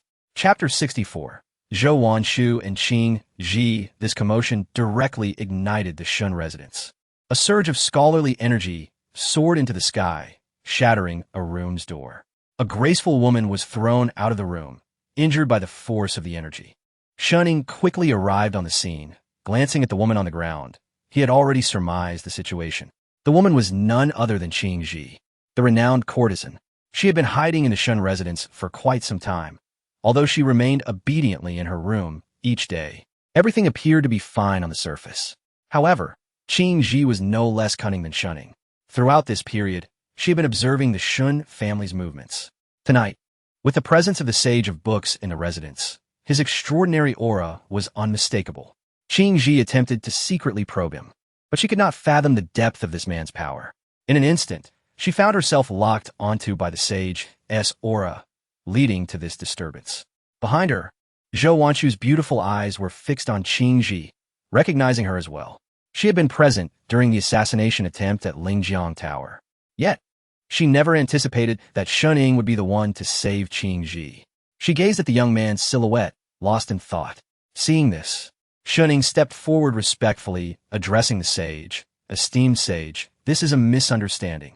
Miss Qingji is a guest of our Shun residence and is unaware of your identity. Qingji's expression shifted to one of fear. This elder was the renowned Sage of Books. Coexist. The sage appeared in the Shun residence? Even though Qingji was shrewd, she could not have guessed at this identity. However, before Qingji could speak, the sage departed, deeming the matter too trivial to warrant his attention. A mere woman of the cultivation realm posed no threat to him. Now, only Shunning, Zhou Wanshu, and Qingji remained in the courtyard. The sage's strike had not been severe, as he had no intention of taking a life. Otherwise, Qingji would have been unable to withstand even a single blow. Wiping the blood from the corner of her mouth, Qingji slowly rose from the ground, her eyes filled with a pitiful charm as she addressed Shunning softly. Young master, Zhou Wanshu observed the scene, pondering the relationship between the two. Shunning, somewhat helpless, instructed, "You should tend to your wounds, do not perish. If you die, it would complicate matters for me, especially since I have yet to obtain the sword I desire." "Of course, young master," Qingji replied, gently before gracefully departing. At that moment, Zhou Wanshu suddenly interjected, "Wait." She then turned to Shunning and smiled slightly. "Shunning, I wish to converse with Miss Qingji for a few more moments, if you permit." Shunning nodded, smiling of course. He cast a glance at Qingji, who halted her steps. Shunning then retreated back into the room. Now, only the two women remained in the courtyard. Despite having just suffered an attack, Qingji's allure remained undiminished. She gazed at Zhou Wanshu and remarked, "The most beautiful woman in Jiangnan. It seems the title is indeed well-deserved. To have Shunning risk himself to save you, it truly stirs envy in me." Zhou Wanshu lowered her gaze, choosing not to engage with Qingji's words, instead asking, "Why did you attempt to kill Muyu?" "Oh my, Miss Zhou, you are still in the Shun family. Yet you're thinking of that young master." Qingji giggled, covering her mouth. "You are truly sentimental." Before she could finish, Zhou Wanshu's scholarly energy surged forth, exerting pressure on Qingji as she coldly demanded, "Answer my question." Qingji, undeterred, stood her ground. Faced with Zhou Wanshu's assertiveness, she responded defiantly, "Guess. If you wish to know, I shall not tell you. If you have the capability, go ahead and kill me." Qingji, emboldened, was well aware that Zhou Wanshu would not dare harm her. She was entangled in Shun Ying's interests, and moreover, Zhou Wanshu was not one to act impulsively.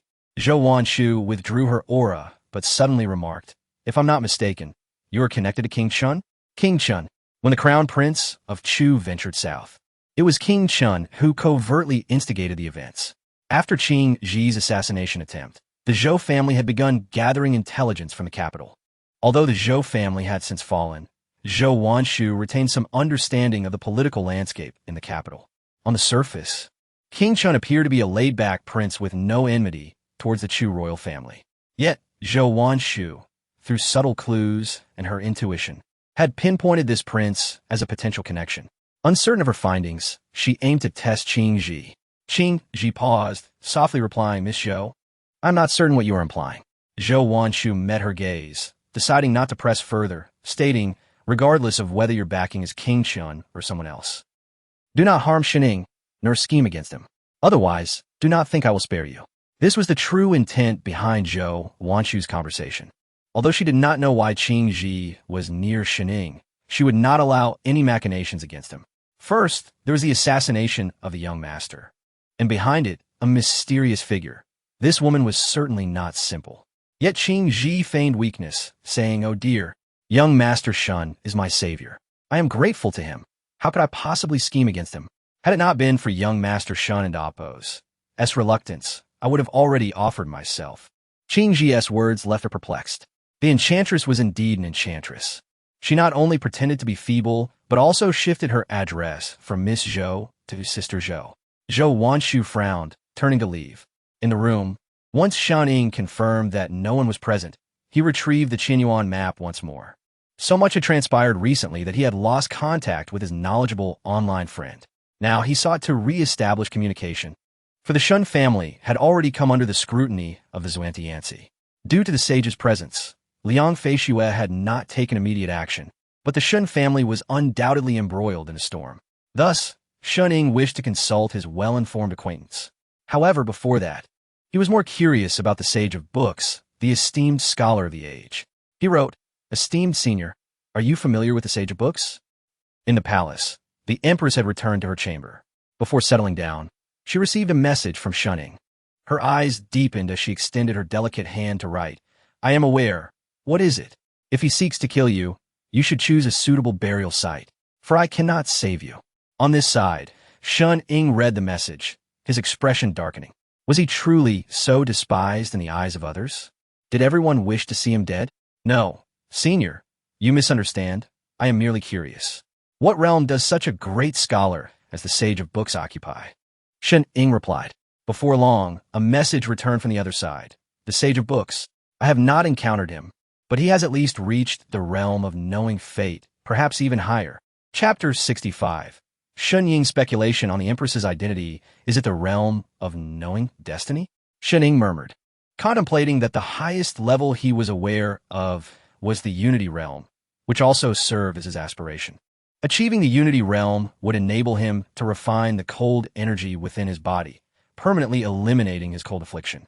However, as he possessed the Taoist, nine-spirit cold body, practicing Taoist techniques could expedite the refinement of this energy. Thus, it was conceivable that he might eradicate his cold symptoms before reaching the Unity realm, though this was uncertain. Yet, a fellow netizen suggested that the sage of books had attained the realm of knowing destiny. If that were the case, knowing destiny must lie above Unity. The Empress seemed to sense the boy's inner thoughts and sent another message. The realm of knowing destiny, also known as the sage realm, allows those who enter it to be referred to as sages. Were it not for the sage of books achieving knowing destiny, he would not bear the title of sage. After reading this, Shun felt a twinge of anxiety. The sage of books was indeed formidable. If he wished, he could easily crush him, leaving Shun without the strength to resist. Such a powerful figure might not bode well for the Shun family. Having sparked a conversation, the Empress guessed that the young lad must have other matters to discuss. She straightforwardly inquired, "What trouble have you caused this time?" Shun hesitated momentarily before slowly writing, "Senior, do you know of any techniques that could rapidly enhance one's strength? It seems the trouble you've stirred is rather significant." The Empress responded, her curiosity piqued. "Who have you offended?" "The court," Shun replied bluntly. The Xintian division represents His Majesty and the court. This public abduction is a slap in the court's face. Though Muyu was involved, he is a scion of the royal family, and the Prince of Chu is at least of noble blood, while my Shun family is insignificant before the court. Moreover, since I did not choose to cooperate with the Prince of Chu, Muyu will not share the blame with me." The Empress remained silent for a long time after reading his words. She was somewhat at a loss for words, pondering how this young man could attract so much trouble. Ever since he had recovered from his cold affliction, the difficulties had been relentless. First, he was pursued by a formidable figure in the realm of creation, and she had helped him. Now, he claimed to have offended the court, which added another layer of intrigue. The Empress suddenly asked, "Since you inquired about the sage of books, you must be from the state of Zhou, correct?" Shun had no intention of concealing the truth and replied, "Indeed, I am from the southern region." The southern region referred to Jiangnan, though he refrained from being overly explicit. As for the Zhou court, I am powerless to assist. Are you from Yan? Shun seemed to suspect something and inquired further. His speculation about the netizen's identity leaned towards a disciple or elder of a certain sect. Now, he had gained another piece of information. The other party was from the Yin kingdom. Yes, the Empress did not hide her origins. I am indeed from the Yin kingdom. She then added, so, do you harbor hatred towards me? Shun was bewildered by this statement and asked, Senior, you have shown me kindness, and I remember your grace. Why would I harbor hatred? The two nations of Yin and Zhou have waged war for years, making them enemies. Do you not despise the people of Yin? The disputes between nations have little bearing on the common folk. In war, it is undoubtedly the people who suffer the most. Upon reading this, the Empress fell into a long silence. She occupied a high position where she could only see power-hungry officials in the court. As for the commoners, she wished to observe them, but had always remained distant. And what are the rulers who instigate wars? What are your thoughts? After a moment, the Empress sent another message. Shun pondered before slowly writing, the dynamics of the world dictate that what has been divided will eventually unite, and what has united will inevitably divide. War cannot be instigated by a single individual. At this moment, within her palace, the Empress contemplated Shun and Appo's words. What has been divided will unite, and what has united will divide. In that instant, some of her concerns began to dissipate. Shun sensed something amiss. Why was she asking such questions? Moreover, it seemed as though this inquiry had been spontaneously conceived, prompting him to further speculate about the identity of this netizen. Could this senior be a figure from a prominent family in the Yin kingdom? Generally, sects tended to remain secluded, only engaging in matters of national survival. The unspoken agreement between the Zhou and Yan kingdoms was that neither would easily break the truce, as most practitioners existed within sections. If sects were to engage in warfare, the resulting brutality would be unimaginable. With the conversation veering into this territory, new thoughts began to form in Shun Ying's mind. Noticing that the Empress had yet to reply, he cautiously wrote, Senior, are you still there? Senior? The Empress replied, I have no pressing matters at hand. I suddenly became interested in hearing your perspective on the relationship between the Yin and Zhou kingdoms. If you are willing, you may share your thoughts with me, as a means of repaying the kindness I once extended to you. Shun contemplated briefly and wrote, I am but a commoner and not well-versed in matters of state. However, if you wish to hear, I can share my thoughts. He then proceeded to jot down some insights. At the very least, he thought, regardless of the netizen's identity, it would be prudent to leave a favorable impression, preparing for any potential future interactions. Given her assistance, he had no reason to decline this small request. In the palace, the Empress observed the words materializing on her screen. The Yin and Zhou kingdoms, facing each other across the south and north, are both foundations of the human race. Yet they are bound to be irreconcilable. The true lineage of humanity can only sustain one of them. However, the ongoing conflict will yield no victor. It will merely drain the essence of humanity, giving the non-humans an opportunity to exploit the situation. Yet, neither side is willing to relinquish their claim to the human legacy and will not cease their mutual annihilation. This, in essence, is an unsolvable dilemma, for throughout history, no ruler has ever been devoid of ambition. Although Shun had never ventured beyond Jiangnan, he possessed a certain understanding of the world's dynamics. Coupled with his insights from his past life, his thoughts were somewhat progressive. Remarkably, this advanced perspective aligned with the Empress's own sentiments. As the conflict between Yin and Zhou unfolded, if the Yin kingdom were to concede, the Zhou kingdom would undoubtedly rise to claim the mantle of legitimacy. Should the hostilities persist, the northern Xiongnu, southern barbarians, and the demon clan would all watch with predatory eyes. There was no clear path forward, nor could they retreat.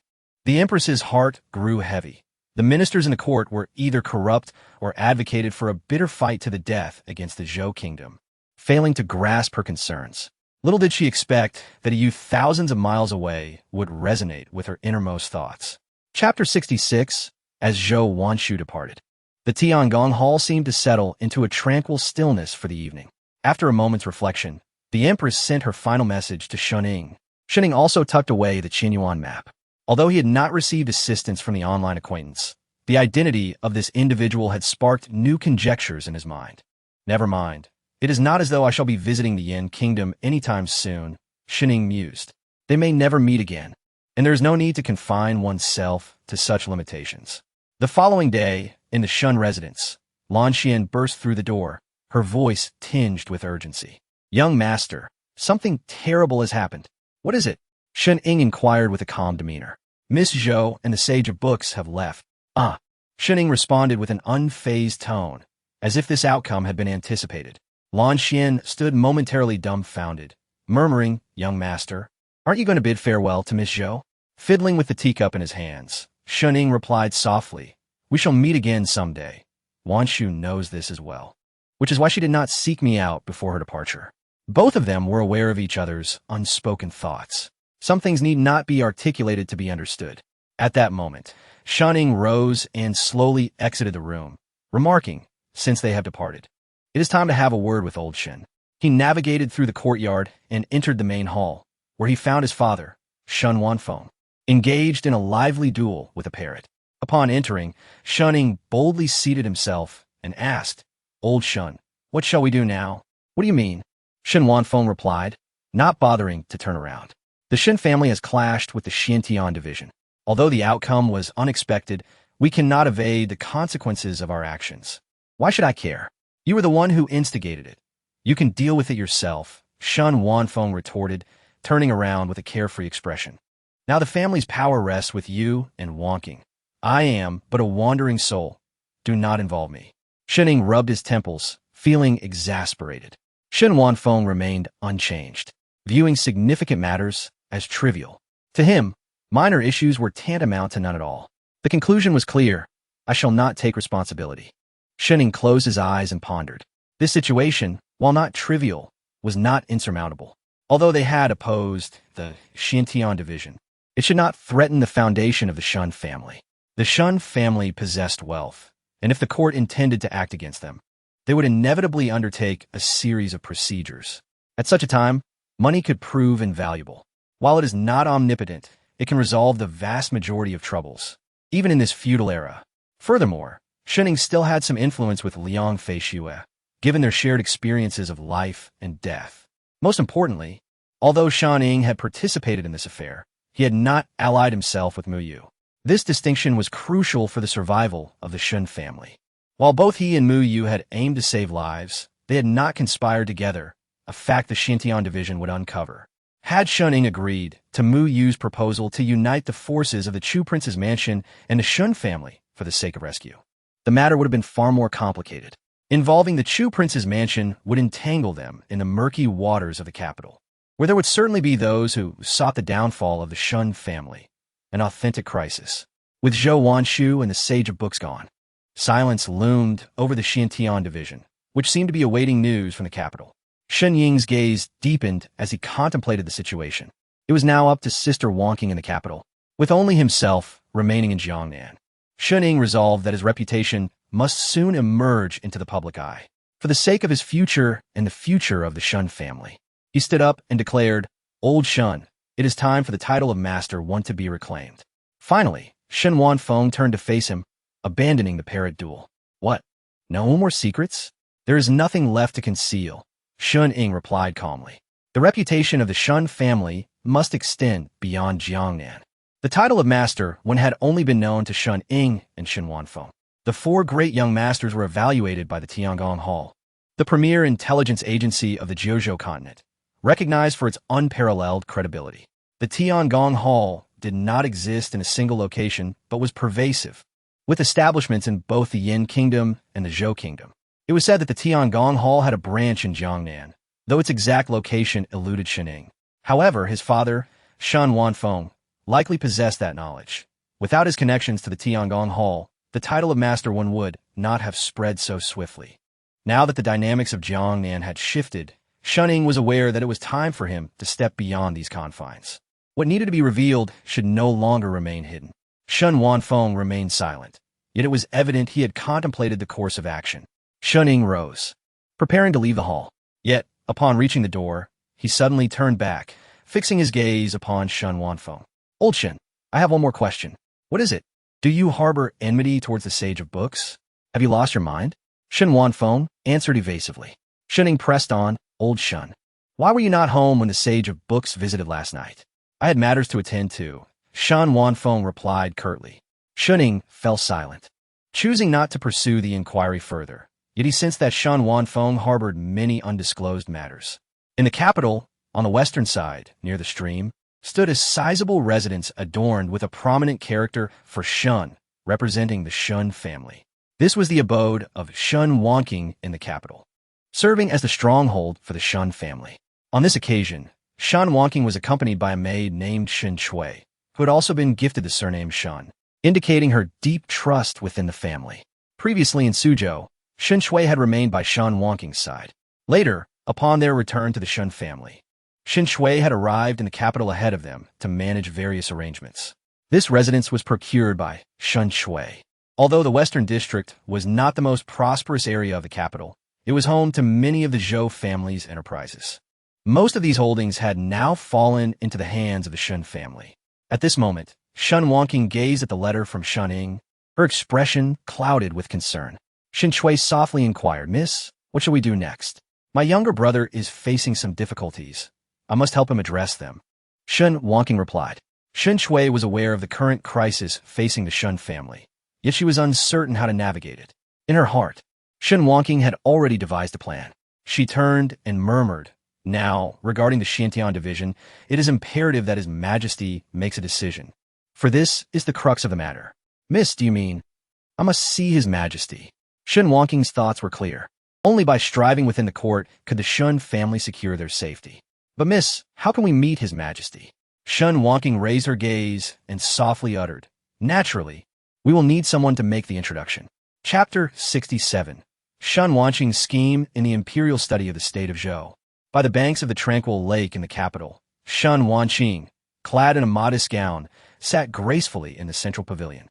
Behind her, Shen Shui stood, observing the passers-by. She timidly inquired, "Miss, do you believe that the young master of the Qinhuang will come here?"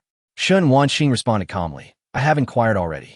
The Qinhuang's young master is quite renowned in the capital, and he shall indeed come here today for leisure." The Qinhuang's heir, Mu Qing, was the very individual who had once deceived Mu Yu into venturing south. Consequently, Mu Yu nearly lost his life in the southern lands. Had it not been for the vigilance of the Xiantian division regarding the young master of the Qinhuang, the capital might have already faced upheaval. On the surface, the Qinhuang appeared to be a leisurely prince, while his heir, Mu Qing, was nothing short of a dandy, idling away his days in indulgence. After considerable contemplation, Shun Wanqing chose to leverage the Qinhuang as her entry point. Just as anticipated, it was not long before a lavishly attired young master came into view, accompanied by a throng of charming companions, exuding an air of delight. This was indeed Mu Qing, fanning himself with a folding fan, his demeanor frivolous. At that moment, two enchanting figures obstructed his path. Mu Qing paused momentarily. Then a look of astonishment flickered across his face as he perceived an ethereal quality in Shun Wanqing, prompting him to surmise that she must be a wealthy young lady. Despite his years of navigating the capital, he had stumbled upon a beauty he had yet to discover. Intrigued, he spoke, "Fair maiden, why do you impede my way? Do you know who I am?" Shun Wanqing's expression remained composed as she replied, "I have met the young master." "You actually know who I am? Then this young master must inquire why you have stopped me." Mu Qing, brimming with arrogance, presumed that this woman sought to climb the social ladder by approaching the Qinhuang's estate. However, Shun Wanqing's subsequent words piqued his interest. "I hail from the Shun family of Jiangnan, Shun Wanqing." Mu Qing's demeanor shifted. He repressed his smile and, with curiosity, queried, "The Shun family? The wealthiest in Jiangnan? How intriguing." He was indeed familiar with the Shun family, having investigated them due to the incident involving Mu Yu. Yet, he had not anticipated the existence of such a beauty within their ranks. "This humble girl wishes to converse with the young master. What are your thoughts?" Mu Qing pondered briefly and nodded. A beauty's invitation cannot be declined. He then gestured, and the ladies surrounding him dispersed. Thus, Mu Qing and Shun Wanqing deliberated within a tavern for the entirety of the afternoon. Shen Shui did not accompany Shun Wanqing, but remained seated below, hesitant to intrude due to Mu Qing and Appo's status. After approximately an hour of discussion, Shun Wanqing emerged from the tavern, her expression betraying no emotion. "Miss, did you succeed?" Shen Shui inquired cautiously. Shun Wanqing nodded and spoke softly. "Everything is proceeding according to plan. The Qinhuang's estate has agreed to our terms." Curious, Shen Shui asked, "What terms?" However, she soon realized her indiscretion. Such matters were not for her to know. Yet, Shun Wanqing remained unperturbed, slowly articulating. While Mu Qing may appear to be a wayward scion, our dialogue revealed that he is far from simple. He conceals his true abilities. Surprised, Shun Shui exclaimed, "Miss, do you mean?" Shun Wanqing, however, changed the subject, smiling faintly. "Yet, it is precisely such individuals who can collaborate with me. His desires are simple: wealth and influence. The Shun family holds sway in Jiangnan, and should the Chen Wang's estate wish to extend their reach southward, they will undoubtedly require our assistance. Most importantly, our stance is clear. We shall not align ourselves with the Chu Wang's estate, which is precisely what they require." Shen Shui nodded, somewhat understanding. During their time in Suzhou, she had learned much from her mistress, yet she remained in awe of Shun Wanqing's vision and cunning.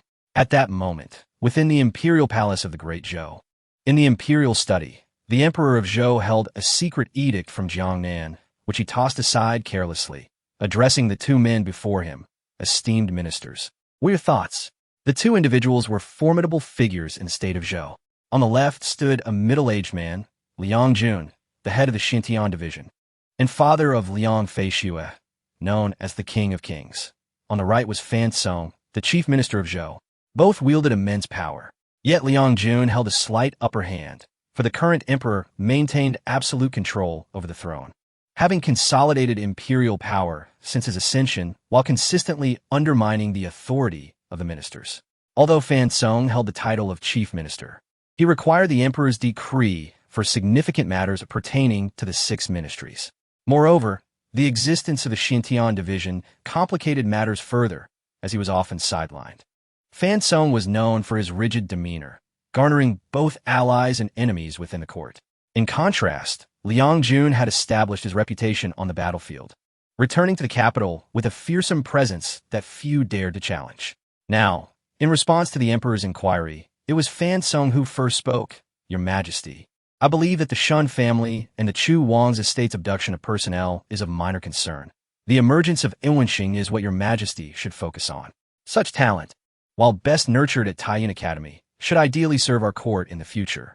Unbeknownst to Fan Song, he was oblivious to the prophecy of the chief astronomer regarding Wenxing. His intentions, however, were solely for the benefit of the state of Zhou. At this moment, Liang Jun chimed in, "Your Majesty, while what Fan Xiang has said holds merit, our nation is rich in talent. Should Wenxing be unwilling, we need not compel her. The state of Zhou is not lacking a single unestablished scholar." Fan Song, undeterred, continued, "Your Majesty, regardless of and oppose, Wenxing and oppose, S and oppose, inclinations, it is essential to demonstrate your desire to recruit talent.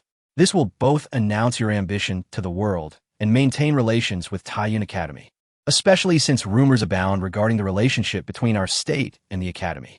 If Wenxing refuses to align, it will also quell public dissent."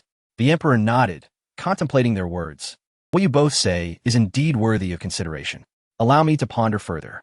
Yet, Liang Jun stepped forward again, raising his gaze to the emperor, and declared with conviction, "Your Majesty, while the matter of Wenxing bears significance, the public abduction of personnel from the Xintian division by the Chu Wang's estate and the Shun family cannot go unaddressed."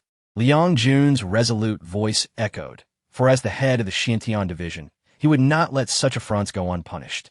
The emperor deliberated for a moment before replying gravely, "What do you propose regarding this matter, Liang Aiqing? Those who dare to abduct individuals from the Xintian division must be apprehended and brought to justice as a warning to others. However, given that the Chu Wang's heir, Mu Yu, is troubled by matters of the heart, it is known throughout the realm, and your Majesty may choose to show leniency and refrain from immediate detention. But the Shun family, a clan entrenched in Jiangnan, must not be permitted to act with impunity against the Xintian division." The emperor nodded slowly. "A mere merchant does not warrant my attention, yet this time. It is indeed time to send them a warning. Fan Aiqing, what is your opinion?" Fan Song spoke in a hoarse voice, nodding, "I have no objections." However, at that moment, a sharp voice pierced through the air in the imperial study. "Your Majesty, the Prince of Chun requests an audience." The mention of the Prince of Chun caused not only Emperor Zhou to furrow his brow in confusion, but also Liang Jun and Fan Song to exchange glances. What could the idle prince possibly want? In their eyes, the Prince of Chun rarely involved himself in state affairs, so his arrival must surely carry significant implications. Let him in, the emperor commanded solemnly. Before long, a spirited middle-aged man entered the chamber. He first offered a respectful bow and softly greeted, "I pay my respects to my royal brother." "There is no need for such formalities, my brother. It has been a long time since we last met," Emperor Zhou replied with a hint of warmth. He held a favorable impression of this brother. The late emperor had left behind numerous offspring, and Emperor Zhou had once had many siblings. Yet, upon ascending the throne, only two remained by his side, the King of Chu and the Prince of Chun. The Prince of Chun had distanced himself from court affairs during the reign of the late emperor, choosing instead a leisurely lifestyle. Now, his unexpected visit to the imperial study aroused curiosity regarding his intentions. Without hesitation, the prince revealed his purpose. "Your Majesty, to speak candidly, I come seeking a favor." "For whom do you seek this favor?" "For the Shun family." The moment those words left his lips, both Liang Jun and Fan Song were taken aback, and even Emperor Zhou paused in surprise.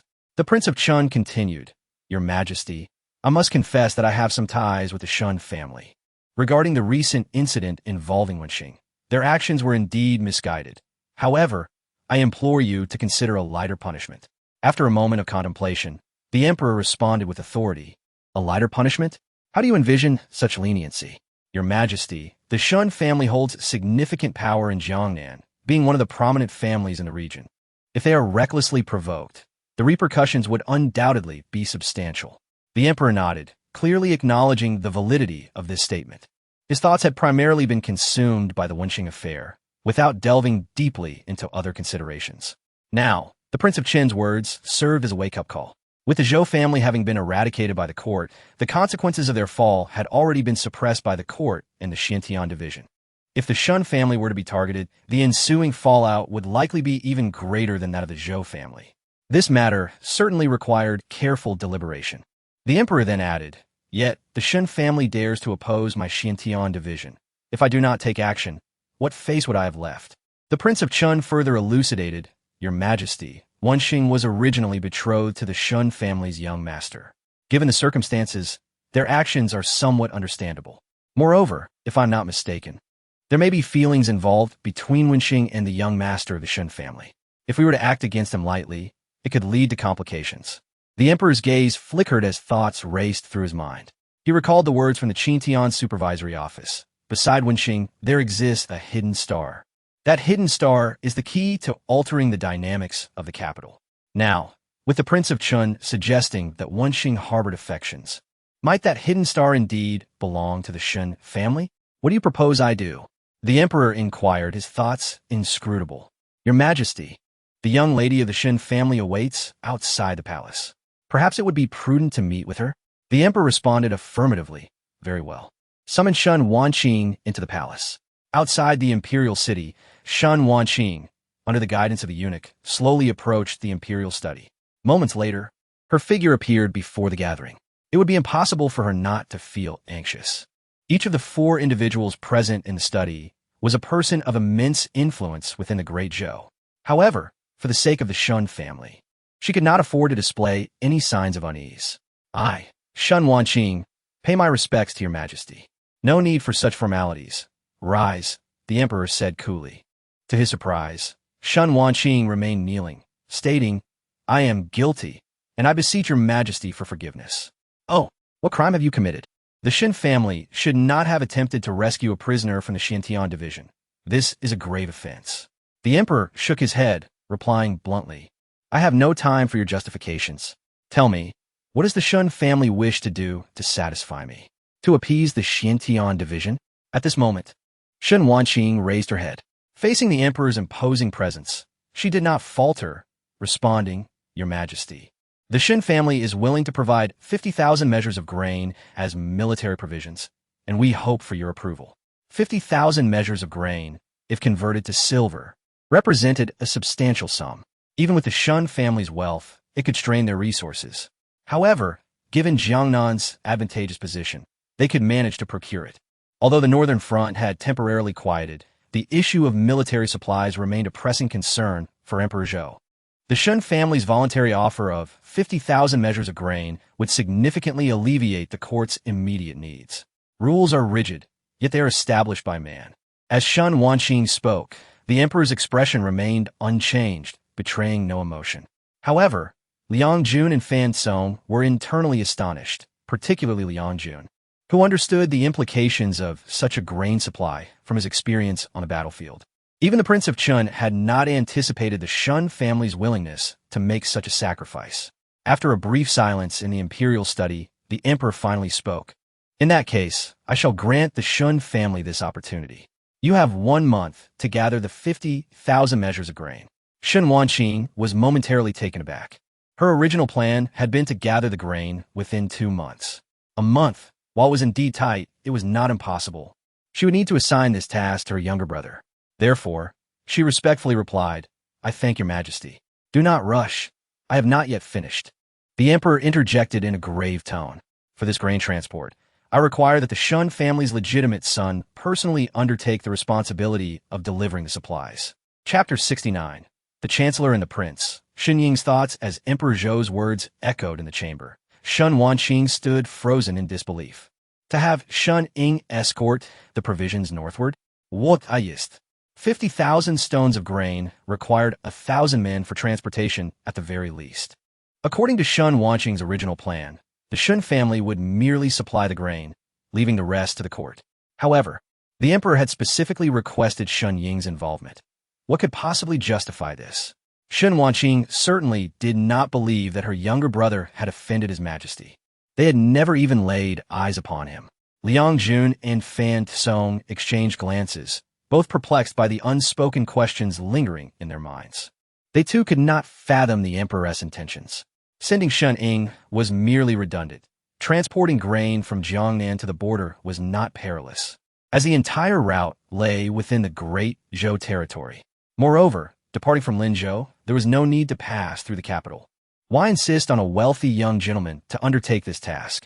The court had no shortage of capable individuals. One less or one more mattered little.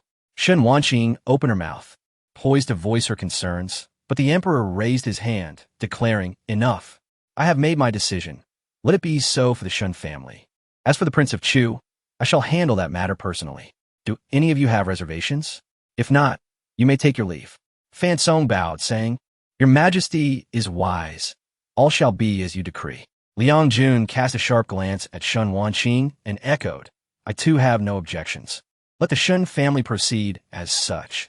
Outside the imperial study, Shun Wanqing departed under the guidance of a eunuch, and Liang Jun hastened away. Fan Song and Prince Chun strolled leisurely through the palace grounds. Your Highness, I did not expect you to advocate for the Shun family, said Fan Kong. Prince Chun smiled faintly, replying, One takes money to mitigate calamities. You do not appear to be in want of funds, remarked Fan Song, stroking his beard with a slight grin. Prince Chun chuckled softly, choosing not to elaborate further. The Chancellor understood well that the prince was no ordinary individual, and the dealings with the Shun family were likely entangled with deeper interests. However, Fan Song prudently refrained from pressing the matter. Changing the subject, he inquired, Your Highness, what do you think is so special about the Shun family's young master that the emperor would personally appoint him to escort the provisions? One might argue it unnecessary, who knows? Fan Xiang? Prince Chun abruptly halted, turning to regard Fan Kong. The emperor's mind is inscrutable. After years in the court, you should appreciate this truth. Fan Song merely smiled, offering no further comment. Subsequently, Prince Chun gazed skyward, murmuring, The hour grows late. It is time for a meal. I arrived in haste today and have yet to dine. My constitution cannot endure such neglect. Watching the prince's retreating figure, Fan Song's expression turned solemn. As Chancellor, he was acutely aware of what actions were prudent and what were not. Yet, today's encounter with Prince Chun left him with the impression that the prince was far more formidable than he initially perceived. Moreover, the Shun family from Jiangnan had now officially captured the Chancellor's attention. 2 days later, Jiangnan, Linzhou City. Meanwhile, Shun Ying had received a letter from Shun Wanqing. Escorting provisions? Me? Initially practicing in the courtyard, he was thrown into disarray upon receiving the note from Lan Xian. It was an order from the emperor himself. Old Wu, observing Shun Ying's turmoil, remarked with a hint of mischief, Young lad, Did you not long for an escape from Jiangnan? This is a splendid opportunity. The Emperor's command is not to be disobeyed. Seize this chance to explore the world. Shen Ying's expression turned troubled. But I am heading to the border, and this task seems utterly insignificant. Whether I join or not, it makes no difference. The Emperor insists on my involvement. What a superfluous endeavor. Careful with your words, young man, old Wu cautioned. Such talk is ill-advised. In broad daylight, one must remain discreet. You and T want the Emperor to hear and send you off to the front lines. Shen pondered for a moment. The letter had indeed come from Shen Wanqing. The Emperor's decree had yet to arrive, but was expected soon. Setting aside the question of whether to go, preparation for the 50,000 stones of grain must commence. A month's time was fleeting. Fortunately, he had devised a contingency plan before taking action. He raised his head, addressing the maid, Lan Xian. You shall take full responsibility for the grain. Do not disappoint me. Yes, young master, Lan Xian replied before departing to execute her task. The Shun family, particularly Shun Ying's branch, was sparse in numbers, and with his father being an indifferent figure, he had previously laid the groundwork for the grain preparations.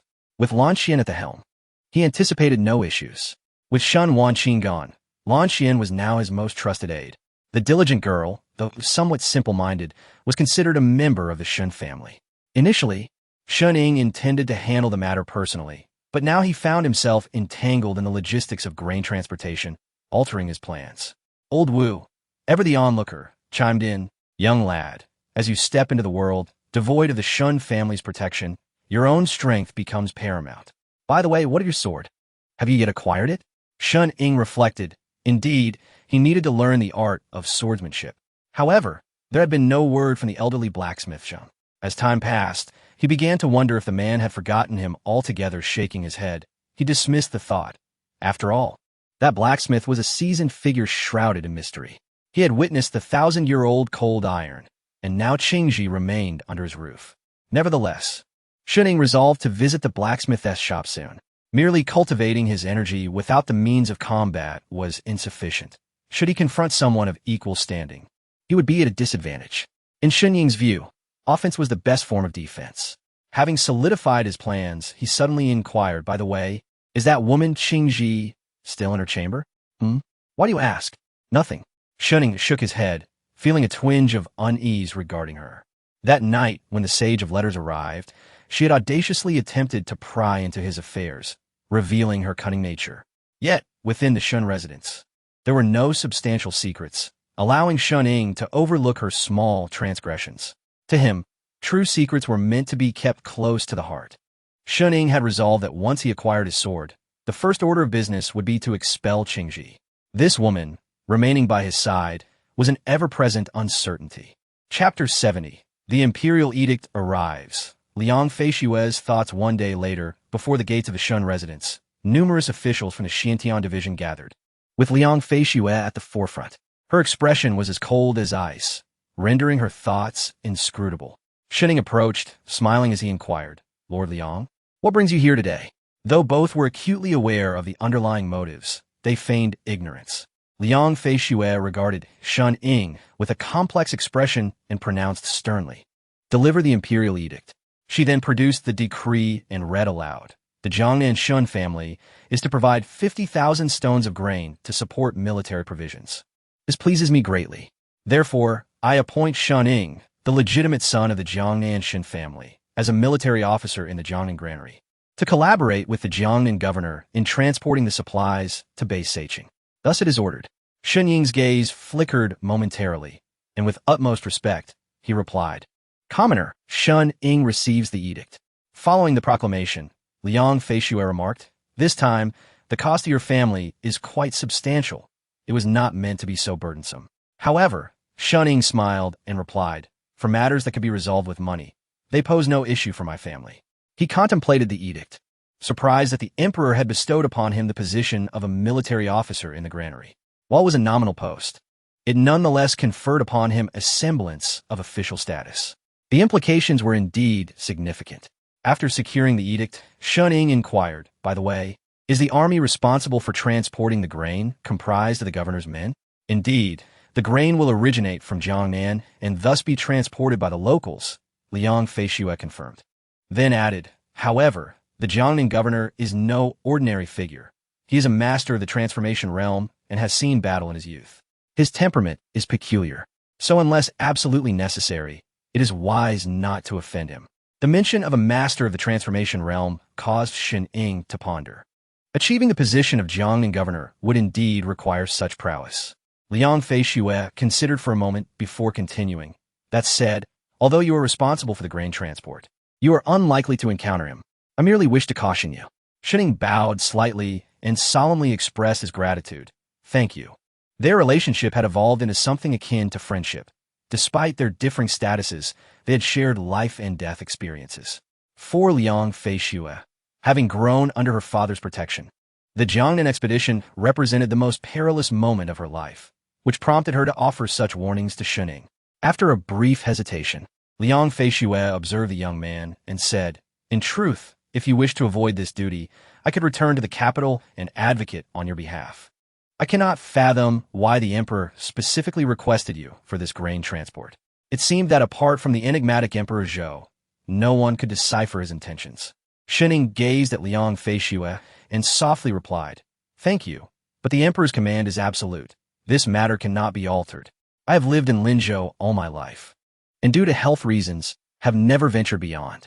This opportunity to gain experience is invaluable." Liang Feishue nodded in agreement. "Indeed, you've entered the sensory realm, and I can see that you are cultivating your energy. However, mere practice and accumulation may not suffice to break through the final barrier of advancement. Often, the decisive moment comes at the threshold of life and death.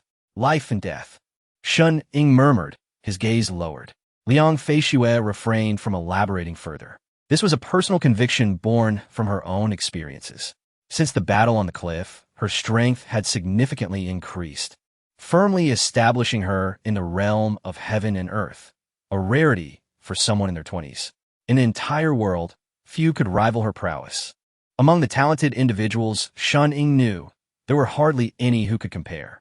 The first disciple of the Saint of Transformation, the swordsman atop Tianhe Tower. Suddenly, Shen Ying thought of Zhou Wanshu. How long would it take her to surpass them if she were to mature? In contrast, Shen Ying was merely at the first stage of cultivation, hampered by his lingering cold affliction. Although he had managed to suppress it somewhat, he still needed to allocate energy from his own reservoir to counter the cold, resulting in a slower pace of progress. Nevertheless, he refused to yield. Then, an idea struck him, and he raised his head to ask, "When will you leave Jiangnan for the capital?" After a moment of contemplation, Liang Feishue replied slowly, "In a month, I will accompany the Xiantian division personnel northward, parting ways at Xishan. I shall return to the capital, and you may proceed northward." Beyond Xishan lay the border between the Great Zhou and the Yan Kingdom, leading to Bei-Seiqing. Shen Ying pondered this and, gazing earnestly at Liang Feishue, said, "Thank you." He understood that Liang Feishue was extending her assistance.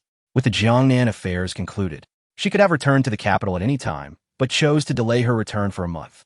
Moreover, although Xishan and the capital were both situated in northern Jiangnan, the distance between them was considerable. Liang Feishue's willingness to escort him was a testament to the bond they had formed, and after some consideration, he chose not to decline her offer. Following a light exchange of pleasantries, Liang Feishue did not linger at the Shen residence. After delivering the edict, she took her leave. Meanwhile, old Wu, who had been eavesdropping from the rooftop, jumped down with a smirk.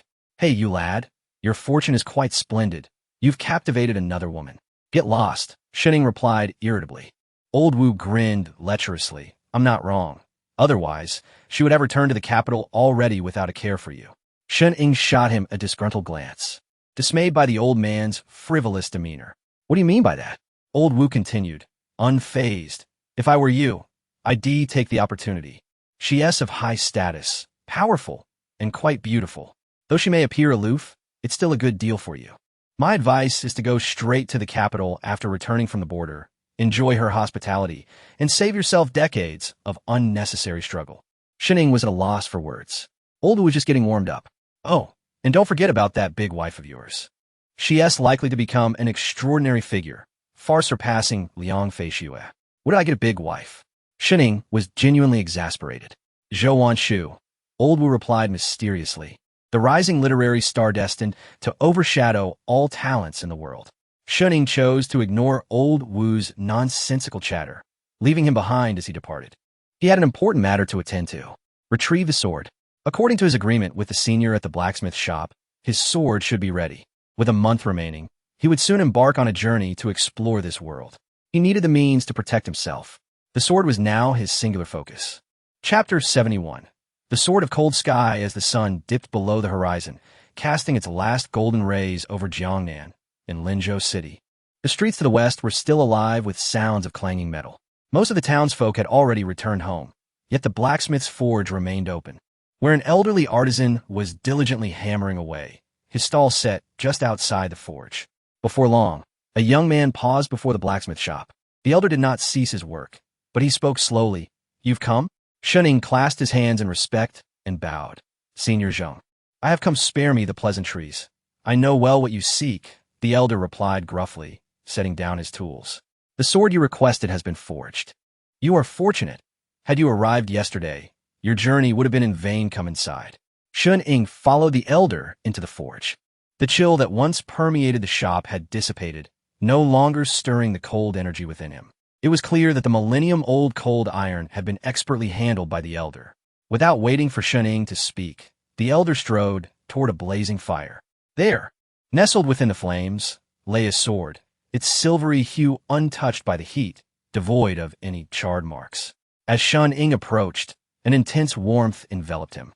Given his cultivation level, he should not have felt such a strong sensation from the flames. However, he quickly realized this was no ordinary fire. Indeed, a fire capable of melting millennium-old cold iron could not be trifled with. Gazing at the elder's back, Shun sensed a growing depth to the old man. Without turning, the elder retrieved the sword from the fire with bare hands and turned to douse it in a basin of water. The hiss of steam filled the air, and as the mist swirled, Shun caught sight of the sword, which seemed to radiate a bluish-white light. This weapon was no commonplace item. He had saved Qingji, and in return, he had received this divine artifact.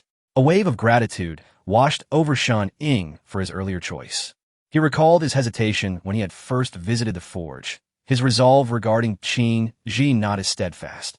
Yet, where there is risk, there is reward, and time had proven he made the right decision.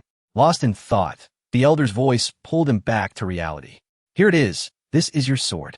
The elder presented the weapon before Shun. As he grasped the hilt, a chilling sensation surged through his palm, only to vanish almost instantaneously. This was the essence of millennium-old cold iron. Despite being subjected to the flames, the sword's chill had not entirely dissipated. Shun lifted the sword, unleashing a beam of sword energy that left a crack in the wall of the forge. Not only was Shun astonished, but the elder's eyes sparkled with excitement as well. "Indeed, it has succeeded," the elder murmured, acknowledging this as his first creation with millennium-old cold iron. This sword would likely be his most triumphant masterpiece. As a swordsmith, the joy he felt at the moment of creation likely surpassed that of Shun himself. Shun Ying's gaze glimmered with disbelief. Though he had never wielded a sword before, he had effortlessly manifested sword energy. He understood that this was not a testament to his ability, but rather to the sword's own might. At that moment, the elder approached Shun and said softly, "From this day forth, this sword belongs to you, young master. Please do not let it down." Shun responded earnestly, "Senior, rest assured. Having chosen the path of the sword, I shall wield it with utmost care." "The sword and its master are one," the elder replied, shaking his head. "No, that is not my intent. The only way to ensure this treasured sword remains unsullied is for it to achieve fame across the land." "Fame across the land?" Shun echoed, perplexed. "Yes, fame across the land," the elder reiterated, turning his back to Shun. "This is the respect owed to the sword and my hopes for you."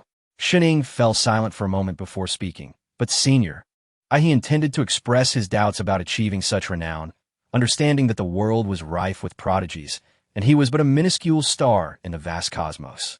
At least, that was how he perceived himself in the present. What the future held remained uncertain. Before he could continue, the elder gently interrupted. "Let's set aside such thoughts for now. A sword must possess a name. You should bestow a name upon this sword." "A name," Shun mused, gazing at the weapon in his grasp. Finally, he spoke softly. "Senior, I wish to name this sword Cold Sky. What do you think?" The elder examined the sword in Shun Ying's hands and murmured, "Cold Sky, a fine name indeed. It is now your blade. Let this name be its destiny." As Shun Ying's gaze remained fixed on the sword, he thought to himself that perhaps one day, a renowned sword named Cold Sky would grace the world. If that day ever came, his own name might also echo throughout the land. That night, after naming the Xianxiao sword, Shun Ying departed from the forge. The elder made no effort to retain him. His task was complete. From this point forward, Shun Ying and he would share no further bonds. However, as night fell, a figure clad in finery and slightly portly entered the forge. It was none other than Shun Ying's father, Shun Wanfu. Upon entering, the elder showed no surprise. The two seemed familiar with one another. "Old Zheng, did that lad obtain the sword?" Shun Wanfu grinned, revealing a broad smile. "Yes, I have given it to him," the elder replied nonchalantly. He then raised his gaze to Shun Wanfu and added, "The sword is forged, and I owe your family nothing more." In truth, Shun Wanfu was fully aware of Shun Ying's sword-forging endeavor. After all, why would the elder willingly forge a sword for a boy he barely knew? The matter concerning Qin Ji was merely an afterthought. Even had Shun Ying chosen not to save her, the elder would have forged the sword regardless. This was a foregone conclusion, for the worth of the millennium-old cold iron alone was extraordinary. There are no free lunches in this world. It is a fundamental truth. Shun Wanfu rubbed his belly and continued, "Old Zheng, what do you think of my son? Is he not talented? Could he possibly become a legendary sword immortal?" The elder contemplated for a moment before nodding. "A sword immortal, perhaps. Really?" Shun Wanfu's eyes gleamed with excitement. "Indeed, but for him, it may only come in his next life." Chapter 72. Training. The temptation of Qin Ji the following day in the backyard of the Shun residence. Shun Ying awoke early and promptly roused Old Wu. The grievances of early risers weighed heavier than a ghost's, though at Old Wu's stage. The difference between sleeping and waking had become negligible. "Shun boy, what do you want so early?" Old Wu inquired. "Teach me to wield the sword." "Scram. 500 jars of drunken immortal. What do you wish to learn?" Old Wu's eyes brightened, his interest piqued. "Is there a more formidable sword technique? Perhaps one capable of cleaving mountains and rivers?" Shun Ying gazed intently at Old Wu, knowing he was a sword cultivator. Old Wu adopted a serious demeanor, stating, "For a sword cultivator, the strength does not lie in the technique or the sword itself, but in the wielder. When you become truly powerful, a mere flick of your wrist can sever mountains and rivers." Shun Ying fell silent, recognizing the truth in Old Wu's words. Yet, as a novice in swordsmanship, he certainly needed techniques to practice. Old Wu scrutinized Shun Ying and asked earnestly, "Do you truly wish to learn swordsmanship?" "I do." After a moment of contemplation, Old Wu replied, "Very well, there is 1 month remaining. During this month, you must establish a foundation." Establish a foundation? Old Wu slowly approached a patch of grass in the backyard and picked up a twig, sketching several small figures upon the ground. The figures struck various peculiar and comical poses. Shun Ying tilted his head, inquiring, "What is the purpose of this?" With a mysterious smile, Old Wu explained, "You shall practice each pose with your sword for half an hour, while simultaneously circulating your internal energy. These exercises are foundational." Shun Ying's expression turned skeptical as he murmured, "Old Wu, are these poses truly effective?" His disbelief stemmed not from a lack of faith in Old Wu, but rather from the bizarre nature of the stances that seemed unrelated to swordsmanship. Old Wu replied nonchalantly, "The method has been presented to you. Whether you believe it or not is your own concern. Without a foundation, your future cultivation of sword techniques will be slow." Saying this, Old Wu strode out of the gate. "Where are you going?"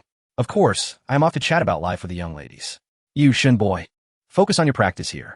Without waiting for Shun Ying's response, Old Wu left without a backward glance. Shun Ying observed the figures on the lawn, pondering for a moment before committing them to memory.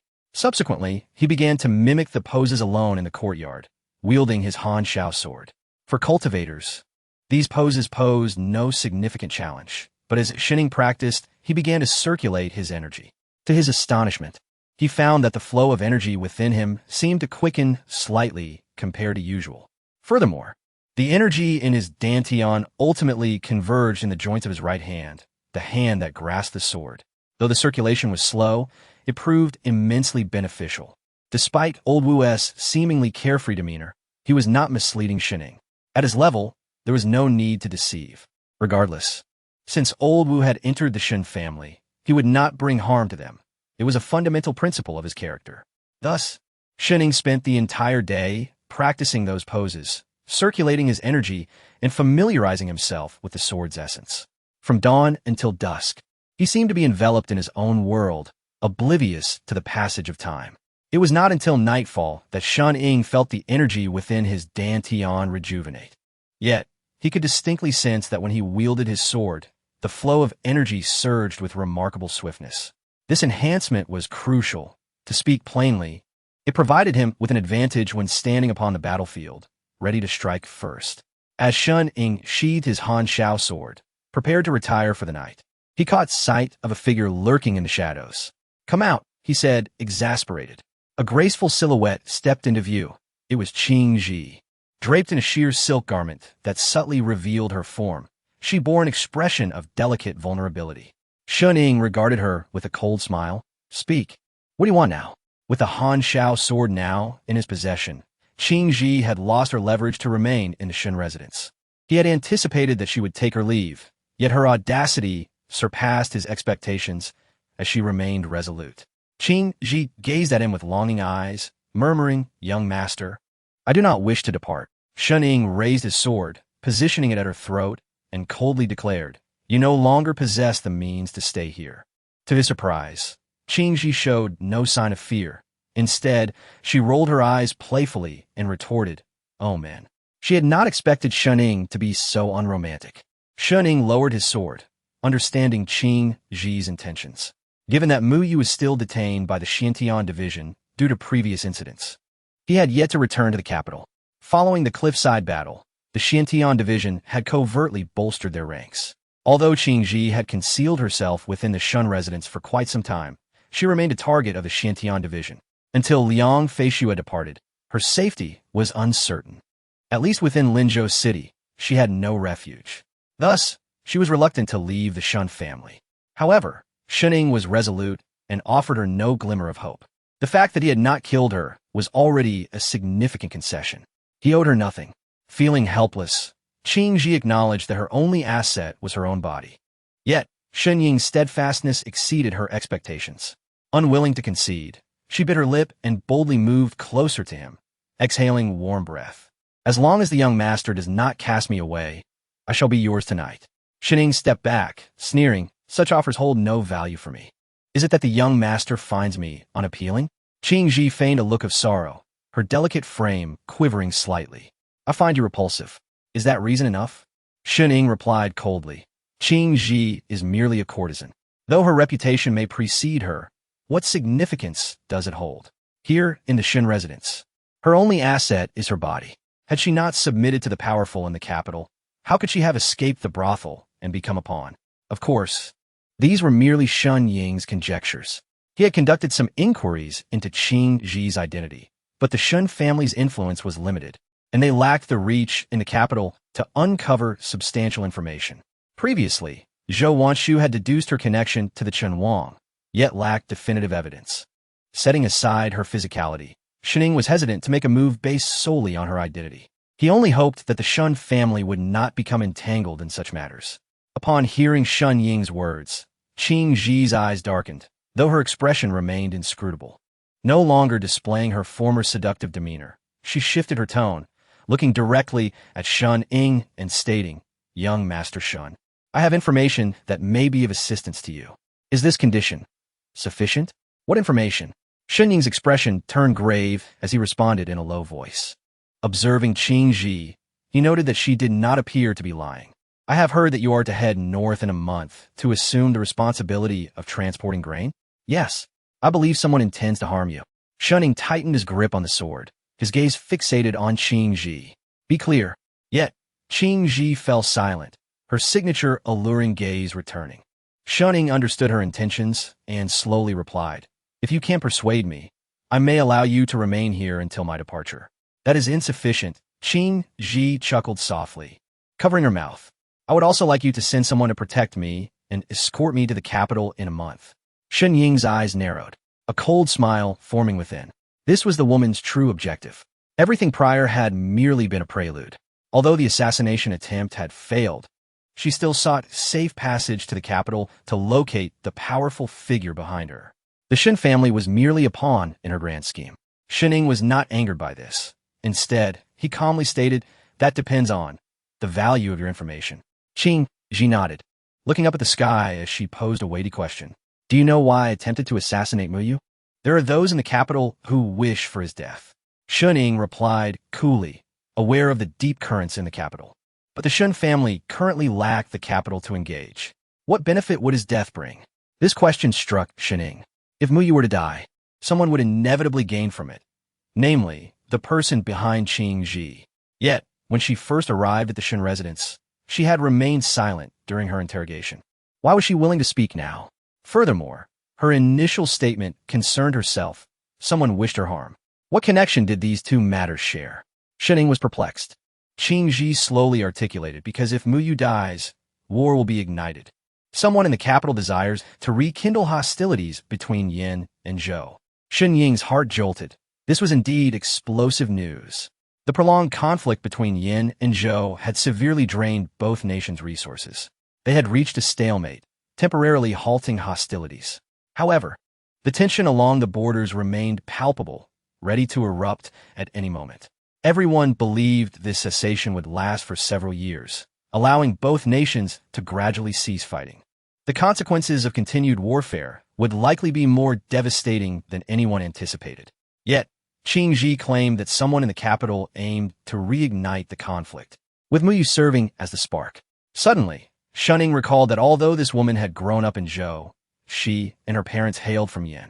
If Muyu were killed, the king of Chu would be the first to advocate for renewed conflict. Qing Ji's motives were entwined within a vast web of conspiracy. Had she succeeded that day, she might have met her demise as well, merely a pawn in a larger game.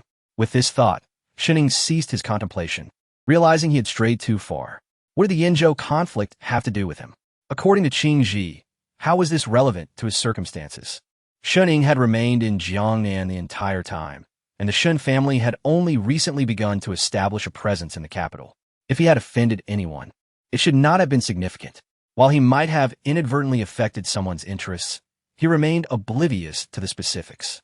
Understanding Shen Ying's confusion, Qing Ji continued to explain. Though my assassination attempt failed, the potential for conflict along the borders remains high. This is determined by those powerful figures. My failure does not equate to theirs. Shening, astute as he was, seized the opportunity to respond gravely, and I must travel to the northern border city. If war reignites, I too shall be in peril. Qing Ji paused thoughtfully before speaking. Conflict will always require an inciting incident. It will not erupt without reason. War between nations is no trifling matter. Shen Ying observed Qing Ji, and at that moment, his perception of her shifted. He had initially thought her merely a courtesan who used her beauty to ascend. He had not anticipated her insight into such grave matters. So, Master Shen, what do you perceive the worth of my information to be? Shening chuckled. I must admit, I underestimated you. Yet, you do present a valid point. I can allow you to remain in my residence. As for your return to the capital, we shall discuss it further. A smile graced Qing Ji's alluring face as she murmured, You speak without conviction. No, I merely believe that your information holds limited value. He replied. Ultimately, Qing Ji speculated that Shen Ying's journey north was part of a larger scheme.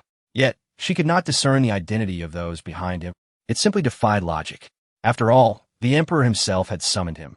It was unlikely he had offended anyone of significance. Meanwhile, in the capital, within the imperial palace, Emperor Zhou was draped in a robe, reviewing memorials despite the late hour. The court had been busy with various matters, all pointing towards one issue, the war with Yan. Opinions among the ministers diverged, with factions advocating for war and peace clashing vehemently. However, given the current situation, the likelihood of renewed conflict loomed larger. As for the emperor's thoughts, they remained inscrutable. Shortly after, a beautiful woman entered the study, holding a bowl of soup. She was the empress, Nangong Xiao. Despite the numerous concubines in the emperor's harem, he had few offspring, with only one legitimate son, the third prince, born to Empress Nangong. Yet, the emperor had yet to express intentions of designating an heir, leading to rampant speculation among the populace. Some claimed that the emperor, still relatively young, saw no need to hastily appoint a crown prince amidst ongoing border conflicts. Others whispered that he had not yet decided which prince should inherit the throne.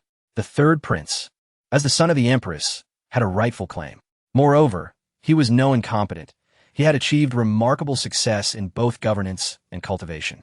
However, the most discussed among the emperor's many sons was not the third prince, but the second prince, the offspring of the favored consort Jiuzhou. From a young age, the second prince exhibited exceptional talent, particularly in the realm of cultivation, having reached celestial realms and earning a reputation as a genius, rivaling Liang Feishue. Furthermore, he was renowned as one of the four greatest young masters of the realm. Yu Gongzi, Empress Nangong Qiao, gently placed the soup on the desk and respectfully said, "Your Majesty, please eat something. Do not overexert yourself." Emperor Zhou set down the memorials, replying softly, "You are thoughtful, Empress." Despite his words, the furrow in the emperor's brow remained. Observing this, Nangong Qiao empathetically inquired, "Your Majesty, are you worried about the border conflict?" Upon hearing this, Emperor Zhou scoffed, "Humph, what do I have to worry about? Does great Zhou fear Yan?" To an outsider, this statement might suggest a pro-war stance, as the emperor's attitude dictated everything. However, as empress, Nangong Qiao understood him better than anyone else. This emperor never revealed his true thoughts. She suspected that Zhou might be on the brink of collapse. The prolonged border conflict had taken its toll. Had it not been for the emergence of Liang's forces, Zhou's lands would have long been trampled by Yan's cavalry. Despite this, in the ongoing struggle between Zhou and Qian, Zhou had never held the upper hand. Moreover, rumors had begun to circulate, claiming that the young female emperor of Yan was destined to unify the human race, foretelling Zhou's eventual defeat. Although few are inclined to believe the rumors, the Empress of Yan is undoubtedly the most resplendent figure in this world. When she ascended to the throne, many presumed her youth rendered her incapable, and they anticipated the decline of Yan. However, she employed resolute measures to eliminate dissenters and quash all opposing voices in the court. Moreover, the Empress acquired the ancient legacy of Yan, giving rise to the whispers of her being the destined one. In military affairs, she demonstrated exceptional prowess, devising strategies that firmly suppressed the state of Zhou, leaving its martial-centric forces at a distinct disadvantage on the battlefield. At the time the Empress assumed control of the government, the Liang army withdrew from combat to return to the capital and oversee the Xintian division. Although the military deity and the Empress never crossed paths directly, a subtle game of wits unfolded within their respective capitals. The outcome was evident. None could gain an advantage over the Empress. Thus, despite the Zhou emperor's formidable demeanor, he must tread carefully regarding the rekindling of hostilities. The Empress perceived the Zhou emperor and oppose as predicament and sought to alleviate his burdens. Consequently, Nangong Qiao shifted the conversation, inquiring whether His Majesty was troubled by the matter of Wenqing. The Zhou emperor furrowed his brow and shook his head. "What concerns me is not and oppose, Wenqing and oppose, but rather the and oppose, Onqing and oppose." The Empress adeptly picked up on this, aware of the implications surrounding both Wenqing and Onqing. She reassured, "Your Majesty need not fret excessively. Regardless of the veracity of the prophecies, what the Astronomical Bureau has stated about altering the capital's dynamics might not necessarily be detrimental." The Zhou emperor lifted his gaze to the Empress, his aged eyes glimmering with contemplation. After a moment of silence, he remarked, "As for this so-called Onqing, I too am curious about what makes him so extraordinary, which is why I have dispatched him to Beisai City. Within the realm of Zhou, there is little that the emperor remains unaware of. It is easy to deduce that Wenqing is associated with Onqing, who maintains close ties with Zhou Wanshu, with only Shaning being involved. It would be strange indeed if a sovereign were oblivious to such matters. Therefore, the Zhou emperor's selection of Shun Ying for grain transport was, in fact, a test. He wished to discern what made Shun Ying unique. The bowl of soup Nangong Qiao had brought remained untouched, and the imperial study fell into a brief silence. After a moment's thought, the Empress inquired, "Your Majesty, what shall be done about Wenqing? She is currently at Tianhe Academy. However, if such talent could serve you, it would be ideal." The Zhou emperor fiddled with the bowl on the table, his eyes radiating a keen light. "Tianhe Academy. is also an institution of our Zhou. Besides, isn't the fifth prince there? Allowing him to engage with Wenxing would be a wise choice. The fifth prince of Zhou, having been raised in a scholarly environment, is the youngest among the five princes and the least likely to ascend the throne. His disposition mirrors that of the former Chen Wang, having distanced himself from court affairs early on. Yet, while Chen Wang indulged in leisure, the fifth prince immersed himself in study, equally disinterested in governance. Establishing a connection between the royal family and Wenxing could prove advantageous for the Zhou emperor. Upon hearing this, the empress's eyes sparkled. This was the primary reason for her visit today, extracting a hint from the emperor. Should the fifth prince successfully win over Wenxing, she would be the most elated, for although he is not her biological son, she has nurtured him since childhood. In the event of a future power struggle, the fifth prince would undoubtedly lean towards her and the third prince. Sensing her objective was achieved, Nangong Xiao refrained from further intruding upon the Zhou emperor. Recognizing his preference for solitude and contemplation, rising, she gently stated, "Your Majesty, the hour is late. It is time to return to your palace." The Zhou emperor waved his hand, engrossed in the memorials before him, replying, "You may leave. I shall continue to review these documents for a while longer. Your Majesty, do take care not to overexert yourself." In Jiangnan, Shun Ying remained oblivious to the so-called prophecies of Wenxing and Anxing, unaware of why the emperor had fixated upon him. At that moment, he was in his chamber, ruminating on Qing Ji and Apos as words. The uncertainties surrounding the conflict between Yan and Zhou left him uncertain. Thus, he thought of a certain individual, his enigmatic online acquaintance. This individual had previously expressed keen interest in the warfare between Yan and Zhou. Shun Ying had speculated that this acquaintance might belong to a noble clan of Yan, possibly privy to crucial information. Consequently, he retrieved the Qianyuan map and wrote, "Senior, are you there?" This time, Shun Ying waited for a considerable duration, yet there was no response. The night had deepened. Just as Shun Ying contemplated putting away the map, it suddenly illuminated. "At this late hour, what troubles you?" The empress, having toiled over border issues until nightfall, was on the verge of rest when Shun Ying's message arrived. Initially reluctant to respond, she realized that conversing with this young lad was surprisingly pleasant, perhaps due to the absence of their respective titles, a sensation the empress had never experienced. Thus, she continued to assist Shun Ying. When the young man sent another message that evening, the empress, concerned that something was amiss, decided to reply. Soon after, Shun Ying inquired, "Senior, do you believe that in the near future, Yan and Zhou will engage in battle?" The empress, intrigued by Shun Ying's question, recognized that he was in the south, where, logically, any outbreak of conflict should not affect him. Why then did he ask? Responding, she felt a surge of curiosity. Regardless, she was captivated by all matters concerning this young man. After a moment of silence, he slowly replied, "Senior, a month hence, I intend to visit the border." The empress's eyes flickered, and she continued, "Why?" "Personal matters." This time, Shun Ying refrained from a direct answer. If he mentioned grain transport, and the other party was astute, his identity would be revealed. The empress fell silent, contemplating Shun Ying's question. Would this war indeed transpire? Deep within her heart, she already possessed an answer and had begun to act upon it. Yet, she hesitated. Should she divulge this to Shun Ying? Some truths possess the power to save lives.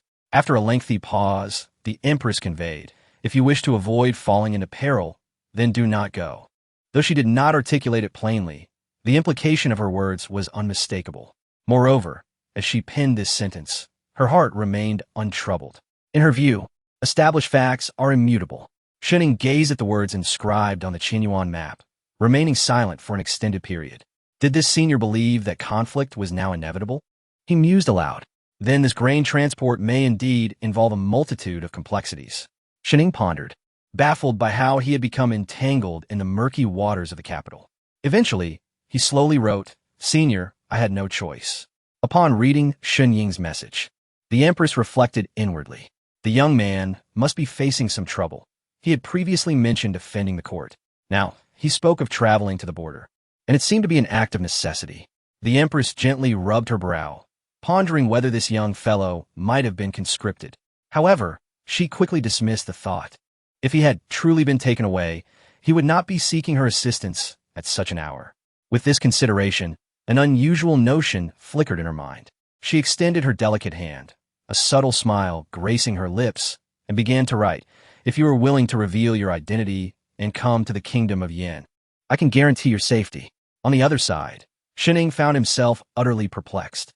This elder seemed genuinely concerned for him. Yet, her words ignited a profound skepticism within him. The border was a battlefield. How could she possess such power to ensure his safety? Moreover, her implication was clear. She would spare his life, but the price would be his abandonment of the Zhou kingdom for Yan. Shining, having traversed to this realm, felt little attachment to Zhou. However, he could not forsake his family, the Shun clan, nor could he run away alone. Furthermore, he was acutely aware of certain truths. His online acquaintance had been assisting him. There was undoubtedly a bond formed between them.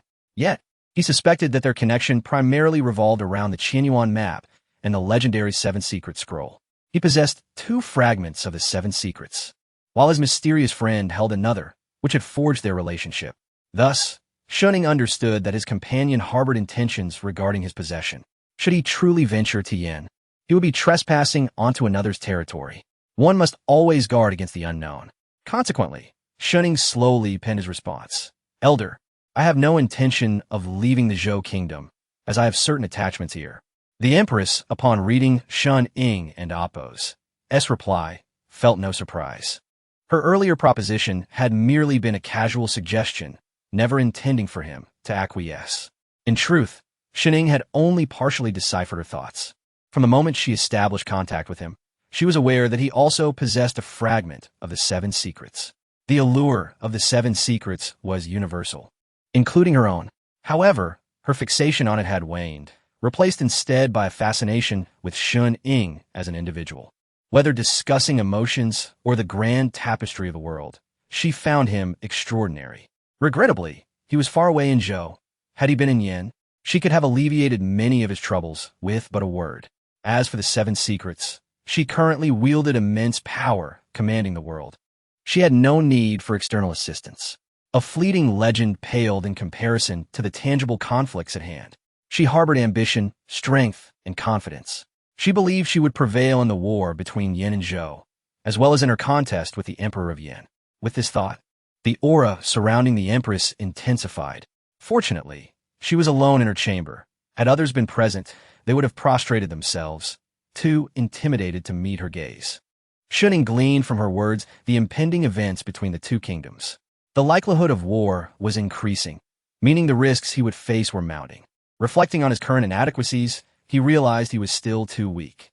Although the desire to leave Jiangnan had long taken root in his heart, when the moment finally arrived, his thoughts began to shift. In the Empress's chamber, she assumed Shining had logged off when he did not respond for a while. Just as she prepared to put away her scrolls, he sent another message. "Elder, do you possess any formidable sword techniques?" The Empress pondered for a moment before asking, "Do you wish to learn the sword?" "Yes. I am not a sword practitioner. My proficiency in swordsmanship is rather limited." Shining sighed inwardly upon receiving her response. Indeed, she was not omnipotent. The path of swordsmanship depended on his own exploration. Before he could continue writing, the Empress sent another message. "However, I do possess some sword techniques. Since you wish to learn, I shall share them with you." Shining felt a surge of joy. Before he could express his gratitude, she had already transmitted the sword technique. He focused intently on the characters appearing on the Qianyuan map, committing each word of this technique to memory. The technique was named the illusory sword art. Fearing that Shun Ying might struggle to comprehend it, the Empress explained, "The sword intent within this technique will grow alongside your strength. Regardless of your realm, you can cultivate it. Take your time to understand it." Overjoyed, Shining expressed his gratitude. "Thank you, Elder. I shall remember this kindness." The Empress, observing his gratitude, allowed a slight smile to curve her lips. Her stunning visage radiated warmth, captivating all who beheld her. She slowly wrote, "There is no need for thanks. If you truly wish to express your gratitude, I have but one request." "What request?" Shining inquired. "Live well, and do not perish." With her final words inscribed, she tucked away her scrolls. Yet a complex emotion flickered in her eyes. In the ensuing period, Jiangnan seemed to descend into tranquility. The earlier turmoil appeared to dissipate with the passage of time, leading to a transformation in the dynamics of Linzhou. The Zhou family had fallen, and the Yi family had suffered significant losses. Among the three great families, only the Shun clan had weathered the storm. However, during this time, the Shun family's focus had shifted to the capital.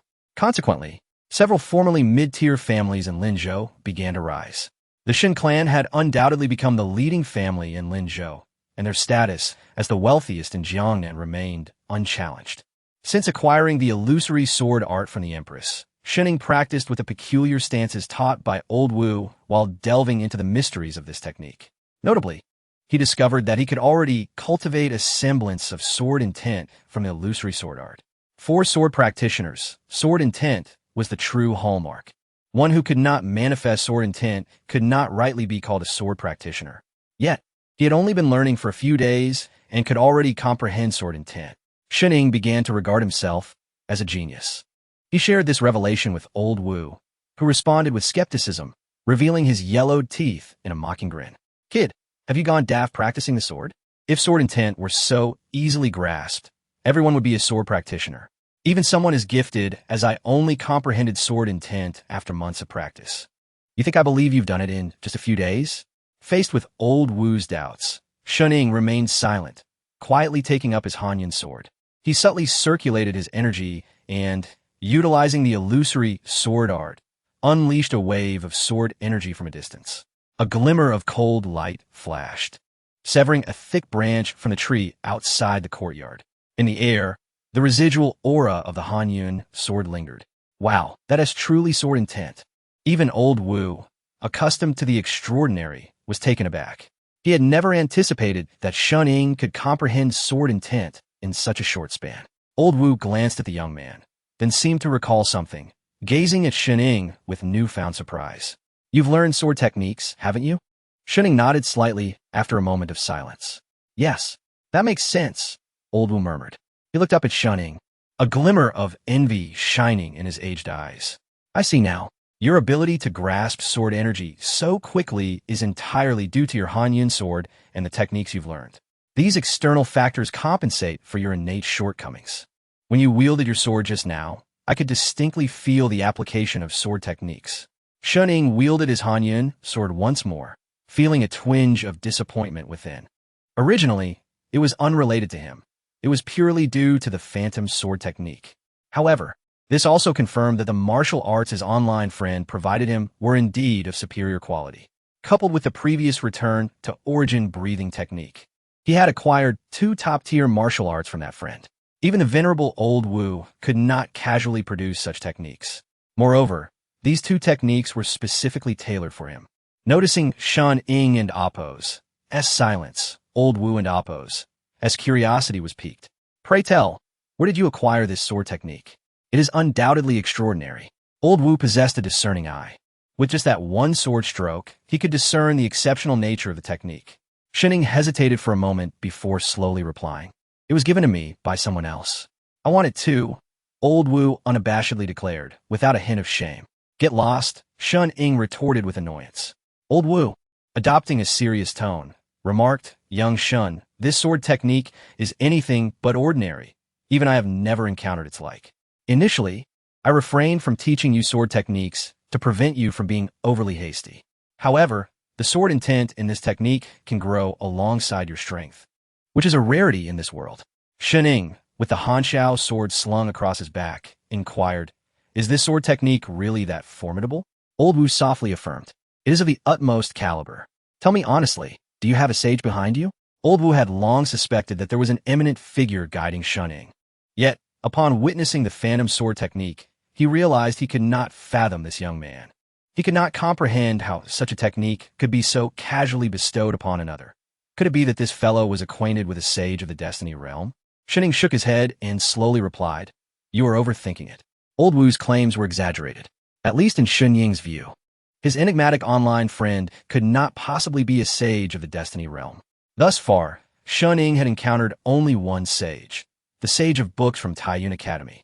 The sage of books aligned with his impression of a powerful figure. He was exceptionally aloof and hard to approach. In contrast, Shunying's online friend, regardless of the circumstance, readily answered all his inquiries without a trace of aloofness. Hence, Shuning dismissed old Wu's speculation, surmising that his online friend must be a core figure from a noble family in the Yan kingdom. If he were truly a sage, his fame would be renowned throughout the land, and Shuning would surely have heard of him. After pondering for a moment, old Wu chose not to say more and departed. In the days that followed, old Wu did not disturb Shuning with the powerful phantom sword technique. He deemed further instruction unnecessary. The path of cultivation relies entirely on oneself. Shuning secluded himself within the Shun residence, unaware that outside, the Jiangnan region was in a state of fervor. This was due to the most mysterious organization on the Jiuzhou continent, the Tianhe Hall, releasing its latest rankings. The rankings comprised the Heroic Talents list, the Young Masters list, and the Beauties list. The Young Masters list and Beauties list, as their names suggest, featured the most outstanding talents among the younger generation. The Heroic Talents list, to put it plainly, was a power ranking. Those who were stronger ascended this list. The individuals listed were all geniuses from the Yan and Zhou kingdoms, including figures from various sections. However, due to the political climate between the Yan and Zhou kingdoms, those in the courts of both nations were excluded from the Tianhe Hall's evaluations. Similarly, figures from Tianhe Academy were not included, as the Sage of Books was universally recognized as the foremost figure in the realm, and Tianhe Academy had long maintained a low profile, possibly having reached an agreement with the Tianhe Hall. Typically, the rankings were released every 5 years. However, it had been less than 2 years since the last ranking, leading to much speculation. Among the 3 lists, the most eye-catching was undoubtedly the Young Masters list. One of the 4 great Young Masters had been ousted, and a new individual had taken their place. Yet the most talked about was the enigmatic literary Young Master. This year, the literary Young Master had made few appearances and published no new works, leading some to claim he had exhausted his talent. However, this reselection served as a resounding rebuttal to his critics. Moreover, this time, the literary Young Master's name was followed by 4 additional characters: Jiangnan, Shuning. This marked the first time Shan Ying's name appeared before the public eye. The Tianhe Hall had truly unveiled the identity of the literary Young Master. Of course, for the vast majority of people, Shan Ying's name was unfamiliar. Yet in Jiangnan, the title of the Shun family's legitimate heir resonated strongly. In Linzhou City, within tea houses, many were abuzz with discussion. Have you heard? One of the 4 great Young Masters, the literary Young Master, is actually that Shun family scion. Indeed, who would have expected? The Shun family scion has concealed himself so deeply. Yet previously, he penned a poem that exuded a celestial quality. If it were him, it would not be surprising. The revelation of Shun Ying's hidden identity sent ripples through Jiangnan, serving as a stimulant for the local scholars and literati, who could claim that Jiangnan lacked talented individuals. In this era, the literary Young Master's brilliance was unmatched. The other 3 great Young Masters were the Jade Young Master, the second prince of the Zhou kingdom, the elegant Young Master, Zhao Sun of the Zhao family in the Yan kingdom, and the heavenly Young Master, Yinan Tian of the Wenyangong in the Yan kingdom. Notably, Yinan Tian was the newcomer to the list, having displaced a former holy son from a sect in the Zhou kingdom. This latest ranking saw a shift among the 4 great Young Masters, with their identities now revealed, 2 from the Zhou kingdom and 2 from the Yan kingdom. This certainly sparked intrigue. Meanwhile, the Tianhe Hall's list of the 4 great beauties remained unchanged, featuring the holy maiden of the heavenly sword sect from the Zhou kingdom, Princess Fengyi of the Zhou kingdom, the Princess of Yong'an from the Zhou kingdom, and the esteemed owner of the Yellow Crane Tower, known as the first beauty in the world. Among these 4 beauties, 3 hailed from the Zhou kingdom. However, the most legendary and mysterious figure was the owner of the Yellow Crane Tower, located within the territory of the Yan kingdom. The Yellow Crane Tower was renowned as the foremost tower in the world, the place where the contemporary sword Immortal challenged the world. Few had laid eyes upon the owner of the Yellow Crane Tower. Were it not for the Tianhe Hall listing her among the 4 great beauties, most would remain oblivious to the fact that the owner of the Yellow Crane Tower was a woman. This revelation also incited considerable speculation. The contemporary sword Immortal residing in the Yellow Crane Tower led many to wonder about the connection between the Immortal and the tower's owner. Unlike the Young Masters list, the beauties list did not disclose the real names of the 4 beauties. Apart from their identities, only a select few were privy to additional information about them. Moreover, There was an interesting rumor circulating from the Taiyun Academy in Yunzhou, Zhou Kingdom. It was said that the Sage of Books had recently taken on a female disciple, who was said to possess unparalleled beauty.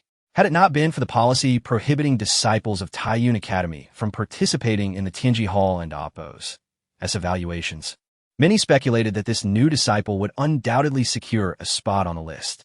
In reality, the sage's disciple was none other than Zhou Wanshu. The matter concerning her brilliance had been kept under wraps by Taiyun Academy, and very few were aware of it. However, Zhou Wanshu's acceptance under the sage's tutelage indicated the Academy's high regard for her. The heroic talents list released by the Tianhe Hall saw little change. It comprised 9 individuals, undoubtedly the most illustrious figures on the Jiuzhou continent. The contemporary sword Immortal was prominently featured, and due to the exclusion of court figures from the Zhou and Yan kingdoms, the remaining individuals were primarily core figures from top sections. Though the recent announcements of the 3 lists have not significantly altered compared to previous releases, they still sparked much discussion. In the Shun residence, Shuning learned of the Tianhe Hall's proclamations, yet his expression remained largely unchanged. His identity had been deliberately disclosed to the elder, and now that he was on the verge of departure, there was no longer any need for concealment.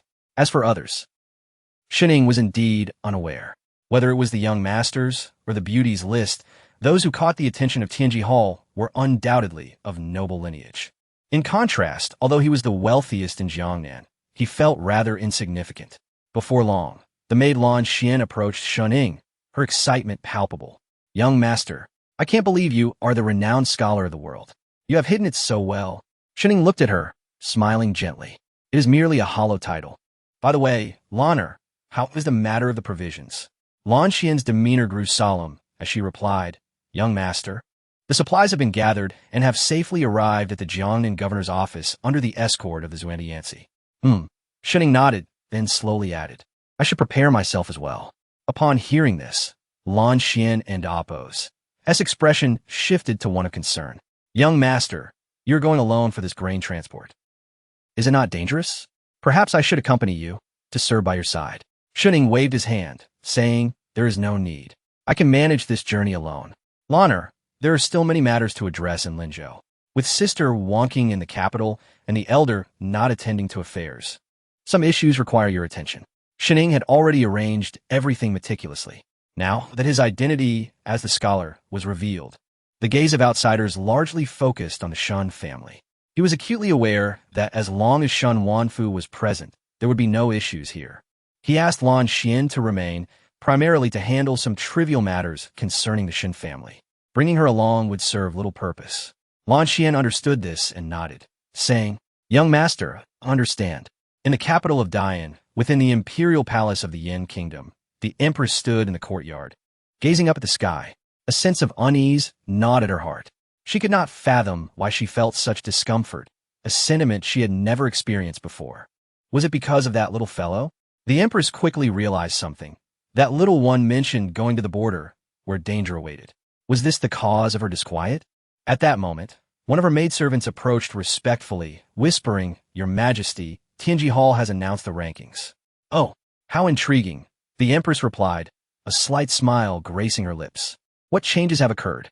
The maidservant respectfully informed her, "The esteemed Yunnan Tian of the Wenyangong has entered the young master list, gaining widespread acclaim." The empress pondered for a moment before slowly saying, "Wenyangong, I had almost forgotten their existence." To her, no matter how formidable the sect, it could never rival the imperial family. In the north, she was the undisputed ruler. Within the Dian Empire, none dared to defy her. The maidservant continued, "Your Majesty, also, the identity of the scholar has been revealed. He hails from Jiangnan." Jiangnan. The empress's gaze sharpened, a powerful aura emanating from her. "Who?" "The Shun family of Jiangnan, Shuning."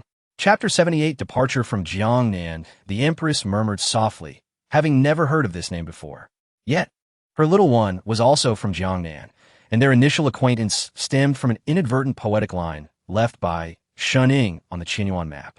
The empress harbored an inexplicable premonition that there existed some connection between the two, coupled with the unusual emotions stirring within her. She suddenly lifted her gaze and instructed her maid, "Investigate this Shuning." Although she was the sovereign of the Great Yin, There were numerous spies from the Zhou kingdom, and Yan had its people in Jiangnan. The Shun family was well established. Should the empress wish to inquire, she could easily uncover information about them. The maid, though uncertain of the empress's intentions, understood that no one dared to second-guess her thoughts. Upon the empress's command, they would comply without hesitation. After the maid departed, the empress gazed at the southern sky, her expression sharpening. Jiangnan, one day my iron cavalry shall tread upon that land. Following a brief uproar from the Tianhe Hall, Jiangnan fell silent once more. With Shun Ying's name circulating, many scholars traveled to catch a glimpse of this literary gentleman.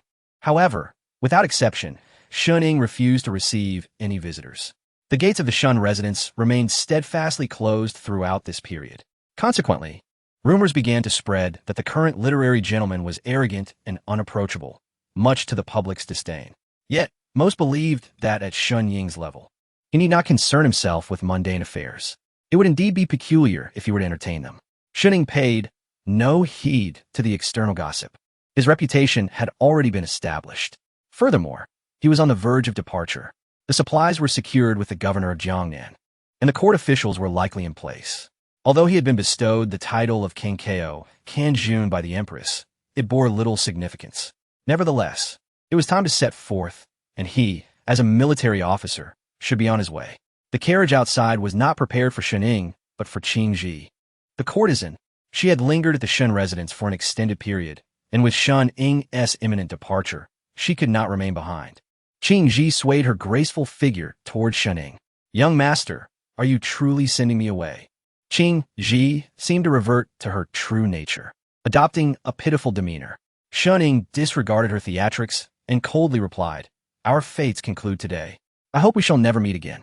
Yet, Qingji continued to feign heartbreak, murmuring, "Young master, could you truly be so heartless? There is no affection between us." Shun Ying regarded her, enunciating each word. "Should we meet again in the capital as adversaries, I shall assuredly take your life." This statement reflected his genuine thoughts. In his eyes, Qingji's greatest value lay in her enchanting appearance. However, such a quality held no sway over him. Regardless of who backed her, if she became an enemy, there could be no sentiment involved. His decision not to kill her stemmed only from a previous connection and the information she had provided. Sending her back to the capital was the utmost concession he could afford. Moreover, many had witnessed Qingji's assassination attempt on Muyu. Even upon returning to the capital, her identity might prove futile. Whatever her benefactors thought was inconsequential. All of this was now beyond Shun Ying's concern. Upon hearing Shun Ying's words, Qingji retracted her delicate facade, adopting a more neutral expression. Yet, she gazed at Shun Ying, covering her mouth, and whispered, "Rest assured, young master, we shall never become enemies, and we shall meet again." Shun Ying chose to remain silent, but Qingji leaned closer, her exquisite face brushing against his ear. Shun Ying intended to deter her, but was met with the warmth of her breath. "These past few weeks have been the most carefree days of my life. The debt of gratitude I owe you is indelible. I shall never stand against you, young master." Having spoken, Qingji turned and exited the Shun residence without further farewells, directly boarding the carriage arranged by the Shun family, departing without delay. Heading northward, what lay ahead was known only to Qingji. Not long after Qingji's departure, Shun Ying calculated the time. Liang Feishue should be arriving soon. Indeed, as anticipated, the sound of hooves echoed before the Shun residence. It was Liang Feishue, come to escort Shun Ying away. They had previously agreed that Liang Feishue would accompany Shun Ying to Qishan and then return to the capital.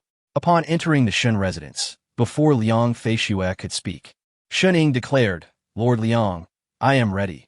Let us depart." Liang Feishue regarded him with surprise, noting he carried nothing but a sword. "You're taking nothing with you?" Since the matter of transporting supplies is directly appointed by the empress, there is no need for extraneous possessions, Shun Ying replied nonchalantly. Just as Liang Feishue was about to say more, her gaze fell upon the sword in Shun Ying's hand. Being a swordswoman herself, she immediately perceived its extraordinary nature. With a hint of astonishment, she inquired, "What is the name of this sword?" "Hansio," Shun Ying replied succinctly, revealing little else. Liang Feishue's expression was complex as she murmured, "I did not expect you to pursue the path of the sword. What did you think I would choose, Lord Liang? Shening asked with a smile. The Confucian path. Liang Feishui responded. The title of literary gentleman is exceedingly prominent. Her gaze remained fixed upon Shening, as if she could not fully comprehend him. Only recently did she learn that one of the four great gentlemen of the realm was none other than Shening. This youth concealed himself too well. Furthermore, with such talent, the Confucian path would undoubtedly suit him better. Yet, he chose the sword. Liang Feishui found herself unable to fathom Shening. Feeling a shiver under her scrutiny, he finally said, Everyone has their aspirations. Only I know what suits me. After a moment of silence, Liang Feishui nodded slowly, conceding. Very well. She then turned, signaling that it was time for Shening to leave. Without hesitation, Shening followed her out of the Shen residence. As he departed, he cast one last glance at the place. It would be some time before he returned. Yet, with the old man Shun Wanfeng overseeing matters and old Wu still present, there would be no cause for concern. Liang Feishui had prepared horses for Shening, and all the personnel from Zhou and Yan were present, ready to return to the capital. However, Shening's attention was caught by an unexpected figure among the group. Chapter 79, Northward Encounter. Mu Yu, that heir of the Chu king. Ever since that incident outside the city, Shening had not heard any news of him. He never expected to see him today among the ranks of the Xintian division. Liang Feishui seemed to perceive Shen Ying's inner confusion and spoke slowly. Anyone who dares to oppose the Xintian division must pay a price, regardless of who they are. He has been under our control for some time and is now entering the capital with the Xintian division. As for how to decide his fate, that is a matter for the Chu king and his majesty. Shening nodded, refraining from asking further questions. Yet, he understood well that had it not been for orders from the capital, the Xintian division likely would not have detained Mu Yu. Ultimately, it was clear that the emperor held the Xintian division in high regard. In this incident, even the heir of the Chu king was subject to consequences. What could be said of mere Shen family? At that moment, Mu Yu slowly approached Shening, gazing at him with an inscrutable expression. Finally, he spoke softly, Shening, I once thought you were a heartless person who would not save Wan Shu. But to my surprise, you acted. I find it truly difficult to see through you. Shening offered a faint smile, replying gently, Your Highness, I follow only my own heart in my endeavors. I, Shening, shall not be swayed by any external forces. This statement clearly articulated his stance. Regardless of the circumstances, the Shen family would not involve themselves with the Chu royal household. Mu Yu fell silent for a moment before stating, Shening, I will not give up on Wan Shu. My heart belongs solely to her. Only her. Though Zhou Wanshu was far away at the Tianhe Academy, Mu Yu could not let go of her. As Zhou Wanshu's former fiancée, Shening knew that Mu Yu would never ally with him. This time, he made his position clear. Shening regarded Mu Yu, his expression unchanged, but internally he sighed.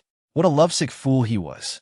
Unfortunately, such a person, in his era, would likely experience more heartache than the fulfillment of love. Moreover, in this feudal age, it was even more complicated. Shening merely remarked, Your Highness, upon your return to the capital, you may find it quite difficult to see Wan Shu.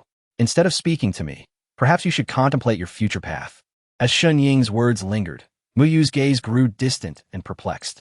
Indeed, he had come to Jiangnan secretly, and upon his return, a storm of bloodshed awaited him. Mu Yu even felt that after this trip to the capital, he might never leave it again. Shening chose not to engage further, mounting his horse to follow Liang Feishui out of the city. Outside, a convoy of grain was already waiting. A vast crowd lingered outside Linzhou city, with 50,000 stones of grain and approximately 1,000 men, all escorted by the Jiangnan army, while Shening held the nominal title of an officer, specifically a Kankeo Kanjun. As Shening approached the front of the convoy, a figure swiftly approached him, clad in armor. This man was likely an officer under the Jiangnan governor. He reached Shening and Liang Feishui, clasping his hands and greeting, Lord Liang, Lord Shun. I am Qin Yao, deputy commander by the side of Governor Qin, entrusted with the task of grain transportation to assist Lord Shun in heading north. Shening dismounted and returned the greeting, saying calmly, Then I will trouble General Qian to oversee this journey. Although their exchange was courteous, Shening harbored an uneasy feeling. Qin Yao was clearly a man of the Jiangnan governor, placed beside him. Shening was uncertain of the governor's true stance, hence he remained vigilant.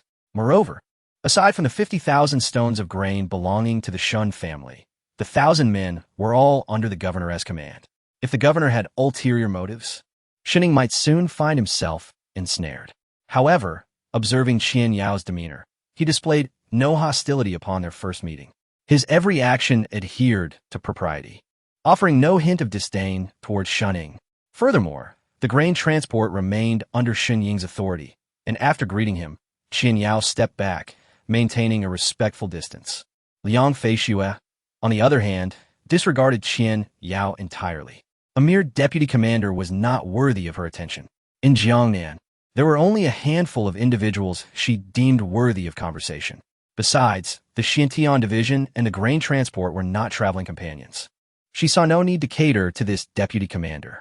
Shining looked toward the distant sky, softly stating, "General Qian, let us set off." "Yes, prepare to depart," Qian Yao commanded, officially commencing the grain transport mission. Approximately a day later, Shunning had arrived at the junction of Lin and Qing provinces.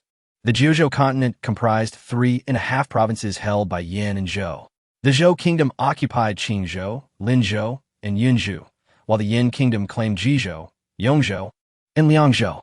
The border between the two nations lay in Yuzhou, a region jointly occupied by both Yan and Zhou, where they engaged in fierce conflict. Yuzhou, positioned at the heart of the Jiuzhou continent, boasted a strategically advantageous location. Since ancient times, it has been said that whoever controls Yuzhou controls the world. Thus, in the confrontations between Yin and Zhou, whoever fully occupies Yuzhou will gain the upper hand. Once, Yin nearly captured all of Yuzhou, but it was the current Xintian division, led by General Liang, who turned the tide, preserving the balance between the two nations. Upon reaching Qingzhou, Shunning completely departed from the Jiangnan he had always known. However, with the crucial task of grain transport at hand, they did not intend to linger in Qingzhou, but aimed to cross it directly to Yuzhou. Although this shipment was financed by the Shun family, it was a direct order from the court. With the documentation in hand, they encountered no obstacles along the way, as no one dared to impede them. Moreover, with the Xintian division's formidable presence, who would dare to provoke them? Before long, night fell. Shunning and the main force chose to set up camp and rest. Although Liang Feishue accompanied them on this grain transport, the two had exchanged little conversation along the journey. Shunning had spent these days in solitude, traveling by day and practicing his mental techniques and delving into the illusionary sword technique at night. He could vaguely sense changes in his qi, as if it had expanded significantly. This indicated that he had firmly established himself at the Tong'an realm. Yet he remained distant from the next level of cultivation due to his lack of combat experience and the absence of opportunities. As Shunning pondered, his gaze suddenly fixated on the flickering campfire before him. His thoughts were abruptly pulled back, for he noticed the flames dancing. Liang Feishue had evidently recognized this as well. She approached Shunning, her expression solemn as she said, "Someone is coming." Chapter 80. The Azure King and the Azure Armored Army. Full alert. Vice General Qian Yao sensed that something was amiss and shouted loudly. The supply troops swiftly formed ranks, entering a state of vigilance. Qian Yao's expression was grave. He could not comprehend why, in the territory of the Great Zhou, anyone would dare to obstruct them. Unexpectedly, upon leaving Linzhou, they encountered this predicament. Meanwhile, the personnel from Xintian division were far more perceptive, instinctively drawing their swords. Only Shan Ying remained silent, his gaze fixed on the distance. In the dimness of the night, a squadron of ironclad cavalry approached rapidly, their armor glinting faintly in the flickering light of the flames. They donned dark azure armor. Shan Ying furrowed his brow, pondering which army this could be within the Great Zhou. Liang Feishue quickly recognized it, her voice cool and detached. "This is the Azure Armored Army." The Azure Armored Army? Shan Ying had not heard of it before and inquired softly. Indeed, it belongs to the Azure King. The Azure King. Shan Ying recalled having heard of this prince. The Azure King was one of the vassal kings of the Great Zhou, having been granted his title through exceptional merit. Among the 7 kings of the Great Zhou, only the Chen King and the Chu King were members of the royal family. The others were all vassal kings. The current Zhou emperor had ascended to the throne through bloodshed against his own kin. Thus, royal family members were limited to those two. Furthermore, the emperor had not conferred titles upon his sons, fearing that doing so amid the ongoing conflicts between Zhou and Yan would cause unrest among the frontline soldiers. The political landscape in the capital was intricate, with a delicate balance among the various princes. It was evident that the current emperor had no intention of disrupting this equilibrium. Jiuzhou was the domain of the Azure King. Shen Ying's eyes flickered as he contemplated the situation. The Azure Armored Army. It seemed they were coming for them. What could the Azure King possibly want? In an instant, the Azure Armored Army surrounded their supply convoy entirely. A tall man in azure armor and a flowing cape approached, brandishing a spear. He proclaimed in a booming voice, "I am Lin Guiyun, general of the Azure King's forces. Who dares trespass in the territory of Jiuzhou?" Shen noted the aura of menace radiating from this man. He was clearly not one to be trifled with. The Jiangnan region was not the domain of any particular prince, for there the governor held the highest authority. However, Jiuzhou was a different matter, rife with complexities and various sects vying for power. The waters here ran deep, particularly now that they were intercepted by the Azure Armored Army. The implications were likely far more intricate than they appeared. After a moment of hesitation, Shen Ying dismounted and clasped his hands in greeting. "I am Shen Ying, deputy officer of Jiangnan's supply department. I am here on the Emperor's orders to transport provisions to Beisai City. I hope you will not impede our mission." To his surprise, Lin Guiyun merely scoffed, a look of disdain crossing his face. "What provisions? My lord has received no such notice. Moreover, you, with your feeble appearance, think you could deliver supplies?" Shen Ying's expression darkened, and he retorted coldly, "It seems you are intent on provoking us. You have quite the audacity, young man. It has been long since anyone dared to speak to me in such a manner. Indeed, I wish to cross swords with you. What will you do about it?" Lin Guiyun bellowed suddenly, and with a swift motion, he lunged at Shen Ying with his spear. The action was alarmingly quick and caught everyone off guard. No one anticipated the Azure Army commander would attack so suddenly. In an instant, Shen Ying's hair stood on end, and he instinctively raised his sword. The clash of weapons rang sharply in the ears of the onlookers. Shen Ying was knocked back several paces, the force of the blow causing his hands to tremble. A flicker of surprise crossed Lin Guiyun's eyes. He had not expected the young man before him to withstand his assault. His intent had been to severely injure Shen Ying. This man could not be killed, yet he could not be harmed? At that moment, Shen Ying was in a precarious position. Lin Guiyun's strength far surpassed his own, and the sudden ambush had left him at a disadvantage. He clutched his chest and glared at Lin Guiyun, questioning his true intentions. Before Shen Ying could react further, a cold, restrained voice imbued with rage rang out from behind him. "Seeking death." A flash of white streaked past him as Liang Feishue unsheathed her sword, charging toward Lin Guiyun. The aura of her earthly realm presence enveloped the surroundings, causing Lin Guiyun's expression to shift to one of seriousness. He sprang into the air, wielding his spear against Liang Feishue's sword. Within mere moments, both were forced to retreat, landing gracefully on their feet. In this exchange, it was evident that Liang Feishue held the upper hand, her energy far more robust than Lin Guiyun's. The general regarded her warily, planting his spear in the ground, and coldly remarked, "Isn't the Xiantian division overstepping its bounds?" Liang Feishue retorted icily, "That is a question I should pose to you. What does the Azure King intend? Is he openly obstructing our supply lines to the front line? Does he intend to cut off our soldier support?" "You." Lin Guiyun's composure faltered at her words, his finger trembling as he pointed at Liang Feishue. This accusation was a heavy burden. The Azure King could hardly bear such implications. Others might have hesitated to voice such claims, as he was indeed a prince, and offending him was a risk few would dare take. However, Liang Feishue was undeterred. Her father was Liang Jun, the unofficial king of the Great Zhou. In terms of merit, influence, and power, the Azure King could not compare. While others might fear him, Liang Feishue was fearless. She could stride confidently in the capital, let alone on the borders of Jiuzhou, as Lin Guiyun found himself at a disadvantage against Liang Feishue. The Azure Armored Army behind him tensed, poised for an order to strike. At this moment, Shen Ying brandished the imperial edict Liang Feishue had previously presented, along with the documents in Qian Yao's hand, and shouted, "We come bearing the emperor's decree to transport provisions northward. You dare to obstruct us? Do you mean to defy the emperor's order?" "Feudal," Liang Feishue murmured as she moved beside Shen Ying, The Azure army only recognizes the Azure King. That is the Emperor's express permission. A weight settled in Shun Ying's heart. From the moment Lin Buiyun had acted, he sensed that the assault was aimed at him, not the supplies. What did the Azure King truly wish to accomplish? Why was he targeting him? Just then, the sound of galloping hooves echoed from not far away.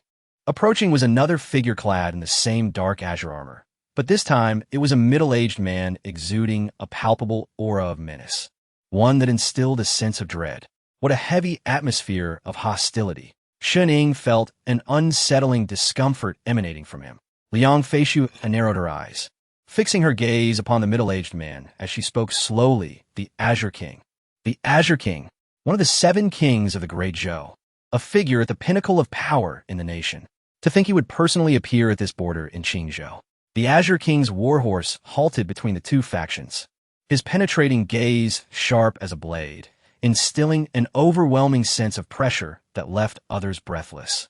Lin Buiyun was the first to approach the Azure King, kneeling on one knee and respectfully declaring, "This subordinate pays respects to your highness." The Azure King did not respond immediately, instead focusing his attention on Shun Ying, his voice slow and deliberate. "Shun Ying." His words carried an undeniable authority that sent chills down Shun Ying's spine. "I have met the king." Shun Yingwei slightly cupped his hands, his heart puzzled about the intentions of the prince before him. "I have heard of you, Shun Ying. Young Master one of the 4 great young masters of the realm. You are quite impressive." Shun Ying lowered his gaze, merely responding, "Your highness flatters me. It is but a hollow reputation. However, I am tasked with transporting grain on imperial orders and have encountered your subordinates at the border of Jiuzhou. I dare to inquire, why is this so?" After a moment's hesitation, Shun Ying decided to take the initiative. Uncertain of the prince's thoughts, he opted for a proactive approach. The expression of the Qing prince remained unchanged as he turned to Lin Buiyun and calmly commanded, "Get lost. Go receive 30 strokes of the military staff." Lin Buiyun dared not protest, keeping his head lowered. "Yes." Subsequently, the Qing prince dismounted and slowly approached Shun Ying, placing a hand on his shoulder, saying indifferently, "Commander Shun, this is merely a misunderstanding. My subordinates were disobedient." A scoff of derision echoed within Shun Ying's heart. Just moments ago, Lin Buiyun had nearly incapacitated him. Yet here it was dismissed as a misunderstanding by the Qing prince. Moreover, had it not been for the prince's orders, would the Qing armored army have appeared here at all? But what could he do? He was the Qing prince, a nobleman. Even though everyone understood the prince's intentions, no one dare voice it. If the prince said it was a misunderstanding, then it was a misunderstanding. At present, Shun Ying was merely a supply officer, lacking the authority to refute the Qing prince. Before Shun Ying could speak again, the prince continued, "I have only just learned of your grain transport matter, which has led to this incident. I trust Commander Shun will not take offense." The prince's hand remained on Shun Ying's shoulder as Shun Ying slowly replied, "Of course, if it is a misunderstanding, then I must apologize for troubling your highness." After these words, the prince's hand withdrew, and he turned to Liang Feishu. "Feishu, my niece, it has been a long time since we last met." Liang Feishu's expression remained largely unchanged. She lowered her sword and said gently, "I have seen the prince. No need for excessive courtesy." The prince waved his hand, his gaze deepening. "My subordinates have offended my niece Feishu. When I return to the capital, I shall certainly seek forgiveness from General Yang." Liang Feishu shook her head. "Since your highness has stated this is a misunderstanding, then I cannot say more. There is no need to inform my father." Her words unmistakably distanced her from the Qing prince, affirming her allegiance to Shun Ying. Furthermore, the Qing armored army had indeed acted against her recently. At least in this moment, facing the Qing prince, Liang Feishu stood with Shun Ying. After a brief silence, the prince slowly said, "Since my niece has spoken, it shall be so." He then turned to Shun Ying once more, producing a token from his sleeve and handing it to him. "Commander Shun, this is my token. Within Jiuzhou, no one shall dare obstruct your convoy again." Accepting the token from the prince, Shun Ying bowed and expressed his gratitude. "I thank your highness." A smile finally graced the prince's face as he continued, "In that case, I shall take my leave. As for my subordinates, I will ensure they are properly disciplined. Such an incident shall never occur again." With that, the prince remounted and led the Qing armored army away. Once the prince's figure faded into the night, Shun Ying slowly wiped the sweat from his brow. The oppressive aura of this prince was indeed formidable. At this moment, Liang Feishue approached Shen and softly remarked, "He came for you." Shen did not respond, instead lost in contemplation. Undoubtedly, the Qing armored army's obstruction was not merely about the grain, but targeted him, Shen himself. Otherwise, Lin Poyan would not have attacked upon their first meeting. Had it not been for the Han Shao sword, Shen would likely be gravely injured by now. Yet, he could not fathom when he had offended the Qing prince. Liang Feishue evidently shared this sentiment. Noticing Shen Ying's silence, she inquired, "How did you offend the Qing prince?" Shen shook his head and replied slowly, "I have never met the Qing prince. How could I have offended him? Unless it is due to my title as young master one. He ought to be unaware of my existence." Not only Liang Feishue, but even Shen himself was baffled by this matter. However, to his surprise, Liang Feishue countered, "That is impossible." "What is impossible?" Shen asked. "The Qing prince does not concern himself with others' hollow titles. The so-called four great young masters mean nothing to him. He knows you, and it is certainly not because of your title as young master one." After listening, Shen slowly shook his head, realizing he had no greater insight than Liang Feishue on the matter. "Then what shall we do now?" Liang Feishue pondered for a moment and replied, "Now that the Qing prince has revealed himself, he will not act so overtly against you again. Moreover, by giving you the token, he has indicated his intentions." Shen nodded, solemnly stating, "Thus, the Qing prince's actions lean more towards testing me."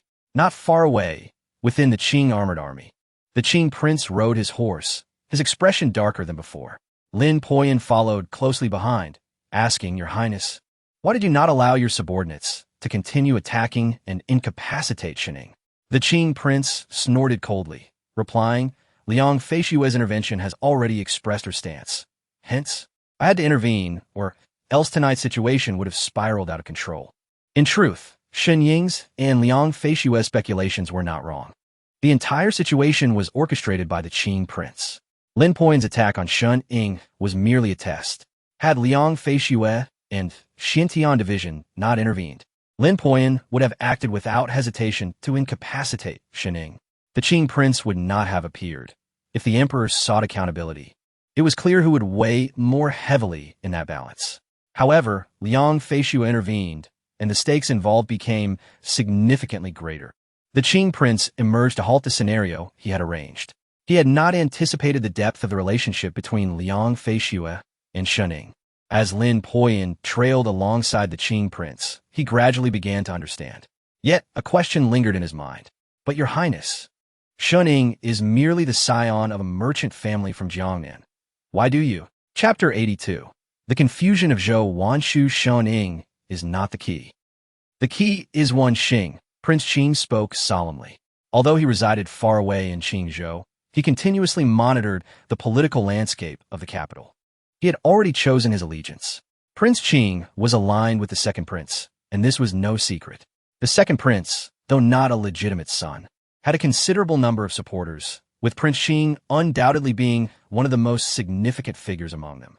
Furthermore, Prince Qing possessed his own influence in the capital. He had become aware of Wan Xing's existence. Despite Zhou Wanshu having entered Tianhe Academy, her close ties with Shen Ying raised concerns. Should she participate in court affairs in the future, her choices could very likely align with the Shen family. The emergence of Wan Xing had ignited a wave of tension among all. No one could afford to overlook a potential future sage of profound wisdom. Naturally, the Shen family caught Prince Qing's attention. However, in the capital, the Shen family maintained a close relationship with Prince Chen, a situation that Prince Qing found undesirable.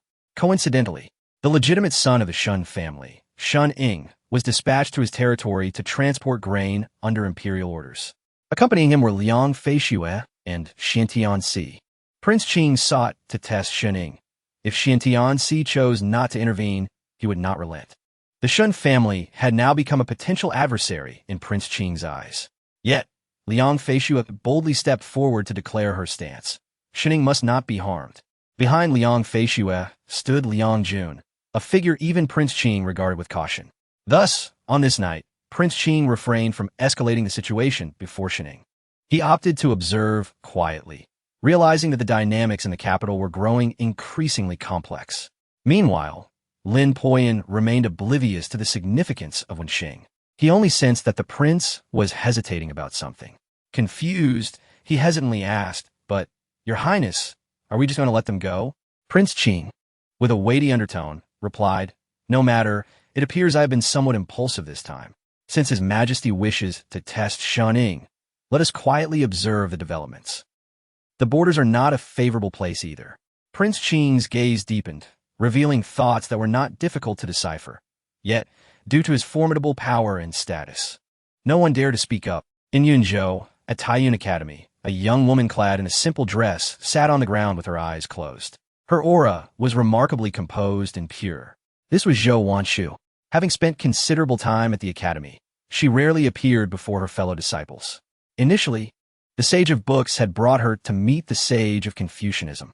However, the Sage of Confucianism had ultimately chosen not to meet her, instead instructing the Sage of Books to take her as a disciple and focus on her cultivation within the academy. Since her arrival, Zhou Wanshu had demonstrated extraordinary talent. Although she had just entered the realm of perception, many disciples in the academy lacked the purity of her literary and philosophical essence. Today, as usual, Zhou Wanshu practiced in the academy. Suddenly, she opened her eyes, gazing at her hands, feeling a sense of restlessness. "Your heart is in disarray?" A powerful voice resonated behind her as the Sage of Books approached. "Greetings, teacher." Zhou Wanshu quickly rose and bowed. "Wanshu, as cultivators of Confucianism, we emphasize the state of the heart. If you cannot overcome this hurdle, your cultivation will stagnate. Your senior brother exemplifies this well." The Sage of Books had two disciples, one being Zhou Wanshu and the other, a prodigy known as the Academy's foremost talent before Zhou Wanshu's arrival. This prodigy was renowned for comprehending ancient texts in a single night and entering the realm of transformation. Currently, that prodigy was in seclusion, which is why Zhou Wanshu had not met her esteemed senior brother. The Sage of Books continued, "Your senior brother needs to transcend this challenge of the heart to break through the limits of heaven and earth. Yet, your heart has become chaotic in the initial stage of your training." Zhou Wanshu nodded slightly, replying, "Thank you for your guidance, teacher. I understand." However, her heart remained restless. The Sage of Books shook his head, discerning something, and gently inquired, "Is it because of Shaning?" The Sage of Books understood that his disciple harbored unresolved feelings for someone in the mortal realm. Shaning. The sage had previously encountered this young man. At first, he held no particular feelings toward the legitimate son of the Shin family. Yet, recently, the reputation of young master when had soared, and the sage had not anticipated Shin Ying's remarkable talent in poetry and prose. However, when he first met Shining, the young man exuded no trace of the Confucian essence, leaving the sage puzzled. Thus, this esteemed scholar found it increasingly difficult to fathom Shining. Facing the sage's inquiry, Zhou Wanshu did not shy away. She softly admitted, "Yes, Shining is a special person to me. He saved my life." Yet, in Zhou Wanshu's heart, the matter had transcended mere gratitude for saving her life. The Sage of Books fell silent, but this time Zhou Wanshu lifted her gaze and asked, "Will Shining be in danger?" She had heard of Shin Ying's mission to transport grain to the north upon her arrival at the academy. Zhou Wanshu's intuition told her that this was a conspiracy. Her keen intellect made her uneasy regarding the emperor's decree.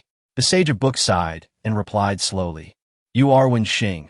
Not only the academy, but the court likely has its eyes on you, and naturally, some will harbor trepidation."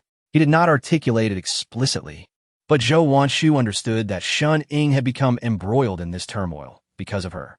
She felt a profound sense of indebtedness to Shin Ying and took it upon herself to bear the burden of the situation. "Teacher, I wish." The Sage of Books discerned what Zhou Wanshu intended to say and shook his head. Taiyun Academy will not involve itself in court or state affairs. That is the Academy's principle. Zhou Wanshu's heart surged with emotion, a hint of melancholy gracing her beautiful features. "Teacher, I cannot stand idly by while Shan Ying is in peril, and I am powerless to help." The Sage of Books, upon hearing this, revealed a hint of helplessness on his aged face, caught between words. Ultimately, he placed a reassuring hand on Zhou Wanshu's shoulder and said, "But I can assure you, Shining will not perish. Not to mention, his identity as young master one is already enough to draw the Academy's attention. If he can return safely from the north, I will invite him to the Academy for a discussion. Zhou Wanshu's eyes brightened, yet the barrier in her heart remained unbroken. The sage of books chose not to elaborate further and turned to leave, understanding that the transformation of Zhou Wanshu's heart could only be achieved by her own efforts. Zhou Wanshu remained rooted in place, feeling lost. She suddenly realized that, unbeknownst to her, Shunning had come to occupy a profoundly significant position in her heart. Although she was currently at Tianhe Academy, closing her eyes brought forth Shun Ying's visage. At that moment, a gentle voice emerged from behind Zhou Wanshu. "Junior sister Zhou." She turned to find a young man in white, holding a folding fan, his face adorned with a warm smile. "I have long admired your reputation. I am Mu Yun, and I invite junior sister Zhou for a conversation. I wonder if you would do me the honor?" Zhou Wanshu scrutinized this gentleman, her beautiful eyes flickering with intrigue. This was the inner courtyard of Tianhe Academy, where only the core of the Academy's younger generation could enter. Moreover, the surname Mu carried extraordinary significance in the Dazhou Empire. Zhou Wanshu quickly deduced the young man's identity and slightly bowed, clasping her hands. "Greetings, Your Highness, the fifth prince." Indeed, Mu Yun was the fifth prince of Dazhou, the beloved son of the current emperor. Upon encountering Zhou Wanshu, Mu Yun quickly raised his hand, saying, "Junior sister Zhou, this is Tianhe Academy. There is no need to address me as Your Highness. I am a few years your senior and have entered the Academy before you. Simply calling me senior brother will suffice." Zhou Wanshu hesitated for a moment before replying. "May I ask what business you have with me, Mu senior brother?" Mu Yun maintained his demeanor as a refined gentleman, smiling as he said, "I have long admired your esteemed name, junior sister Zhou, and I wish to discuss matters of Confucian and Taoist cultivation with you." "There is no need. Thank you for your kind intentions, Mu senior brother." After Zhou Wanshu finished speaking, she took her leave, leaving Mu Yun with only her departing figure. Her movements were as fluid as flowing water, and at that moment, all her thoughts were focused on Shunning. She understood that Mu Yun's approach was likely driven by some ulterior motive, yet she found herself devoid of energy to contemplate it further. A direct refusal seemed to be the wisest choice. From the instant Mu Yun began speaking until Zhou Wanshu's departure, scarcely a dozen breaths had passed. Even after her silhouette vanished, Mu Yun remained in a state of disarray, standing rooted in place. Clearly, he had not anticipated such a decisive rejection. He had assumed that with his charm and status, he could at least engage Zhou Wanshu in conversation, if not win her admiration. Who would have thought she would respond in such a manner? This was entirely at odds with his expectations. After a while, Mu Yun slowly shook his head, his heart a mix of amusement and resignation, as the smile on his face gradually faded. He murmured softly, "Zhou Wanshu, intriguing. It seems my father has entrusted me with a rather formidable task." Days later, Shun Ying and Liang Feishue's party had traversed the entirety of Jiuzhou and arrived at Qishan, the designated place for their separation according to their original plan. Beyond Qishan, the distance to Beisai City was not far. Shun Ying had anticipated encountering some difficulties within the borders of Jiuzhou, yet surprisingly, the journey had been remarkably smooth. It seemed that the king of Qing had changed his mind. The supply convoy halted beneath Qishan, and Liang Feishue came to a stop, casting a meaningful glance at Shun Ying. "It is time for us to part ways here." Shun Ying dismounted and approached Liang Feishue, softly expressing, "Thank you, Lord Liang, for your escort throughout this journey." Indeed, while the overall passage had been relatively uneventful, had it not been for Liang Feishue's intervention during their encounter with the Qingjiao army, Shun Ying might have found himself in serious trouble. Liang Feishue nodded, speaking slowly, "I have done what I was meant to do. The life-saving grace from that time has been repaid, and I owe you nothing." Shun Ying pondered for a moment before replying, "Lord Liang, you are being too modest. If we are to reckon it, I am the one who owes you." In truth, Liang Feishue had long since repaid Shun Ying's life-saving grace. Yet she could not shake the feeling of indebtedness toward him. Perhaps it was related to her background, having stood at high vantage points since childhood. This journey to Jiangnan had presented her with her greatest setbacks. By a twist of fate, she and Shun Ying had mutually supported one another, saving each other's lives. Thus, Liang Feishue regarded Shun Ying differently from others. After hesitating, she looked at Shun Ying and asked, "Shun Ying, when you return from the north, Will you come back to Jiangnan? Shuning was taken aback, seemingly not expecting this question. After a moment of contemplation, he replied softly, "Perhaps I will not return for a while. I wish to explore this world. My next destination may be the capital." Liang Feishue nodded, her tones softening as she said, "Shuning, I believe that with your talents, both Taiyun Academy and Zhou and Yan would be well suited for you." Before Shuning could respond, Liang Feishue continued, "However, I suspect that with your disposition, you would likely decline." Previously, Liang Feishue had invited Shuning to join her, only to be met with his refusal. She understood that he had his own aspirations. Shuning clasped his fists and replied calmly, "Thank you for your understanding, Lord Liang." Liang Feishue then produced a jade pendant from her bosom and handed it to Shuning. "What is this, Lord Liang?" he inquired, a hint of surprise in his voice. Liang Feishue explained lightly, "This pendant is my possession, known to many in the capital. Should you encounter any troubles there in the future, present this pendant to seek me out, or it may help you resolve your difficulties." Shuning did not take it, still questioning, "But Lord Liang, you have stated that your debt to me has been repaid. Why then this?" Confusion clouded his mind as Liang Feishue offered such a promise upon her departure. Liang Feishue's beautiful eyes remained fixed on Shuning, her silver hair dancing in the wind. "This is an investment." "An investment?" Shuning echoed. "Yes, an investment." Liang Feishue replied slowly, "I believe you will undoubtedly go far in the future. Consider this a favor from me. You may choose not to accept it," she implied. "Should you take this pendant, you would owe me a favor. Such favors, whether in the court or the martial world, hold immeasurable value." Liang Feishue could foresee Shuning's future. This pendant represented both a personal connection and investment, albeit leaning more toward the latter at present. Shuning lifted his gaze, suddenly chuckling lightly. "Lord Liang, do you truly have such faith in me?" "I merely trust in my own judgment," Liang Feishue replied unhurriedly. Following her words, a brief silence enveloped them. Subsequently, Shuning accepted the pendant, softly stating, "Thank you. This favor, I, Shuning, shall remember." Thereafter, Liang Feishue departed with Zhou and Yan, heading in the opposite direction. Shuning watched her gradually fading silhouette and let out a deep sigh. At that moment, Deputy General Qian Yao approached him, standing beside Shuning and softly saying, "It seems that you harbor lofty ambitions, Counselor Shun. I feel rather inadequate in comparison." Qian Yao, originally affiliated with the governor of Jiangnan, was not in the same boat as Shuning. Initially, he had maintained a watchful demeanor toward Shuning, yet now it appeared he could not afford to offend him. Even Liang Feishue was beyond his reach. Qian Yao set aside his thoughts, his current task being to transport supplies to Beisai City. Shuning recognized Qian Yao's mindset and patted him on the shoulder, saying, "Deputy General Qian, it is time for us to depart as well." Chapter 84. Beneath Qishan, the Heavenly Sword sect after parting ways with Liang Feishue. Shuning's entourage spent an additional day traversing Qishan. Beyond Qishan, they officially departed from the territory of Jiuzhou, entering the heart of Jiuzhou. Further ahead lay their destination, Beisai City. Upon exiting Qishan, Shuning exhaled in relief. At this pace, they would likely reach Beisai City within another day. However, just beyond Qishan, at the juncture of Qing and Yu, lay a rather peculiar locale. Although it marked the border of two provinces, the imperial court exercised little authority here. Most of the area was overseen by sects, whose members frequented the region, making it a training ground for disciples. In this world, where survival of the fittest reigned supreme, the youthful spirits of these young men and women, brimming with passion, remained untouched by the harsh realities of life.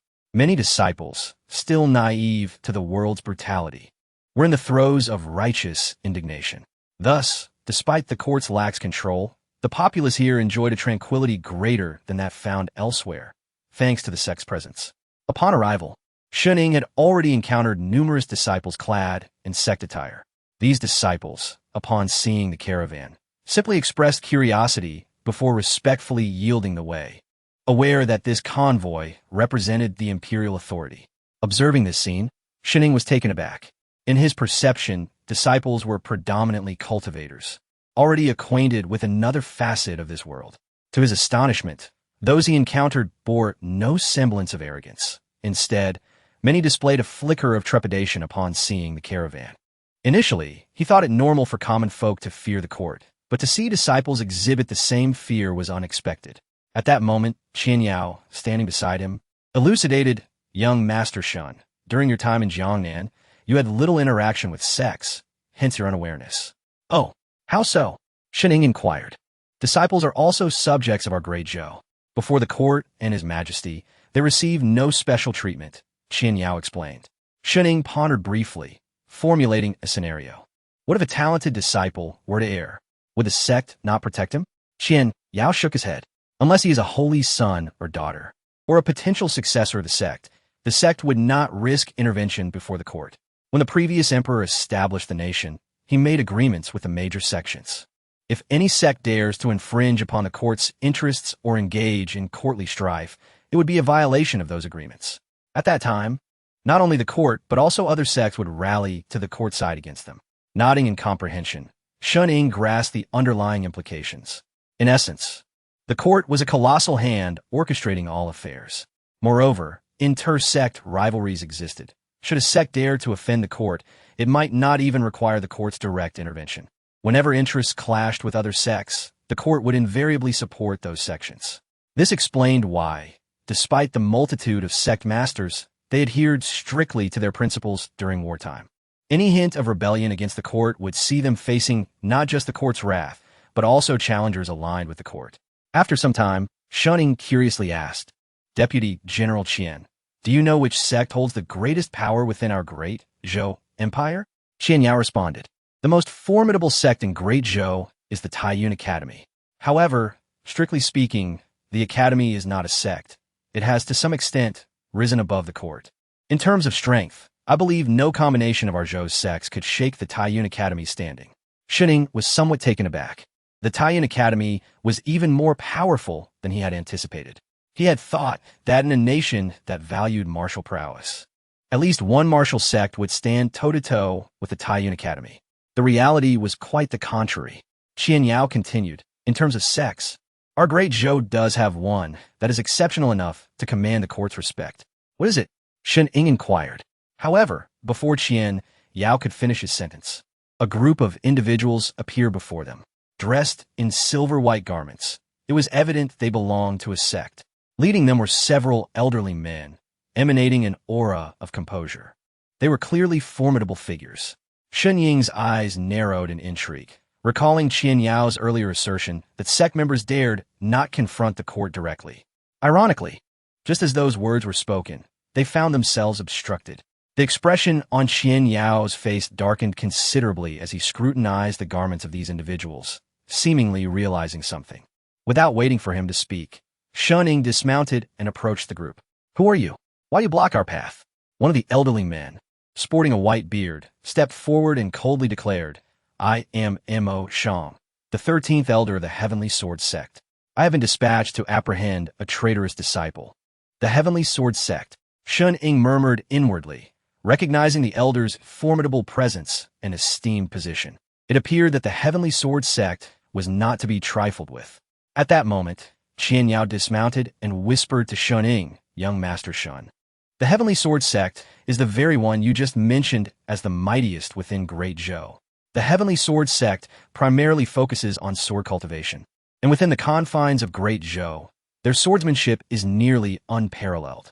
Shun began to grasp the situation and nodded in understanding. The sect's stronghold lay atop Chishan, making their encounter here unsurprising. Moreover, according to the elder's words, it seems some internal issues had arisen within the Heavenly Sword Sect. Yet, this did not justify their obstruction. Unfazed, Shun addressed Elder Mo Shang. "Elder Mo, we are on a mission from His Majesty to transport provisions northward. What is the meaning of this?" Elder Mo Shang's piercing gaze fixated on Shun as he replied slowly, "I apologize, but this matter is of great importance. The traitorous disciple I seek has been personally identified by the sect leader. This area is now under the control of the Heavenly Sword Sect, and only your caravan remains unexamined. If you wish to pass, please allow me to conduct a brief inspection. Once it is confirmed that the two traitorous disciples are not among you, I will gladly permit your passage." At his words, Shun Ying's expression remained largely unchanged. In contrast, Qian Yao's demeanor shifted to one of grave concern as he bellowed, "Preposterous. We represent the imperial court, and these provisions are military supplies. Without his majesty's decree, no one shall lay a hand on them." Elder Imo Shang's countenance also darkened, and after a moment of silence, he slowly drew his sword. "What if I insist on taking action?" Chapter 85. The turmoil of the Heavenly Sword Sect, confrontation and retreat. At this moment, a young man from the Heavenly Sword Sect suddenly spoke. His demeanor exuded an otherworldly quality, and his aura was ethereal, indicating his significant status within the sect. He grasped Elder Mo's hand and whispered, "Elder Mo, do not jeopardize the rules of our sect and the court." Elder Mo's expression changed, and after a moment, he reluctantly sheathed his sword with a cold snort, retreating to the back. The young man then turned to Shun Ying and, with a respectful gesture, introduced himself. "Greetings, brother. I am Yang Xiao, a disciple of the third sword elder of the Heavenly Sword Sect." Shun Ying returned the gesture, responding calmly, "Shun Ying." At this point, Qian Yao approached Shun Ying and quietly remarked, "I have heard that the Heavenly Sword Sect comprises 7 peaks, each corresponding to one of the 7 sword bearers, all of whom are the pinnacle of sword cultivation. That is why the Heavenly Sword Sect is so formidable." Shun Ying gazed intently at the young man, realizing why he emanated such a sharp aura. A disciple of the Sword Elder is akin to a saintly figure in other sections. Meanwhile, Yang Xiao surveyed the convoy behind Shun Ying, grasping the situation. He gently said, "Brother Shun, please do not misunderstand. Elder Mo's stern demeanor stems from his inability to capture the 2 renegade disciples for an extended period. Our Heavenly Sword Sect harbors no intention of opposing the court. I hope you will discern this." Yang Xiao felt compelled to clarify, knowing that regardless of the search's outcome, an explanation was necessary. Should this reach the Emperor's ears, the Heavenly Sword Sect could encounter significant trouble. The current sovereign is exceedingly obsessed with power and has subtly indicated an intent to suppress their sect. Shun Ying, intrigued, countered, "Brother Yang, I'm rather curious about what these disciples have done to provoke such a response from your sect. Although sect matters are typically kept confidential, this particular incident was no longer secret." After some contemplation, Yang Xiao decided to be forthright. "To be candid, those 2 renegade disciples attempted to harm our sect's saintess. After failing, they fled and have since vanished beneath Qishan." "Harm the saintess?" Shun Ying mused, feeling perplexed. Yang Xiao bowed again, with a hint of apology in his voice. "Thus, Brother Shun, may I ask for your understanding and allow us to search this convoy? Otherwise, we cannot provide an explanation to our sect leader." Shun Ying paused, then shook his head slowly. "Brother Yang, that is not permissible." It was not that Shun Ying was unyielding, but the matter of supplies was of utmost importance, and he could not make exceptions. The Heavenly Sword Sect, after all, is a sect, and their internal affairs should not encroach upon matters of provisions. Moreover, if Shun Ying were to concede today, it could be leveraged against him in the future should someone harbor ill intentions. As the chief officer in charge of the supplies, Shun Ying could not yield. Firmly addressing Yang Xiao's request, he asserted, "Brother Yang, your insistence places me in a difficult position, regardless of the circumstances. This batch of provisions cannot be disturbed." Before Yang Xiao could respond, a young woman beside him interjected sharply, "Senior brother, why waste words on him?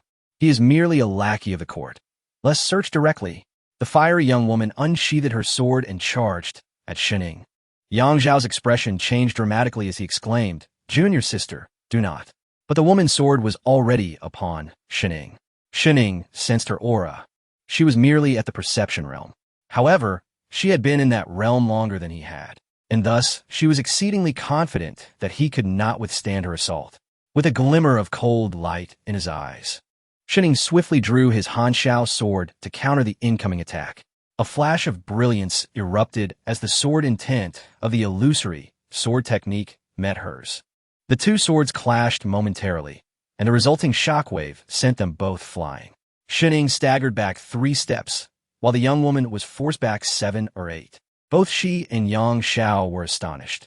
He murmured, "Sword intent?" The sword in his hand. After regaining her footing, the young woman's expression turned incredulous. "Impossible," she whispered, attempting to strike again, but Yang Xiao intervened this time, blocking her path. "Junior sister, enough. Senior brother, Why? She protested. Yang Xiao said little, seizing the sword from her grasp and coldly stating, "Junior sister, do you not comprehend?" The young woman gazed at her sword, her pupils constricting. A noticeable scar marred its blade, a weapon personally bestowed by their master. How could it sustain damage? This implied either her opponent was extraordinarily powerful, beyond the capacity to be compensated for by mere external means, or that his sword was superior to her own. Yang Zhao's countenance darkened as he scrutinized Shen Ying's Hanshao sword. He had initially perceived Shen Ying as merely an ordinary supply officer, but now he realized he had gravely misjudged him. The sword he wielded was a rare treasure even within the Heavenly Sword sect. At this juncture, Shen Ying slowly retracted his sword, fully aware that he had instilled fear in his opponents. He then spoke gradually, "Brother Yang, does your Heavenly Sword sect truly wish to oppose the court?" With matters having escalated to this point, it was easy to cast blame. In truth, Shen Ying was not afraid of their search, but he could not compromise his stance. If they were to forcefully conduct a search, while he could not stop them with his strength, it would not affect his standing. In this matter, what mattered most to Shen Ying was his attitude, not the outcome. Yang Xiao contemplated for a moment before gesturing to his disciples behind him. "Stand down. Do not obstruct." He then turned to Shen Ying, offering his apologies. "Brother Shen, this time it is indeed our Heavenly Sword sect at fault. I apologize on behalf of my junior sister. There is no need for a search. I trust you and your companions will not shield the two renegade disciples." With that, the members of the Heavenly Sword sect parted to clear a path for the convoy. Shen Ying sheathed his Hanshao sword, remaining silent as he instructed his deputy, "Qian Yao, we shall depart." Then, mounting his horse, Shen Ying led the convoy away. Only after Shen Ying had left did Elder Mo slowly question Yang Xiao, "If those two truly infiltrated our supply convoy, you shall bear the responsibility before the sect leader and the saintess." Yang Xiao's gaze deepened as he replied, "Elder Mo, do not shift all the blame onto me. You did not intervene when I allowed passage. That young man is formidable. His sword alone speaks volumes, and he undoubtedly has powerful backing. Since we both wish to avoid conflict, it is unnecessary for me to shoulder the entire burden." Chapter 86. The disciples who infiltrated the caravan, what do you mean? Elder Mo inquired in a low voice. Yang Xiao withdrew his gaze with a soft chuckle, unabashedly stating, "Elder Mo, you must be aware that Qishan is the territory of our Tianjin sect. Here, no one can escape our pursuit. And the fact that those two have yet to be apprehended indicates they are undoubtedly among that convoy.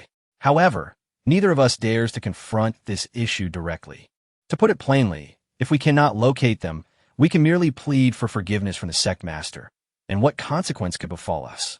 Yet, if we offend the court and that enigmatic youth, the outcome is uncertain for all. Why take such a risk?" Yang Zhao's words darkened Elder Mo's expression further. Originally, the old man intended to manipulate Yang Xiao to obstruct the court's convoy, believing that even if the court pursued the matter, it would not implicate him. He suspected that the individuals he sought were indeed within that caravan, planning to use Yang Xiao as a pawn. Yet, Yang Xiao proved to be more cunning than he anticipated, choosing to forego capturing anyone rather than allowing himself to be exploited. Yang Xiao looked at Elder Mo, shaking his head slowly, and remarked, "Elder Mo, we are the same sect. Rather than scheming against each other, we might as well focus on our cultivation. Wouldn't you agree? Moreover, even if we fail to find them, it is the First Peak's concern, not ours. Do not allow yourself to be used as a weapon against her, especially considering the precarious nature of that saint's position. Whether she can retain it after the sect master returns remains uncertain." Yang Zhao's lengthy discourse subtly reminded Elder Mo not to escalate today's events into a spectacle. Their dialogue revealed that despite the Tianjin sect being a colossal entity, it lacked internal unity. Machinations, intrigues, and conspiracies were commonplace within the sect. Furthermore, this incident of treachery seemed to harbor deeper implications, yet ultimately, it was a matter solely concerning the Tianjin sect. The unfolding of events might very well defy the expectations of many. The sky began to rain. The journey from Qishan to Baisai City was fraught with challenges.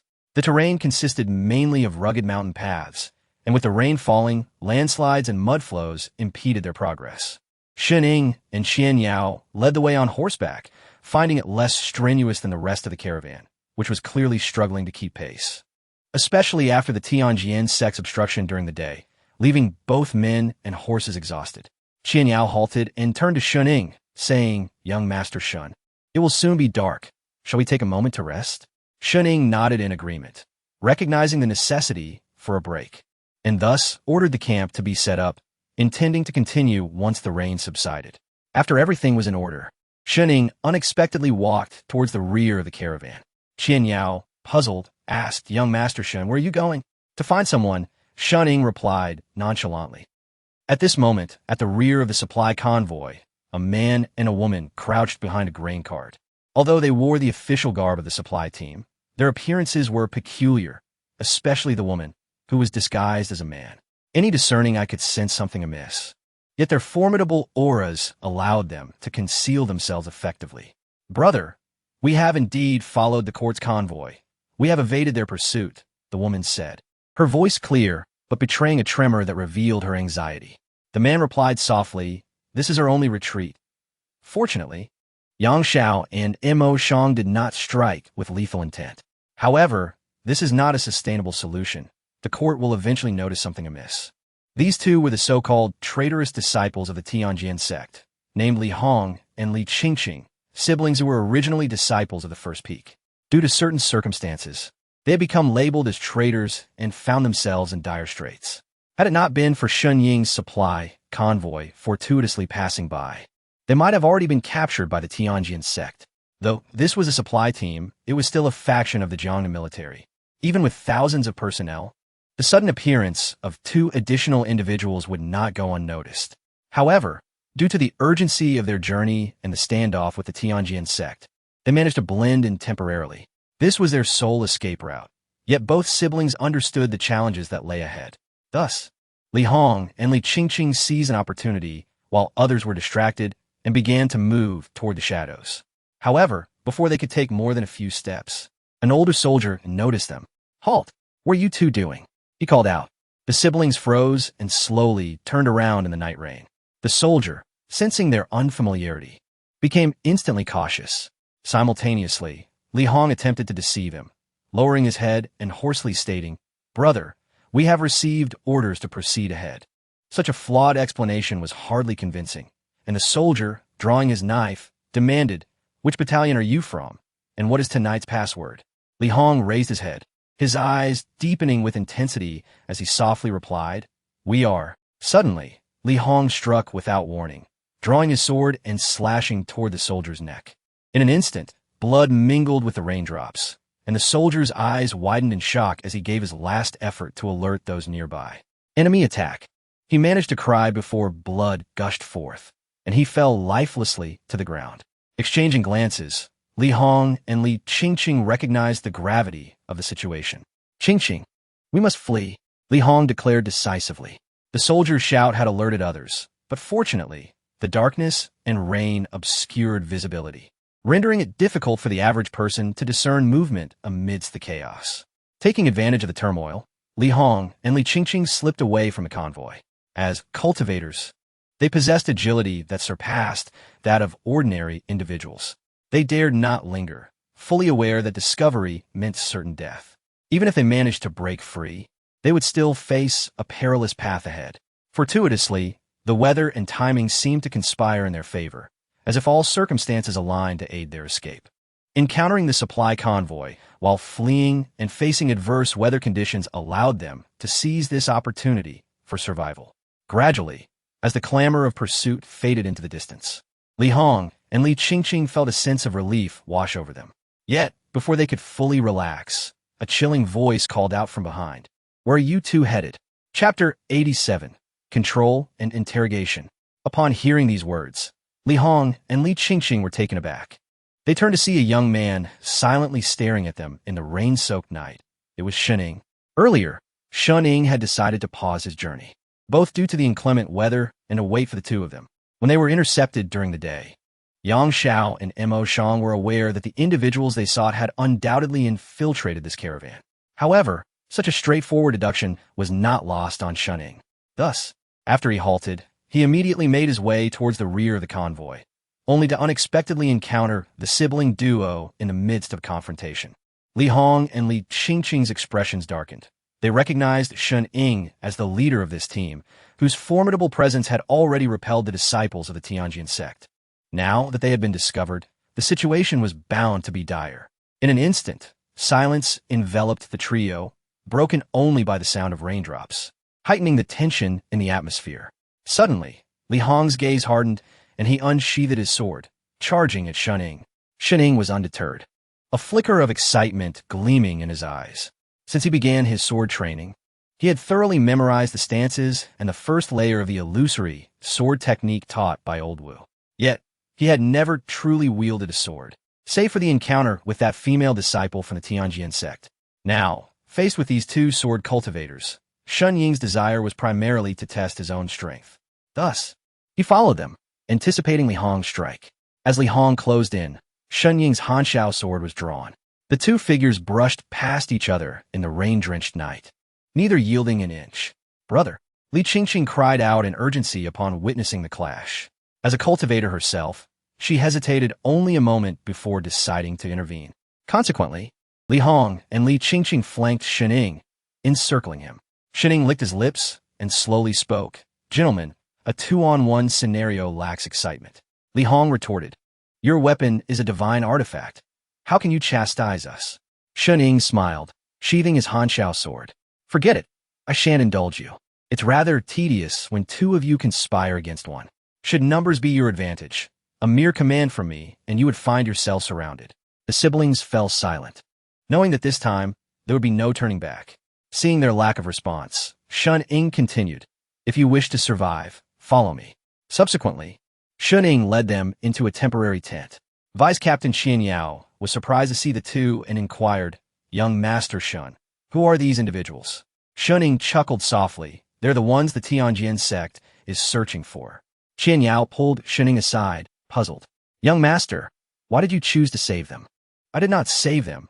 Rather, the Tianjin sect's apprehension of us allowed them to blend in." Qian Yao, though capable of leading troops, often struggled with abstract reasoning, presuming that Shun Ying had interceded on their behalf before the Tianjin sect.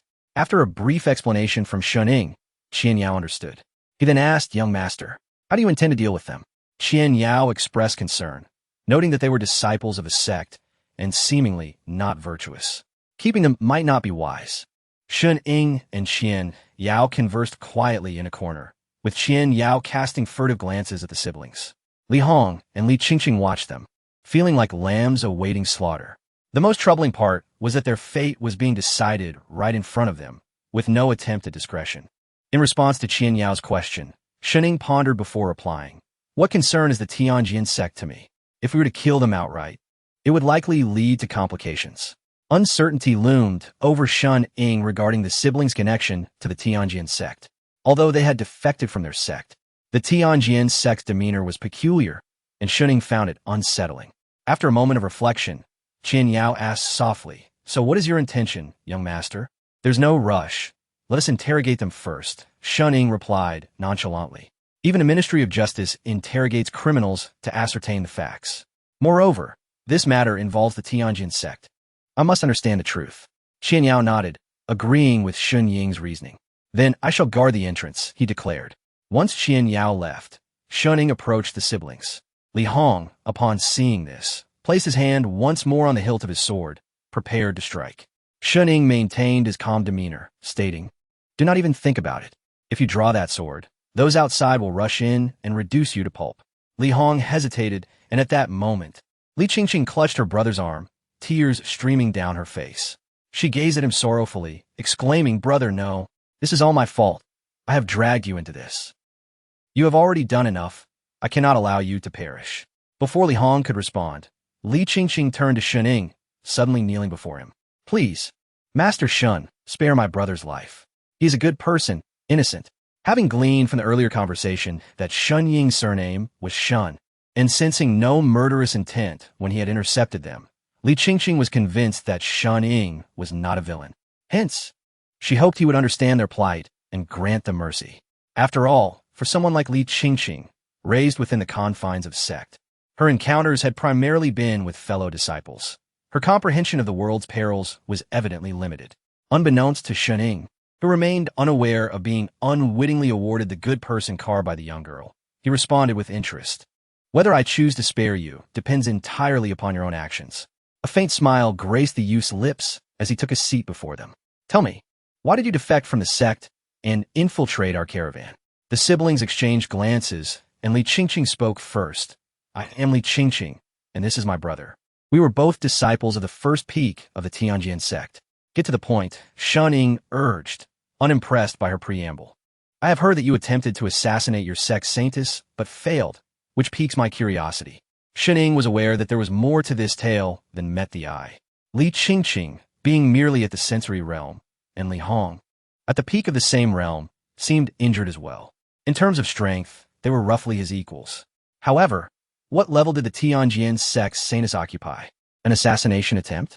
Was that not akin to throwing an egg against a stone? Li Hong, who had remained silent, inhaled deeply and spoke softly. It was not us who aimed to kill her. Rather, she sought to kill my sister. Why did she wish to kill your sister? Shunning asked, finally receiving the crux of the matter after a long wait.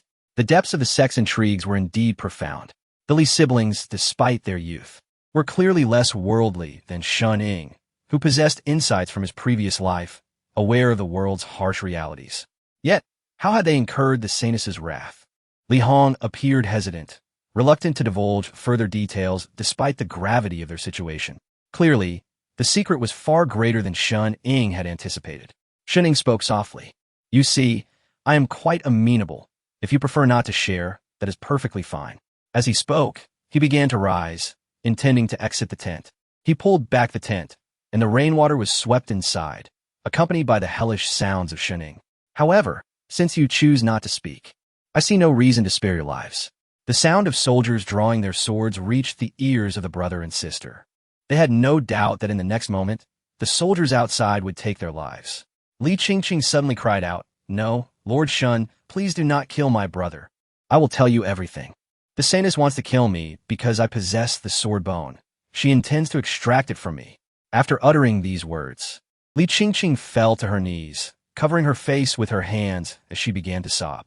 Li Hong seemed to lose all his strength and coughed up a mouthful of blood. He had already been injured while fleeing with his sister, and now, amidst the rain-soaked night, he had just exchanged a blow with Shunning. He was sustaining himself solely through sheer willpower. His sister was his only remaining belief. Yet now, they found themselves trapped, with the revelation of Li Qingqing's sword bone marking the exposure of their greatest secret. Brother, how are you? Li Qingqing cried, her exquisite face streaked with tears as she crawled over to support Li Hong. At that moment, Shunning approached them, his expression complex, yet he remained silent. Li Qingqing looked up at Shunning, pleading, Lord Shun, I believe you are a good person. You will spare us, won't you? Shunning suddenly laughed. A good person? It is the first time someone has referred to me as such in this world. Am I? Perhaps I consider myself so. At least thus far, I have not committed any heinous acts. He questioned himself, believing he owed no one anything. But the future was uncertain, for in this predatory world, a good person was merely another form of the dead. For example, he could easily choose to kill these two siblings. That would be the simplest and most effective solution. Even now, they appeared pitiful, not malevolent. Yet Shunning refrained from doing so. Instead, he sat down before them and spoke slowly. I shall not kill you for the moment. I have some questions to ask. He then fixed his gaze on Li Qingqing. What is the sword bone? What purpose does it serve? The name alone suggested it was extraordinary. Yet, Shunning knew nothing of its specifics, and his curiosity was piqued. Li Qingqing wiped her tears and softly replied, The sword bone is a unique constitution. Anyone who possesses it has a special understanding and affinity for the sword way. In simpler terms, those with the sword bone are born geniuses in the art of the sword. At her words, Shunning was momentarily taken aback. This immediately reminded him of Zhou Wanshu. One was a follower of Confucianism, while the other was a follower of the sword way. However, in terms of future heights and achievements, Wenxing was both a divine gift and a predetermined fate. Zhou Wanshu's future accomplishments would undoubtedly surpass that of the so-called sword bone, for Wenxing represented Confucianism, an entire lineage, while the sword bone was merely a constitution. The existence of sword immortals did not necessarily correlate with the possession of the sword bone. Li Qingqing continued. Later, the saintess discovered my sword bone and sought to extract it from me. At this, Li Hong's expression twisted in anguish, and he shouted, "That vile woman covets my sister's sword bone. She forced us. We had no choice but to flee from the Heavenly Sword sect. As for any alleged plot against the saintess, that is completely unfounded. We could never be a match for that wicked woman." After speaking, Li Hong coughed up more blood. Xun Ying's gaze became peculiar. This narrative sounded familiar. Wasn't it a classic protagonist template? Possessing the sword bone, yet having it stolen, only to gain opportunities and return with a vengeance. However, reality and imagination were two different matters. The sword bone had not been extracted from Li Qingqing, and the siblings had escaped. Xun Ying observed them closely, already forming a judgment in his heart. The siblings did not appear to be lying. Their words were rooted in truth. As for the saintess of the Heavenly Sword sect, she had already been labeled a villain in Xun Ying's eyes. Yet this bore little consequence for him, as he had no ties to the Heavenly Sword sect. Frankly, this matter had nothing to do with him. Xun Ying held no interest in the sword bone. He was already a 9-spirit cold body, and even if the sword bone were offered to him, it would likely be of no use. At that moment, Li Qingqing suddenly clung to Xun Ying's leg, pleading, "Lord Xun, we have told you everything. Will you spare us?" Xun Ying lowered his head in contemplation, not responding immediately. Li Qingqing, clearly aware that there were no free lunches in this world, quickly amended her plea, "Lord Xun, if you must kill, then take my life instead. My life, and the sword bone can be yours. Please spare my brother. He is innocent." Li Hong, now weak and breathless, could no longer speak. Li Qingqing was equally terrified, uncertain of the choice the young man before them would make. Their lives hung in the balance, dependent on Xun Ying's decision. Xun Ying slowly helped Li Qingqing to her feet, his voice grave as he stated, "I can choose not to kill you." A glimmer of hope shone in Li Qingqing's eyes. "However, I am not a benevolent person. I cannot simply aid you without reason. Consider this a reprieve. I must see a return, a demonstration of your value." With that, Xun Ying shifted his gaze, still fixed on the two of them. Chapter 89. Identity Exposed. The thoughts of the Empress as Xun Ying's words fell. The Li siblings immediately grasped their meaning. Without hesitation, Li Qingqing knelt before Xun Ying, biting her lip as she implored, "If today, Master Xun can spare my brother and me, I, Li Qingqing, am willing to follow you, to face any peril without reservation." Li Hong, struggling to rise, pulled Li Qingqing back, his expression one of complexity. "Qingqing, do not." He was unwilling to witness such a fate unfold. To call it following sounds noble, yet in truth it is akin to servitude. Moreover, they were merely aware that this young man was the leader of a convoy, an agent of the court. Beyond that, they knew nothing. As disciples of the Heavenly Sword sect, serving a stranger was not a favorable circumstance for them. Yet, what choice did they have? Now, like fish on a chopping block, non-compliance meant certain death. Li Qingqing gazed at her brother, softly stating, "Brother, we are out of options. Even if Master Xun spares us today, those from the Heavenly Sword sect will still come after us. We have nowhere to turn. And brother, you have become this way because of me. I cannot bear to watch you perish." Upon finishing her plea, a profound sense of helplessness engulfed Li Qingqing. The sudden emergence of sword energy, rather than a blessing, felt like a curse to her. She could accept death. After all, it would be an end to her suffering. Yet her brother was innocent. He could have continued his training in the Heavenly Sword sect, but was forced onto this path of escape because of her. Thus, before Xun Ying, Li Qingqing chose to plead for her brother's life. Xun Ying sighed inwardly. Truth be told, he found it difficult to make a decision regarding the two. To kill them would be the simplest and most effective solution. Yet, if he spared them, merely offering a verbal promise, how could he trust them? In this world, the human heart is the most inscrutable of enigmas. Observing the siblings before him, Xun Ying temporarily granted them a reprieve. The young man exited the tent and spoke to Qian Yao outside. "Keep an eye on them. Do not kill them for now." Qian Yao scratched his head, inquiring, "Young Master Xun, why not kill them?" Xun Ying's gaze deepened as he replied softly, "Disciples of the Heavenly Sword sect, they still possess potential value to us. We have already left their territory. Let them remain. For now." "Understood." Qian Yao nodded in response. After leaving, Xun Ying returned to another tent. He changed into a fresh set of clothes, then closed his eyes to begin his cultivation. Today, he had engaged in combat multiple times. Although he had only exchanged a few moves, his opponents were genuine sword cultivators. Since embarking on the path of the sword, this was the first time he had encountered such adversaries. Just 2 exchanges had made him acutely aware of the gap between himself and other sword cultivators, particularly with Li Hong. Although both were in the same realm of perception, Li Hong had managed to parry a strike even while injured, and he had not fallen behind. It was this realization that prevented Shun Ying from directly killing the siblings. To him, Li Hong represented a fine sharpening stone. Shun Ying continued to ponder, but suddenly, an icy chill surged within him. He hastily resumed his cultivation, gradually suppressing the cold. When he opened his eyes again, his complexion appeared somewhat pale. Clenching his fists, he felt a tumult of emotions. He understood that his greatest obstacle remained the chill afflicting him. The flow of energy in his dantian began to circulate, pushing the cold down. Shun Ying's color gradually returned to normal, yet he did not rest, continuing to refine his breath through diligent practice. Meanwhile, far to the north, within the great Yan imperial palace, the empress, clad in a flowing crimson gown, her long hair cascading behind her, possessed a beauty capable of mesmerizing any man. Yet, no one dared to meet her gaze. How many in the realm would dare confront this empress? Before long, a maid entered respectfully, holding a memorial. The maid addressed her. "Your Majesty, this is the document you requested." The empress extended her hand to accept the memorial, which contained information about Shun Ying. Following the announcement of the title Wangongzi for Shun Ying by the Tianhe Hall, the empress had ordered an investigation into his background, not merely due to his title, but because she sensed an inexplicable connection between this Wangongzi and a certain individual.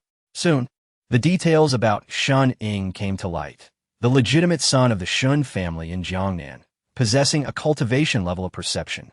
He had once been engaged, but the betrothal was annulled due to unforeseen circumstances. Recently, his fame had surged. Now, the Shun family had offended the Zhou court, compelling their heir to venture northward to transport supplies.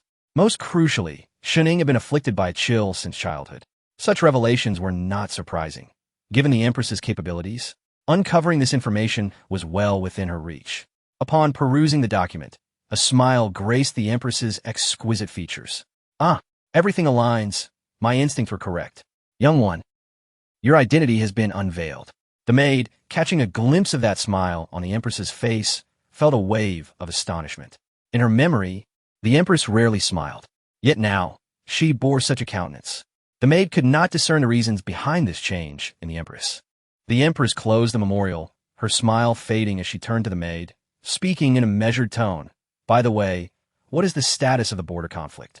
The maid lowered her head, responding softly. "General Wu has set the stage. Beisai City is within our grasp. We only await the final opportunity." Clearly, the Yin state was well prepared for this conflict, while the Zhou state had yet to mobilize. Beisai City, that stronghold on the border, was already under Yan's strategic control. The maid continued, "Your Majesty, according to General Wu's plan, once we capture Beisai City, we shall proceed to slaughter the city. We must leave no opportunity for the Zhou state." The empress paused momentarily, her voice barely above a whisper. "Slaughter the city, you say?" The maid nodded, unthinking, for she knew the empress was indifferent to such matters. The lives of countless citizens held little weight in the eyes of the ruler. Yet, the empress's gaze turned contemplative. Indeed, she cared little for the lives of the city's populace. Throughout history, those in power have ascended atop mountains of corpses. However, there was one person she did care about. If Beisai City fell and the city were to be slaughtered, would he be implicated? In that instant, the empress's heart became unsettled. The maid stood there, anxious, unaware of what she had said wrong, but sensing a shift in the empress's emotions. What would be the cause of this? After a moment, the empress suddenly raised her head and declared, "Convey my decree. Should Beisai City fall, no slaughter shall occur until my express command is given." The maid, momentarily taken aback by the empress's command, was puzzled by its meaning, yet respectfully replied, "As you wish." Subsequently, the maid withdrew, leaving the empress alone in her chamber. She did not rest immediately. Instead, she retrieved a record book. Now that she knew the young one's identity, her interest in Shun Ying had only deepened. Thus, she inscribed in the book, "Where are you now?" Meanwhile, Shun Ying slowly opened his eyes. He sensed a stirring from the Qian Yuan map. The young man, now awake, took out the Qian Yuan map, realizing that his online companion had come seeking him. Shun Ying was unaware of the Empress's identity, nor did he know that she had already uncovered his background. Originally, he had revealed the title of one Gongzi as a pretext for his departure from Jiangnan.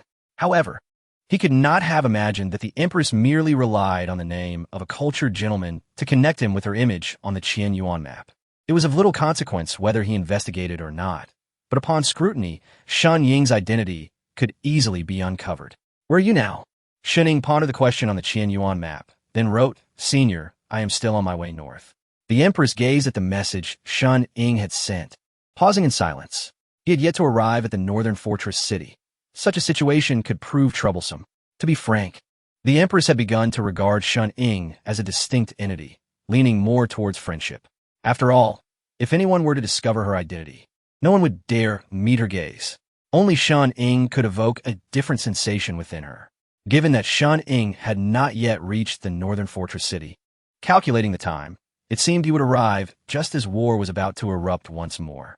The imperial edict she had issued to spare the city from slaughter was not truly for the sake of the populace, but rather for Shun Ying alone. Coupled with Shun Ying's own capabilities, the Empress felt confident that he could survive amidst the chaos of battle. Deep down, she did not wish for Shun Ying's demise. Thus, the Empress slowly penned, "I understand, but Jiuzhou is currently unstable. It would be prudent for you to depart as soon as possible." Upon reading these words, Shun Ying grasped the implications and inquired, "Is the Yin kingdom on the verge of war?" After a brief silence, a few words slowly emerged. "The northern fortress city will fall." Merely 5 words conveyed the Empress's confidence. Although the two sides had yet to engage, she had already foreseen the Yin army breaching the northern fortress city.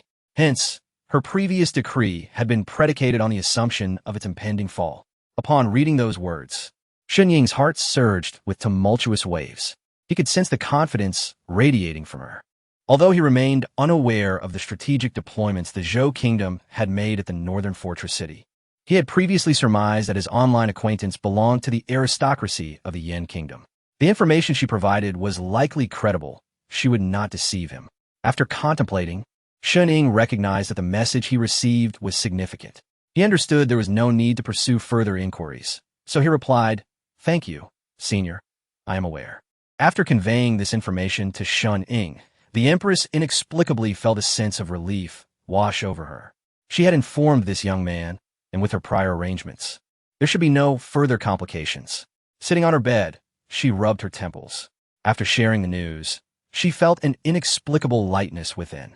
It dawned on her that this young man had seemingly carved out a unique position in her heart, even managing to influence her emotions. The Empress was bewildered by this newfound sentiment. Meanwhile, Shun Ying, noticing the silence from the other side, belatedly realized that the Empress had sought him out tonight solely to inform him about the northern fortress city. However, he had no choice. He was on an official mission to transport supplies, and he had to go to the northern fortress city. There was no alternative. Knowing this news, Shun Ying could only hope that conflict would not erupt before his arrival. Yet, soon a thought crossed his mind. Since the senior had approached him, he had a few questions of his own. Specifically, he wanted to inquire about the matter of Li Qingqing's sword bone, as it was indeed a special constitution, and he might as well seek clarity. After a moment's hesitation, Shun Ying wrote, "Senior, have you heard the sword bone?" The Empress received Shun Ying's message with a hint of surprise, asking, "Why? Have you encountered a sword bone?" "Indeed," Shun Ying responded. Before long, the Empress conveyed, "The sword bone is not a benign thing." Shun Ying pondered her words, feeling puzzled. "Senior, why do you say so?" "The sword bone is a boon for sword cultivators. Does it harbor any drawbacks?" The Empress on her bed reflected for a moment before informing Shun Ying about the sword bone. While it was indeed the highest cultivation aptitude for sword cultivators, historical records indicated that every previous owner of a sword bone met a grim fate. "I did not expect you to encounter a sword bone in this era," she remarked. Shun Ying fell silent, beginning to grasp the Empress's meaning. The sword bone resembled a curse, an ethereal and elusive curse, just like Li Qingqing, whose fate had turned dire after her sword bone was discovered. At this juncture, the Empress inquired, "Currently, is that sword bone in your possession?" "By coincidence, through a twist of fate, I saved them," Shun Ying replied candidly, feeling no need to conceal the truth. He continued, "Senior, Given this, I should eliminate the sword bone. It would be best to end it once and for all. Since she had stated that the sword bone was not a good thing, keeping it close could involve him in potential peril. Although he had previously promised not to harm the Li siblings, when personal interests were at stake, a mere verbal commitment held little weight.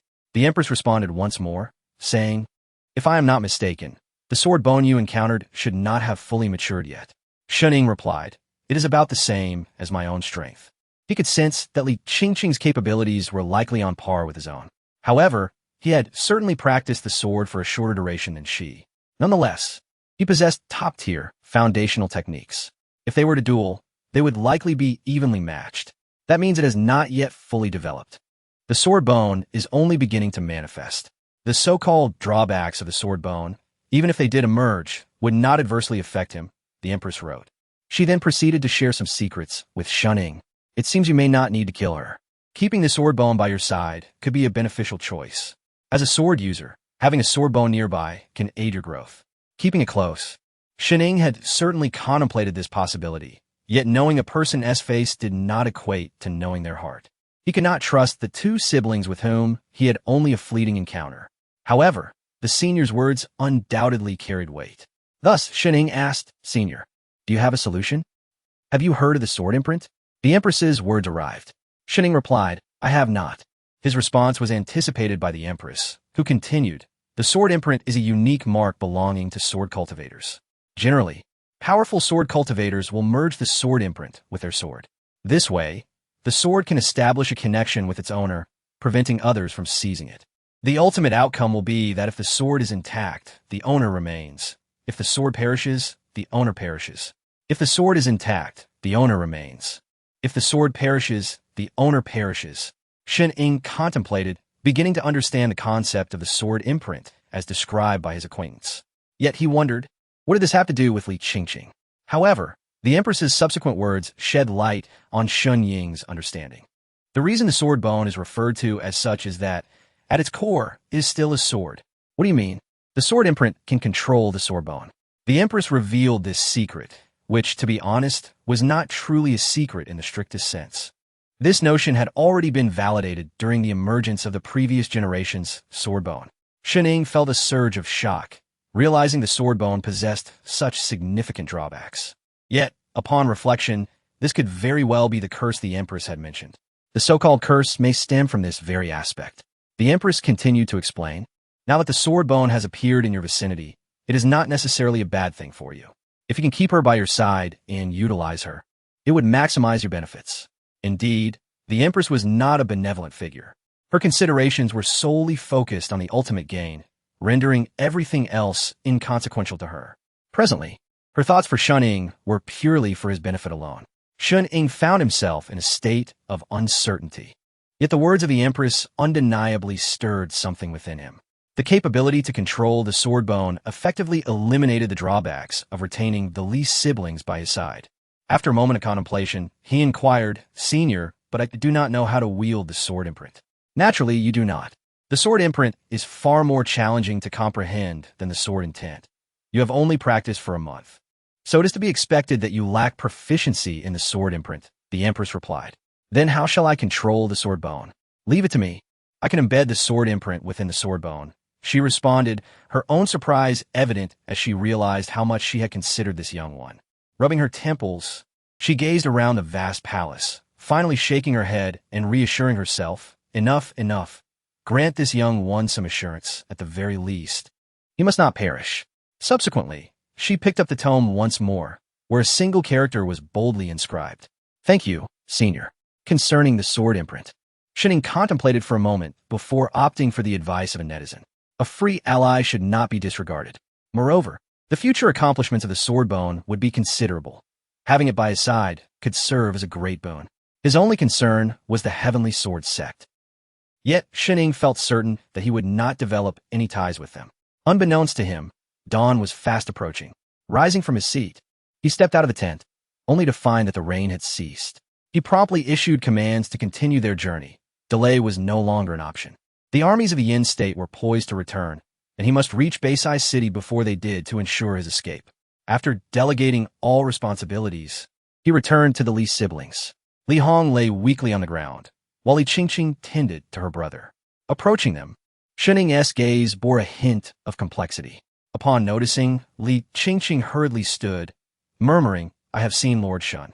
Shuning waved his hand dismissively, speaking gently, "There is no need for trepidation.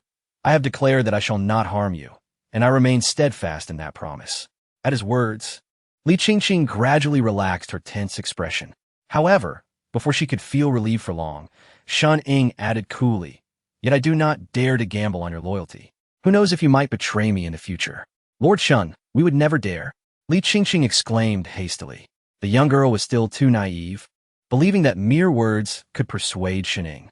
Meanwhile, Li Hong struggled to rise and asked, "Lord Shun, what is it that you truly desire?" "It is simple. I wish to inscribe a sword imprint within your sister, ensuring that you shall not betray me. Should any treachery arise, your sister will perish before me," Shun Ying stated calmly, as though discussing an ordinary matter. The siblings, born within the Heavenly Sword sect, had heard of the sword imprint. Although they had not mastered it, they understood its purpose was to exert control over the sword. If Li Qingqing were to bear a sword imprint, it would not only signify her subjugation, but also be a mark of disgrace. "Impossible. I will not agree." Both siblings spoke in unison, yet their responses were starkly contrasting. The first to speak was Li Hong, rushing to grasp Li Qingqing's shoulders, his eyes reddening. "Qingqing, no. If you consent, will you not be subject to control for eternity?" "Brother, we have no alternatives. I cannot endanger you." Li Qingqing sobbed. To refuse is to invite death. She could not bear the thought of her brother perishing because of her. Upon hearing this, Li Hong seemed to lose all strength, collapsing onto the ground. Li Qingqing, disregarding her brother, knelt before Shun Ying, her gaze dimmed. "My lord, I am willing to submit. If only you spare my brother and me." Shun Ying nodded. "Very well." He then led Li Qingqing back into the tent, gently instructing, "Close your eyes." Trembling, Li Qingqing obeyed, and Shun Ying retrieved the Qianyuan diagram. Suddenly, a golden light flashed from the diagram. This was a method left behind by the Empress. She transmitted the imprint through the Qianyuan diagram, just as she had once done outside Linzhou City, embedding the mark into Shun Ying's brow to vanquish that beast. Li Qingqing felt a sharp pain within her, followed by a gradual alleviation of the discomfort, and she opened her eyes. Shun Ying regarded her and spoke slowly, "Having spared your life, do not entertain other thoughts. Your life is now in my hands. To extinguish it is but a thought away." Aware of her fate, Li Qingqing lowered her head, softly uttering, "Li Qingqing has seen the Lord." In that moment, this former disciple of the Heavenly Sword sect, the possessor of the sword bone, had completely submitted to Shun Ying. Shun Ying looked down at Li Qingqing, patting her shoulder without uttering a word before turning to leave the tent. Li Qingqing's gaze grew distant, engulfed in an endless haze of confusion. The notion of subjugating the sword bone with a sword imprint had originated from the Empress, and Shun Ying had embraced it. Yet, unbeknownst to him, this decision would one day lead to a monumental transformation in his life. He could never foresee that Li Qingqing would genuinely grow alongside him, ultimately becoming an unparalleled sword immortal of her time, the celestial sword immortal. Following the successful inscribing of the sword imprint within Li Qingqing, Shun Ying departed. He had secured control over her, leaving Li Hong to be governed by the bonds of familial affection. The two siblings trailed behind Shun Ying's convoy as they journeyed toward Beisai City. Though they had severed ties with the Heavenly Sword sect, their prowess remained intact. Particularly in the case of Li Hong, despite his injuries, he was still a peak realm expert, mere steps away from the cultivation stage. Upon leaving Qishan, they would have a direct route to Beisai City, and with Shun Ying's orders for accelerated marching that morning, they anticipated entering the vicinity of Beisai City by nightfall. At this moment, in the northern camp of Beisai City, the commanding general of the Yin state was Wu Chun, a seasoned warrior past the age of 50, renowned for his illustrious achievements and having risen through the ranks of the battlefield. Clad in armor, he stood within the camp, his expression grave. His fierce gaze scanned the surroundings, flanked by various commanders of the Yin state. "Is everything in order?" Wu Chun inquired of his adjutant. The adjutant bowed his head, answering resolutely, "General, the troops have assembled. We shall launch our assault on Beisai City in 2 days. This time, the city will surely fall." The morale among the Yin forces was high. "Very well, my comrades. The Yan and Zhou nations have faced off for years, but the Zhou's fortune has waned. This Jiuzhou shall become the territory of our Yan state. The march of our iron cavalry southward shall commence from Beisai City. Wu Chun, having emerged from the pile of corpses, exuded an aura of murderous intent that enveloped the area, rendering the surrounding commanders silent. At that moment, one commander cautiously spoke up. "General, should we capture Beisai City, the Zhou will undoubtedly retaliate once they realize what has transpired. If we are to defend the city, the losses will surely be substantial. Thus, I urge you to consider the siege thoroughly." Wu Chun, unfazed by the concern, replied without hesitation. "Beisai City is not a primary stronghold for our forces. Why should we bother to defend it? Once the city falls, a massacre shall ensue. What use is an empty city for the Zhou army to reclaim?" Upon hearing this, the commanders exchanged glances, their expressions reflecting a mix of apprehension and contemplation. At this moment, another general below wore a conflicted expression. After a moment of contemplation, he spoke. "General, just now the emperor issued a decree stating that, after the city is breached, there shall be no massacre. If we slaughter the city, we not only defy the imperial edict, but also commit a heinous act." To this, the military officer scoffed. "A heinous act? I have taken countless lives. What faith do I have in such notions? On the battlefield, it is either I slay the enemy or the enemy slays me. The lives of a city's populace are but trifles compared to the enduring legacy of our great Yan. But the emperor has decreed." Wu Chun fell silent for a moment, grappling with the incomprehensible nature of the edict. Why would the emperor issue such a command? Wu Chun mused. Having served the empress for many years and gained her trust, he could not believe that the empress held any faith in moral rectitude. Her ruthlessness far surpassed his own. If they could gain the upper hand in this war and seize the 3 provinces of the Zhou, or the lives of city's inhabitants, or even millions, in comparison? After deep reflection, Wu Chun slowly raised his head, his gaze resolute. On the battlefield, the emperor's command may not always be heeded. The plan to massacre the city shall not be altered. The moment these words were uttered, a tremor coursed through all present in the military tent. Their feelings were not of shock, but of fear. To disregard the emperor's command was tantamount to defying the formidable empress. Such a misstep could ignite a nightmare upon them. Wu Chun understood their trepidation and spoke solemnly. "This opportunity presents the finest moment for battle. Should we delay, we will lose the initiative on the battlefield. We cannot afford to grant the Zhou state a moment's respite. The city must be razed. If the emperor seeks accountability, I shall bear the responsibility." Wu Chun's commanding presence quelled any dissent, sealing the fate of the impending conflict. That night, outside the city of Beisai, the troops of the Zhou state remained vigilant. At this critical juncture, no one dared to relax their guard. Soon, a plume of smoke rose slowly into the air. The soldiers atop the city walls observed the movement in the distance. "Report, General Chun, there are visitors outside the city." On the battlements stood a middle-aged man clad in armor. His gaze shadowed as he discerned the figures approaching. This man was named Chun Sheng, the general tasked with guarding Beisai. He waved his hand and stated, "That is the supply convoy. The emperor has already issued a decree that they are our provisions. Open the gates and inform Princess Jiangnan that the supply team has arrived." However, before Chun Sheng could finish his sentence, a melodious voice rang out from afar. "No need, I have arrived." The newcomer was a woman in her 20s, also clad in armor, her long hair cascading behind her, exuding a vibrant energy that rivaled that of any man. Though her features were not strikingly beautiful, they were pleasing enough, possessing a charm that revealed itself over time. Yet, the aura she radiated was unmatched. This individual was none other than Princess Jiangnan of the Zhou, the daughter of the current emperor. Unlike other women, Princess Jiangnan, though not born of the empress, was captivated by military affairs rather than the traditional pursuits of music and arts. Typically, a princess would find it challenging to leave the capital, but her unique status, coupled with the intense tensions between Zhou and Yan, allowed her to do so. Both she and the Empress and Apos faction supported her presence at the front lines. Thus, the emperor granted her the title of Jiangnan, permitting her to depart the capital for Jiuzhou. The name Jiangnan signifies eternal peace, symbolizing the ultimate victory in the war and the stability of the nation. Yet, no one anticipated that Princess Jiangnan, despite her gender, would prove herself on the battlefield, demonstrating military prowess that rivaled her male counterparts. She honed her skills and achieved numerous military accolades. In hindsight, the Empress's decision to release Princess Yongning from the capital appeared increasingly misguided. The Empress harbored disdain for the princess, and since Yongning had no ties to the third prince, her return to the capital could very well see her aligning with the second prince, using her significant military achievements as leverage in the struggle for succession. However, these were merely speculations. The true intentions of the princess remained inscrutable.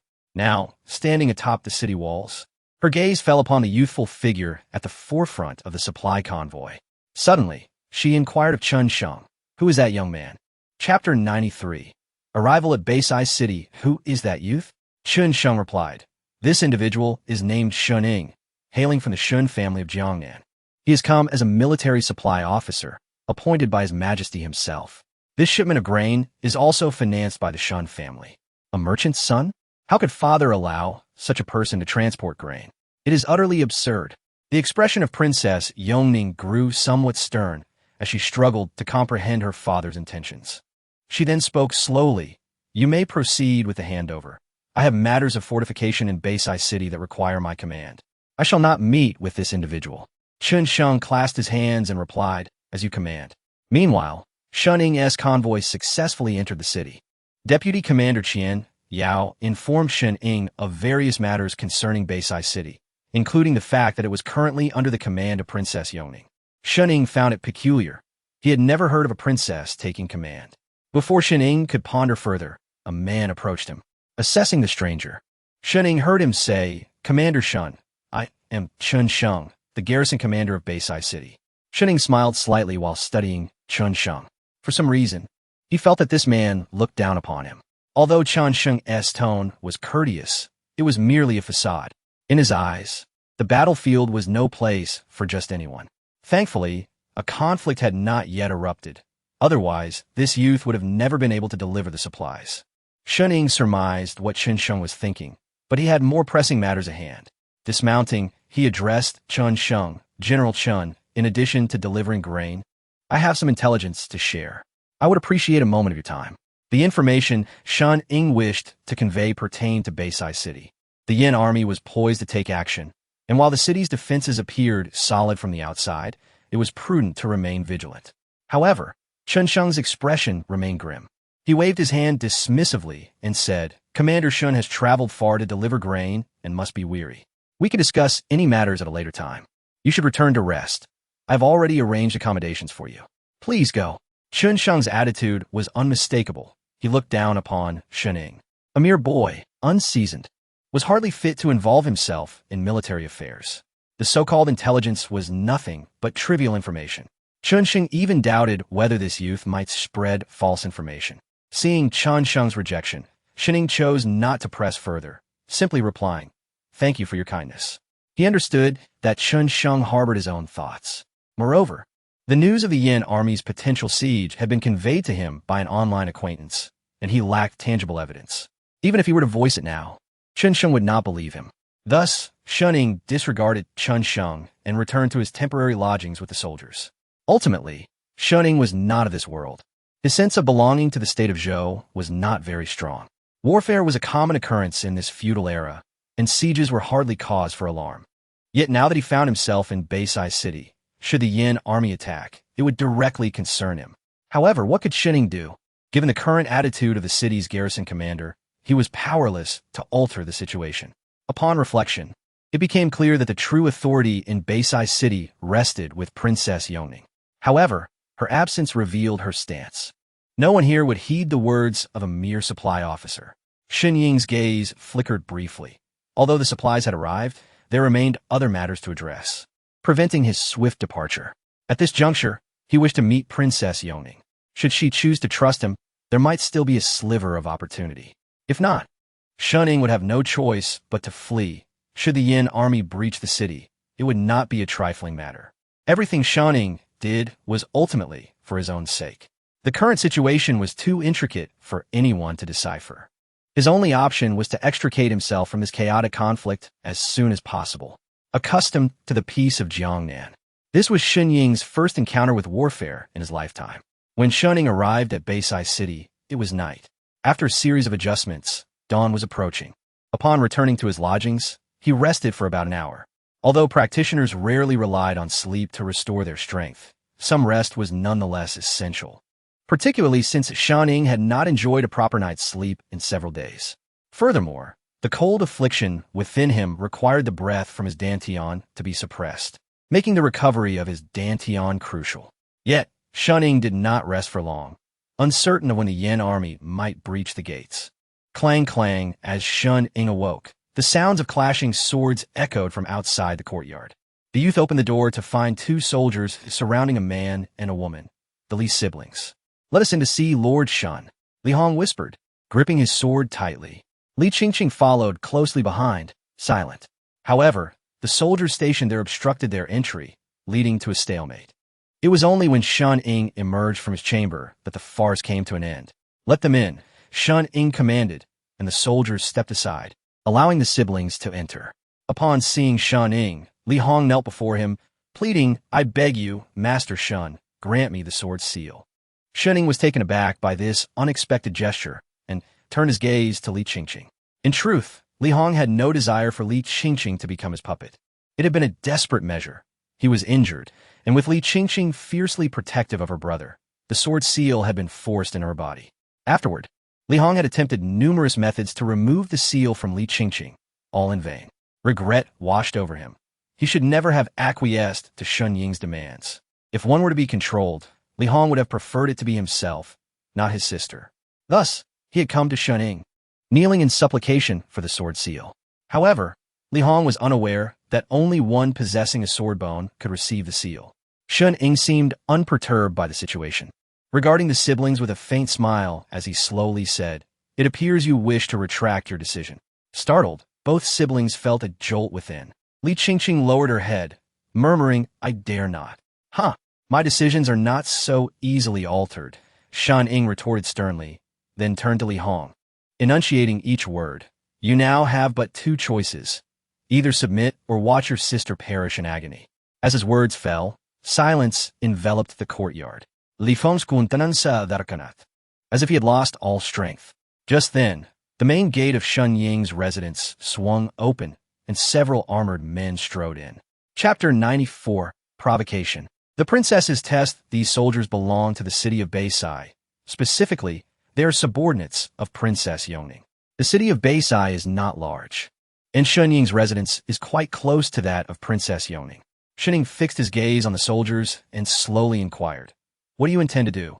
"The princess wishes to see you," stated the leader of the group with a mere wave of his hand, signaling for his men to encircle Shun.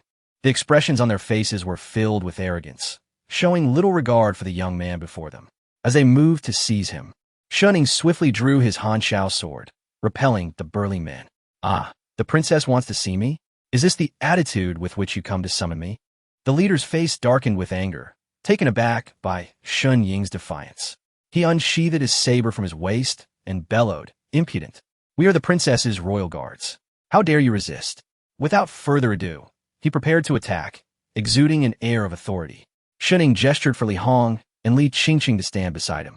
After a moment of hesitation, Li Hong positioned himself behind Shun, knowing that his sister's life rested in Shun Ying's hands. Tension thickened as both sides braced for conflict.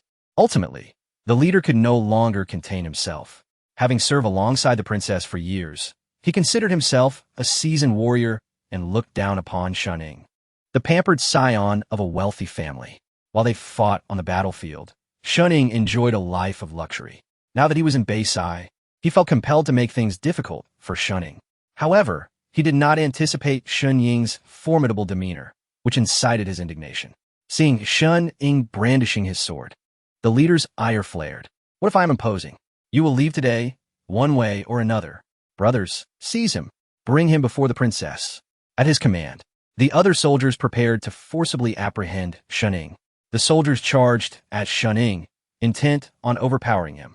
Yet, these soldiers were merely robust commoners, not cultivators. Though they hailed from the battlefield, their physical prowess could withstand a few strikes from ordinary practitioners. However, Shun had the Li siblings at his side. He exchanged a glance with them, and they quickly understood their role, to eliminate the threat to their master.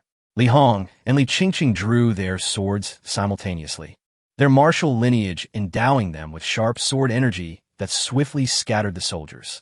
The leader, taken aback by this unexpected turn of events, paled as he attempted to subdue Shun Ying directly.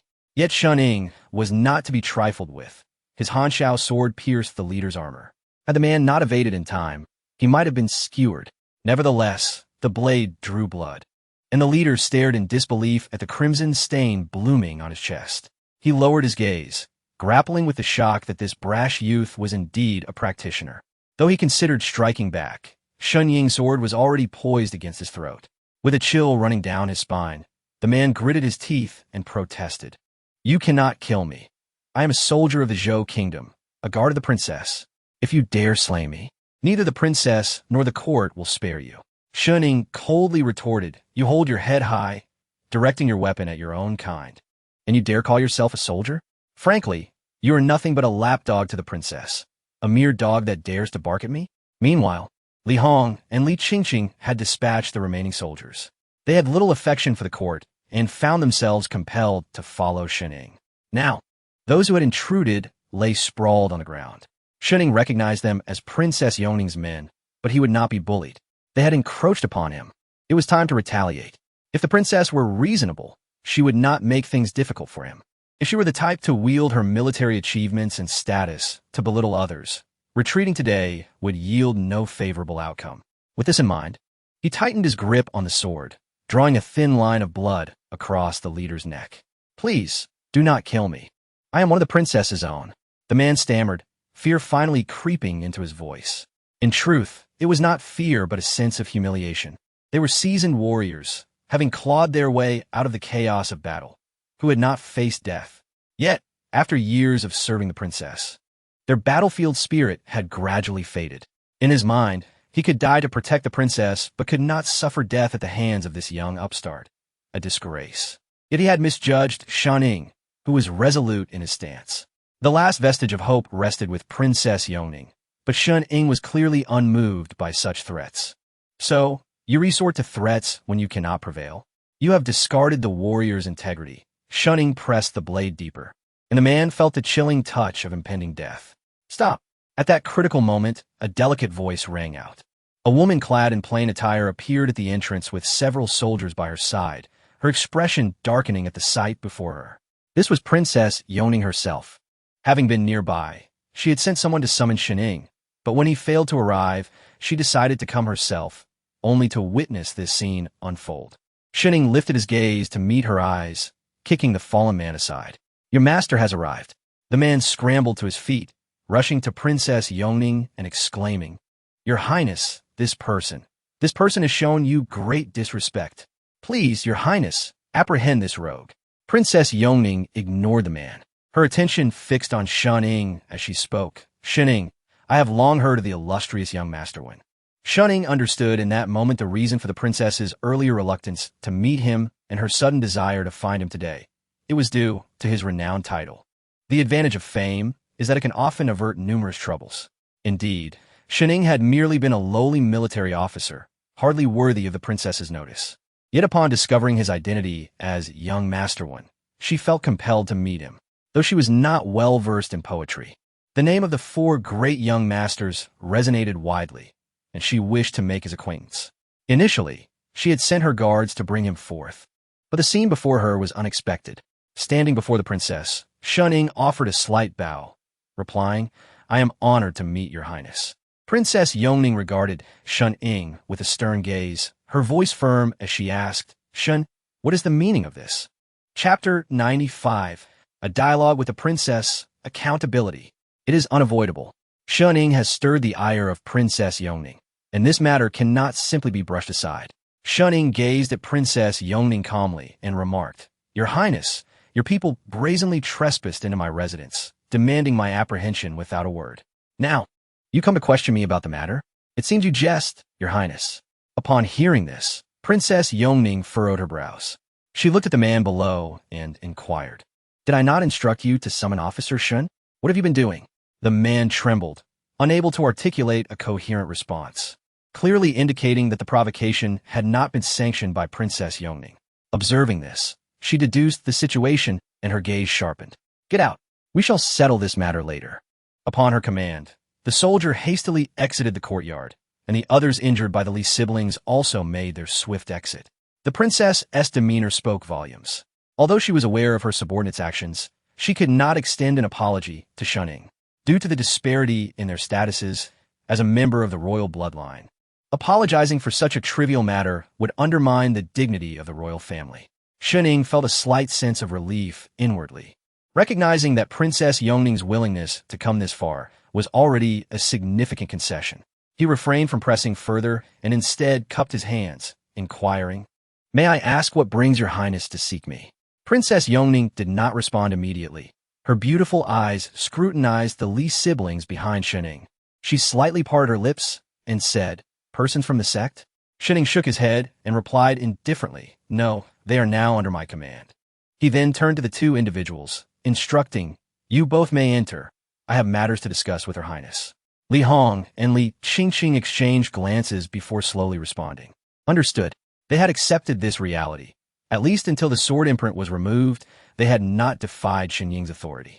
However, reflecting on the situation, they realized that without Shenying, they would have been captured and taken back to the Tianhe sect long ago. Once they departed, Shenying gestured for Princess Yongning to take a seat. "What is the purpose of your visit, Your Highness?" he asked calmly. Princess Yongning, equally forthright, replied, "You're known as Young Master One, and also serve as an officer for this grain transport. These two identities pique my curiosity. I suspect my father has sent you to transport grain as a test. I wish to know why." As she spoke, her gaze remained fixed on Shunning.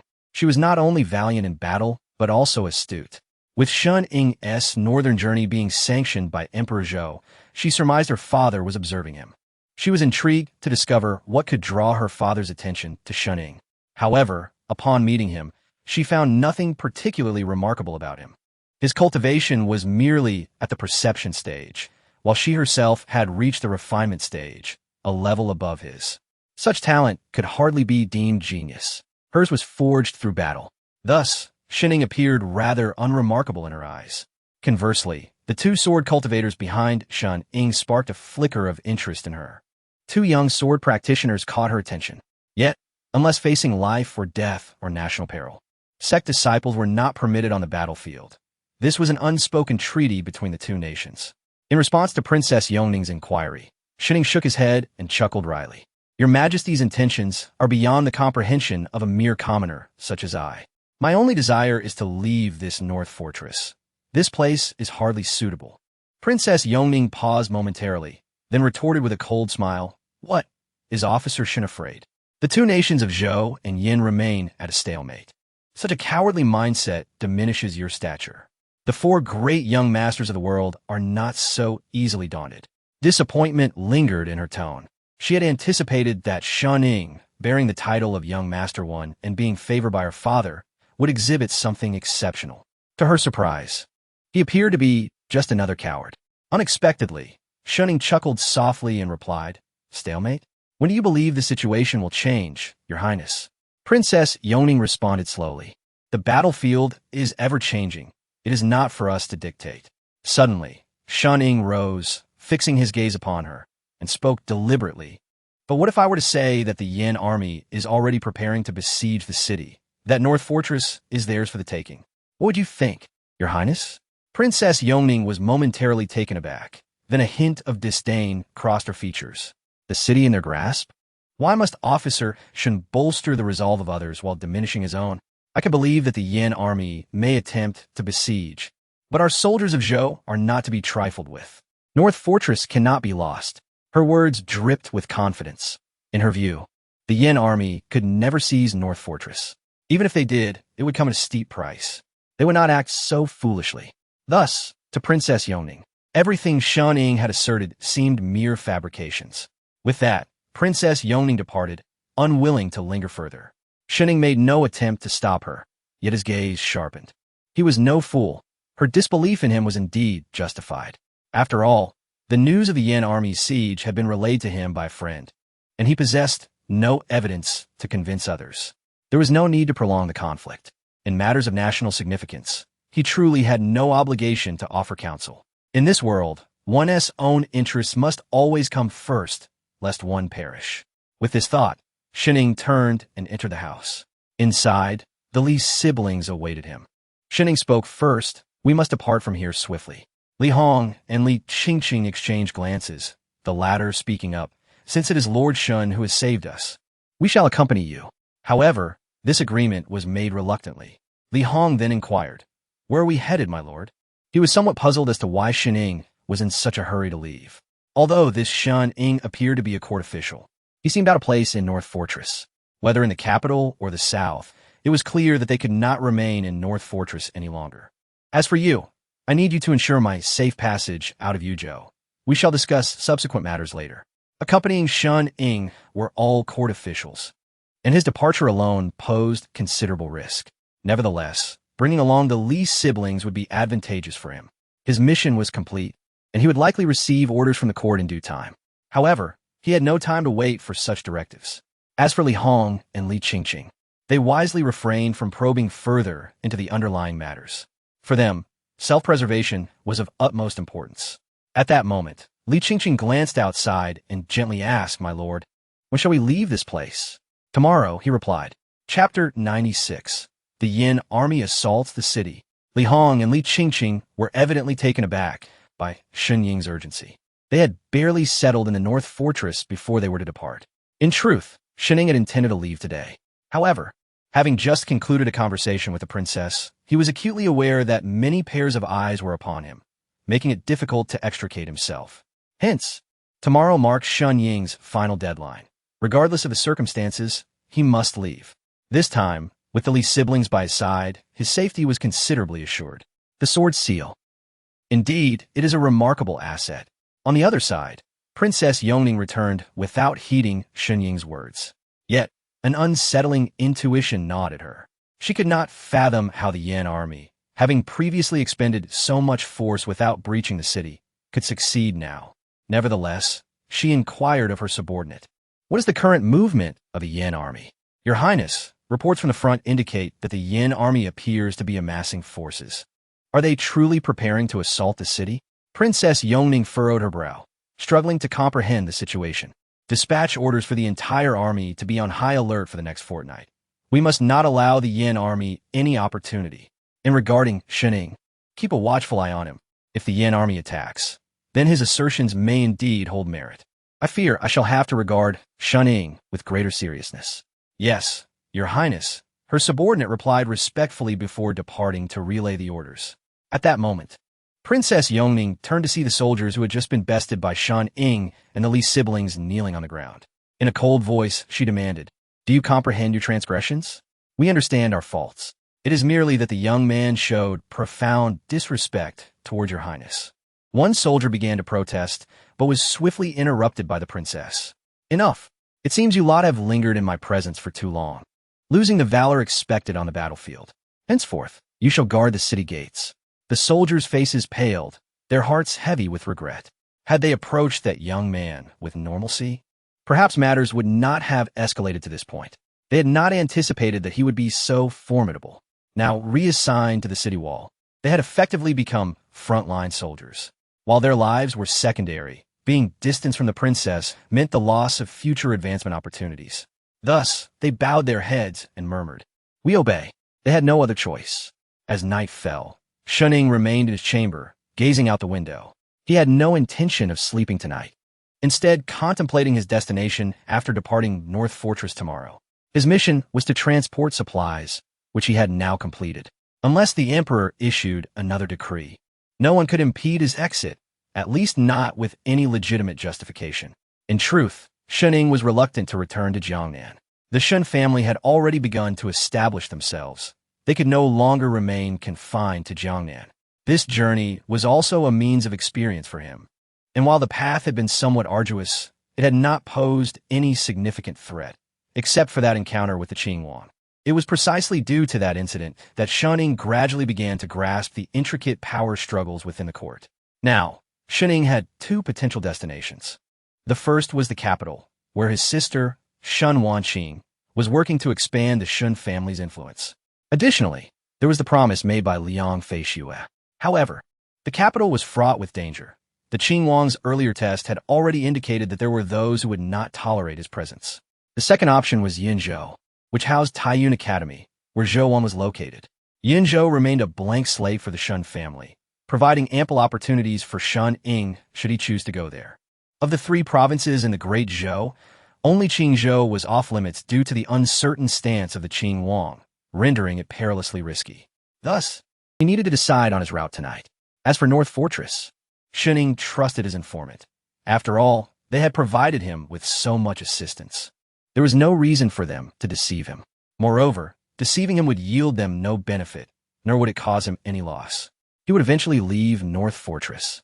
This was merely a matter of accelerating his departure. At that moment, a knock resounded at Shun Ying's door. He opened it to find Li Qingqing standing there, her expression fraught with urgency. Realizing something was amiss, he inquired, "What has transpired?" "Master Shun, look outside." Shuning followed Li Qingqing's gaze and saw smoke rising ominously. That was the city gate. Simultaneously, he could hear faint cries echoing from the center of the city. Fixating on that direction, he finally uttered, "The Yan army is attacking the city." Meanwhile, Princess Yongning was roused from her slumber by the commotion outside. Upon stepping into the courtyard, several soldiers rushed to her, their faces smeared with soot. "Your Highness, it is dire. The Yan army is upon us." Princess Yongning's expression darkened. What of it? This is not their first assault on the city. Do they truly believe they can breach our defenses this time? Earlier that day, she had already commanded her subordinates to prepare for defense. She had anticipated this scenario, viewing the Yan army's assault as nothing more than a futile exercise in self-destruction. However, one soldier lowered his head, his voice tinged with despair. "Your Highness, the southern gate has fallen. The Yan army is relentlessly attacking our defenses there, and we have lost our advantage. Our troops are sacrificing their lives to plug the breach at the southern gate. It will not be long before the Yan army breaches our walls, and our casualties are mounting." Princess Yongning's expression shifted dramatically. She stammered, "How can this be? Why has the southern gate fallen?" She could hardly believe that a vulnerability had appeared in the otherwise secure defenses of North Fortress.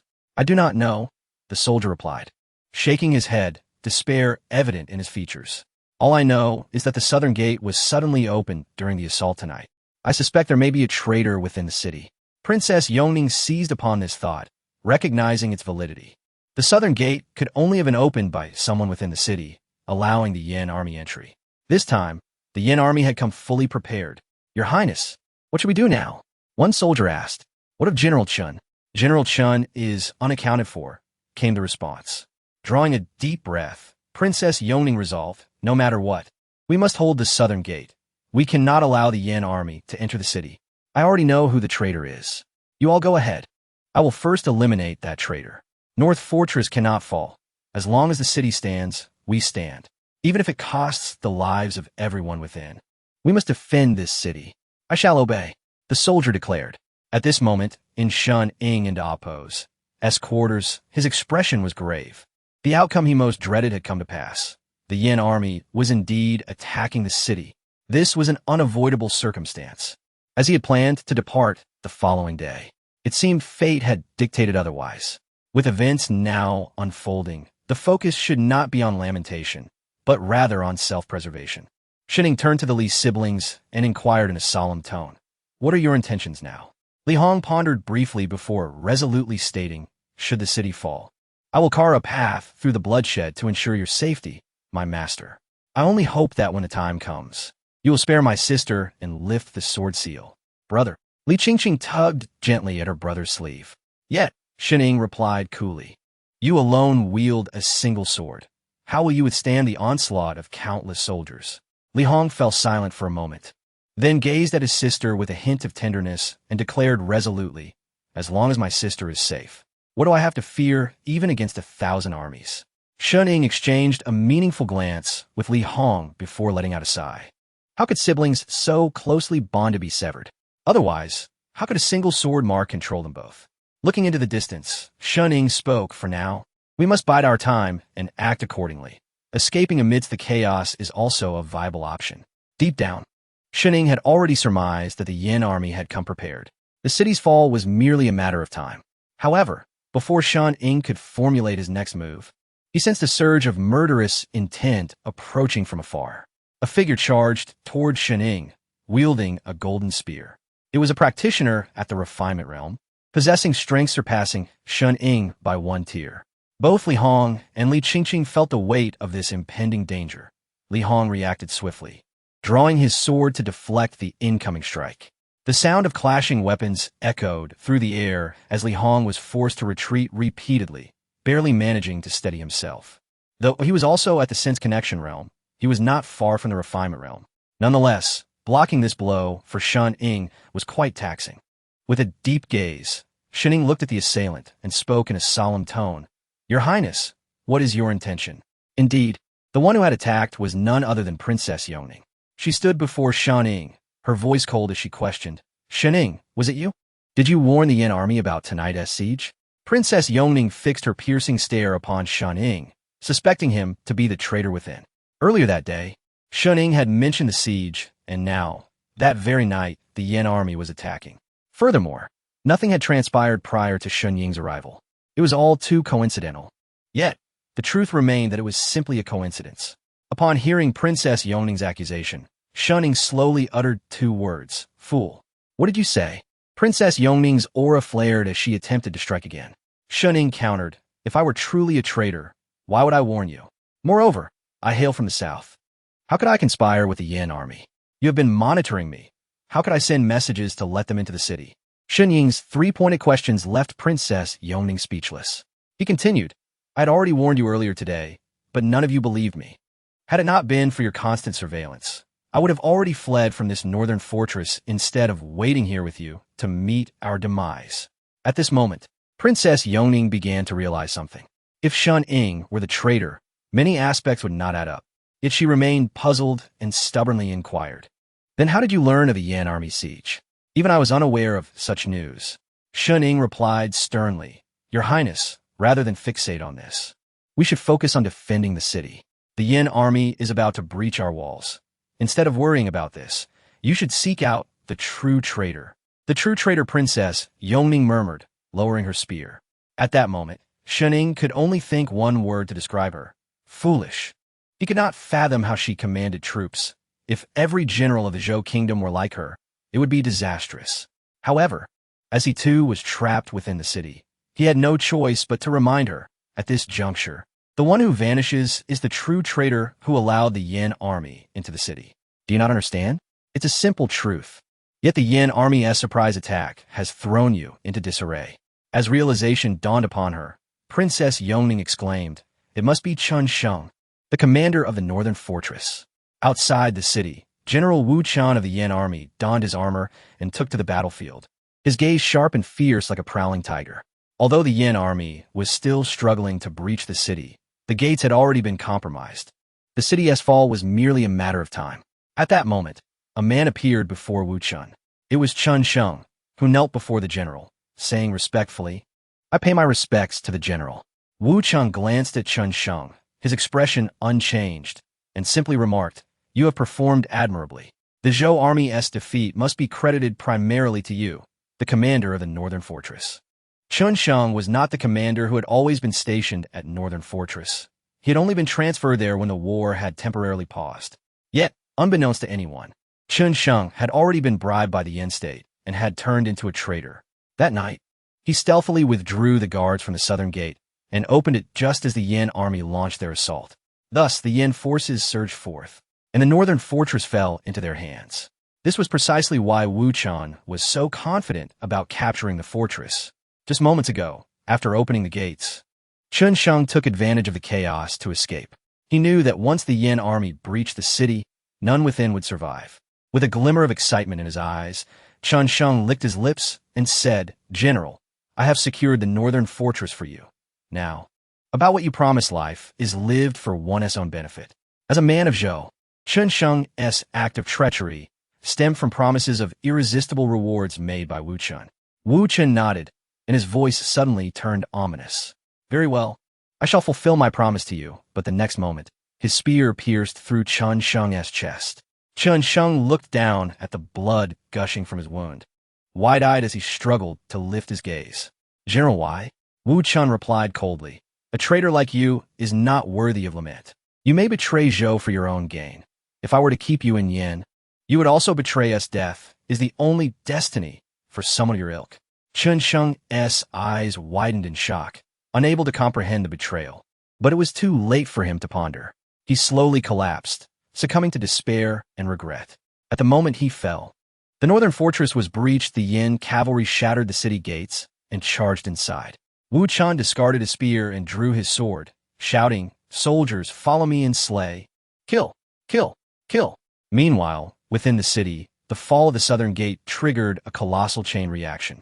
The eastern, western, and northern gates quickly followed suit. The consequences were immense. The Yan army flooded into the city, while the Zhou forces, now leaderless, crumbled into disarray, unable to withstand the onslaught of the Yan cavalry. The Yan soldiers, akin to marauding bandits, slaughtered not only the defending soldiers but also the innocent citizens. Wherever they went, rivers of blood flowed.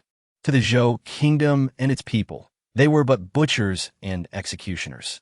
Yet, within Yan, they were hailed as warriors and heroes. At the center of the city, within the palace, Princess Yongning finally comprehended everything after Shun Ying's pointed remarks. Yet, it was all too late. She realized this with a sinking heart. Before she could act, a group of blood-soaked soldiers burst through the door. They knelt before Princess Yongning, pleading urgently, "Your Highness, please, hurry and flee. The Yan army has breached the city. If you don't leave now, it will be too late." Hearing this, Princess Yongning took a few steps back, suddenly feeling dizzy. Steadying herself, she gritted her teeth and demanded, "How could this be? Even if the southern gate fell, how could they have entered the city so swiftly?" "General Chun has surrendered. The soldiers have lost their morale and can hardly resist. Your Highness, the princess, you must flee at once. If you do not leave now, there will be no opportunity left." Upon hearing this, Shun Ying's countenance darkened. The very scenario he dreaded the most had come to pass. Gripping the Huan Shao sword tightly, he realized that all calculations for the present situation were in vain. The only course of action was to carve a bloody path through the enemy. At this moment, Princess Yongning's gaze was clouded, but soon transformed into resolve. "No, I cannot abandon this place. If I depart, what will become of the tens of thousands of citizens in Beisai City? Bring me my armor." The soldiers remained unmoved, merely urging her, "Your Highness, please leave. You must go." Shining stepped forward and coldly remarked, "If I am not mistaken, the tens of thousands of citizens you speak of will be slaughtered by the troops of Yan tonight. This is not something you alone can alter. Consider how to survive. As a princess, should you fall into the hands of Yan, I need not elaborate on your fate." With that, Shunning disregarded the princess and strode away, followed by Li Hong and Li Qingqing. However, as Shunning exited, the sound of shouting approached, growing ever nearer. A few Yan soldiers charged forth, their eyes clouded with the frenzy of battle. Upon sighting Shunning, they raised their bloodied blades without hesitation. To them, the youth and his companions had already transformed into mere corpses. Yet, in an instant, a cold glint flashed as the Huan Shao sword was drawn. The intertwining energies of sword intent and sword aura erupted simultaneously. In a heartbeat, the soldiers found crimson lines etched across their throats, collapsing lifelessly to the ground. After dispatching these foes, Shunning wasted no time and solemnly declared, "We break through the northern gate. The main forces of the Yan army are concentrated at the southern gate, and our only chance lies in the north. We can no longer afford delays, for the Yan troops will soon arrive here." As for Princess Yongning, Shining had long since labeled her a fool in his heart. Her desire to perish in battle was of no concern to him. In fact, it might even draw fire away from himself. Shining was no saint. In times of chaos, self-preservation was the ultimate truth. Such actions, while seemingly harsh, were not inappropriate for a soldier on the battlefield. However, her status as a princess made her choice a significant blow to the state of Zhou, regardless of her personal worth. Moments later, Shining and the Li siblings began to fight their way out. Throughout this perilous journey, they vanquished numerous Yan soldiers in their quest for escape. Particularly, Li Hong poured his life's desire for survival into each swing of his sword, while keeping Li Qingqing shielded behind him. After narrowly escaping from the Tianhe sect, they found themselves ensnared in yet another dire predicament. Thus, armed with their swords, The trio carved a bloody path to the northern gate. However, what awaited them was the elite of the Yan forces. The northern gate had already been seized by the enemy, with hundreds standing guard. Behind them, the pursuing troops closed in. The three found themselves encircled by the Yan army. Shuning tightened his grip on the Huan Shao sword and declared, "We fight." It is a desperate struggle. But Li Hong inhaled deeply, his eyes glistening with determination as he spoke. "Lord Shun, I will carve a path forward shortly. Please ensure my sister escapes. If we survive, I ask you to lift the seal on her sword. After this, my sister and I will owe you nothing." He spoke each word as if accepting his final destiny. "Brother, what are you planning?" Li Qingqing cried out. "You cannot do this." Shun Ying echoed the concern. "One person alone cannot suffice against so many." Unexpectedly, Li Hong glanced at Li Qingqing, a smile illuminating his face. "Qingqing, live well." With that, he stepped forward, raising his sword high. His voice grew resolute, answering Shun Ying's unspoken question. "Lord Shun, whether it is possible is not for you to decide. I say it is possible, and thus it shall be." Suddenly, Li Hong's aura surged, revealing no trace of injury. The sword in his hand began to radiate an overwhelming sword intent, fierce energies swirling around him. A forceful breakthrough. Shun Ying sensed the shift in Li Hong's aura.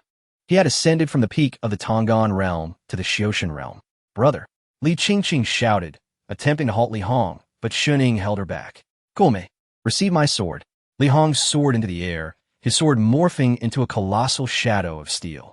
The Yan soldiers blocking the city gate stood their ground, for they were warriors and would never yield, even unto death.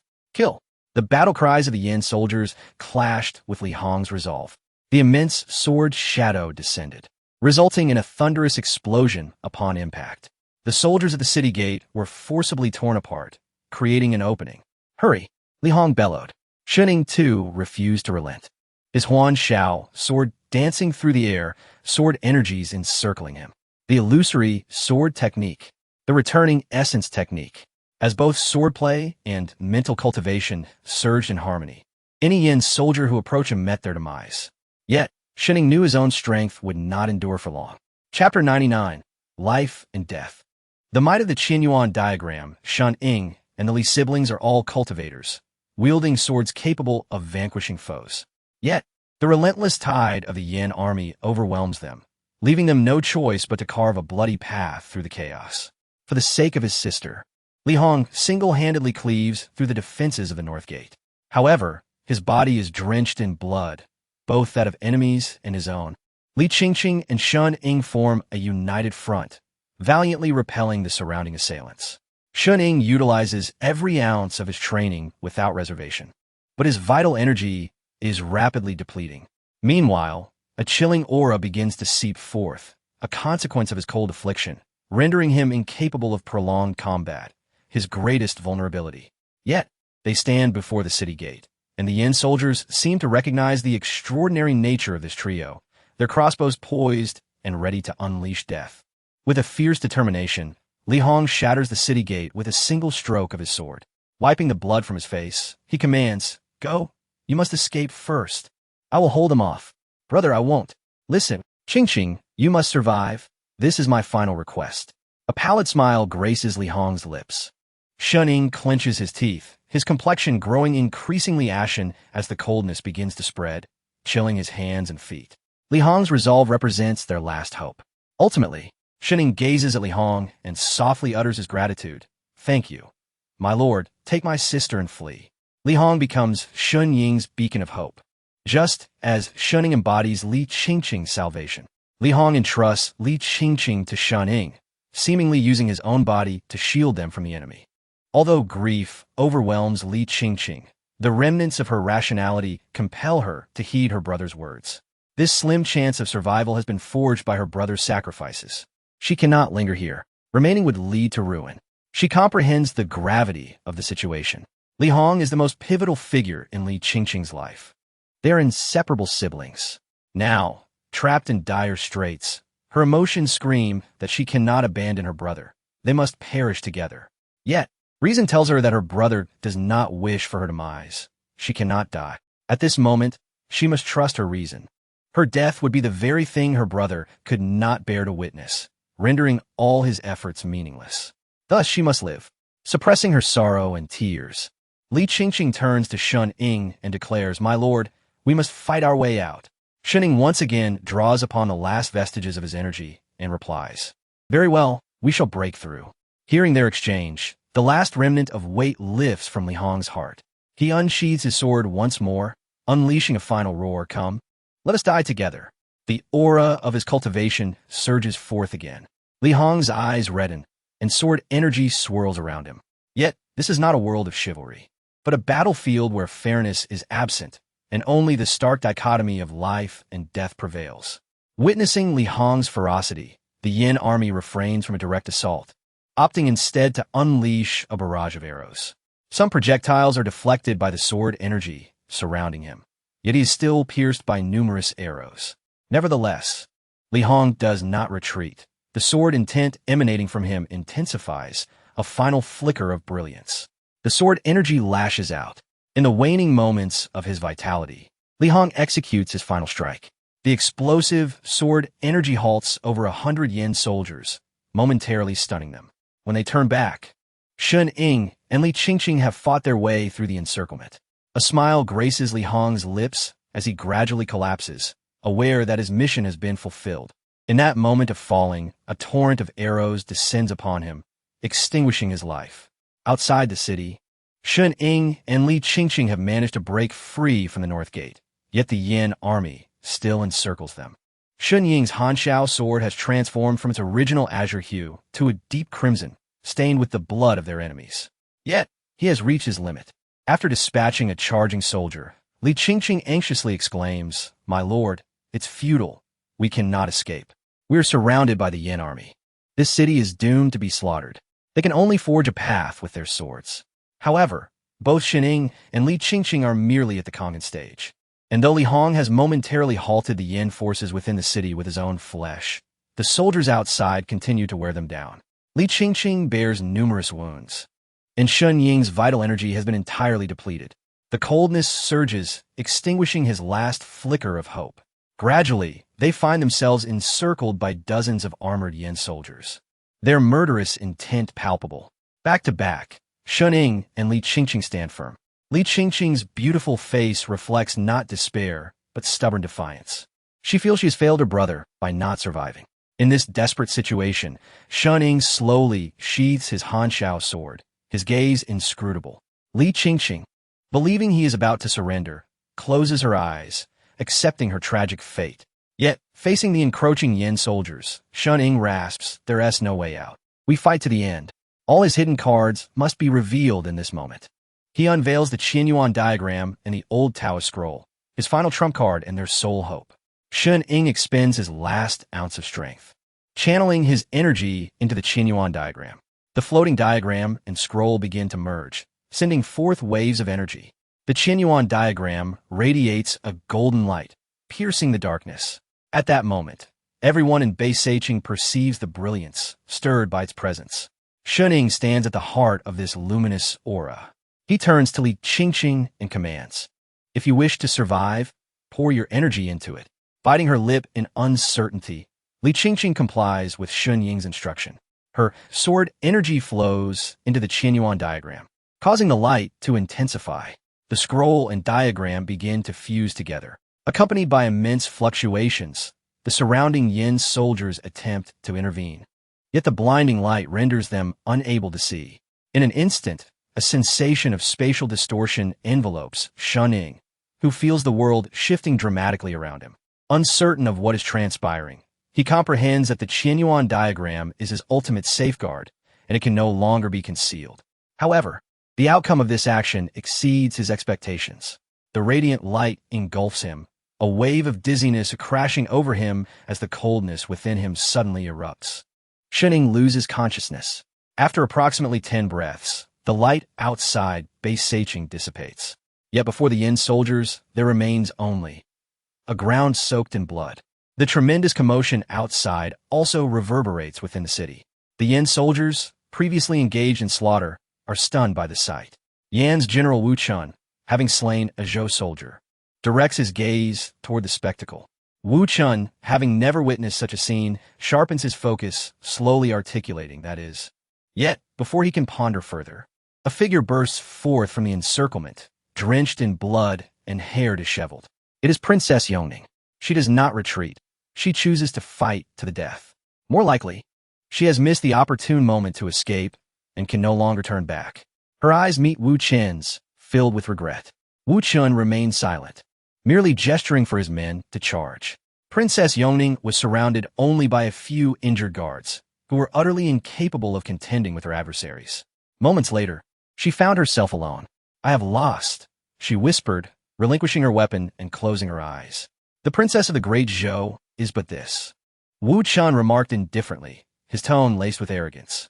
At first glance, the defeat seemed unexpected, yet upon reflection, everything appeared to be predestined. As a woman, Princess Yongning commanded troops and defended the city. How could one claim she lacked capability? Yet her opponent was the great general of the Dian, the military deity Wu Chun. Who was Wu Chun? His strategies, decisiveness, and deployments were unparalleled. Even more astonishingly, he had defied the Empress's decree, continuing his campaign of bloodshed for the sake of his nation. It was not that Princess Yongning was weak. Rather, her opponent was excessively formidable. In the entirety of the Zhou kingdom, few could rival Wu Chun. Only the general from the capital, Liang Jun, could be counted among them. But Princess Yongning was certainly not included in that select few. Furthermore, Chun Sheng's betrayal was unforeseen by anyone. To conquer a city, one must first conquer the heart, striking without hesitation. That was the true terror of Wu Chun. As Princess Yongning discarded her weapon, the surrounding soldiers of Yin momentarily froze, believing she would surrender. Unexpectedly, she drew a dagger from her bosom and swiftly brought it to her neck. This was the last vestige of dignity for her as a princess. However, Wu Chun seemed to have anticipated this moment. He swiftly intervened, a lethal force striking her wrist.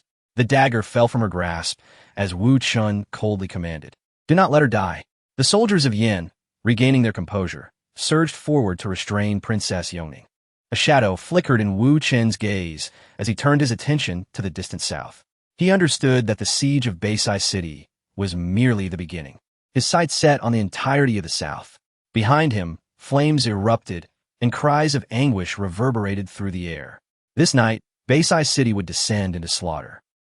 Meanwhile, far away in the capital of Yan, the Empress found herself unable to sleep, acutely aware that significant events were afoot. She had always prioritized the affairs of the state, her concerns revolving solely around the matters of Yan. Thus, she was naturally invested in the battle for Beisai City. Yet, inexplicably, her heart was filled with thoughts of one individual, the little one.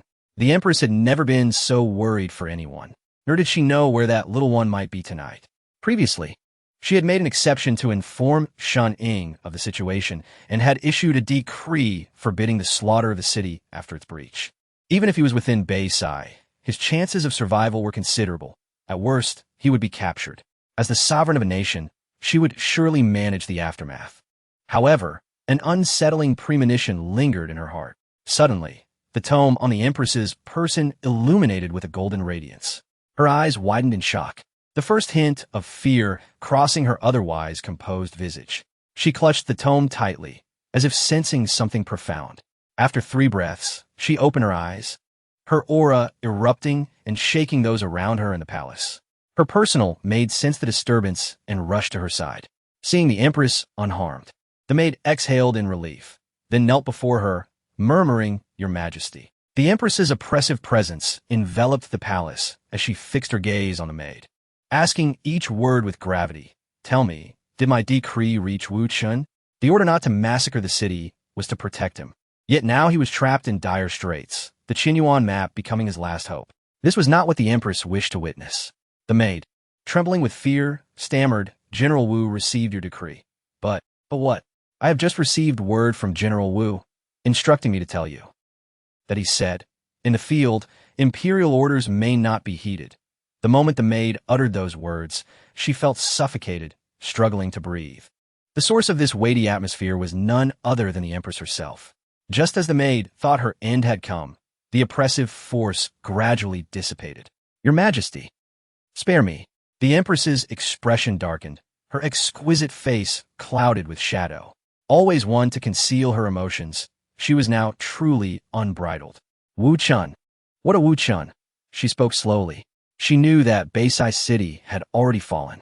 Soon, it would become a scene of absolute carnage, and that little one, whose fate was uncertain, had triggered the Qinyuan map. It was unclear whether he would emerge alive. The Empress gazed at the tome in her hands. Though her murderous intent had begun to subside, the maid dared not raise her head. Having served the Empress for many years, she understood this was the calm before the storm. To provoke the Empress, none would survive. In the great Zhou, at Taiyun Academy, an aged figure stirred from slumber. As a contemporary sage of Confucianism opened his weary eyes and gazed northward, a myriad of thoughts flooded his mind. At that moment, the sage of books entered in a fluster, immediately asking, "Master, what was that light from the north?" "The 7 secrets have manifested." The sage of Confucianism replied in a voice heavy with age, fully aware of the significance of the 7 secrets map. The sage of books' eyes flickered as he solemnly stated, "Master, the emergence of the 7 secrets map may not bode well for this world. Whether it is good or ill remains uncertain." The sage of Confucianism remarked, closing his eyes once more, returning to a state of tranquility as if nothing had transpired. "Master, what shall we do?" The sage of books implored, holding a distinct perspective on the 7 secrets map, yet knowing he could not possibly comprehend as deeply as his master. "Let unfold naturally." The sage of books fell silent. Meanwhile, not far off, Zhou Wanshu had also noticed the light emanating from the north. A hint of worry flickered in her beautiful eyes as she softly murmured, "Shening, is that you?"